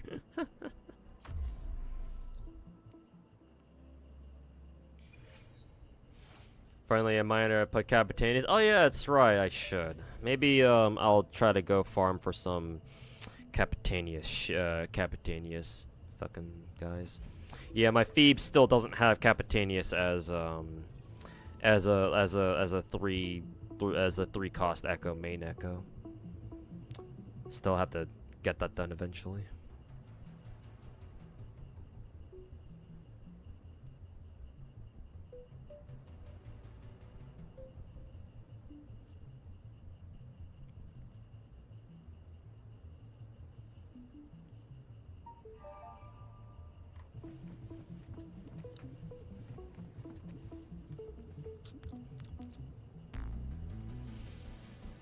Any tips for Whimpering Waste? I hope you have Camellia.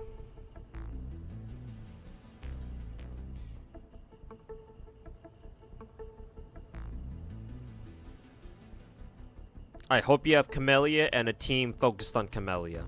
Camellia and her team, whatever team you give her, as long as it's good enough, invalidates one half of Whimpering Wastes. At least in my opinion. And then your job is to find another team that can also work for Whimpering Wastes. For me, it's Verena, Zeji, and Jinshi.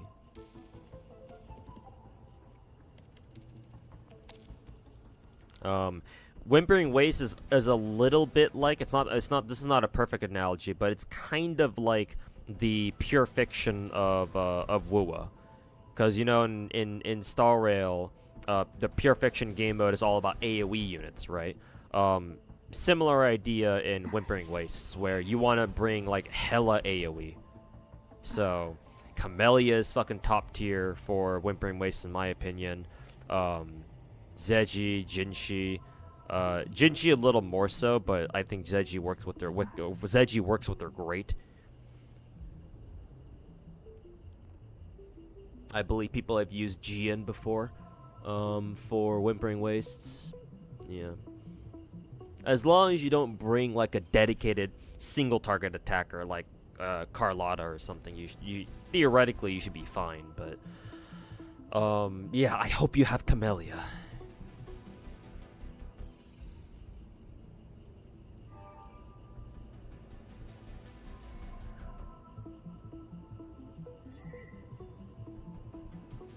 Also, the trophy for 60% lightning strike. Yeah, that too, Finkel. Good point. There's a trophy or like a token that you can use that it looks visually looks like a it looks like a pirate guy, but like a skeleton pirate dude. I think that's what it looks like. And what it does is that every time any of your characters gets healed, the token like records it and considers it a stack, and as soon as it gets to 6 stacks, it unleashes like a fucking lightning storm that does a lot of damage. The hilarious part is that it counts any tick of healing, that token. Like the token itself gives your team like passive healing, like passive HP regen, so it'll go off no matter what. But if you have a healer on your team, their heals on your team trigger the token too. So you can actually trigger the token to unleash its lightning storm, its lightning strike, like really, really fast. And for some reason, Verena like triggers it really, really fucking fast too. Because like I think she has like an HP regen thing. It might be tied to like one of her resonance chains though. So if you only have like an S0 Verena, you might not have it. But my Verena does, I think. And so, because of her HP regen thing, that triggers the token, and the token just starts going crazy and starts throwing lightning strikes everywhere. And it adds so much to your team's DPS too. It's pretty fucking crazy.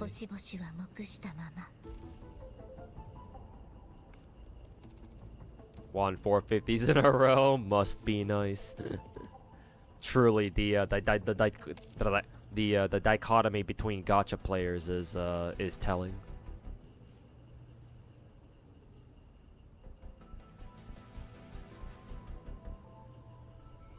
But yeah, Lightrix, those are the tips that we can give you for Whimpering Wastes. I hope you have Camellia, or if not her, then I hope you at least have a couple of good AoEs.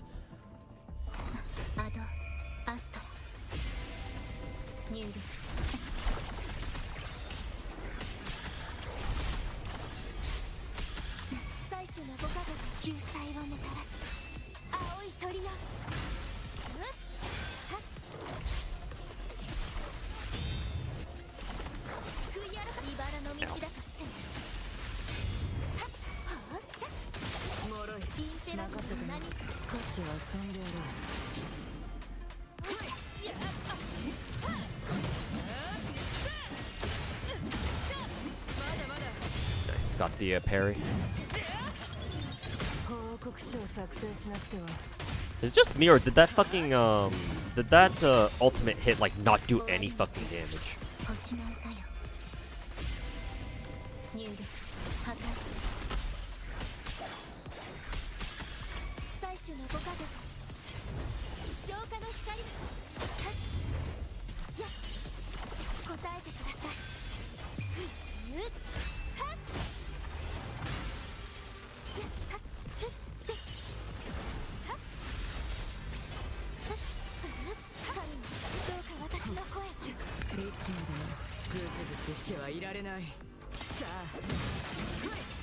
Can't see shit, Captain.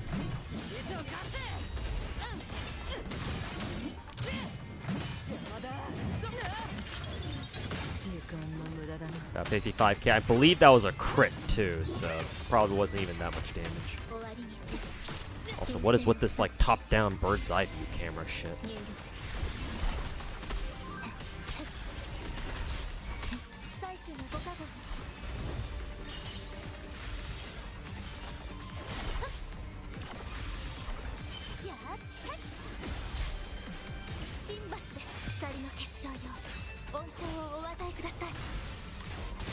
全てを照らす光。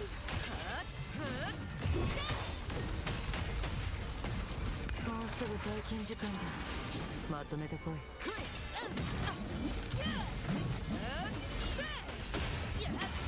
ただのかすれ傷だ。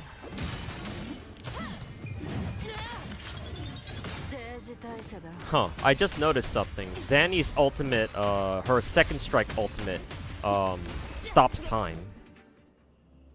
I think that's the first ultimate in the game to do that. Because most people's ultimates like briefly freeze time, but the countdown timer restarts like before the animation ends for every other character. But Zanny just straight up stops time when when you use her second strike, when you use her ultimate the second time. That's interesting, at least. 10 out of 10 animation, 0 out of 10 damage. Maybe if I give Zanny some better stats. Nah. Even my Zanny has like what, 250 CD? It's not bad. I'm sure it can be higher though. That and what, Shorekeeper's ult should give it like 25% more CD or something like that, so like 275. And yeah, like if she's only doing like around 55k damage, 何かが起こっている。 it's like, yeah, it clearly doesn't do much. Unless you already maxed her out. No, she's not maxed out yet, but she's about like, I don't know, like 70% of the way there, I think. She has a maxed out Forte gauge. I maxed that one out first. I don't know if that was what I was supposed to do, but it had a shit ton of text. So I'm assuming that was important somehow.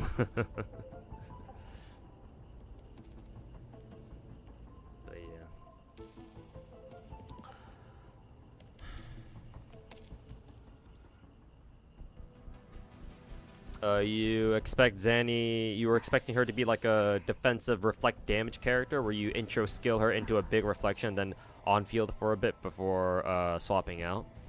That honestly kind of feels like what that honestly feels like what she's trying to do anyway.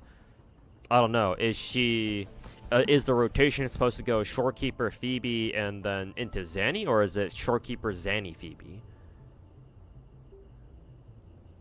How's the Zanny experience overall? She feels cool to play. Her animations are top notch. She's really fun, and personally, I really like it when characters have counters because they're an extra thing that you can go for. And usually, whenever a character has like a counter attack, then like their follow-up counter, their counter attack, is usually really cool. Like Beidou, for example, from Genshin, right? I used to play Beidou all the time back when I first started playing Genshin because I was like, oh my god, you know, you can counter with this character. That's so cool. And so Zanny reminds me a lot of Beidou from back then.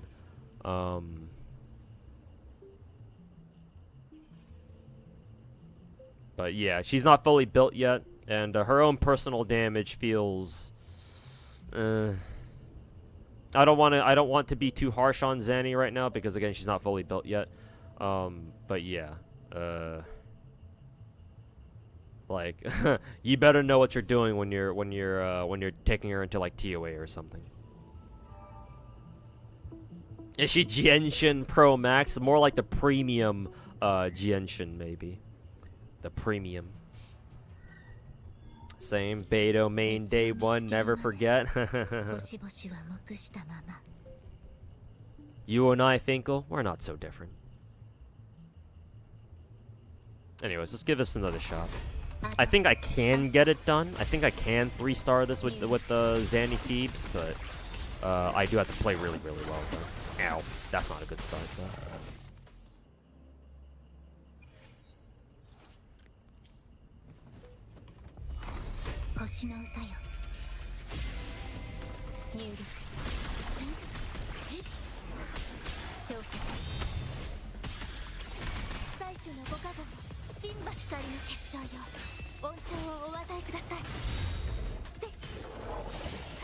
From the looks of it, Chang'Li's still easier to use than Zanny. Yeah, Chang'Li's one of the easiest characters in the game to use, to be honest.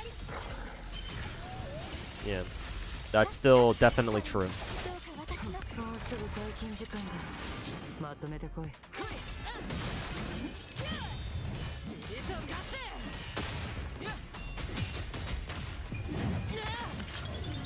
時間の無駄だな。 Oh, that time my rotation there was really good. Should have counterattacked that. 終わりにする。修正を授ける。入力。最初の5カドの救済をもたらす。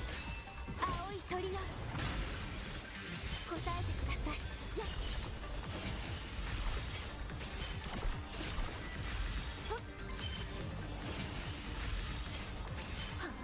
悔い改めてください。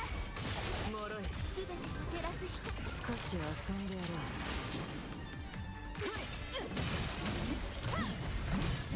Shit, I was too late on that. そう脆くない。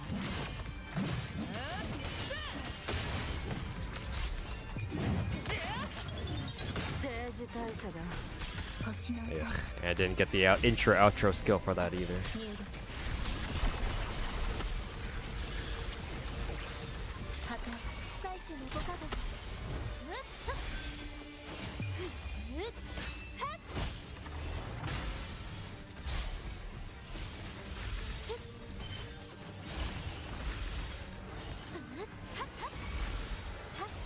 切り裂く。インペラトルの名において。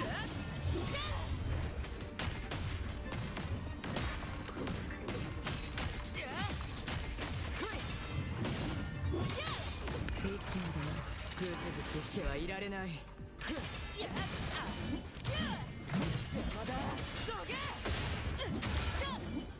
Hey, there we go. We actually got it done in under 2 minutes. Not that I think I played really well or anything, but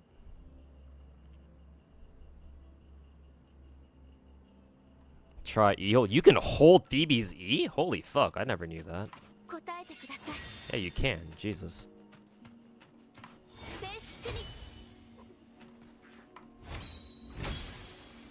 Actually, is it hold? Do you have to hold it? I think you just I think you can just tap it, no?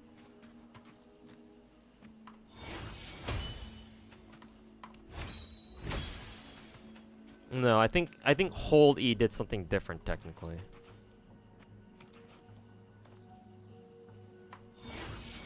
No, it's the same thing, I think.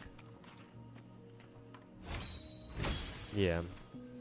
Phoebe's skill is just first activation skill is she puts down the field like this. And the second activation she just teleports to it. Yeah.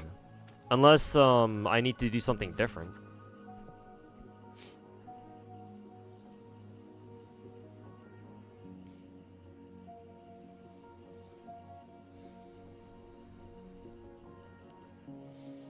Mostly because Phoebe's E wasn't useful until Zanny. I had no idea.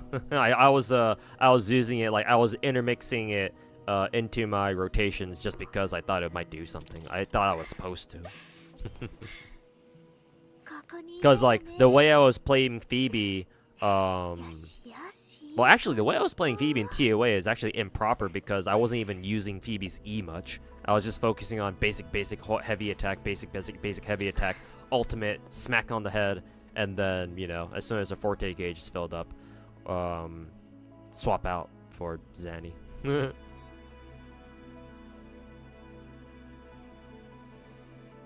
Blue mode applies frazzle. Ah, I see. Yeah, because I noticed Phoebe's circuit gauge down the bottom there is all blue and shit.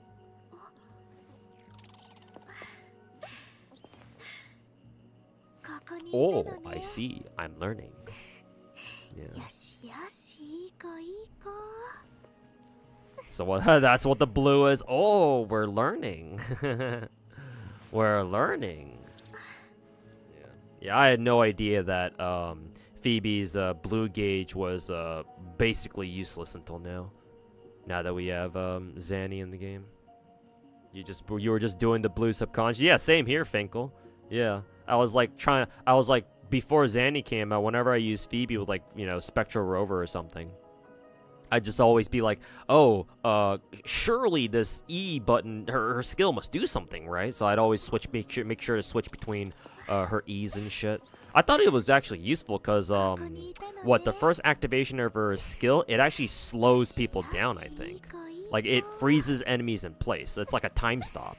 So I was like, oh, at least you can CC she can CC enemies with this thing. Oh, it must be so useful. Turns out, nah, not really. I guess the CC is nice. And buys you like a couple of seconds of just you being able to do whatever you want, I guess.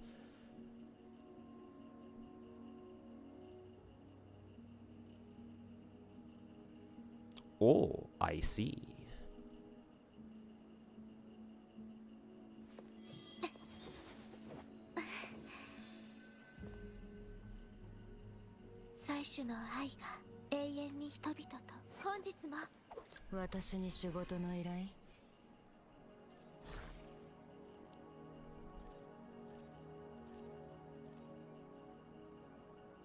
Ugh, I'm gonna have to farm more nightmare axes though.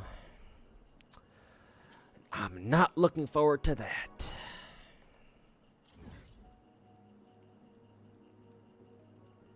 Our battle pass resets, so I might as well get that done right now.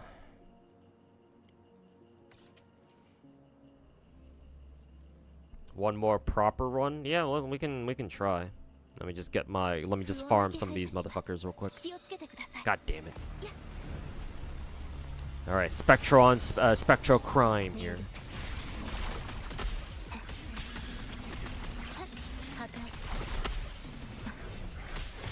Ow.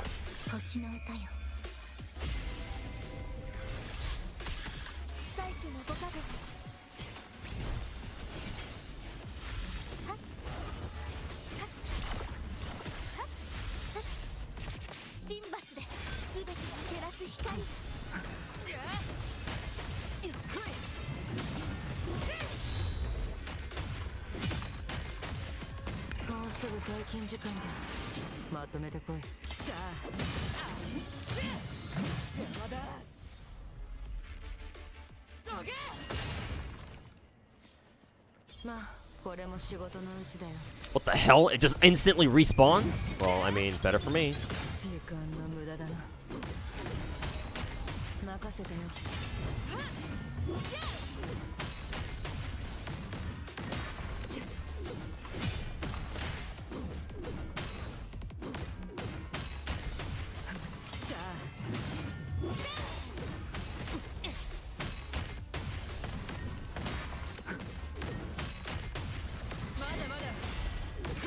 Can't wait for the Zanny solos to come out of people, or for people to start doing the Zanny solos.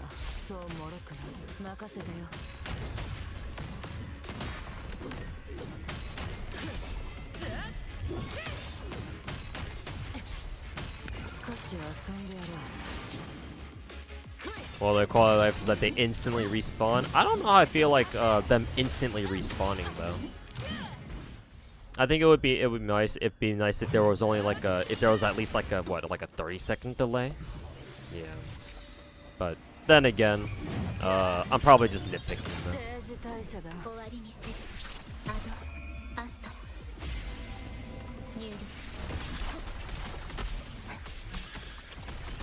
I guess I'm just not used to the boss is just like fucking instantly appearing after you kill them. It's like, whoa, what the fuck?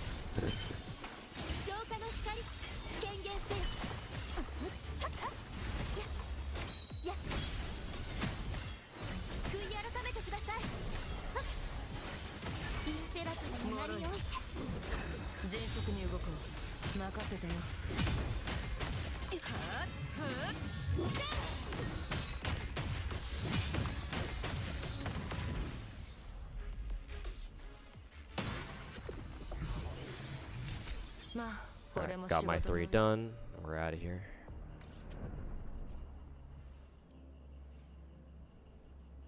I'd like to see a Zanny solo. Alright, now calm down there. Calm down there, my guy.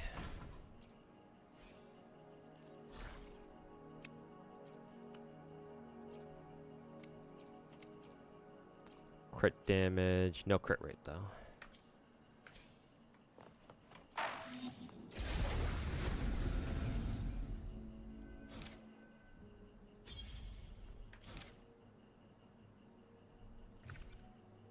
Wait, what the fuck was that damage? Where, Mass Knight? I don't think I was doing that much damage. Unless you were saying that, what the fuck was that damage in like a bad way. It's like, why did that do so little damage? But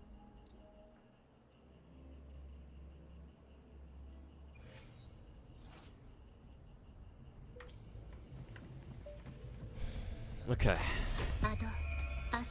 Let us try to play properly.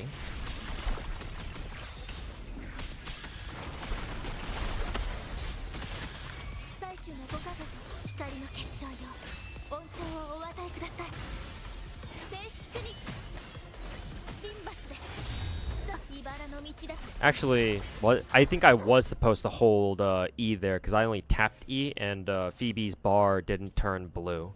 So I think I have to hold it actually, not tap.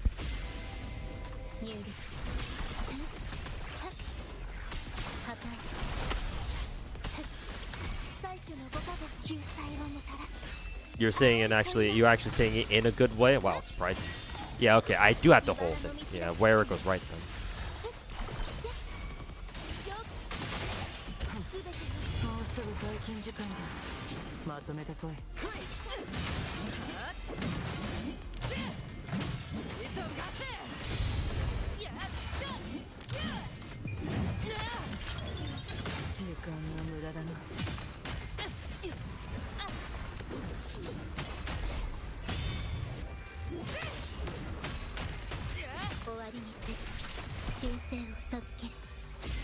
Very good.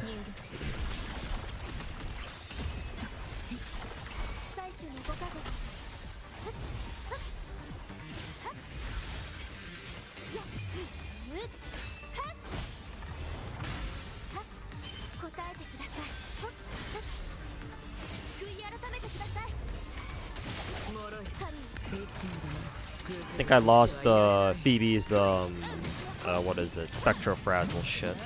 Because I noticed their bar wasn't blue anymore, I don't think.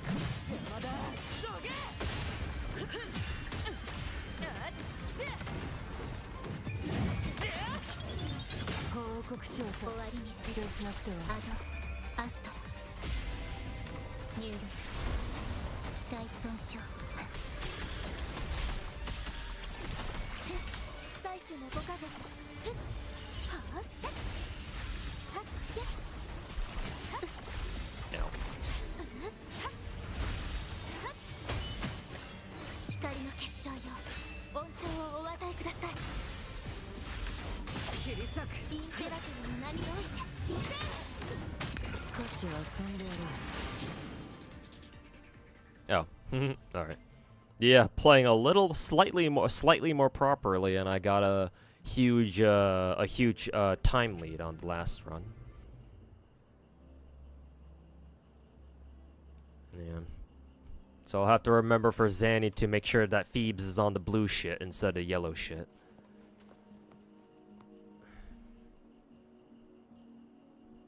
The blue shit instead of the yellow shit.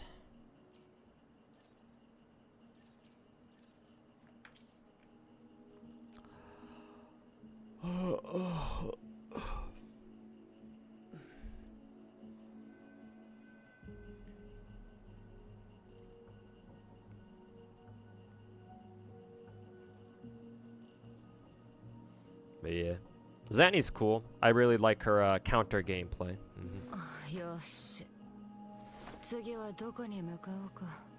Hey, welcome back, Bubba. Once you get all the frazzle stacks, Zanny does start slapping. Yep, seems like it.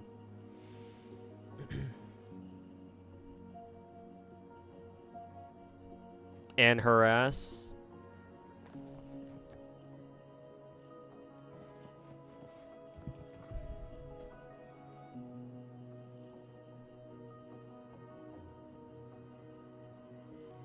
I mean, from this angle, you can kind of tell that she's got a mean fucking camel toe. At least, that's what I would assume. Maybe it's just that fucking crotch seam that's going through. Yeah, that fucking crotch seam that makes it look like that, but...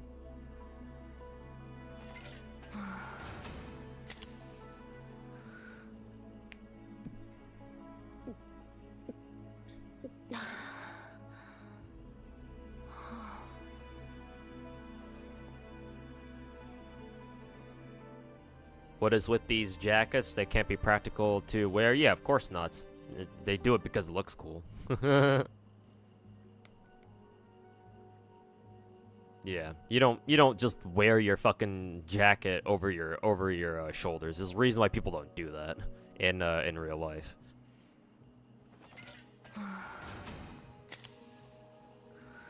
I better see memes of Zanny just chugging fucking energy drinks on Twitter within the next week.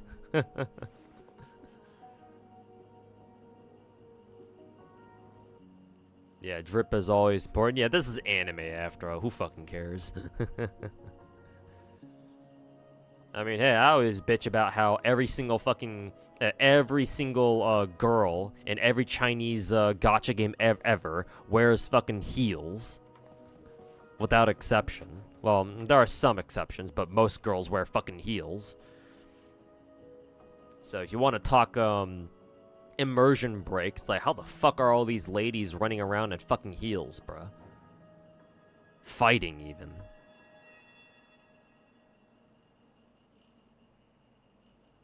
Chat, you want a 5080? God damn, our graphics cards our NVIDIA graphics cards all the way up to the fucking 5000 series now? How much do they fucking cost?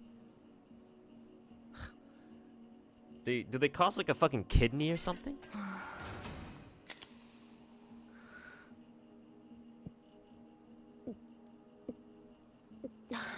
Chinese gacha-verse heels increase a lady's power level, apparently. To be fair, it's not just the Chinese who do that, but...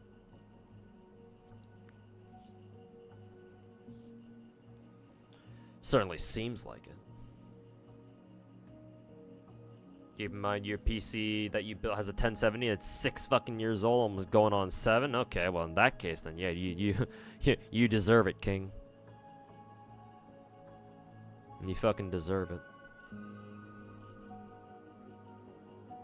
You remember when the 1080 Ti was king? Now look where we are. Yeah, I know, right? I mean, my oldest PC that I still have has a 1080 Ti card in it.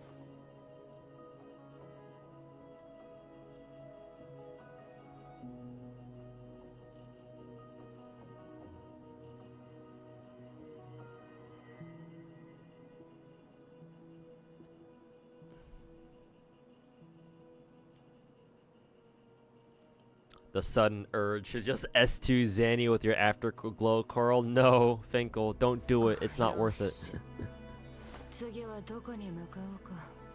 No, Finkel. You must resist. You must resist. Don't do it. It's not worth it. Think about Sia-chan and how sad she'll be.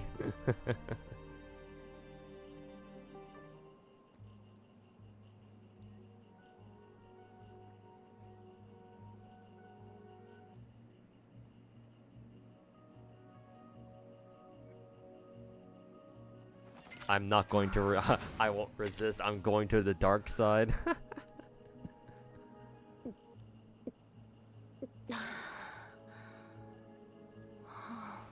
And your baby girl, Cartathia. Yeah, think about Cartathia, man. And all the other hot Renacita babes.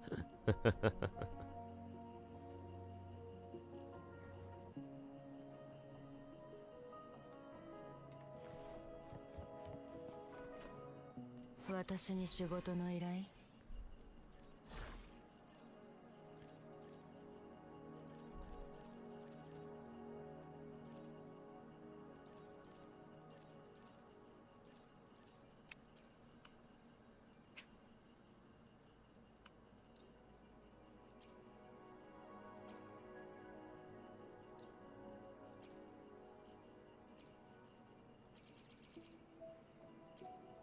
I don't have a lot of Echo XP left over. Hey, perfect. Too bad this was an attack percent, but that's fine. Ooh, we high rolled crit rate too. This is fucking amazing.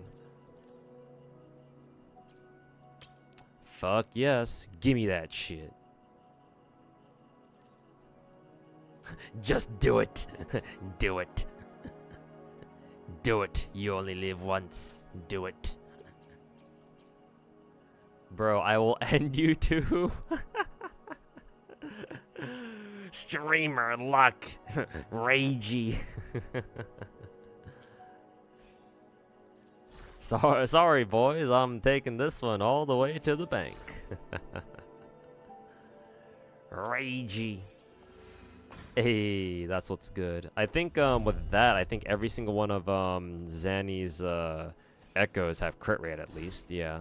This one is the only one that doesn't have double crit, but everything else should have double crit. Yeah, double crit there, double crit here, double crit there.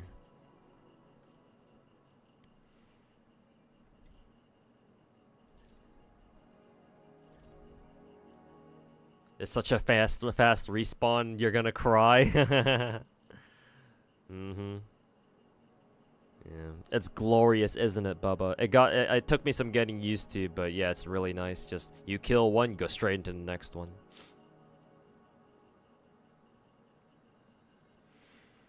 Have you heard about the system requirements for Arknight's Enfield mobile devices beta? If you're not wrong, iPhone 12 Pro is a minimum. Really? Holy fuck. That sounds crazy. Yeah, it is kind of crazy. Because, what iPhone model are we on right now, chat? Like iPhone 16, right? I think that's what I heard the ads say, recently. I've been getting, like, all those T-Mobile ads, like, being, like, saying, like, oh, exchange your phone for an iPhone 16 Pro or something like that. Like those ads with fucking Snoop Dogg in it. You're on 16, right? Yeah. How far behind is the iPhone 12 compared to the iPhone 16? Like, does that mean that it's like 4 years behind or something, or what?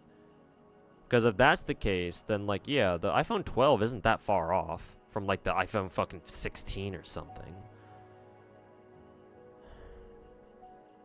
I guess considering Enfield's content and considering that you're gonna be playing like fucking Factorio in that game or some shit, I guess I kind of understand, because like, yeah, your device is gonna have to keep up with a lot of shit, so I can kind of see it, but yeah, that's rough. Not sure what the attraction of iPhones is. Brand marketing mainly, but as an owner of several iPad like Apple products, mainly tablets, I can tell you that Apple products usually are pretty high quality. Both the tablets that I've owned, I've been pretty satisfied with, for the most part. So, yeah, I think their products they're good. I don't know if I hesitate to say that they're like the best products ever. Like some people seem to believe they are. Like the people who treat like, you know, Apple products as like a personality trait of theirs or something. I wouldn't go that far, but you know, they're good products. They do their job. Bit pricey, sure, but they last for a while at least. So as long as you use them all the time, then you'll get your money's worth out of them at least. But mainly it's mainly because of brand shit, like brand marketing. You know, oh, I own an iPhone, so it's like a status symbol or something like that. I don't know. Like there are people out there on social media who think that you're a fucking loser if you don't have an iPhone.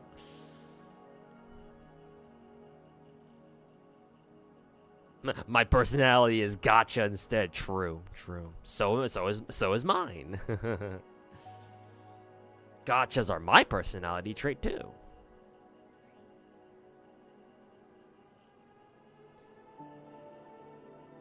You think Apple developer tools are fucking ass? I mean, I don't think you're in the minority with that one.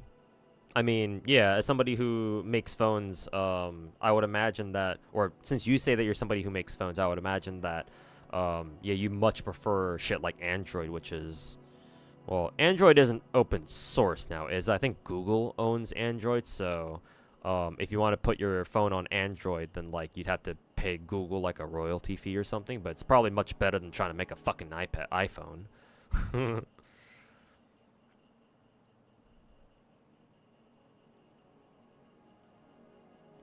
You're about to use all 25 modifiers to get the perfect 4 crit crit rate echo for Zanny. Oh god. Don't do it, Finkel. It's not worth it. Actually, maybe it is worth it, because what else are you going to fucking use those modifiers on anyway? I would have much preferred those modifiers to be like, oh, you can change your substats instead of the fucking main stat. Who the fuck thought changing your main stat was a good fucking idea?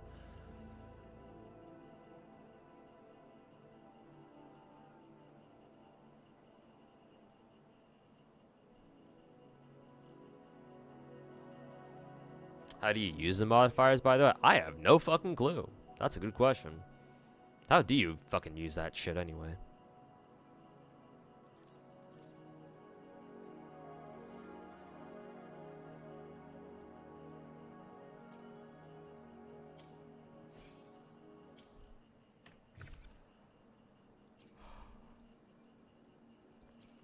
Is this a modifier? No.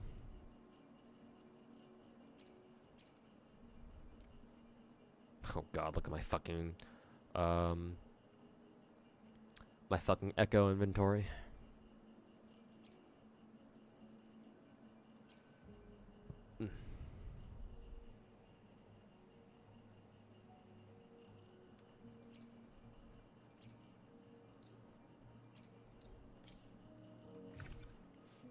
In the databank? Oh, okay. Makes sense. Databank. Yeah, right here. Oh god. You have to fucking find the goddamn piece that you want to modify. Oh my fucking god, dude. You can't. Also, okay, now you can. Why is it so hard to fucking click that shit, bro? Only unboosted 5-star echoes? Oh my god, this thing is fucking useless, bro. Are you fucking kidding me? Like, fucking hello? You can filter it, I guess, but I thought you could use this modifier. I thought you could. The way the modifiers worked was that you could use on echoes that you already leveled up. So, like, for example, I don't know, you leveled like a fucking dumbass, like, I don't know, defense percent main stat echo, but it happened to get double crits. So I was like, oh hey, let's use this modifier to change that. But no. First try double crit heavy and attack percent. You're welcome, Finkel. You're welcome, motherfucker.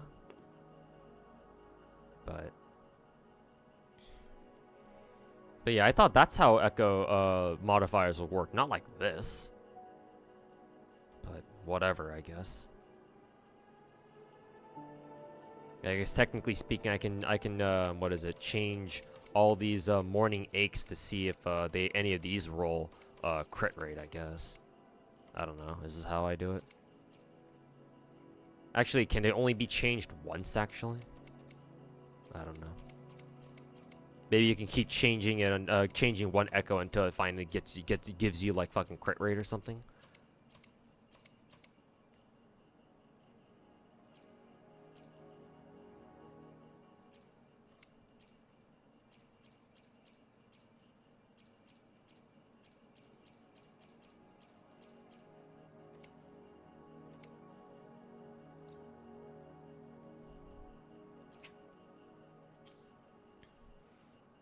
Let's see. First stat can be modified. Main stats available. Crit rate confirmed. Yeah, so I just changed it like that, right? Yeah, okay.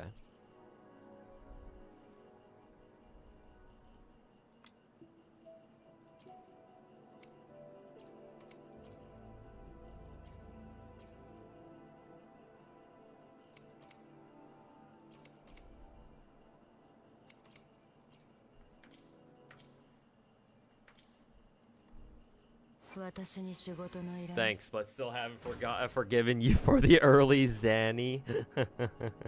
Smudge. I guess I do still have the trump card over on that one, huh? I won't forgive you for the early Zanny smudge. see here. Is there an echo that I can sacrifice? I guess I can sacrifice this one. I'm sure I have more of these Midnight Veil 1 echoes around there somewhere.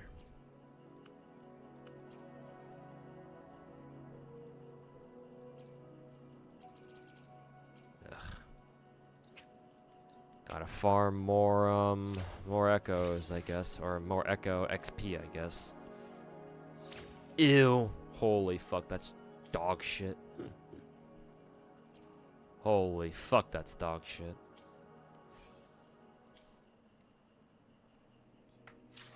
And either way, I really don't like it that you have to constantly fucking go back to the data bank here, and then scroll down here. Is like, oh, guess what? If you want to fucking modify one of your echoes, you gotta drag your ass all the way back here.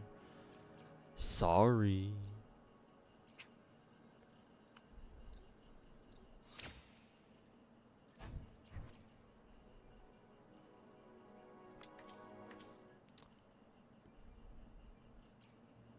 Here's the battle pass. Oops.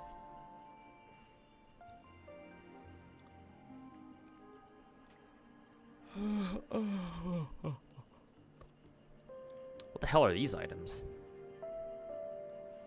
Podcast Premium Supply Pack. Open to claim a premium resource of your choice. Premium Resonance Potion. Premium Energy Core. I'm assuming those are like the tier 4 materials. Well, Premium Sealed Tube. More Echo XP? Don't mind if I do. I'll buy it later, though.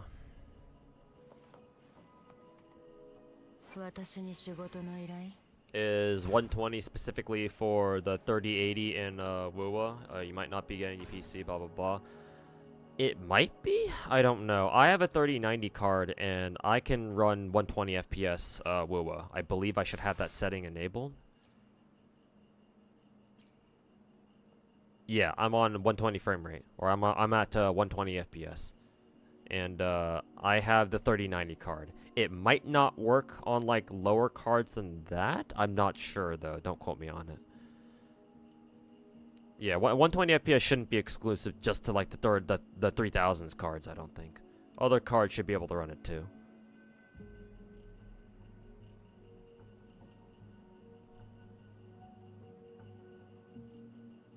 You want a 5080 set because you want it to last you like for like the next 7 years? Yeah, hopefully it does. But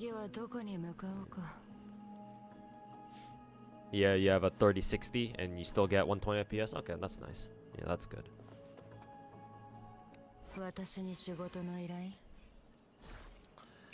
That's good, at least.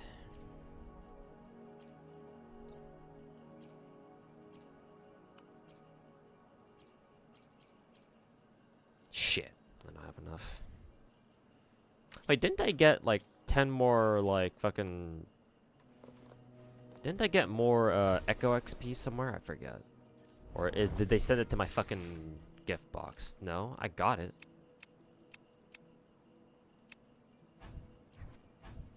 Did I not get Echo XP?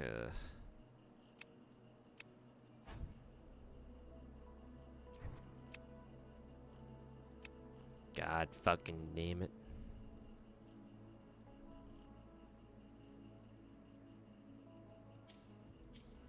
Oh well.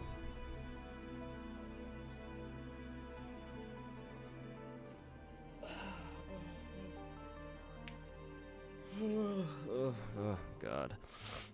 10-hour stream overworking.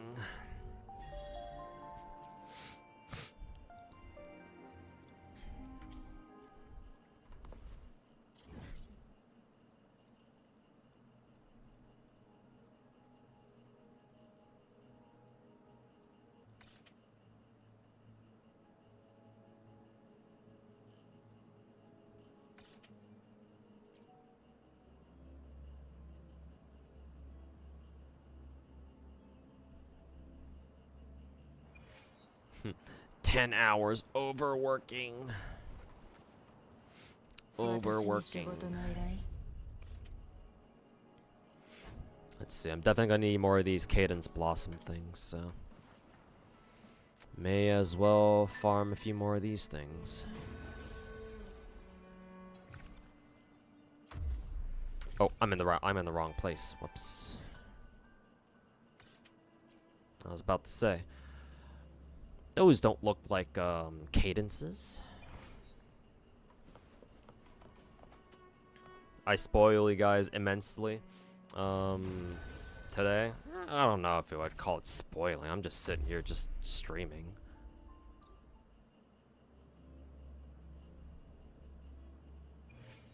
Congrats on Zanny. Got yours too, but yours was guaranteed. I mean, either way, congrats on getting Zanny to you too.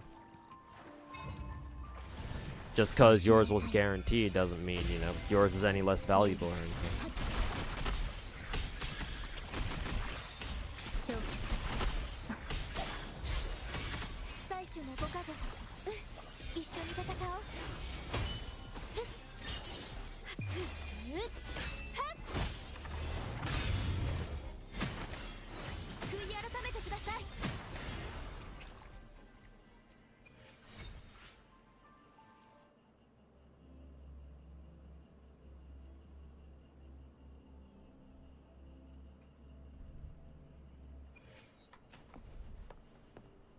Okay, let's check if I've done the battle pass daily.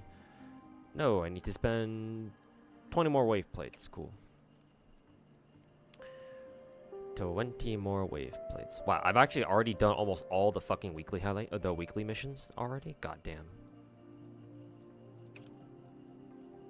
Actually, no. I think most of them said proceed. Actually, no. Yeah, most of them do say proceed. Yeah, I didn't fucking finish shit. They're all black bars and they all look the same, so I got confused.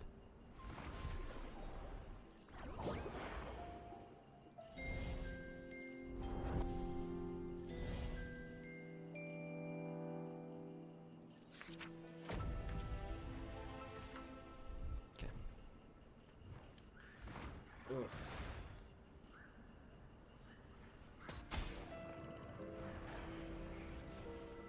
Ugh. Alrighty, chat. I think I've done enough for today. Well, I'm pretty satisfied with the stream today. Long ass stream.